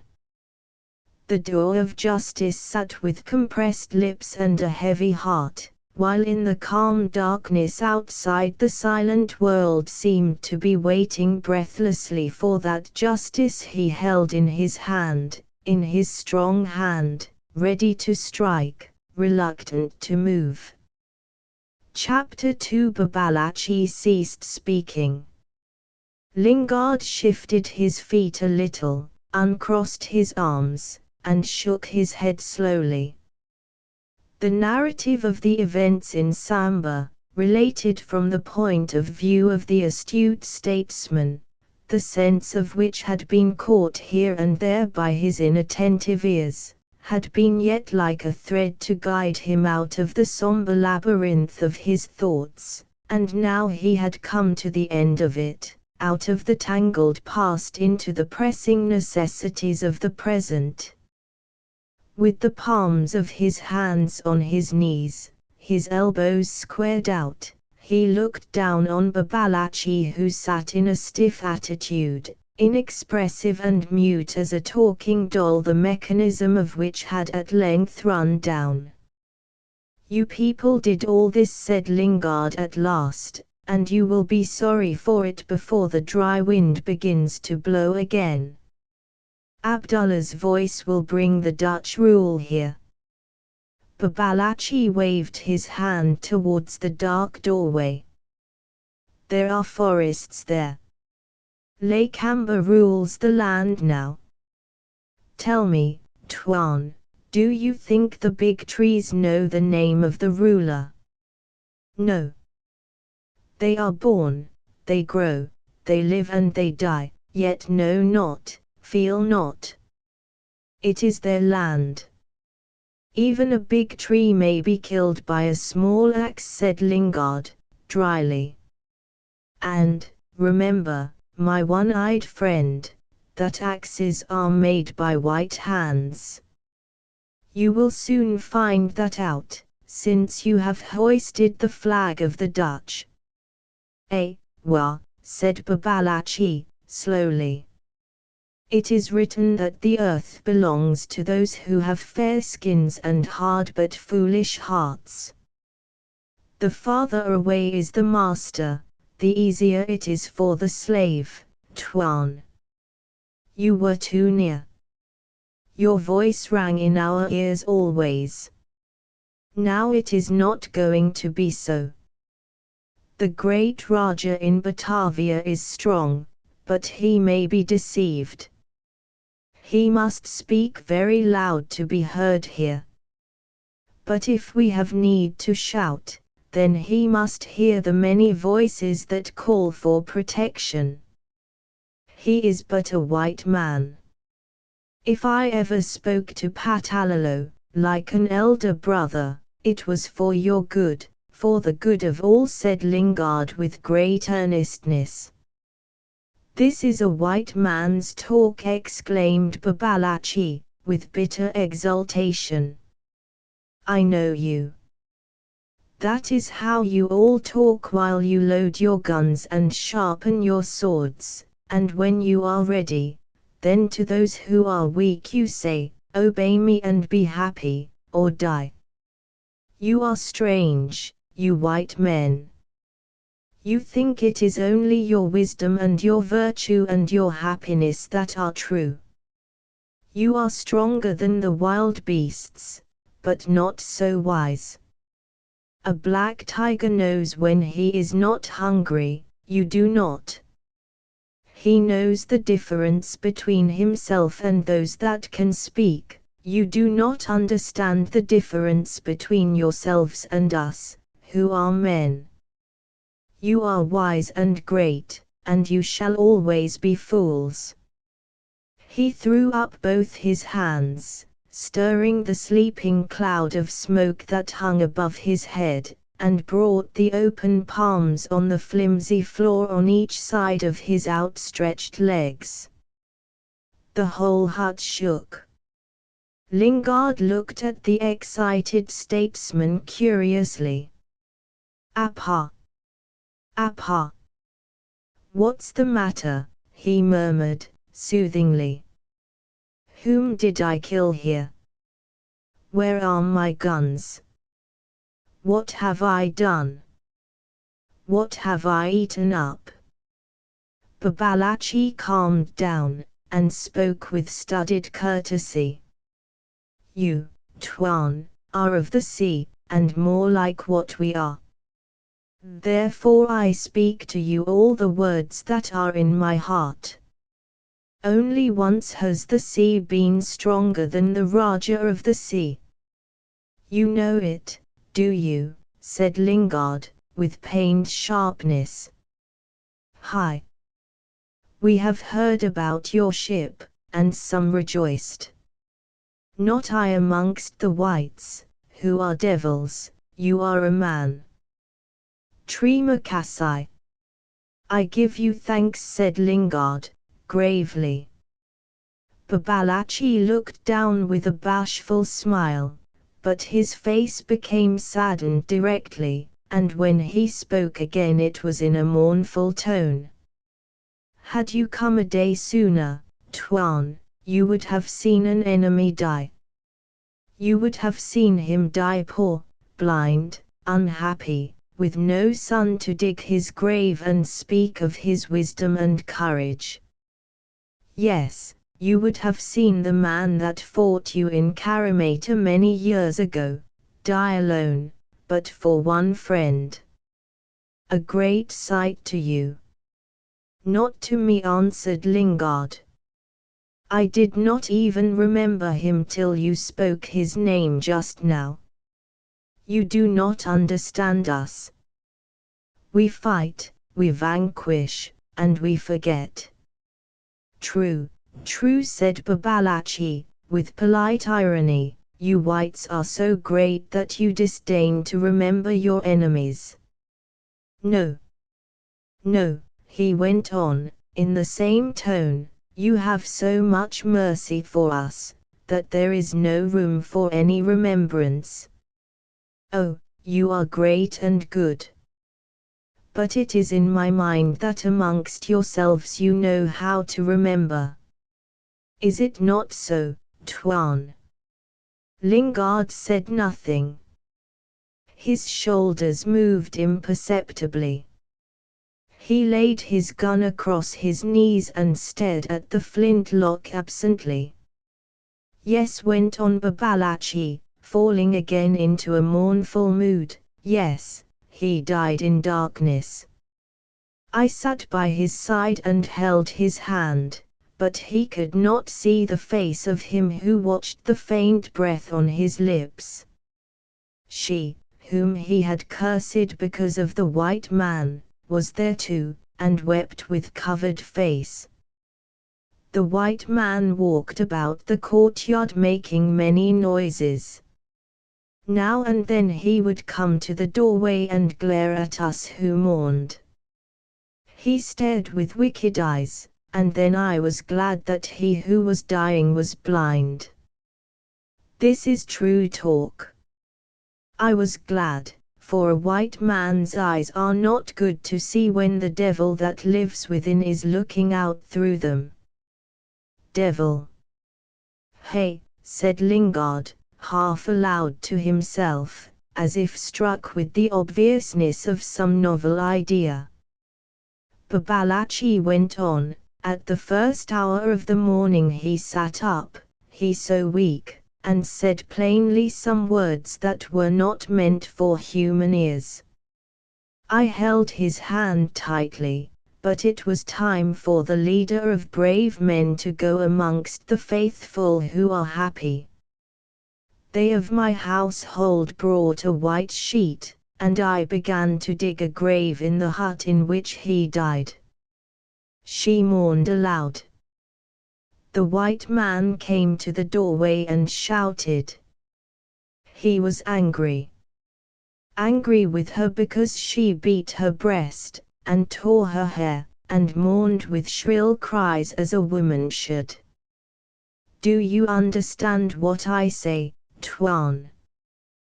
That white man came inside the hut with great fury, and took her by the shoulder, and dragged her out. Yes, Tuan. I saw Omar dead, and I saw her at the feet of that white dog who has deceived me. I saw his face grey, like the cold mist of the morning. I saw his pale eyes looking down at Omar's daughter beating her head on the ground at his feet. At the feet of him who is Abdullah's slave. Yes, he lives by Abdullah's will. That is why I held my hand while I saw all this. I held my hand because we are now under the flag of the Orang Belanda, and Abdullah can speak into the ears of the great. We must not have any trouble with white men. Abdullah has spoken, and I must obey. That's it, is it? Growled Lingard in his moustache. Then in Malay, it seems that you are angry, O Babalachi.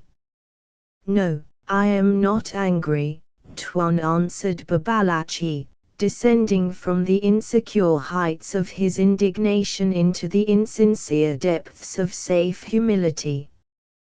I am not angry. What am I to be angry?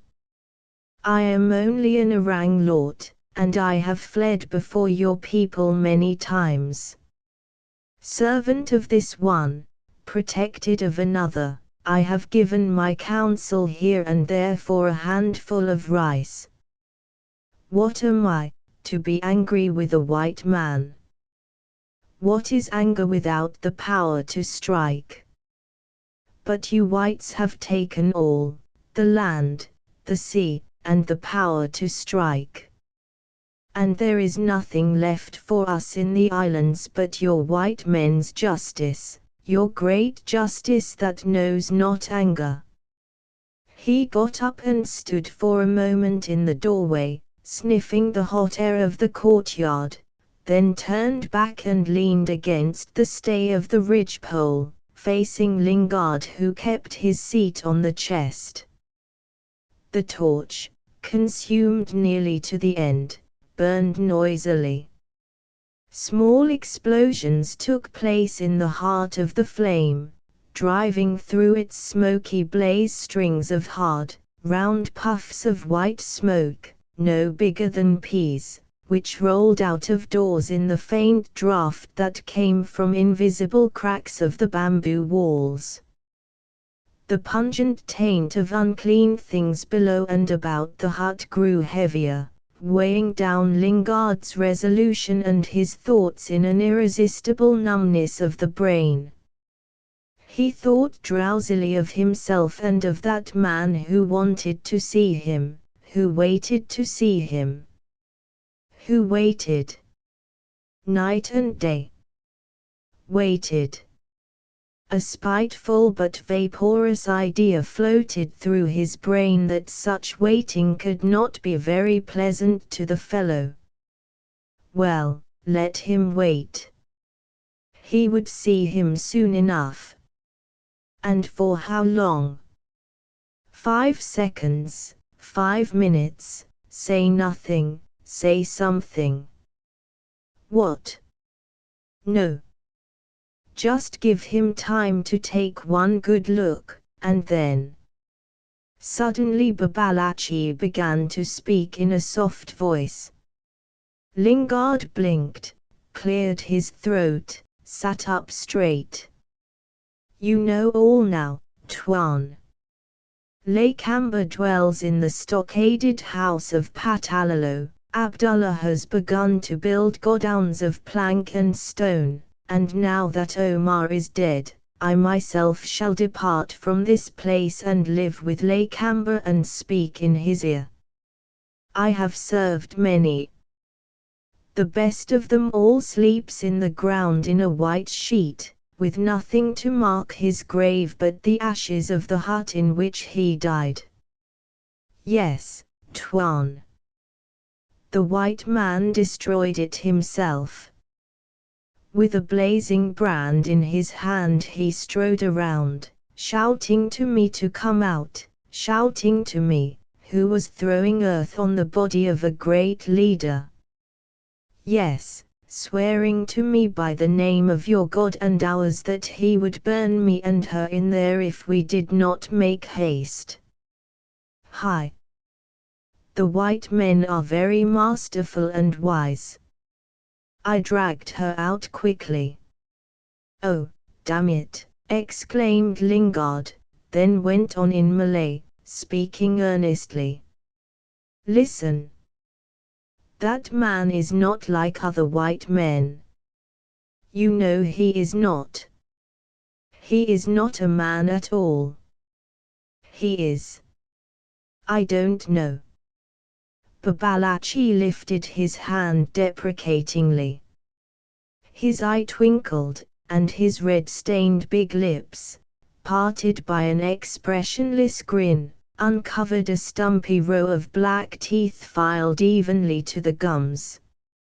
"Hi. Hi. Not like you. Not like you," he said, increasing the softness of his tones as he neared the object uppermost in his mind during that much-desired interview.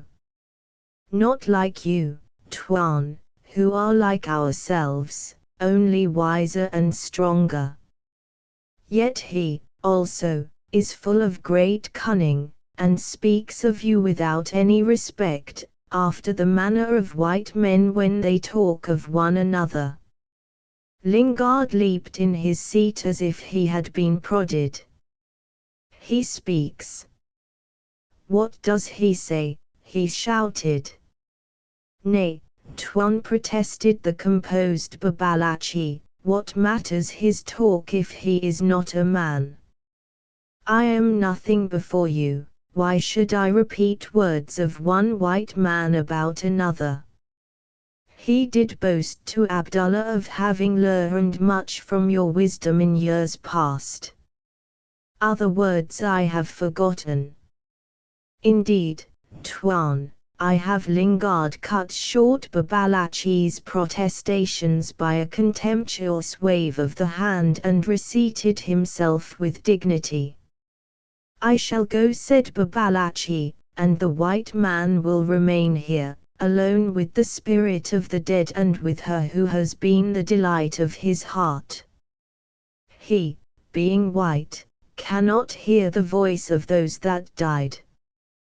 Tell me, Tuan," he went on, looking at Lingard with curiosity, "tell me, Tuan, do you white people ever hear the voices of the invisible ones?" "We do not," answered Lingard, "because those that we cannot see do not speak." "Never speak.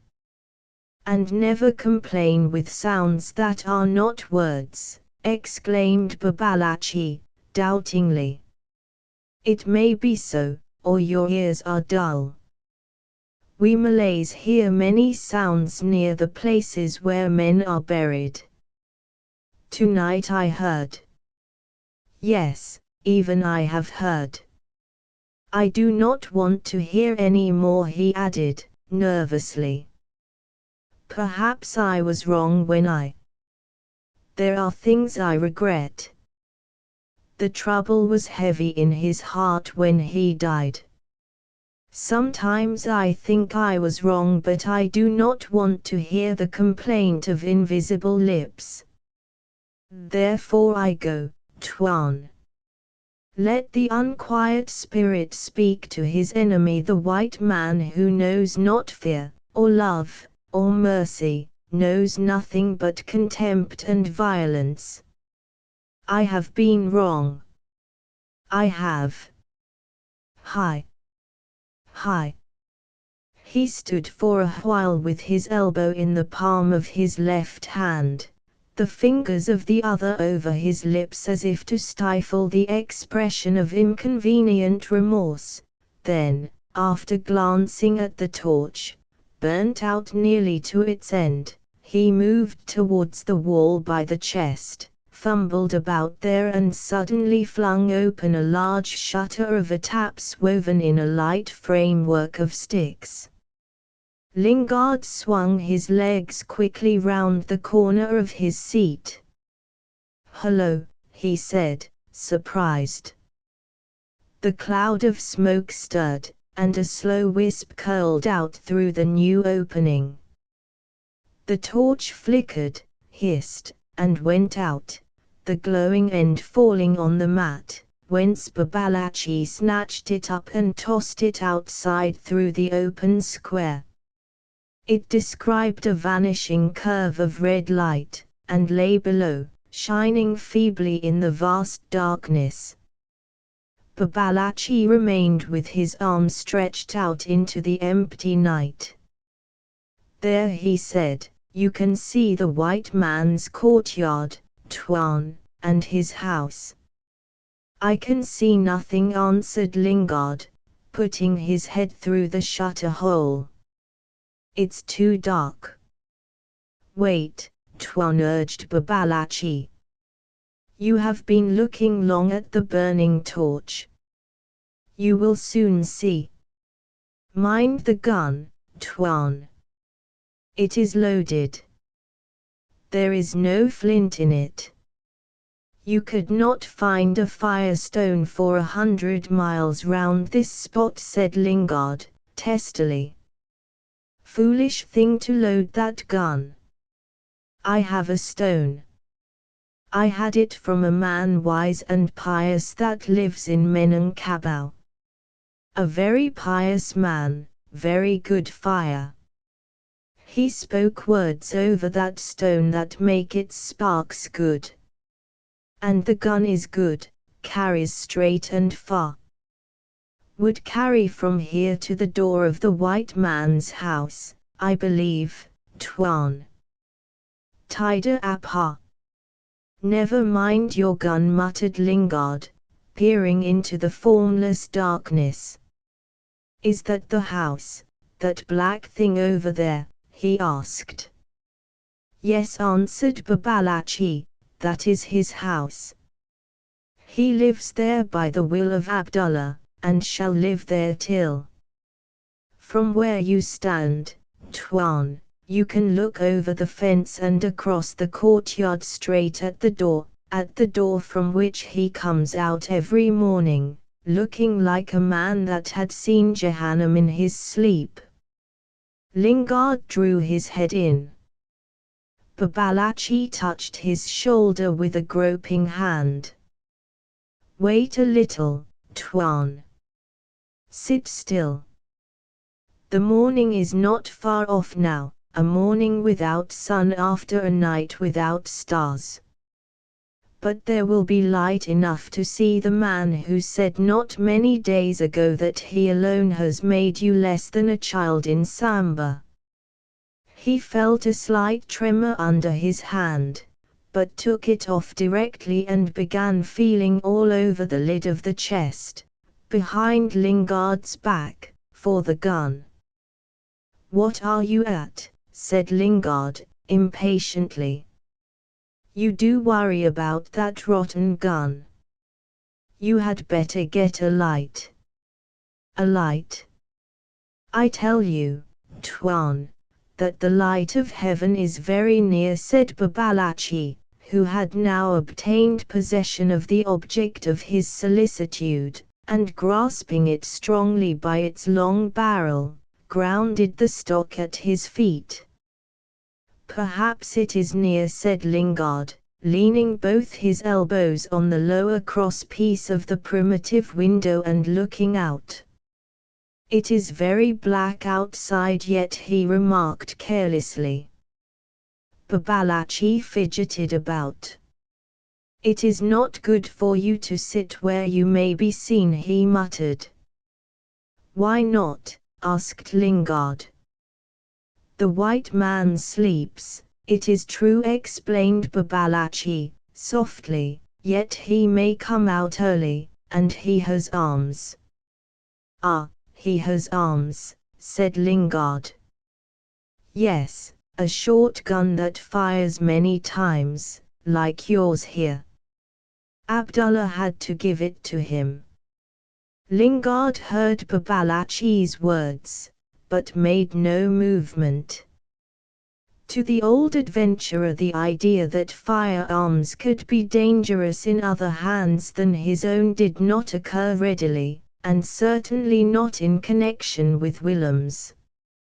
He was so busy with the thoughts about what he considered his own sacred duty, that he could not give any consideration to the probable actions of the man of whom he thought, as one may think of an executed criminal, with wondering indignation tempered by scornful pity.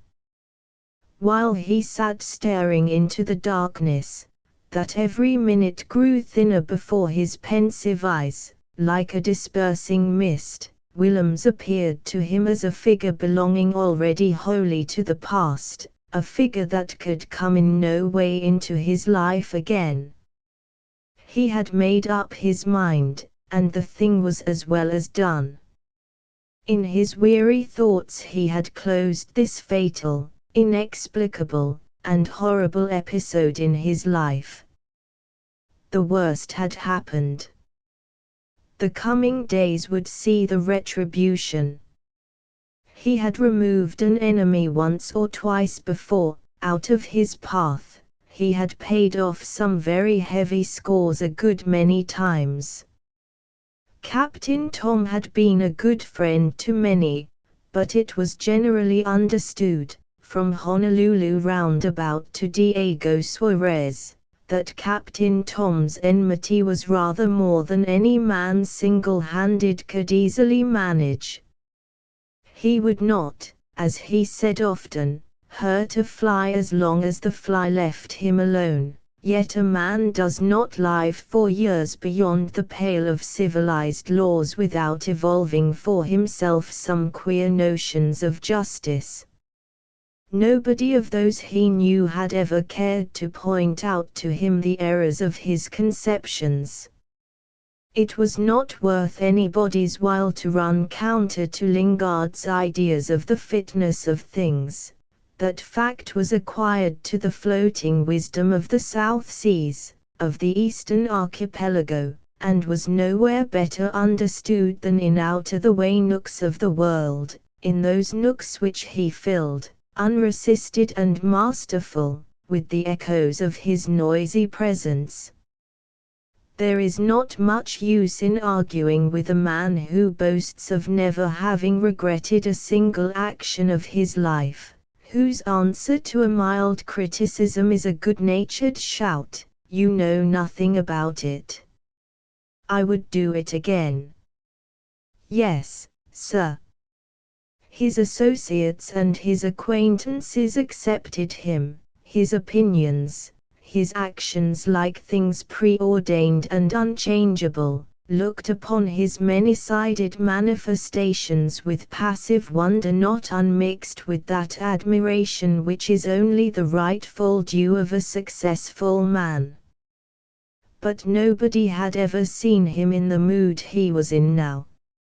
Nobody had seen Lingard doubtful and giving way to doubt, unable to make up his mind and unwilling to act, Lingard timid and hesitating one minute, angry yet inactive the next, Lingard puzzled in a word, because confronted with a situation that discomposed him by its unprovoked malevolence, by its ghastly injustice, that to his rough but unsophisticated palate tasted distinctly of sulphurous fumes from the deepest hell. The smooth darkness filling the shutter hole grew paler and became blotchy with ill-defined shapes, as if a new universe was being evolved out of somber chaos. Then outlines came out, defining forms without any details, indicating here a tree, there a bush, a black belt of forest far off, the straight lines of a house, the ridge of a high roof nearby. Inside the hut, Babalatchi, who lately had been only a persuasive voice, became a human shape leaning its chin imprudently on the muzzle of a gun and rolling an uneasy eye over the reappearing world. The day came rapidly, dismal and oppressed by the fog of the river and by the heavy vapors of the sky, a day without color and without sunshine, incomplete, disappointing, and sad. Babalatchi twitched gently Lingard's sleeve, and when the old seaman had lifted up his head interrogatively, he stretched out an arm and a pointing forefinger towards Willem's house, now plainly visible to the right and beyond the big tree of the courtyard. "Look, Tuan," he said. "He lives there. That is the door, his door. Through it he will appear soon, with his hair in disorder and his mouth full of curses." "That is so. He is a white man, and never satisfied. It is in my mind he is angry even in his sleep. A dangerous man. As Tuan may observe," he went on, obsequiously, "his door faces this opening, where you condescend to sit, which is concealed from all eyes. Faces it, straight, and not far. Observe, Tuan, not at all far. Yes, yes, I can see. I shall see him when he wakes. No doubt, Tuan. When he wakes. If you remain here he cannot see you. I shall withdraw quickly and prepare my canoe myself. I am only a poor man, and must go to Samba to greet Lakamba when he opens his eyes. I must bow before Abdullah, who has strength, even more strength than you. Now if you remain here, you shall easily behold the man who boasted to Abdullah that he had been your friend, even while he prepared to fight those who called you protector. Yes, he plotted with Abdullah for that cursed flag. Lakamba was blind then, and I was deceived. But you, Tuan. Remember, he deceived you more. Of that he boasted before all men. He leaned the gun quietly against the wall close to the window, and said softly, "Shall I go now, Tuan? Be careful of the gun. I have put the firestone in. The firestone of the wise man, which never fails." Lingard's eyes were fastened on the distant doorway. Across his line of sight, in the grey emptiness of the courtyard, a big fruit pigeon flapped languidly towards the forests with a loud booming cry, like the note of a deep gong, a brilliant bird looking in the gloom of threatening day as black as a crow. A serried flock of white rice birds rose above the trees with a faint scream, and hovered, swaying in a disordered mass that suddenly scattered in all directions, as if burst asunder by a silent explosion.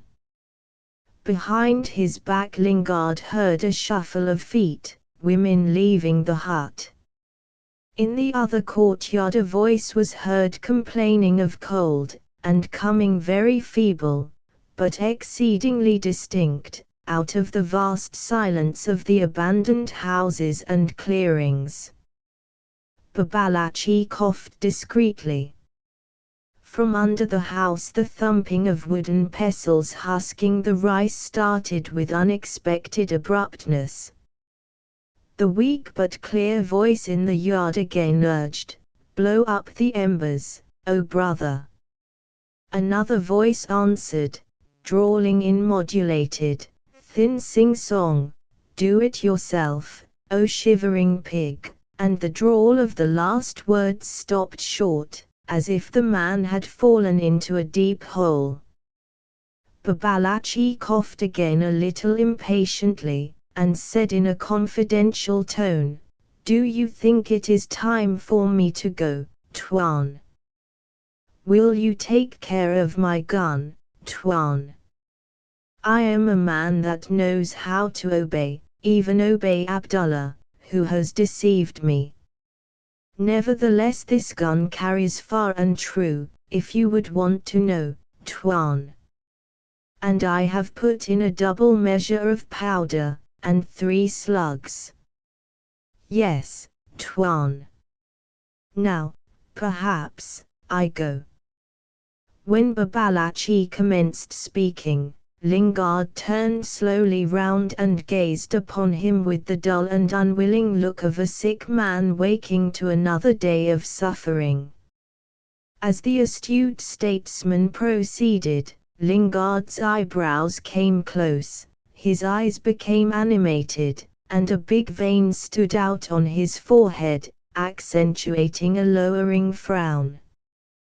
When speaking his last words, Babalatchi faltered, then stopped, confused, before the steady gaze of the old seaman. Lingard rose.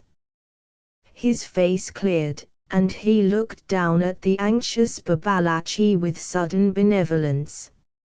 "So that's what you were after," he said, laying a heavy hand on Babalatchi's yielding shoulder.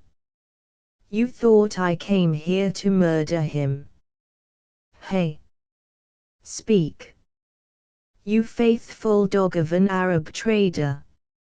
"And what else, Tuan?" shrieked Babalatchi, exasperated into sincerity.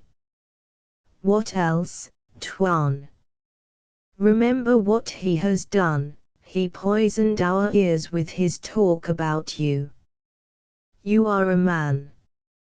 If you did not come to kill, Tuan, then either I am a fool or—" He paused, struck his naked breast with his open palm, and finished in a discouraged whisper, "or, Tuan, you are." Lingard looked down at him with scornful serenity. After his long and painful gropings amongst the obscure abominations of Willem's conduct, the logical if tortuous evolutions of Babalatchi's diplomatic mind were to him welcome as daylight. There was something at last he could understand, the clear effect of a simple cause. He felt indulgent towards the disappointed sage. "So you are angry with your friend, O one-eyed one," he said slowly, nodding his fierce countenance close to Babalatchi's discomfited face. "It seems to me that you must have had much to do with what happened in Samba lately. Hey! You son of a burnt father! May I perish under your hand, O Raja of the sea, if my words are not true," said Babalatchi, with reckless excitement. "You are here in the midst of your enemies. He the greatest. Abdullah would do nothing without him, and I could do nothing without Abdullah. Strike me, so that you strike all." "Who are you?" exclaimed Lingard contemptuously. "Who are you to dare call yourself my enemy?" "Dirt. Nothing. Go out first," he went on severely. "Lakers, quick. March out." He pushed Babalatchi through the doorway and followed him down the short ladder into the courtyard. The boatmen squatting over the fire turned their slow eyes with apparent difficulty towards the two men, then, unconcerned, huddled close together again, stretching forlornly their hands over the embers. The women stopped in their work and with uplifted pestles flashed quick and curious glances from the gloom under the house. "Is that the way?" asked Lingard with a nod towards the little wicket gate of Willem's enclosure. "If you seek death, that is surely the way," answered Babalatchi in a dispassionate voice, as if he had exhausted all the emotions. "He lives there, he who destroyed your friends, who hastened Omar's death, who plotted with Abdullah first against you, then against me.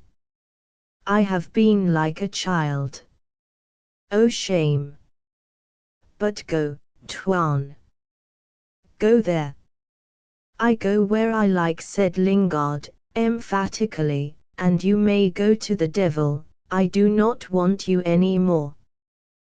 The islands of these seas shall sink before I, Raja Lord, serve the will of any of your people.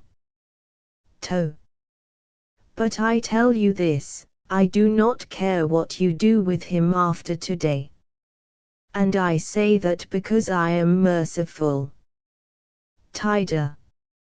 I do nothing, said Babalachi, shaking his head with bitter apathy.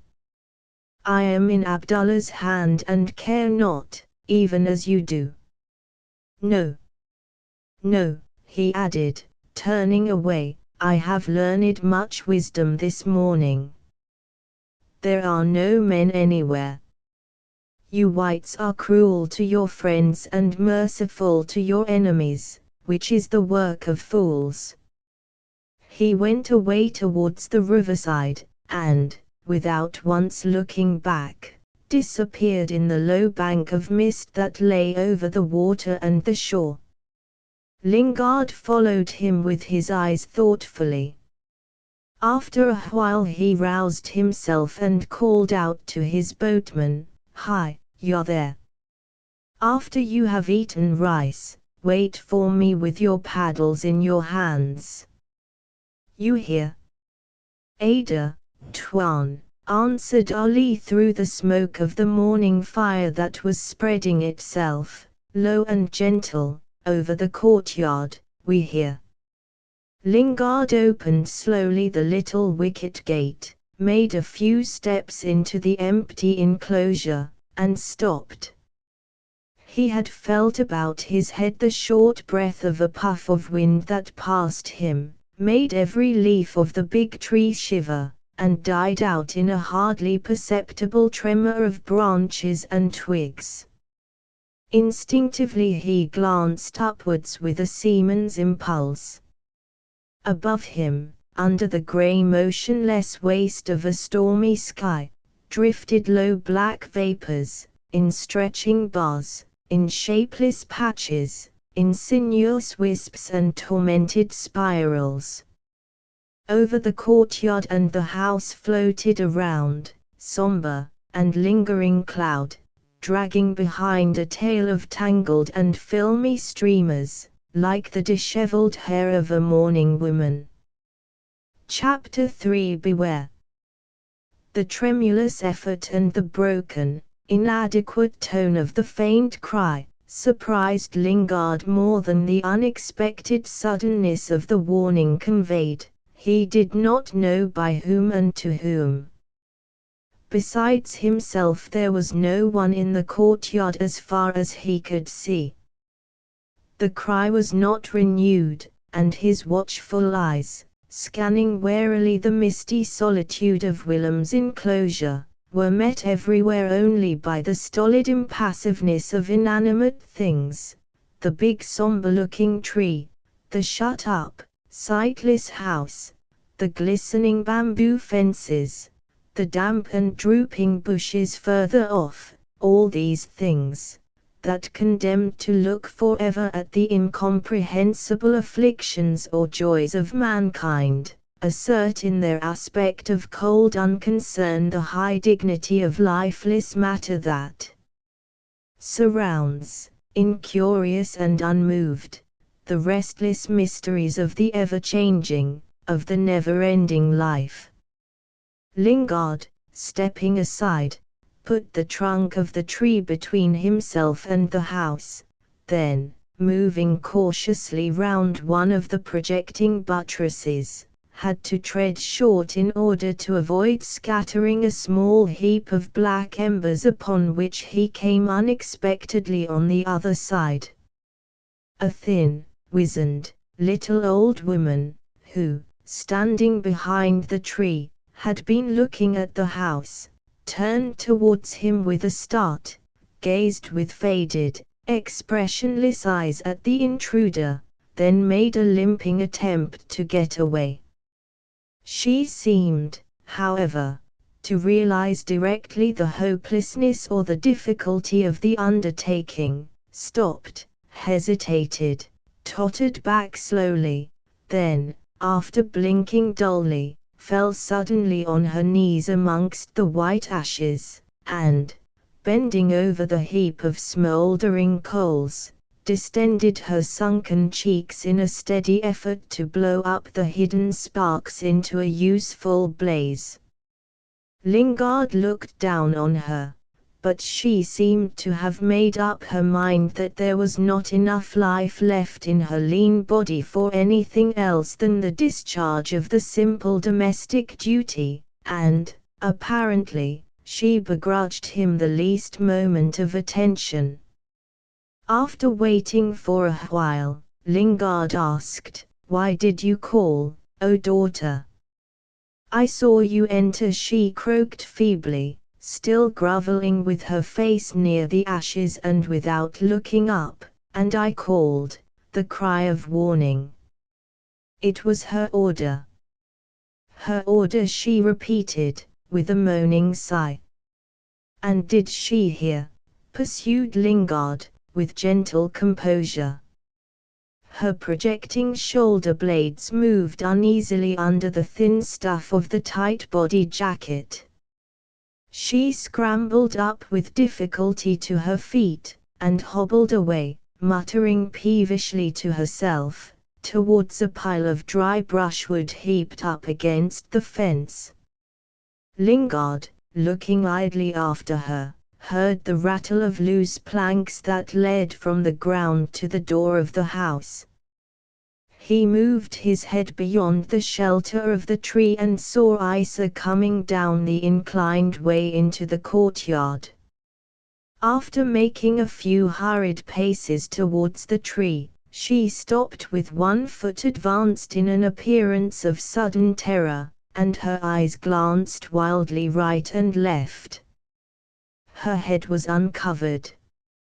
A blue cloth wrapped her from her head to foot in close slanting folds, with one end thrown over her shoulder.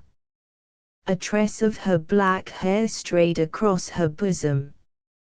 Her bare arms pressed down close to her body, with hands open and outstretched fingers. Her slightly elevated shoulders and the backward inclination of her torso gave her the aspect of one defiant yet shrinking from a coming blow. She had closed the door of the house behind her, and as she stood solitary in the unnatural and threatening twilight of the murky day, with everything unchanged around her, she appeared to Lingard as if she had been made there, on the spot, out of the black vapors of the sky and of the sinister gleams of feeble sunshine that struggled, through the thickening clouds, into the colorless desolation of the world.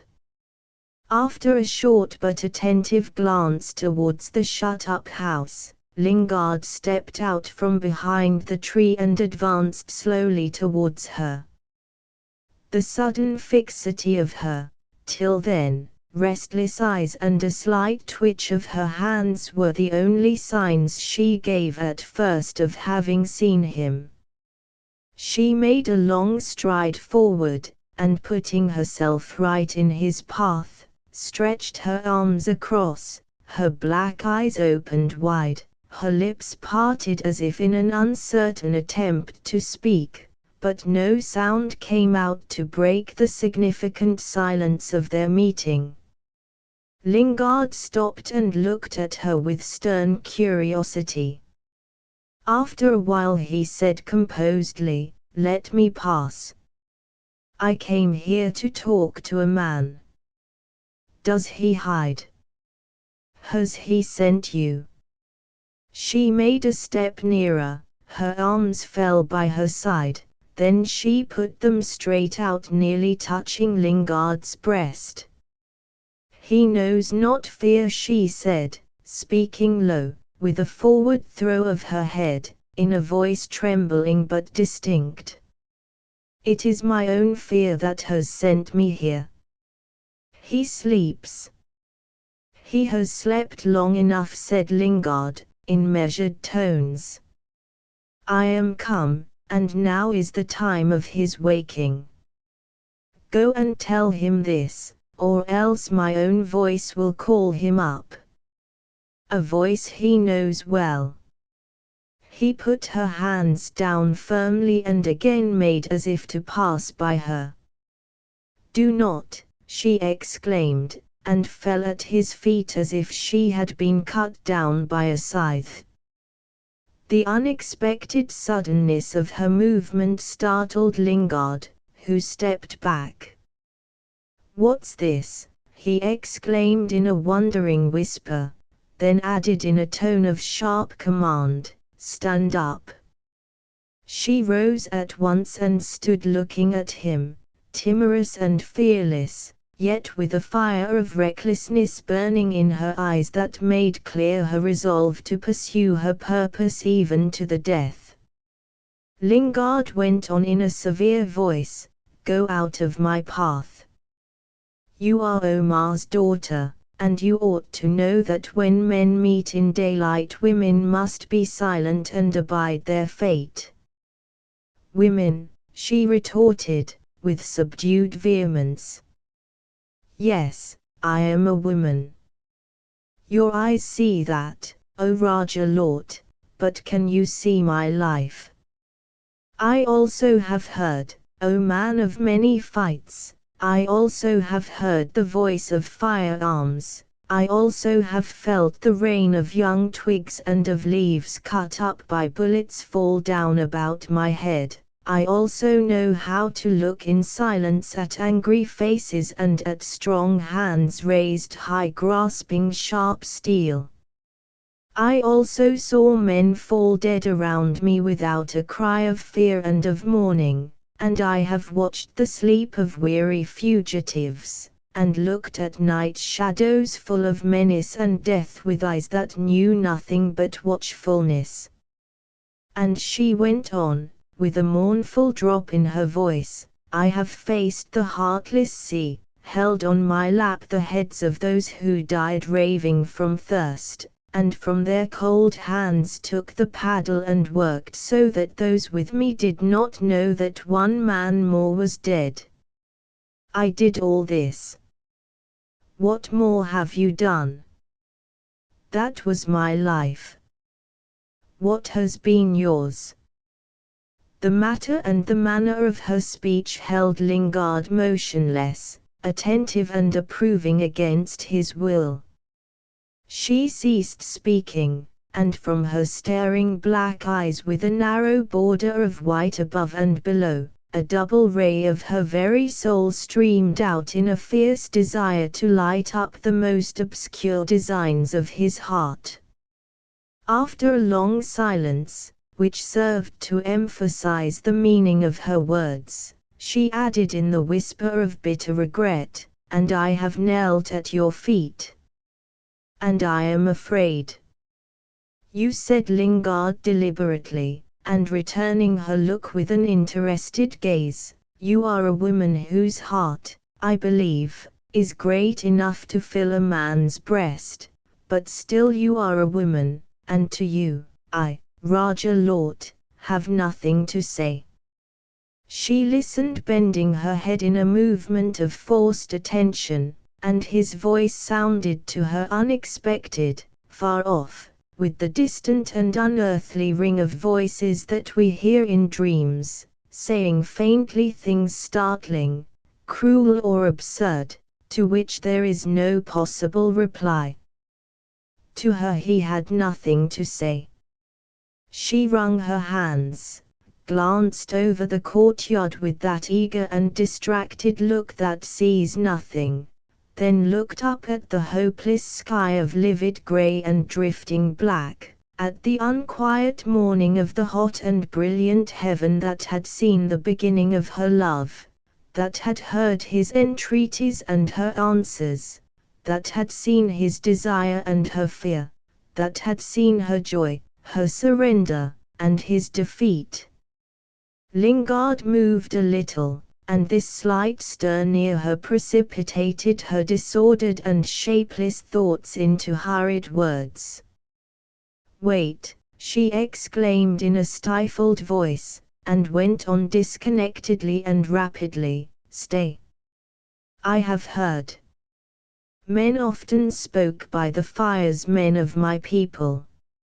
And they said of you, the first on the sea, they said that to men's cries you were deaf in battle, but after. No. Even while you fought, your ears were open to the voice of children and women. They said that.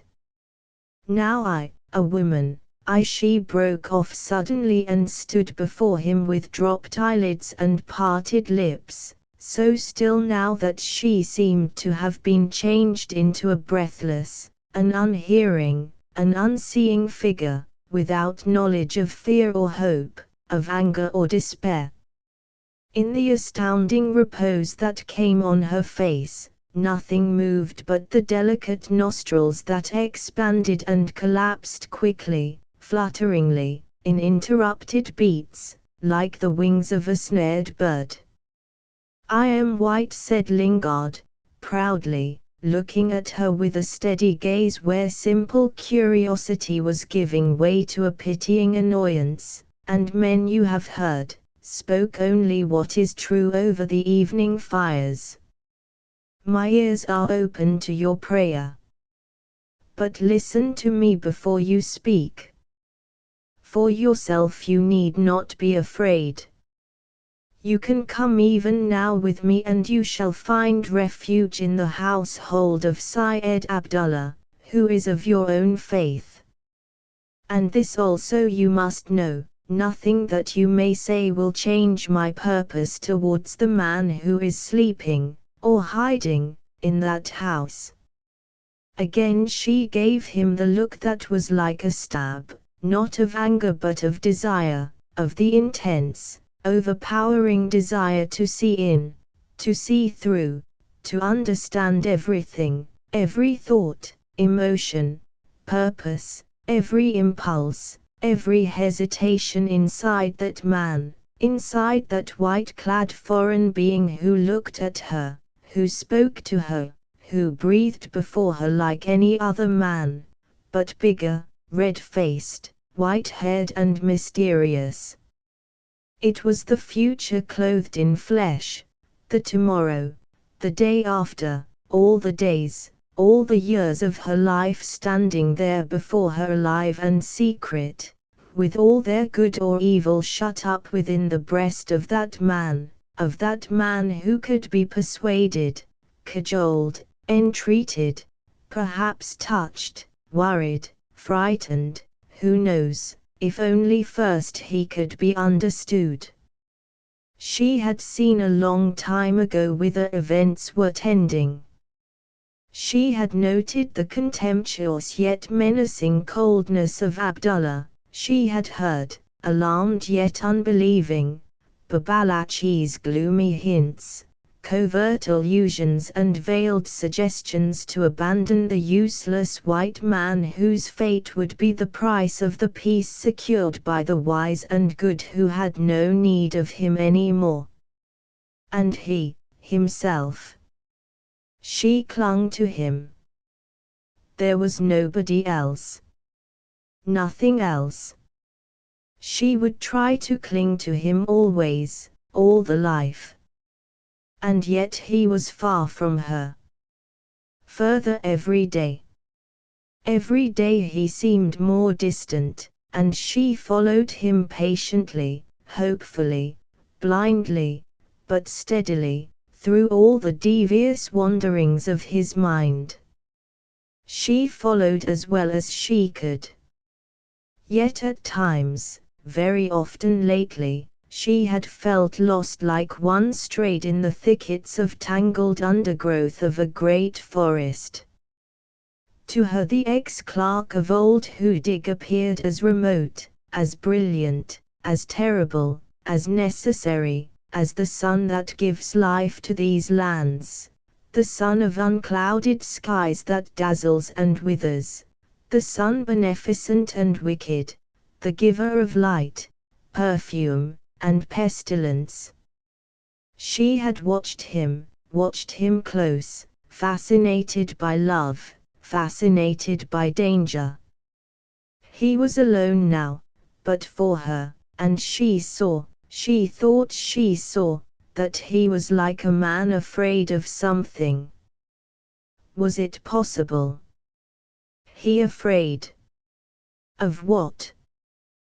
Was it of that old white man who was coming, who had come?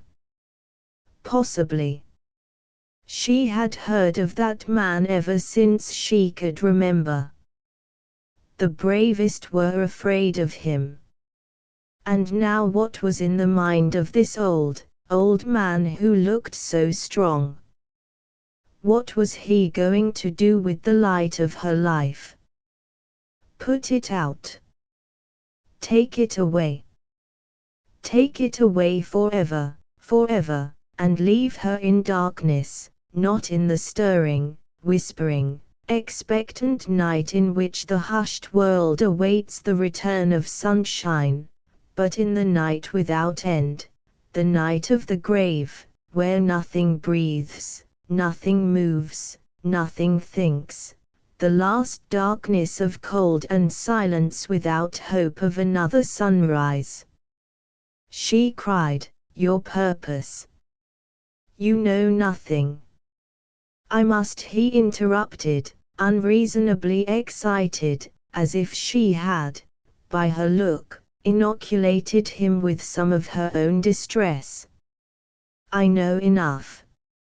She approached, and stood facing him at arm's length, with both her hands on his shoulders, and he, surprised by that audacity, closed and opened his eyes 2 or 3 times, aware of some emotion arising within him, from her words, her tone, her contact, an emotion unknown, singular, penetrating and sad, at the close sight of that strange woman, of that being savage and tender, strong and delicate, fearful and resolute, that had got entangled so fatally between their 2 lives, his own and that other white man's, the abominable scoundrel.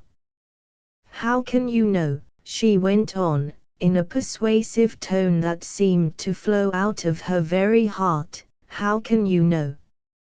I live with him all the days, all the nights. I look at him, I see his every breath, every glance of his eye, every movement of his lips. I see nothing else. What else is there? And even I do not understand. I do not understand him, my life. Him who to me is so great that his presence hides the earth and the water from my sight." Lingard stood straight, with his hands deep in the pockets of his jacket.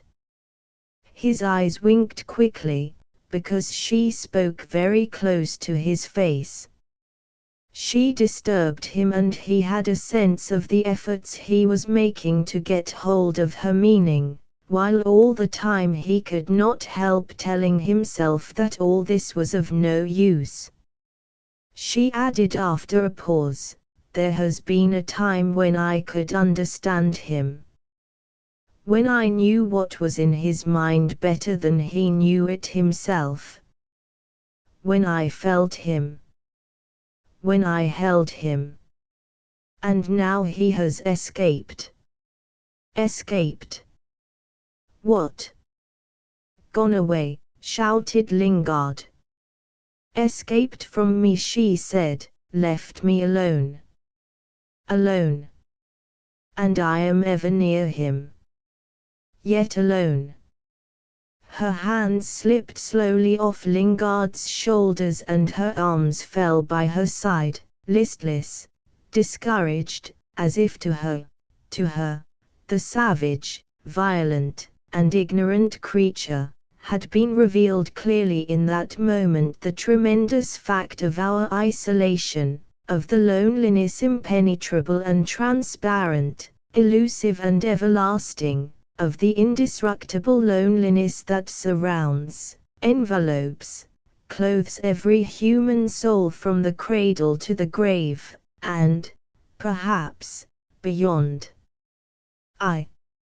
very well. I understand. His face is turned away from you, said Lingard. Now, what do you want?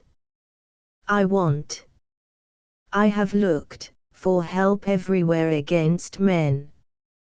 All men. I do not know. First they came, the invisible whites, and dealt death from afar. Then he came. He came to me who was alone and sad. He came, angry with his brothers, great amongst his own people, angry with those I have not seen, with the people where men have no mercy and women have no shame. He was of them, and great amongst them. For he was great. Lingard shook his head slightly. She frowned at him, and went on in disordered haste, listen. I saw him. I have lived by the side of brave men, of chiefs. When he came I was the daughter of a beggar, of a blind man without strength and hope. He spoke to me as if I had been brighter than the sunshine, more delightful than the cool water of the brook by which we met, more. Her anxious eyes saw some shade of expression pass on her listener's face that made her hold her breath for a second, and then explode into pained fury so violent that it drove Lingard back a pace, like an unexpected blast of wind. He lifted both his hands, incongruously paternal in his venerable aspect, bewildered and soothing, while she stretched her neck forward and shouted at him. I tell you I was all that to him. I know it. I saw it. There are times when even you white men speak the truth. I saw his eyes. I felt his eyes, I tell you. I saw him tremble when I came near, when I spoke, when I touched him. Look at me. You have been young. Look at me. Look, Raja Lord. She stared at Lingard with provoking fixity, then, turning her head quickly, she sent over her shoulder a glance, full of humble fear, at the house that stood high behind her back, dark, closed, rickety and silent on its crooked posts. Lingard's eyes followed her look, and remained gazing expectantly at the house. After a minute or so he muttered, glancing at her suspiciously, if he has not heard your voice now, then he must be far away, or dead. He is there, she whispered, a little calmed but still anxious. He is there. For 3 days he waited. Waited for you night and day. And I waited with him. I waited, watching his face, his eyes, his lips, listening to his words. To the words I could not understand. To the words he spoke in daylight, to the words he spoke at night in his short sleep. I listened. He spoke to himself walking up and down here, by the river, by the bushes. And I followed. I wanted to know, and I could not. He was tormented by things that made him speak in the words of his own people. Speak to himself, not to me. Not to me. What was he saying? What was he going to do? Was he afraid of you, of death? What was in his heart? Fear? Or anger? What desire? What sadness? He spoke many words. All the time. And I could not know. I wanted to speak to him. He was deaf to me. I followed him everywhere, watching for some word I could understand, but his mind was in the land of his people, away from me. When I touched him he was angry, so she imitated the movement of someone shaking off roughly an importunate hand, and looked at Lingard with tearful and unsteady eyes. After a short interval of labored panting, as if she had been out of breath with running or fighting, she looked down and went on. Day after day, night after night, I lived watching him, seeing nothing. And my heart was heavy, heavy with the presence of death that dwelt amongst us. I could not believe. I thought he was afraid. Afraid of you. Then I, myself, knew fear. Tell me, Raja Lord, do you know the fear without voice, the fear of silence, the fear that comes when there is no one near, when there is no battle, no cries, no angry faces or armed hands anywhere? The fear from which there is no escape. She paused, fastened her eyes again on the puzzled Lingard, and hurried on in a tone of despair, and I knew then he would not fight you. Before, many days ago, I went away twice to make him obey my desire, to make him strike at his own people so that he could be mine, mine. O calamity! His hand was false as your white heart's. It struck forward, pushed by my desire, by his desire of me. It struck that strong hand, and, oh shame, it killed nobody. Its fierce and lying blow woke up hate without any fear. Round me all was lies. His strength was a lie. My own people lied to me and to him. And to meet you, the great, he had no one but me. But me with my rage, my pain, my weakness. Only me. And to me he would not even speak. The fool. She came up close to Lingard, with the wild and stealthy aspect of a lunatic longing to whisper out an insane secret, one of those misshapen, heart-rending, and ludicrous secrets, one of those thoughts that, like monsters, cruel, fantastic, and mournful, wander about terrible and unceasing in the night of madness. Lingard looked at her, astounded but unflinching. She spoke in his face, very low. He is all. Everything. He is my breath, my light, my heart. Go away. Forget him. He has no courage and no wisdom any more, and I have lost my power. Go away and forget. There are other enemies. Leave him to me. He had been a man once. You are too great. Nobody can withstand you. I tried. I know now. I cry for mercy. Leave him to me and go away.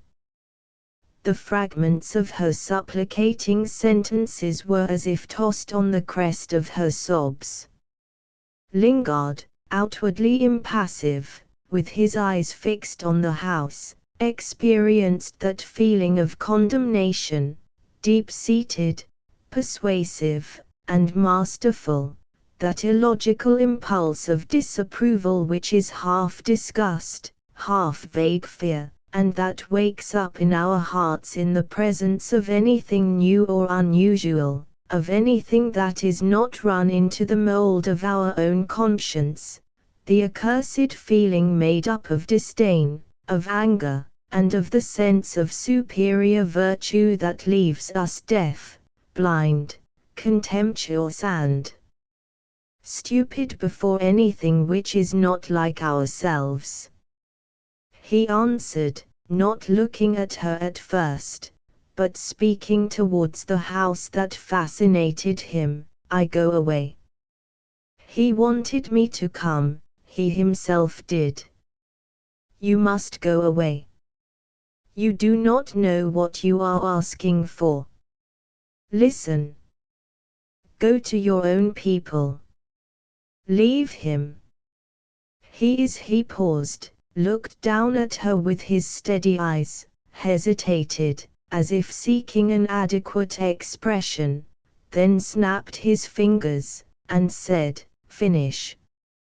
She stepped back, her eyes on the ground, and pressed her temples with both her hands, which she raised to her head in a slow and ample movement full of unconscious tragedy.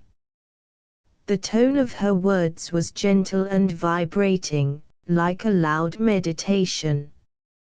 She said, tell the brook not to run to the river, tell the river not to run to the sea. Speak loud. Speak angrily. Maybe they will obey you. But it is in my mind that the brook will not care. The brook that springs out of the hillside and runs to the great river. He would not care for your words, he that cares not for the very mountain that gave him life, he that tears the earth from which he springs.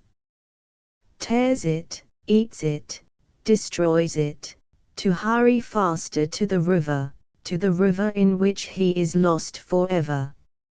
O Raja Lord! I do not care. She drew close again to Lingard, approaching slowly, reluctantly, as if pushed by an invisible hand, and added in words that seemed to be torn out of her, I cared not for my own father. For him that died. I would have rather. You do not know what I have done. You shall have his life, said Lingard, hastily. They stood together, crossing their glances, she suddenly appeased, and Lingard thoughtful and uneasy under a vague sense of defeat. And yet there was no defeat. He never intended to kill the fellow, not after the first moment of anger, a long time ago. The days of bitter wonder had killed anger, had left only a bitter indignation and a bitter wish for complete justice. He felt discontented and surprised. Unexpectedly he had come upon a human being, a woman at that, who had made him disclose his will before its time. She should have his life. But she must be told, she must know, that for such men as Willems there was no favor and no grace. Understand, he said slowly, that I leave him his life not in mercy but in punishment. She started, watched every word on his lips, and after he finished speaking she remained still and mute in astonished immobility. A single big drop of rain, a drop enormous, pellucid and heavy, like a superhuman tear coming straight and rapid from above, tearing its way through the somber sky, struck loudly the dry ground between them in a starred splash. She wrung her hands in the bewilderment of the new and incomprehensible fear. The anguish of her whisper was more piercing than the shrillest cry. What punishment? Will you take him away then? Away from me? Listen to what I have done. It is I who are, exclaimed Lingard, who had been looking at the house. Don't you believe her, Captain Lingard, shouted Willems from the doorway, where he appeared with swollen eyelids and bared breast.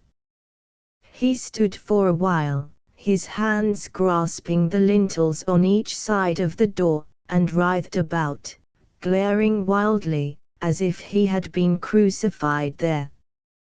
Then he made a sudden rush head foremost down the plankway that responded with hollow, short noises to every footstep. She heard him. A slight thrill passed on her face, and the words that were on her lips fell back unspoken into her benighted heart, fell back amongst the mud, the stones, and the flowers, that are at the bottom of every heart. Chapter 4. When he felt the solid ground of the courtyard under his feet, Willems pulled himself up in his headlong rush and moved forward with a moderate gait.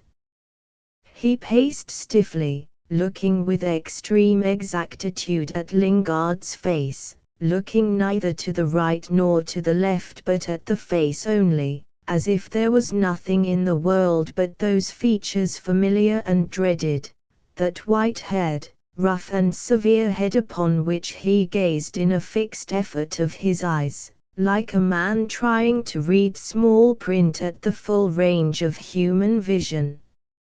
As soon as Willem's feet had left the planks, the silence which had been lifted up by the jerky rattle of his footsteps fell down again upon the courtyard, the silence of the cloudy sky and of the windless air, the sullen silence of the earth oppressed by the aspect of coming turmoil, the silence of the world collecting its faculties to withstand the storm.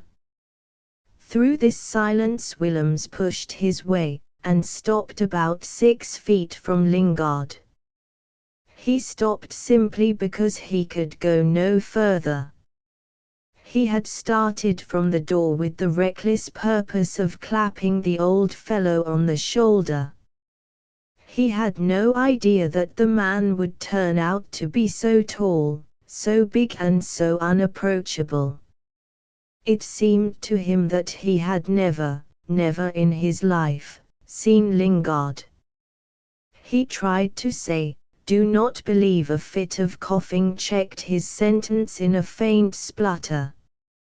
Directly afterwards he swallowed, as it were, a couple of pebbles, throwing his chin up in the act, and Lingard, who looked at him narrowly, saw a bone, sharp and triangular like the head of a snake, dart up and down twice under the skin of his throat. Then that, too, did not move. Nothing moved. "Well," said Lingard, and with that word he came unexpectedly to the end of his speech. His hand in his pocket closed firmly round the butt of his revolver, bulging his jacket on the hip, and he thought how soon and how quickly he could terminate his quarrel with that man who had been so anxious to deliver himself into his hands, and how inadequate would be that ending. He could not bear the idea of that man escaping from him by going out of life, escaping from fear, from doubt, from remorse into the peaceful certitude of death. He held him now. And he was not going to let him go, to let him disappear forever in the faint blue smoke of a pistol shot. His anger grew within him. He felt a touch as of a burning hand on his heart.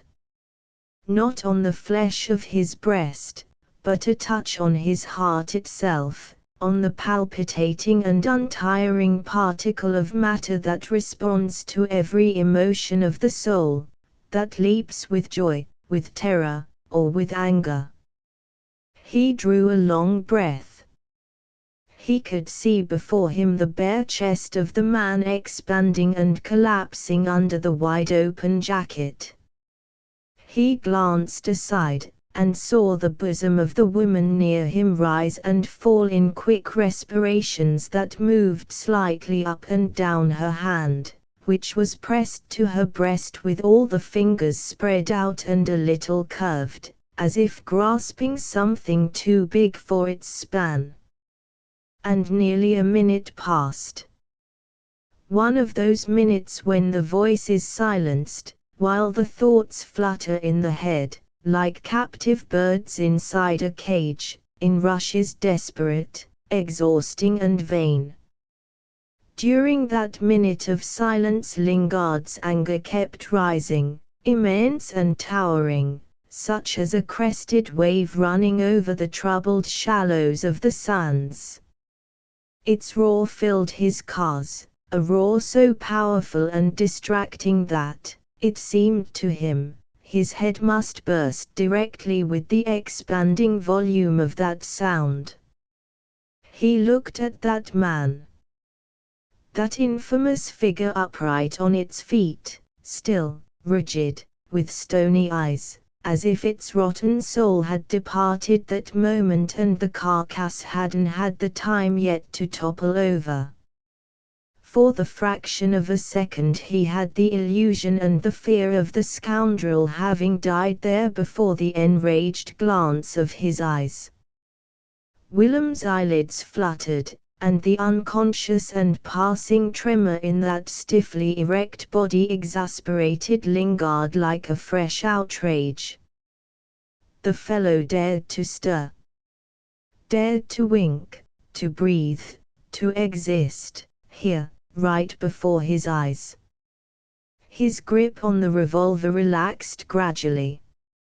As the transport of his rage increased, so also his contempt for the instruments that pierce or stab, that interpose themselves between the hand and the object of hate.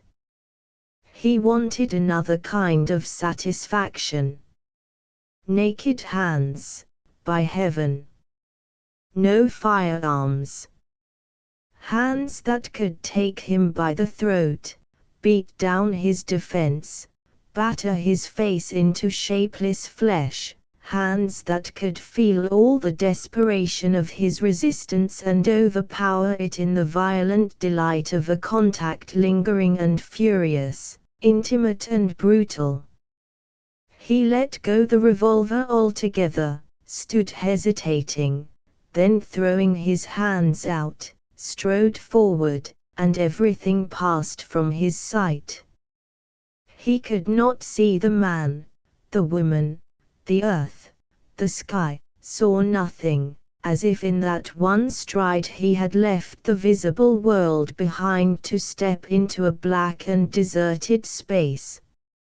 He heard screams round him in that obscurity, screams like the melancholy and pitiful cries of seabirds that dwell on the lonely reefs of great oceans.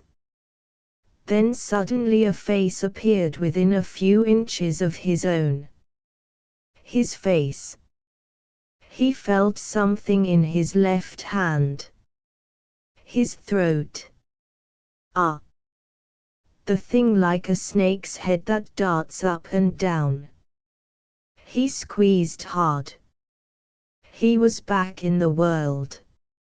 He could see the quick beating of eyelids over a pair of eyes that were all whites, the grin of a drawn-up lip, a row of teeth gleaming through the drooping hair of a moustache. Strong white teeth. Knock them down his lying throat. He drew back his right hand, the fist up to the shoulder, knuckles out. From under his feet rose the screams of seabirds. Thousands of them. Something held his legs. What the devil? He delivered his blow straight from the shoulder, felt the jar right up his arm, and realized suddenly that he was striking something passive and unresisting. His heart sank within him with disappointment, with rage, with mortification. He pushed with his left arm, opening the hand with haste, as if he had just perceived that he got hold by accident of something repulsive, and he watched with stupefied eyes Willem's tottering backwards in groping strides, the white sleeve of his jacket across his face. He watched his distance from that man increase, while he remained motionless, without being able to account to himself for the fact that so much empty space had come in between them. It should have been the other way. They ought to have been very close, and he wouldn't fight, he wouldn't resist, he wouldn't defend himself. A cur. Evidently a cur. He was amazed and aggrieved, profoundly, bitterly, with the immense and blank desolation of a small child robbed of a toy. He shouted, unbelieving, "Will you be a cheat to the end?" He waited for some answer. He waited anxiously with an impatience that seemed to lift him off his feet. He waited for some word, some sign, for some threatening stir. Nothing. Only two unwinking eyes glittered intently at him above the white sleeve. He saw the raised arm detach itself from the face and sink along the body. A white-clad arm, with a big stain on the white sleeve. A red stain. There was a cut on the cheek. It bled. The nose bled too. The blood ran down, made one moustache look like a dark rag stuck over the lip, and went on in a wet streak down the clipped beard on one side of the chin. A drop of blood hung on the end of some hairs that were glued together. It hung for a while and took a leap down on the ground. Many more followed, leaping one after another in close file. One alighted on the breast and glided down instantly with devious vivacity, like a small insect running away. It left a narrow dark track on the white skin. He looked at it, looked at the tiny and active drops, looked at what he had done, with obscure satisfaction, with anger, with regret. This wasn't much like an act of justice. He had a desire to go up nearer to the man, to hear him speak, to hear him say something atrocious and wicked that would justify the violence of the blow. He made an attempt to move, and became aware of a close embrace round both his legs, just above the ankles. Instinctively, he kicked out with his foot, broke through the close bond and felt at once the clasp transferred to his other leg, the clasp warm, desperate and soft, of human arms. He looked down bewildered. He saw the body of the woman stretched at length, flattened on the ground like a dark blue rag. She trailed face downwards, clinging to his leg with both arms in a tenacious hug. He saw the top of her head, the long black hair streaming over his foot, all over the beaten earth, around his boot. He couldn't see his foot for it. He heard the short and repeated moaning of her breath. He imagined the invisible face close to his heel. With one kick into that face he could free himself. He dared not stir, and shouted down, "Let go! Let go! Let go!" The only result of his shouting was a tightening of the pressure of her arms. With a tremendous effort he tried to bring his right foot up to his left, and succeeded partly. He heard distinctly the rub of her body on the ground as he jerked her along. He tried to disengage himself by drawing up his foot. He stamped. He heard a voice saying sharply, "Steady, Captain Lingard, steady." His eyes flew back to Willem's at the sound of that voice, and, in the quick awakening of sleeping memories, Lingard stood suddenly still, appeased by the clearing of familiar words. Appeased as in days of old, when they were trading together, when Willems was his trusted and helpful companion in out-of-the-way and dangerous places, when that fellow, who could keep his temper so much better than he could himself, had spared him many a difficulty, had saved him from many an act of hasty violence by the timely and good-humored warning, whispered or shouted, "Steady, Captain Lingard, steady." A smart fellow. He had brought him up. The smartest fellow in the islands. If he had only stayed with him, then all this. He called out to Willems, "Tell her to let me go," or he heard Willems shouting something, waited for a while, then glanced vaguely down and saw the woman still stretched out perfectly mute and unstirring, with her head at his feet. He felt a nervous impatience that, somehow, resembled fear. "Tell her to let go, to go away, Willems, I tell you. I've had enough of this," he cried. "All right," Captain Lingard answered the calm voice of Willems, "she has let go. Take your foot off her hair, she can't get up." Lingard leaped aside, clean away, and spun round quickly. He saw her sit up and cover her face with both hands, then he turned slowly on his heel and looked at the man. Willems held himself very straight, but was unsteady on his feet, and moved about nearly on the same spot, like a tipsy man attempting to preserve his balance. After gazing at him for a while, Lingard called, rancorous and irritable, "What have you got to say for yourself?" Willems began to walk towards him. He walked slowly, reeling a little before he took each step, and Lingard saw him put his hand to his face, then look at it holding it up to his eyes, as if he had there, concealed in the hollow of the palm, some small object which he wanted to examine secretly. Suddenly he drew it, with a brusque movement, down the front of his jacket and left a long smudge. "That's a fine thing to do," said Willems. He stood in front of Lingard, one of his eyes sunk deep in the increasing swelling of his cheek, still repeating mechanically the movement of feeling his damaged face, and every time he did this he pressed the palm to some clean spot on his jacket, covering the white cotton with bloody imprints as of some deformed and monstrous hand. Lingard said nothing, looking on.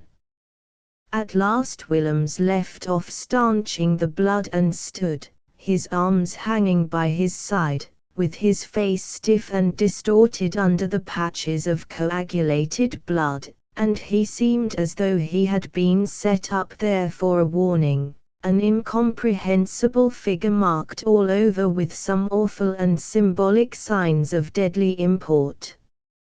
Speaking with difficulty, he repeated in a reproachful tone, "That was a fine thing to do." "After all," answered Lingard, bitterly, "I had too good an opinion of you. And I of you.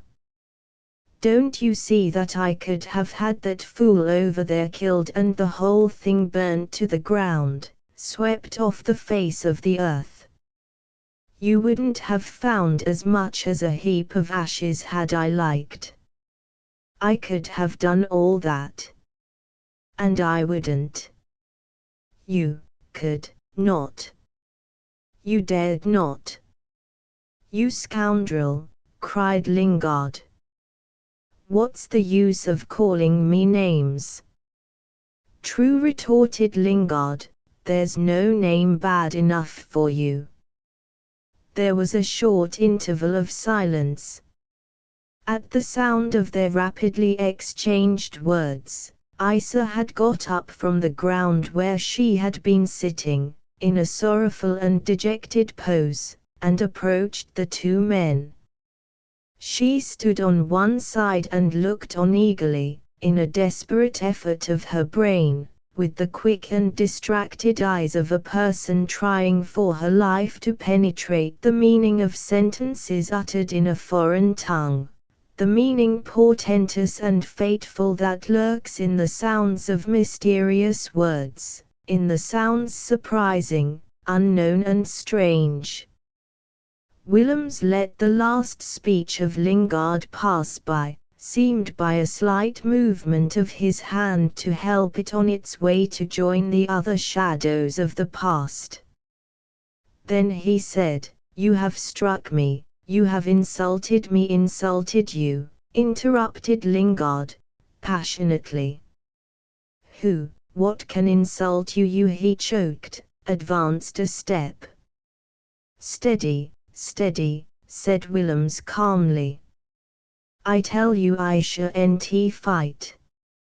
Is it clear enough to you that I shan't? I shall not lift a finger." As he spoke, slowly punctuating each word with a slight jerk of his head, he stared at Lingard, his right eye open and big, the left small and nearly closed by the swelling of one half of his face, that appeared all drawn out on one side like faces seen in a concave glass. And they stood exactly opposite each other, one tall, slight and disfigured, the other tall, heavy and severe.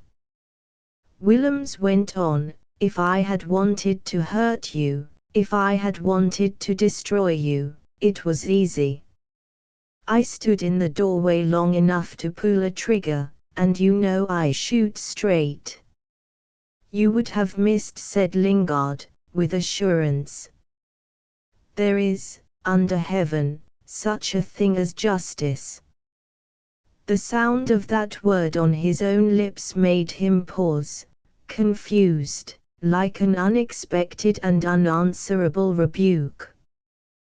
The anger of his outraged pride, the anger of his outraged heart, had gone out in the blow, and there remained nothing but the sense of some immense infamy, of something vague, disgusting and terrible, which seemed to surround him on all sides, hover about him with shadowy and stealthy movements, like a band of assassins in the darkness of vast and unsafe places.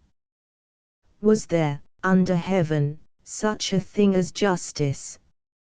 He looked at the man before him with such an intensity of prolonged glance that he seemed to see right through him, that at last he saw but a floating and unsteady mist in human shape. Would it blow away before the first breath of the breeze and leave nothing behind? The sound of Willem's voice made him start violently. Willems was saying, "I have always led a virtuous life, you know I have. You always praised me for my steadiness, you know you have. You know also I never stole, if that's what you're thinking of. I borrowed. You know how much I repaid. It was an error of judgment. But then consider my position there. I had been a little unlucky in my private affairs, and had debts. Could I let myself go under before the eyes of all those men who envied me? But that's all over. It was an error of judgment. I've paid for it. An error of judgment." Lingard, astounded into perfect stillness, looked down. He looked down at Willem's bare feet. Then, as the other had paused, he repeated in a blank tone, "An error of judgment." "Yes," drawled out Willems, thoughtfully, and went on with increasing animation, "As I said, I have always led a virtuous life. More so than who dig, than you. Yes, than you. I drank a little, I played cards a little. Who doesn't? But I had principles from a boy. Yes, principles. Business is business, and I never was an ass. I never respected fools. They had to suffer for their folly when they dealt with me. The evil was in them, not in me. But as to principles, it's another matter. I kept clear of women. It's forbidden, I had no time, and I despised them. Now I hate them." He put his tongue out a little, a tongue whose pink and moist end ran here and there, like something independently alive. Under his swollen and blackened lip, he touched with the tips of his fingers the cut on his cheek, felt all round it with precaution, and the unharmed side of his face appeared for a moment to be preoccupied and uneasy about the state of that other side which was so very sore and stiff.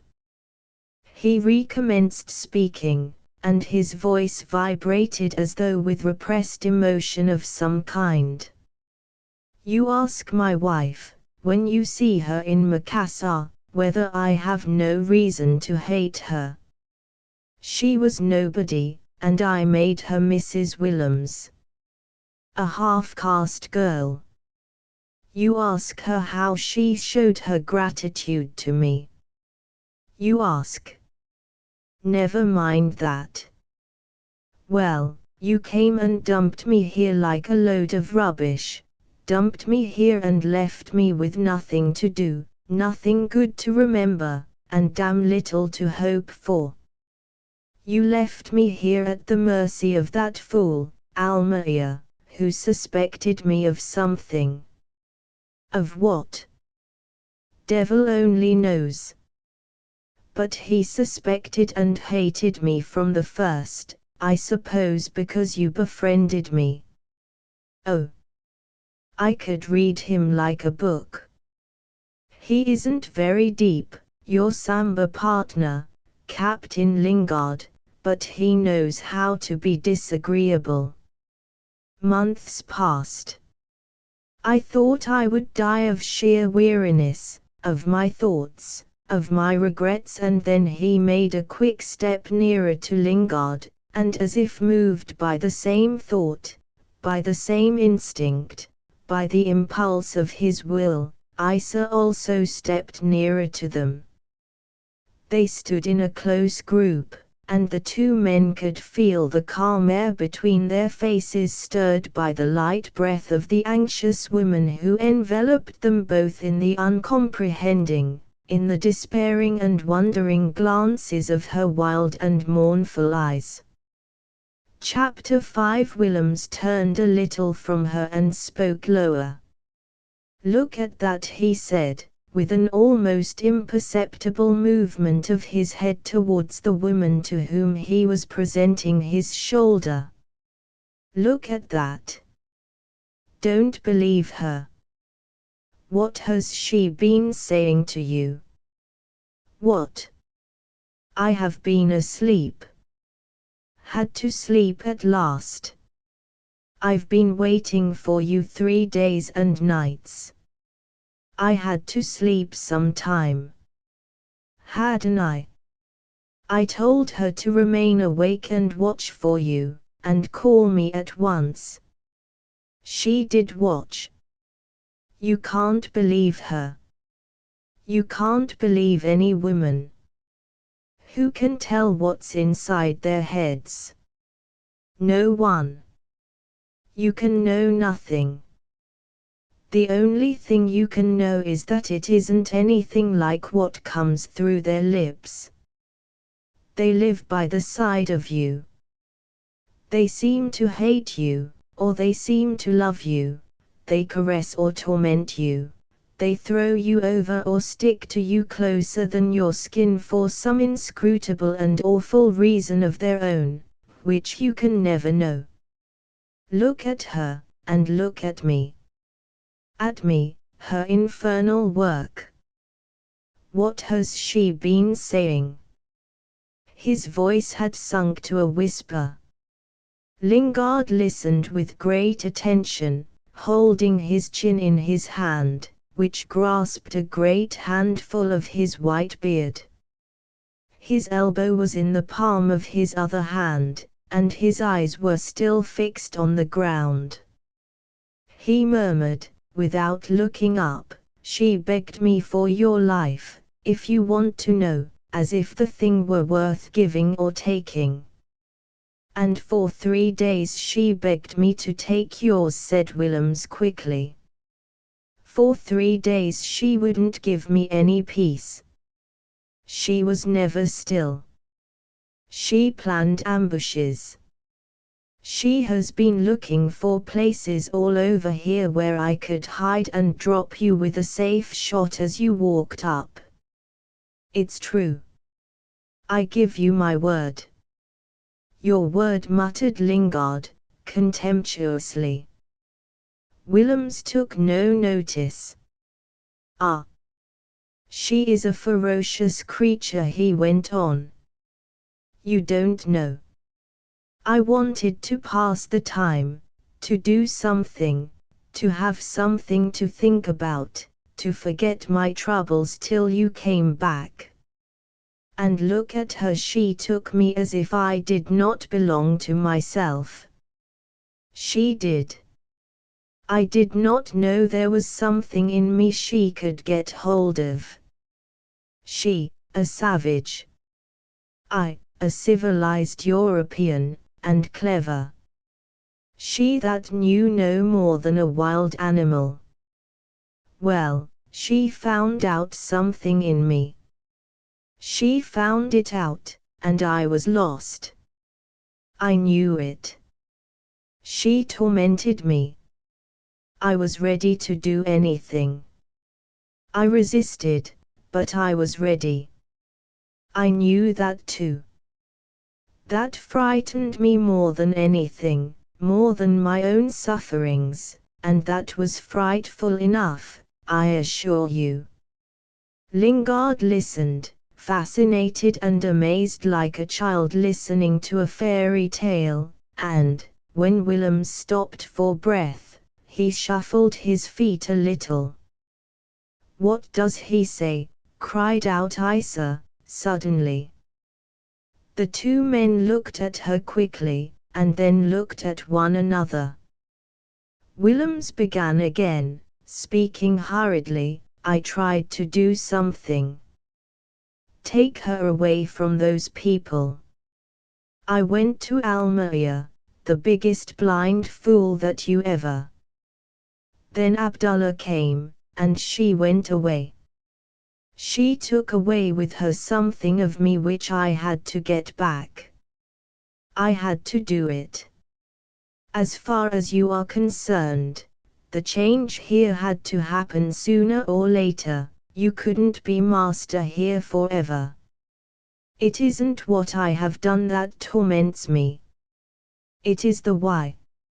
It's the madness that drove me to it. It's that thing that came over me. That may come again, someday. It will do no harm to anybody then, I promise you," said Lingard, significantly. Willems looked at him for a second with a blank stare, then went on, "I fought against her. She goaded me to violence and to murder. Nobody knows why. She pushed me to it persistently, desperately, all the time. Fortunately Abdullah had sense. I don't know what I wouldn't have done. She held me then. Held me like a nightmare that is terrible and sweet. By and by it was another life. I woke up. I found myself beside an animal as full of harm as a wild cat. You don't know through what I have passed. Her father tried to kill me, and she very nearly killed him. I believe she would have stuck at nothing. I don't know which was more terrible.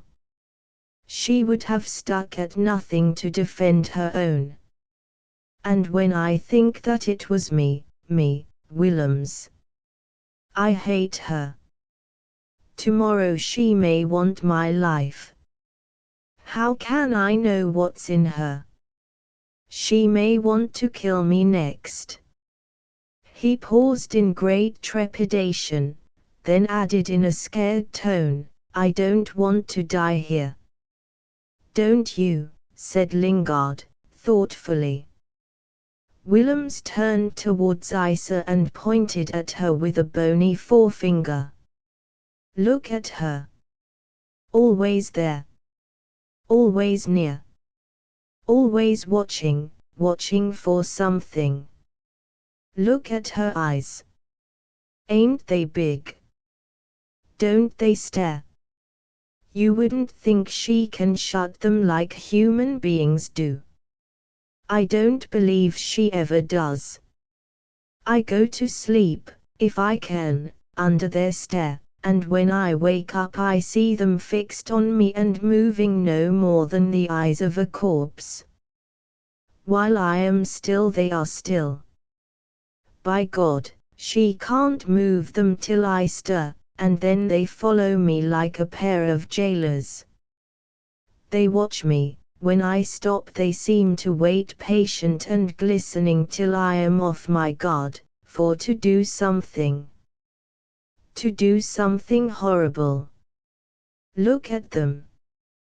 You can see nothing in them. They are big, menacing, and empty. The eyes of a savage, of a damned mongrel, half Arab, half Malay. They hurt me. I am white. I swear to you I can't stand this. Take me away. I am white. All white. He shouted towards the somber heaven, proclaiming desperately under the frown of thickening clouds the fact of his pure and superior descent. He shouted, his head thrown up, his arms swinging about wildly, lean, ragged, disfigured, a tall madman making a great disturbance about something invisible, a being absurd, repulsive, pathetic, and droll. Lingard, who was looking down as if absorbed in deep thought, gave him a quick glance from under his eyebrows. Isa stood with clasped hands. At the other end of the courtyard the old woman, like a vague and decrepit apparition, rose noiselessly to look, then sank down again with a stealthy movement and crouched low over the small glow of the fire. Willem's voice filled the enclosure, rising louder with every word, and then, suddenly, at its very loudest, stopped short, like water stops running from an overturned vessel. As soon as it had ceased the thunder seemed to take up the burden in a low growl coming from the inland hills. The noise approached in confused mutterings which kept on increasing, swelling into a roar that came nearer, rushed down the river, passed close in a tearing crash, and instantly sounded faint, dying away in monotonous and dull repetitions amongst the endless sinuosities of the lower reaches. Over the great forests, over all the innumerable people of unstirring trees, over all that living people immense, motionless, and mute, the silence, that had rushed in on the track of the passing tumult, remained suspended as deep and complete as if it had never been disturbed from the beginning of remote ages. Then, through it, after a time, came to Lingard's ears the voice of the running river, a voice low, discreet, and sad, like the persistent and gentle voices that speak of the past in the silence of dreams. He felt a great emptiness in his heart. It seemed to him that there was within his breast a great space without any light, where his thoughts wandered forlornly, unable to escape, unable to rest, unable to die, to vanish, and to relieve him from the fearful oppression of their existence. Speech, action, anger, forgiveness, all appeared to him alike useless and vain, appeared to him unsatisfactory, not worth the effort of hand or brain that was needed to give them effect. He could not see why he should not remain standing there, without ever doing anything, to the end of time. He felt something like a heavy chain, that held him there. This wouldn't do. He backed away a little from Willems and Isa, leaving them close together, then stopped and looked at both. The man and the woman appeared to him much further than they really were. He had made only about 3 steps backward, but he believed for a moment that another step would take him out of earshot forever. They appeared to him slightly under life size, and with a great cleanness of outlines, like figures carved with great precision of detail and highly finished by a skillful hand. He pulled himself together. The strong consciousness of his own personality came back to him. He had a notion of surveying them from a great and inaccessible height. He said slowly, "You have been possessed of a devil." "Yes," answered Willems gloomily, and looking at Isa. "Isn't it pretty?" "I've heard this kind of talk before," said Lingard, in a scornful tone, then paused, and went on steadily after a while, "I regret nothing. I picked you up by the waterside, like a starving cat, by God. I regret nothing, nothing that I have done. Abdullah, 20 others, no doubt Hudig himself, were after me. That's business, for them. But that you should. Money belongs to him who picks it up and is strong enough to keep it, but this thing was different. It was part of my life. I am an old fool." He was. The breath of his words, of the very words he spoke, fanned the spark of divine folly in his breast, the spark that made him, the hard-headed, heavy-handed adventurer, stand out from the crowd, from the sordid, from the joyous, unscrupulous, and noisy crowd of men that were so much like himself. Willems said hurriedly, "It wasn't me.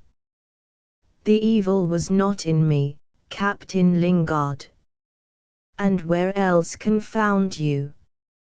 "Where else?" interrupted Lingard, raising his voice. "Did you ever see me cheat and lie and steal? Tell me that. Did you? Hey! I wonder where in perdition you came from when I found you under my feet. No matter. You will do no more harm." Willems moved nearer, gazing upon him anxiously. Lingard went on with distinct deliberation, "What did you expect when you asked me to see you?" "What? You know me. I am Lingard. You lived with me. You've heard men speak. You knew what you had done. Well, what did you expect?" "How can I know?" groaned Willems, wringing his hands. I was alone in that infernal savage crowd. I was delivered into their hands. After the thing was done, I felt so lost and weak that I would have called the devil himself to my aid if it had been any good, if he hadn't put in all his work already. In the whole world there was only one man that had ever cared for me. Only one white man. You. Hate is better than being alone. Death is better. I expected anything. Something to expect. Something to take me out of this. Out of her sight. He laughed. His laugh seemed to be torn out from him against his will, seemed to be brought violently on the surface from under his bitterness, his self-contempt, from under his despairing wonder at his own nature. When I think that when I first knew her it seemed to me that my whole life wouldn't be enough to. And now when I look at her, she did it all. I must have been mad. I was mad. Every time I look at her I remember my madness. It frightens me.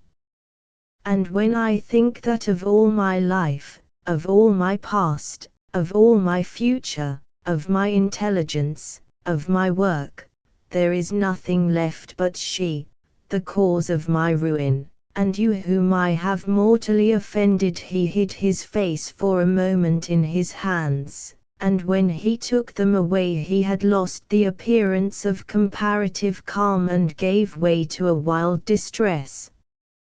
Captain Lingard, anything, a deserted island anywhere. I promise. Shut up, shouted Lingard, roughly. He became dumb, suddenly, completely. The wan light of the clouded morning retired slowly from the courtyard, from the clearings, from the river, as if it had gone unwillingly to hide in the enigmatical solitudes of the gloomy and silent forests. The clouds over their heads thickened into a low vault of uniform blackness. The air was still and inexpressibly oppressive. Lingard unbuttoned his jacket, flung it wide open and, inclining his body sideways a little, wiped his forehead with his hand, which he jerked sharply afterwards. Then he looked at Willems and said, "No promise of yours is any good to me. I am going to take your conduct into my own hands. Pay attention to what I am going to say. You are my prisoner." Willem's head moved imperceptibly, then he became rigid and still. He seemed not to breathe. "You shall stay here," continued Lingard, with somber deliberation. "You are not fit to go amongst people. Who could suspect, who could guess, who could imagine what's in you? I couldn't. You are my mistake. I shall hide you here. If I let you out you would go amongst unsuspecting men, and lie, and steal, and cheat for a little money or for some woman. I don't care about shooting you. It would be the safest way though. But I won't. Do not expect me to forgive you. To forgive one must have been angry and become contemptuous, and there is nothing in me now, no anger, no contempt, no disappointment. To me you are not Willems, the man I befriended and helped through thick and thin, and thought much of. You are not a human being that may be destroyed or forgiven. You are a bitter thought, a something without a body and that must be hidden. You are my shame." He ceased and looked slowly round. How dark it was! It seemed to him that the light was dying prematurely out of the world and that the air was already dead. Of course, he went on, I shall see to it that you don't starve. You don't mean to say that I must live here, Captain Lingard, said Willems, in a kind of mechanical voice without any inflections. Did you ever hear me say something I did not mean? Asked Lingard. You said you didn't want to die here. Well, you must live. Unless you change your mind, he added, as if in involuntary afterthought. He looked at Willems narrowly, then shook his head. You are alone, he went on. Nothing can help you. Nobody will. You are neither white nor brown. You have no color as you have no heart. Your accomplices have abandoned you to me because I am still somebody to be reckoned with. You are alone but for that woman there. You say you did this for her. Well, you have her. Willems mumbled something, and then suddenly caught his hair with both his hands and remained standing so. Isa, who had been looking at him, turned to Lingard. What did you say, Raja Lord? She cried. There was a slight stir amongst the filmy threads of her disordered hair, the bushes by the riversides trembled, the big tree nodded precipitately over them with an abrupt rustle, as if waking with a start from a troubled sleep, and the breath of hot breeze passed, light, rapid, and scorching, under the clouds that whirled round, unbroken but undulating, like a restless phantom of a somber sea. Lingard looked at her pityingly before he said, I have told him that he must live here all his life and with you. The sun seemed to have gone out at last like a flickering light away up beyond the clouds, and in the stifling gloom of the courtyard the three figures stood colorless and shadowy, as if surrounded by a black and superheated mist. Isa looked at Willems, who remained still, as though he had been changed into stone in the very act of tearing his hair. Then she turned her head towards Lingard and shouted, You lie! You lie! White man! Like you all do! You whom Abdullah made small! You lie!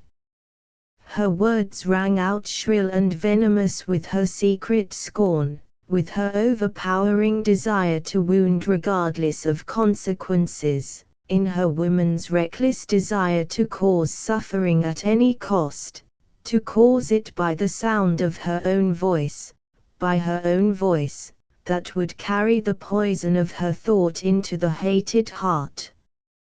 Willems let his hands fall, and began to mumble again. Lingard turned his ear towards him instinctively, caught something that sounded like very well, then some more mumbling, then a sigh.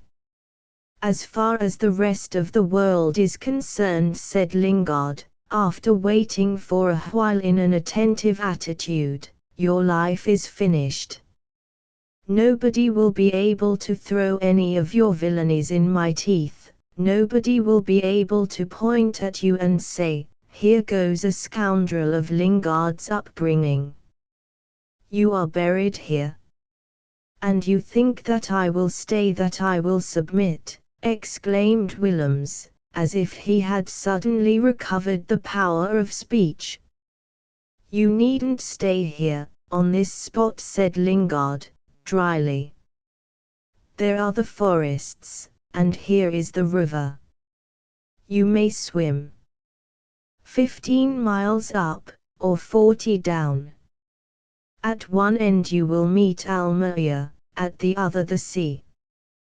Take your choice. He burst into a short, joyless laugh, then added with severe gravity, "There is also another way. If you want to drive my soul into damnation by trying to drive me to suicide, you will not succeed," said Willems in wild excitement. "I will live. I shall repent. I may escape. Take that woman away, she is sin." A hooked dart of fire tore into the darkness of the distant horizon and lit up the gloom of the earth with a dazzling and ghastly flame. Then the thunder was heard far away, like an incredibly enormous voice muttering menaces. Lingard said, "I don't care what happens, but I may tell you that without that woman your life is not worth much, not tuppence. There is a fellow here who and Abdullah himself wouldn't stand on any ceremony. Think of that. And then she won't go." He began, even while he spoke, to walk slowly down towards the little gate. He didn't look, but he felt as sure that Willems was following him as if he had been leading him by a string. Directly he had passed through the wicket gate into the big courtyard, he heard a voice, behind his back, saying, "I think she was right. I ought to have shot you. I couldn't have been worse off." "Time yet," answered Lingard, without stopping or looking back. "But, you see, you can't. There is not even that in you." "Don't provoke me, Captain Lingard," cried Willems. Lingard turned round sharply. Willems and Isa stopped. Another forked flash of lightning split up the clouds overhead, and threw upon their faces a sudden burst of light, a blaze violent, sinister and fleeting, and in the same instant they were deafened by a near, single crash of thunder, which was followed by a rushing noise, like a frightened sigh of the startled earth. "Provoke you," said the old adventurer, as soon as he could make himself heard. "Provoke you? Hey! What's there in you to provoke? What do I care? It is easy to speak like that when you know that in the whole world, I have no friends," said Willems. "Whose fault?" said Lingard, sharply.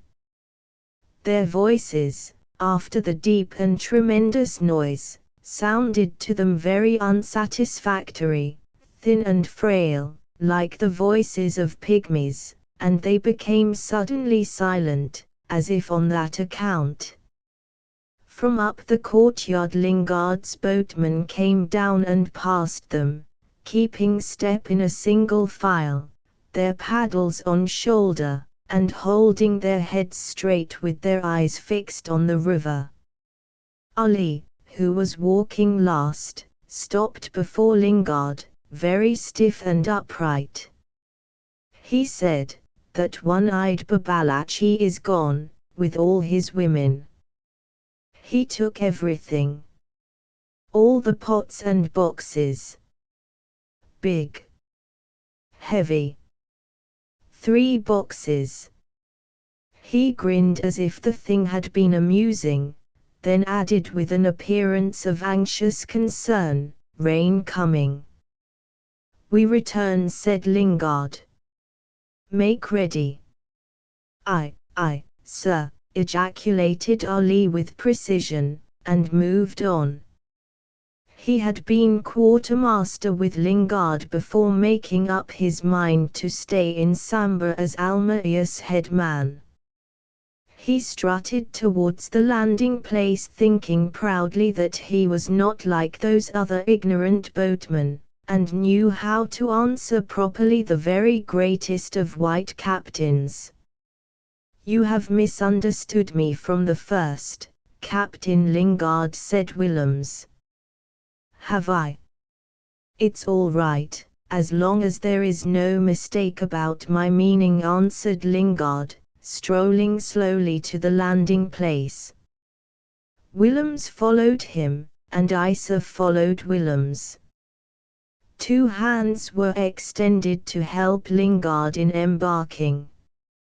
He stepped cautiously and heavily into the long and narrow canoe, and sat in the canvas folding chair that had been placed in the middle. He leaned back and turned his head to the 2 figures that stood on the bank a little above him. Isa's eyes were fastened on his face in a visible impatience to see him gone. Willem's look went straight above the canoe, straight at the forest on the other side of the river. "All right," Ali said Lingard, in a low voice. A slight stir animated the faces, and a faint murmur ran along the line of paddlers. The foremost man pushed with the point of his paddle, canted the fore end out of the dead water into the current, and the canoe fell rapidly off before the rush of brown water, the stern rubbing gently against the low bank. "We shall meet again, Captain Lingard," cried Willems, in an unsteady voice. "Never," said Lingard, turning half round in his chair to look at Willems. His fierce red eyes glittered remorselessly over the high back of his seat. "Must cross the river."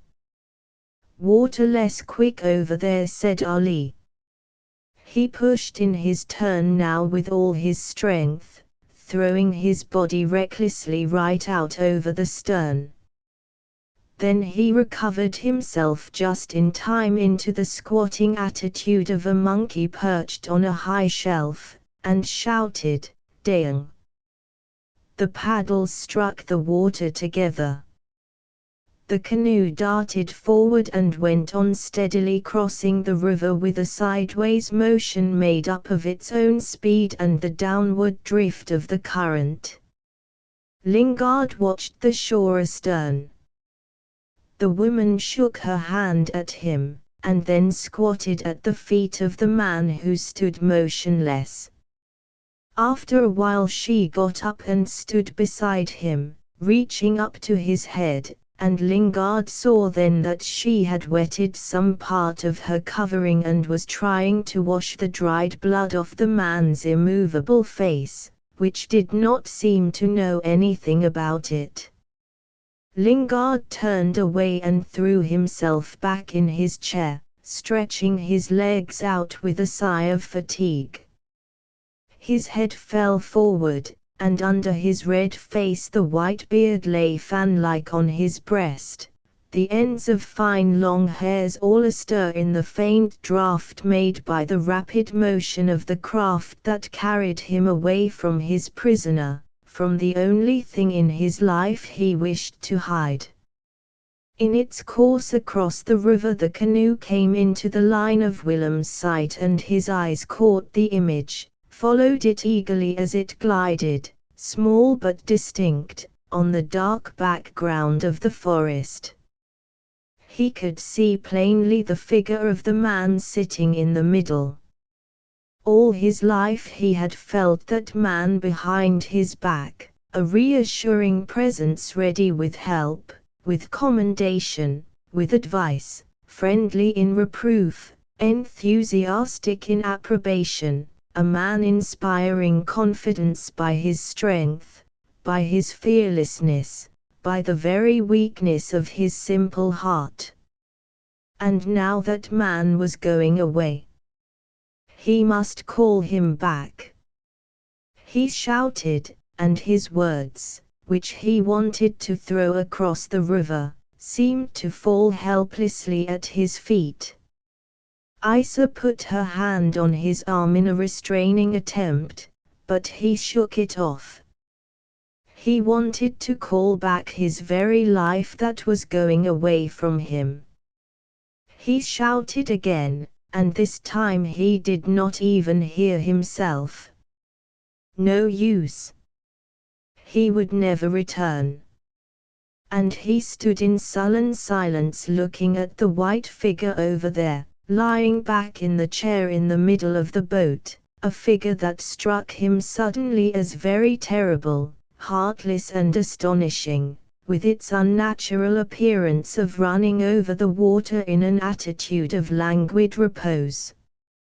For a time nothing on earth stirred, seemingly, but the canoe, which glided upstream with a motion so even and smooth that it did not convey any sense of movement. Overhead, the massed clouds appeared solid and steady as if held there in a powerful grip, but on their uneven surface there was a continuous and trembling glimmer, a faint reflection of the distant lightning from the thunderstorm that had broken already on the coast and was working its way up the river with low and angry growls. Willems looked on, as motionless as everything round him and above him. Only his eyes seemed to live, as they followed the canoe on its course that carried it away from him, steadily, unhesitatingly, finally, as if it were going, not up the great river into the momentous excitement of Samba, but straight into the past crowded yet empty, like an old cemetery full of neglected graves, where lie dead hopes that never return. From time to time he felt on his face the passing, warm touch of an immense breath coming from beyond the forest, like the short panting of an oppressed world. Then the heavy air round him was pierced by a sharp gust of wind, bringing with it the fresh, damp feel of the falling rain, and all the innumerable treetops of the forests swayed to the left and sprang back again in a tumultuous balancing of nodding branches and shuddering leaves. A light frown ran over the river, the clouds stirred slowly, changing their aspect but not their place, as if they had turned ponderously over. And when the sudden movement had died out in a quickened tremor of the slenderest twigs, there was a short period of formidable immobility above and below, during which the voice of the thunder was heard, speaking in a sustained, emphatic and vibrating roll, with violent louder bursts of crashing sound, like a wrathful and threatening discourse of an angry god. For a moment it died out, and then another gust of wind passed, driving before it a white mist which filled the space with a cloud of water dust that hid suddenly from Willems the canoe, the forests, the river itself, that woke him up from his numbness in a forlorn shiver, that made him look round despairingly to see nothing but the whirling drift of rain spray before the freshening breeze, while through it the heavy big drops fell about him with sonorous and rapid beats upon the dry earth. He made a few hurried steps up the courtyard and was arrested by an immense sheet of water that fell all at once on him, fell sudden and overwhelming from the clouds, cutting his respiration, streaming over his head, clinging to him, running down his body, off his arms, off his legs. He stood gasping while the water beat him in a vertical downpour, drove on him slanting in squalls, and he felt the drops striking him from above, from everywhere, drops thick, pressed and dashing at him as if flung from all sides by a mob of infuriated hands. From under his feet a great vapor of broken water floated up, he felt the ground become soft, melt under him, and saw the water spring out from the dry earth to meet the water that fell from the somber heaven. An insane dread took possession of him, the dread of all that water around him, of the water that ran down the courtyard towards him, of the water that pressed him on every side, of the slanting water that drove across his face in wavering sheets which gleamed pale red with the flicker of lightning streaming through them, as if fire and water were falling together, monstrously mixed, upon the stunned earth. He wanted to run away, but when he moved it was to slide about painfully and slowly upon that earth which had become mud so suddenly under his feet. He fought his way up the courtyard like a man pushing through a crowd, his head down, one shoulder forward, stopping often, and sometimes carried back a pace or two in the rush of water which his heart was not stout enough to face. Isa followed him step by step, stopping when he stopped, recoiling with him, moving forward with him in his toilsome way up the slippery declivity of the courtyard, of that courtyard, from which everything seemed to have been swept away by the first rush of the mighty downpour. They could see nothing. The tree, the bushes, the house, and the fences, all had disappeared in the thickness of the falling rain. Their hair stuck, streaming, to their heads, their clothing clung to them, beaten close to their bodies, water ran off them, off their heads over their shoulders. They moved, patient, upright, slow and dark, in the gleam clear or fiery of the falling drops, under the roll of unceasing thunder, like two wandering ghosts of the drowned that, condemned to haunt the water forever, had come up from the river to look at the world under a deluge. On the left the tree seemed to step out to meet them, appearing vaguely, high, motionless and patient, with a rustling plaint of its innumerable leaves through which every drop of water tore its separate way with cruel haste. And then, to the right, the house surged up in the mist, very black, and clamorous with the quick patter of rain on its high-pitched roof above the steady splash of the water running off the eaves. Down the plankway leading to the door flowed a thin and pellucid stream, and when Willems began his ascent it broke over his foot as if he were going up a steep ravine in the bed of a rapid and shallow torrent. Behind his heels two streaming smudges of mud stained for an instant the purity of the rushing water, and then he splashed his way up with a spurt and stood on the bamboo platform before the open door under the shelter of the overhanging eaves, under shelter at last. A low moan ending in a broken and plaintive mutter arrested Willems on the threshold. He peered round in the half-light under the roof and saw the old woman crouching close to the wall in a shapeless heap, and while he looked he felt a touch of two arms on his shoulders. Isa. He had forgotten her. He turned, and she clasped him round the neck instantly, pressing close to him as if afraid of violence or escape. He stiffened himself in repulsion, in horror, in the mysterious revolt of his heart, while she clung to him as if he were a refuge from misery, from storm, from weariness, from fear, from despair, and it was on the part of that being an embrace terrible, enraged and mournful, in which all her strength went out to make him captive, to hold him forever. He said nothing.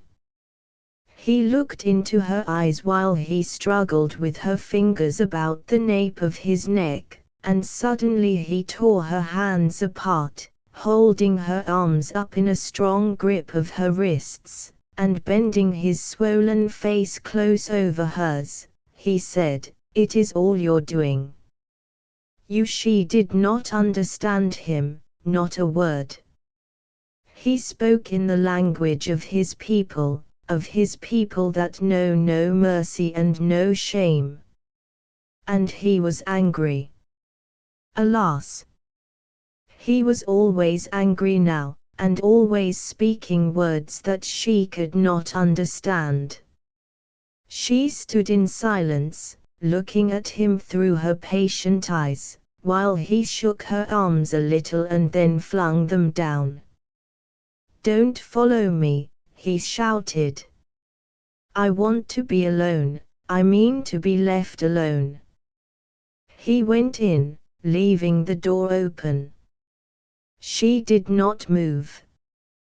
What need to understand the words when they are spoken in such a voice? In that voice which did not seem to be his voice when he spoke by the brook, when he was never angry and always smiling. Her eyes were fixed upon the dark doorway, but her hands strayed mechanically upwards. She took up all her hair, and, inclining her head slightly over her shoulder, wrung out the long black tresses, twisting them persistently, while she stood, sad and absorbed, like one listening to an inward voice, the voice of bitter, of unavailing regret. The thunder had ceased, the wind had died out, and the rain fell perpendicular and steady through a great pale clearness, the light of remote sun coming victorious from amongst the dissolving blackness of the clouds. She stood near the doorway. He was there, alone in the gloom of the dwelling. He was there. He spoke not. What was in his mind now? What fear? What desire? Not the desire of her as in the days when he used to smile. How could she know? A sigh coming from the bottom of her heart flew out into the world through her parted lips. A sigh faint, profound, and broken, a sigh full of pain and fear, like the sigh of those who are about to face the unknown, to face it in loneliness, in doubt, and without hope. She let go her hair, that fell scattered over her shoulders like a funeral veil, and she sank down suddenly by the door. Her hands clasped her ankles, she rested her head on her drawn-up knees, and remained still, very still, under the streaming mourning of her hair. She was thinking of him, of the days by the brook, she was thinking of all that had been their love, and she sat in the abandoned posture of those who sit weeping by the dead, of those who watch and mourn over a corpse. Part V Chapter 1 Almayer propped, alone on the veranda of his house, with both his elbows on the table, and holding his head between his hands, stared before him, away over the stretch of sprouting young grass in his courtyard, and over the short jetty with its cluster of small canoes, amongst which his big whaleboat floated high, like a white mother of all that dark and aquatic brood. He stared on the river, past the schooner anchored in midstream, past the forests of the left bank. He stared through and past the illusion of the material world. The sun was sinking. Under the sky was stretched a network of white threads, a network fine and close-meshed, where here and there were caught thicker white vapors of globular shape, and to the eastward, above the ragged barrier of the forests, surged the summits of a chain of great clouds, growing bigger slowly, in imperceptible motion, as if careful not to disturb the glowing stillness of the earth and of the sky. Abreast of the house the river was empty but for the motionless schooner. Higher up, a solitary log came out from the bend above and went on drifting slowly down the straight reach, a dead and wandering tree going out to its grave in the sea, between two ranks of trees motionless and living. And Almayer sat, his face in his hands, looking on and hating all this, the muddy river, the faded blue of the sky, the black log passing by on its first and last voyage, the green sea of leaves, the sea that glowed, shimmered, and stirred above the uniform and impenetrable gloom of the forests, the joyous sea of living green powdered with the brilliant dust of oblique sun rays. He hated all this, he begrudged every day, every minute, of his life spent amongst all these things, he begrudged it bitterly, angrily, with enraged and immense regret, like a miser compelled to give up some of his treasure to a near relation. And yet all this was very precious to him. It was the present sign of a splendid future. He pushed the table away impatiently, got up, made a few steps aimlessly, then stood by the balustrade and again looked at the river, at that river which would have been the instrument for the making of his fortune if. "What an abominable brute," he said. He was alone, but he spoke aloud, as one is apt to do under the impulse of an overmastering thought. "What a brute," he muttered again. The river was dark now, and the schooner lay on it, a black, a lonely, and a graceful form, with the slender masts darting upwards from it in two frail and raking lines. The shadows of the evening crept up the trees, crept up from bough to bough, till at last the long sunbeams coursing from the western horizon skimmed lightly over the topmost branches, then flew upwards amongst the piled-up clouds, giving them a sombre and fiery aspect in the last flush of light. And suddenly the light disappeared as if lost in the immensity of the great, blue, and empty hollow overhead. The sun had set, and the forests became a straight wall of formless blackness. Above them, on the edge of lingering clouds, a single star glimmered fitfully, obscured now and then by the rapid flight of high and invisible vapors. Almeida fought with the uneasiness within his breast. He heard Ali, who moved behind him preparing his evening meal, and he listened with strange attention to the sounds the man made, to the short, dry bang of the plate put upon the table, to the clink of glass and the metallic rattle of knife and fork. The man went away. Now he was coming back. He would speak directly, and Almeida, notwithstanding the absorbing gravity of his thoughts, listened for the sound of expected words. He heard them, spoken in English with painstaking distinctness. "Ready, sir." "All right," said Almeida, curtly. He did not move. He remained pensive, with his back to the table upon which stood the lighted lamp brought by Ali. He was thinking, where was Lingard now? Halfway down the river probably, in Abdullah's ship. He would be back in about 3 days, perhaps less. And then the schooner would have to be got out of the river. And when that craft was gone he and Lingard, would remain here, alone with the constant thought of that other man living near them. What an extraordinary idea to keep him there forever. Forever. What did that mean, forever? Perhaps a year, perhaps 10 years. Preposterous. Keep him there 10 years, or maybe 20. The fellow was capable of living more than 20 years. And for all that time he would have to be watched, fed, looked after. There was nobody but Lingard to have such notions. 20 years. Why, no. In less than 10 years their fortune would be made and they would leave this place, first for Batavia, yes, Batavia, and then for Europe.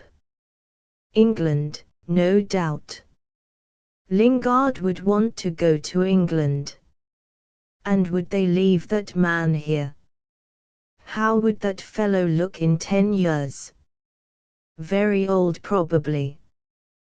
Well, devil take him. Nina would be 15. She would be rich and very pretty and he himself would not be so old then. Almaia smiled into the night. Yes, rich. Why? Of course. Captain Lingard was a resourceful man, and he had plenty of money even now. They were rich already, but not enough. Decidedly not enough.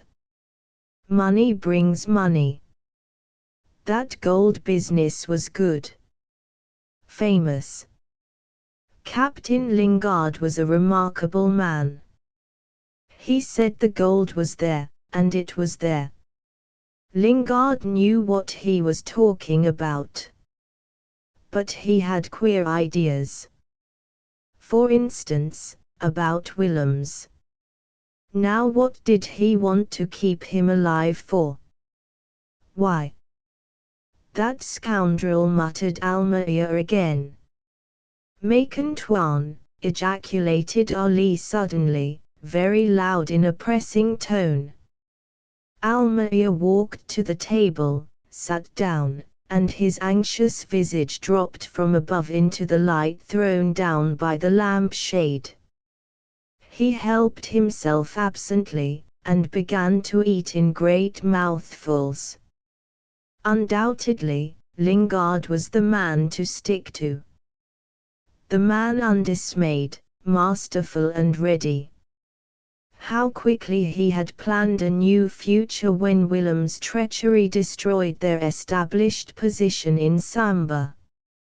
And the position even now was not so bad. What an immense prestige that Lingard had with all those people, Arabs, Malays and all. Ah, it was good to be able to call a man like that father. Fine. Wonder how much money really the old fellow had.